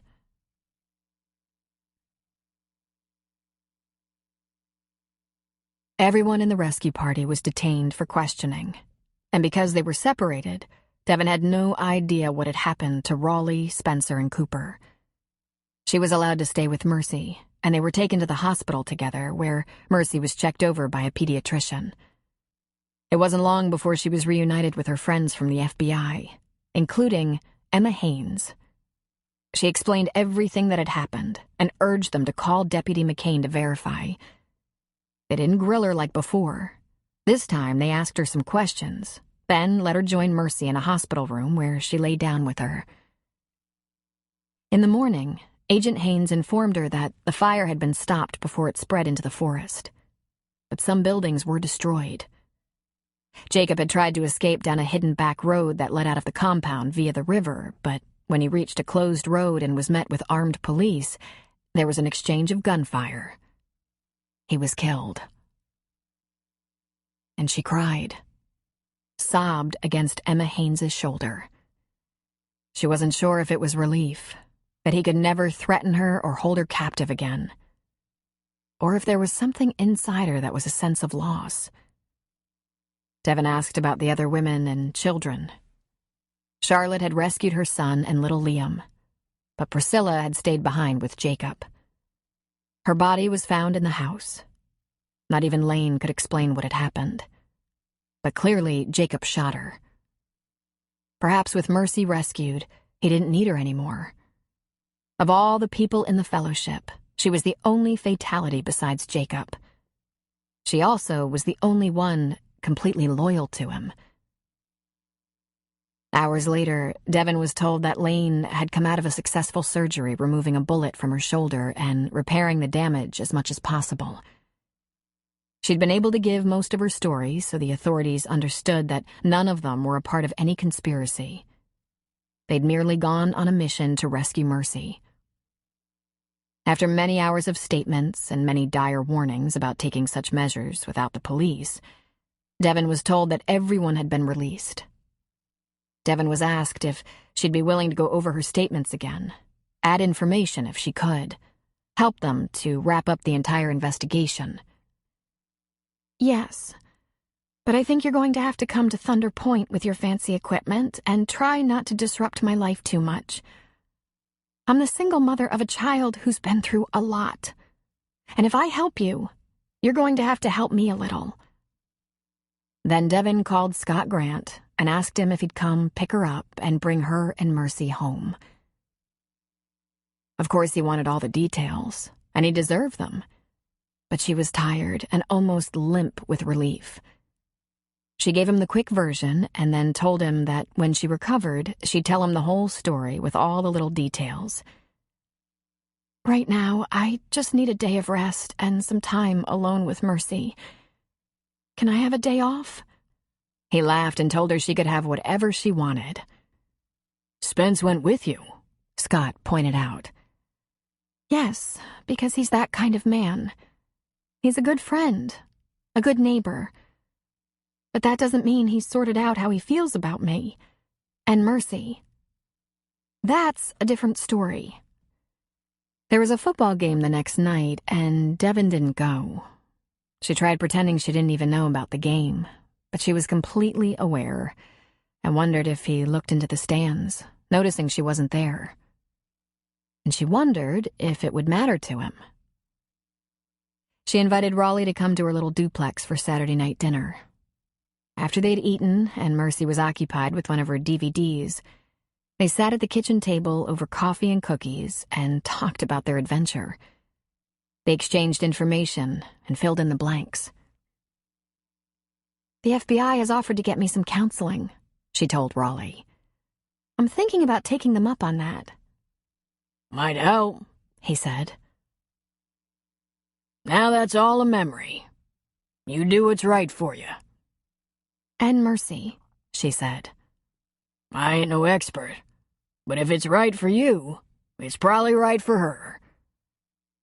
I'll have to thank Cooper for his help. Oh, I think he had fun, truth be told, Raleigh said. And Spencer. That boy's stronger than he looks, was all Raleigh had to say. Carried that woman at a jog for darn near 2 miles. He did, she said. And right up until he decided he wasn't ready to be serious, he'd carried her a little bit too. Devin called Cooper to thank him for his help. It was no small thing, what he'd done. Not only could his life have been in danger, but then he had to suffer through at least 12 hours of questioning before he'd been allowed to go home. But being the kind of guy he was, he just said anyone would have stepped up just the same. And if I hadn't gone with Raleigh, I'd never have heard the end of it.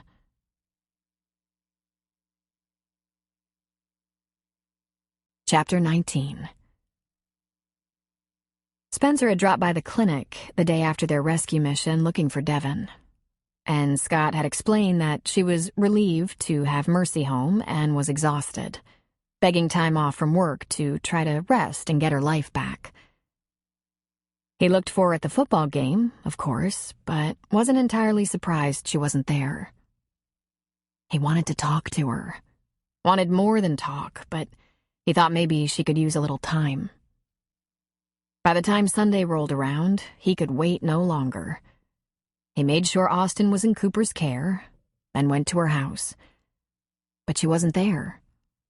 He called her cell phone, but she didn't answer. He really didn't know what to do with himself. So, like a smitten high school kid, he sat on her front step, waiting. "Devin isn't home," Mrs. Bledsoe said when she saw him there. I know. I have to talk to her. I'll wait. "Or you can walk down to the beach. The sun's out, and she took that bag of beach shovels and pails that Mercy likes." Thanks. I'll do that. He'd been to the bar, dropping off Austin, but he hadn't seen her on the beach. He decided to walk down the street, past the marina, and across the beach to find her. It was a little chilly, although the sun was shining, and there were only a few people on the beach. And Devin was on the part of the beach closest to the marina and farthest from the bar. She must not have wanted him to see her from the bar. It filled him with dread. She didn't look up until he was standing beside her. Mercy played in the sand a short distance away, and she smiled at him. "Spencer," she said, and then went back to scooping sand. Spencer dropped to the sand beside her. "I've been meaning to call you, to thank you," she said. "What you did, it was far and away the bravest thing in the world. Thank you." Devin, you were the brave one. You were ready to go alone. She just shrugged. "And your child's at risk, you don't even think. You just do what you have to do." It's the same deal when it's the woman you love, he said. I went to the clinic to see you. Scott said you were taking a couple of days to try to recuperate. "And think," she said. "I really needed to think. It's like a bad dream. A 4-year bad dream. And it's finally really over. I don't have to be afraid to leave Thunder Point. Don't have to be afraid of some boogeyman just around the corner." Listen, he said. I've been wanting to talk to you. To explain. "Spencer, it's all right. I understand.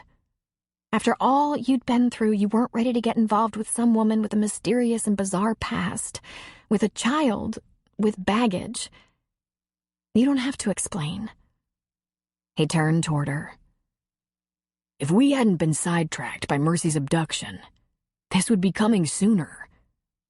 I realized immediately I made a mistake. "I know. It's all right. At least you caught it before it was too late." Devin, my mistake was that I almost lost you. I almost let you get away. The idiotic part is that I let you go because I was afraid of losing you. When you asked me to be responsible for Mercy, it hit me like a ton of bricks. If I let myself make a life with you and something happened, something completely unpredictable and catastrophic, like a car accident or cancer. He stopped for a second. He reached for her hand. It makes no sense at all, but I panicked. I thought, if something happens to her, how will I live? How many people can I lose before I go completely crazy? And you? Lose you? For just one split second, I thought it would be easier not to have you at all than to face something like that. Again. I understand, she said. I really do. Not yet, you don't. When you came to the bar to ask Raleigh for a weapon so you could go after Mercy, I faced it head on. There it was, that thing I feared the most, that your life could be in danger. And Devin, I love you too much to let you go. I don't know if we'll have 6 weeks together or 60 years. It doesn't matter. All that matters is that I have you in my life, in my arms, for as long as we're lucky enough to get. She stared at him, open-mouthed. He smiled at her. Now is the part where you say you understand. She turned toward him. Spencer, think about what you're saying. You're not ready. You know you're not. This panic could rise again any time. Don't get ahead of yourself here. Because I don't want to love you and count on you and have you... He slid an arm around her waist and pulled her to him, holding her hard against his chest while he went after her mouth like a starving man. Her eyes flew open in surprise. But a moment later, she was holding him, returning the kiss. He moaned in appreciation, wishing he would never have to release her. But eventually he did, because there was talking to do. I love you, Devin. I wasn't looking for it. I didn't expect it. But I love you. I was so busy worrying about my own fears, my own losses. I didn't really think about yours. You've been through so much, but you didn't even blink. You never panicked. You just faced it all head on. He took a breath. I don't know what life will throw at us, but I can't reel it back in. I'm in love with you. It's a done deal. She just shook her head. I don't know, Spencer. I do love you, but I'm afraid to get involved again. Maybe we should just give it some time. No time like the present, he said. If you ever feel like you're in over your head, or if you're having second thoughts, you tell me. I'm not going to hold you captive. I'm just going to love you as well as I can for as long as I can. I don't deserve it. But will you give me another chance? We were so good together. We were, she said, giving him a small smile. I want to marry you. Now wait a minute. I'm not sure I'm convinced enough to take that plunge. I just want to negotiate one plunge at a time. It's all up to you. Let's start with dinner and a game of Candyland, and after the kids are asleep... She couldn't help it. She laughed at him. But then she started to cry. "Aw, baby, don't," he said, pulling her into his arms again. "Don't be afraid. I had a meltdown, that's all. You know I'm not really that guy. That afraid of commitment kind of guy. That was just an overreaction. I know how I feel. I really do." I'm a little too emotional to make a good decision about this. I scared you, that's all. I screwed up and made you think I'm fickle. That I don't know what I want or how I feel. That I scare easy. But I'm not any of those things. I'll prove it. Just let me try. Anytime it doesn't feel right, all you have to do is say so. Tell me what you want and you'll have it. I just want a chance. I can't walk away from you again. I want to, she said. It made me so happy, loving you, being loved by you. He wiped away her tears with the pat of his thumb. Devin, I'd walk into hell for you. I love you that much. Let's take it one day at a time. Together. Can you trust me that much? She put her hand against his cheek. Do you have any idea how special I felt with you? Curled up on the couch, just watching a movie, hanging out with the kids, watching you train or coach your team, making love. We'll have all that again, I promise. I'll be there for you. I swear. One day at a time? You'll let me relearn that I can count on you? Absolutely. I won't rush you, but I'm ready. She sniffed back her tears. Okay, then. I'll give us a try. He grabbed her and kissed her again, deeply, passionately, holding her against him so tightly he was surprised she didn't break. There was a tapping on his shoulder, and he broke away to stare into Mercy's beautiful blue eyes. Why are you always kissing? She asked. Because I love your mommy, he said. Oh, she said, and she turned and went back to her bucket and pail. He chuckled. Then he looked at Devin and said, The first thing we'll do is spend some quality time together. Then I'm taking you to a jewelry store so you can pick out a ring. Spencer, she said in warning. You don't have to wear it until you're ready, but I want you to have one. I want to spend my life with you and Mercy and Austin. You're going to rush me, she said. Go easy on me, honey. I almost lost you. I almost lost you too, Spencer, she whispered.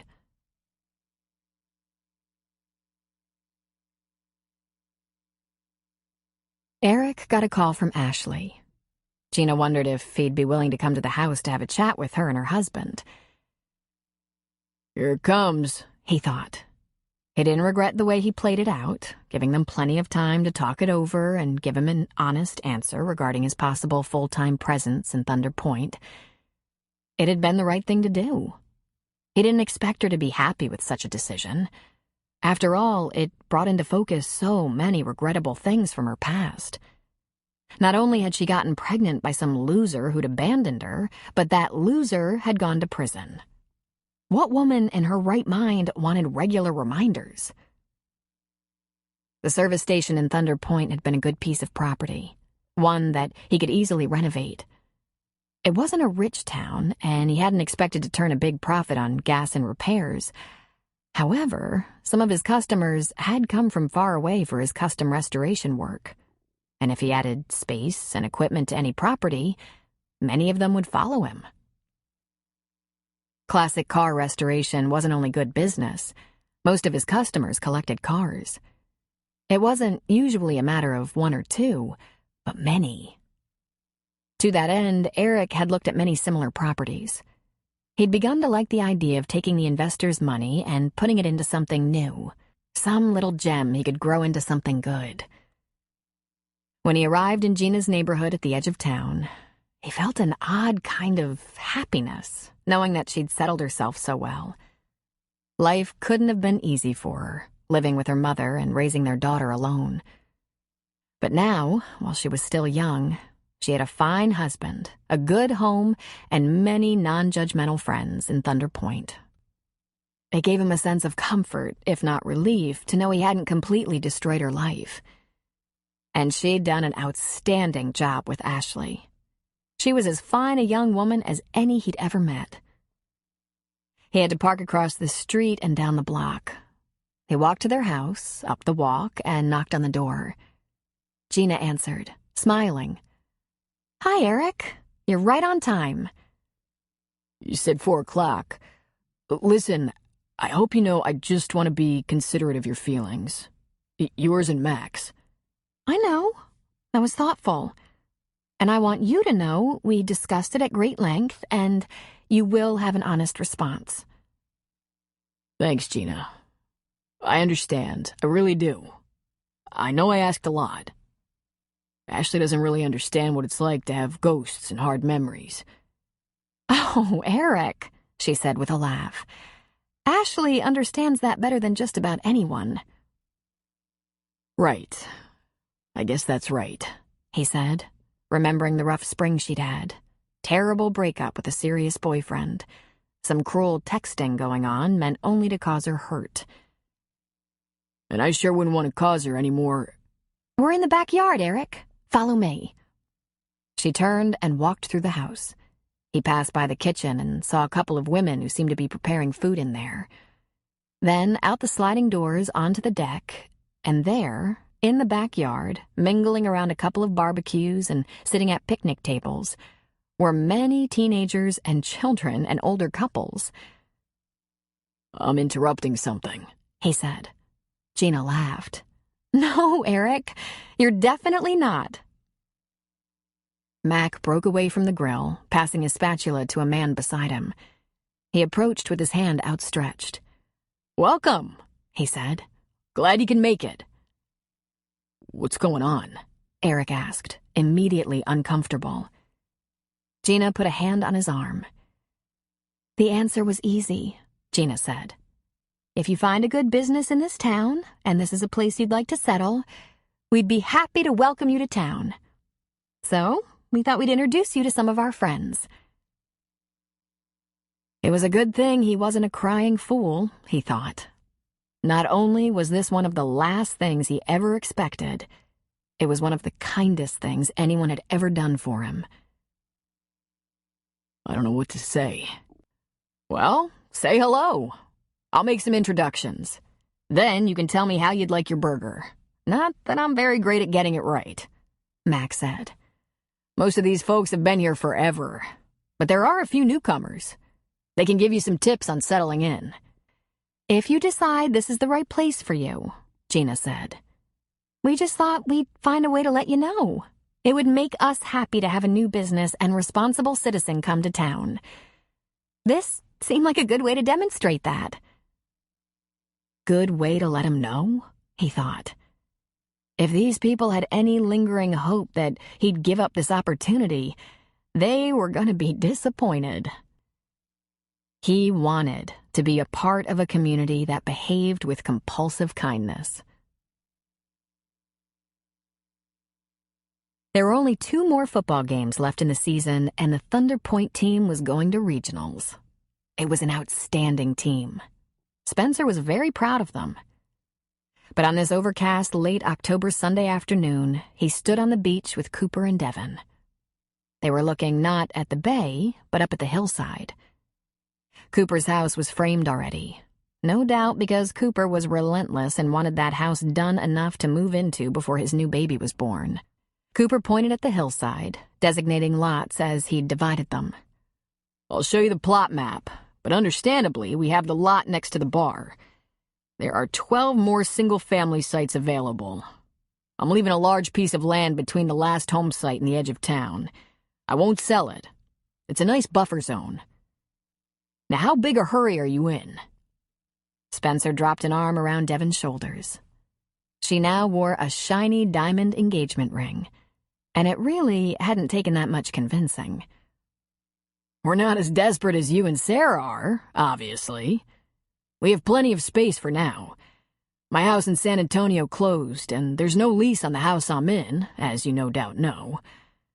Devin has 4 more months on her lease, but we can always work with that.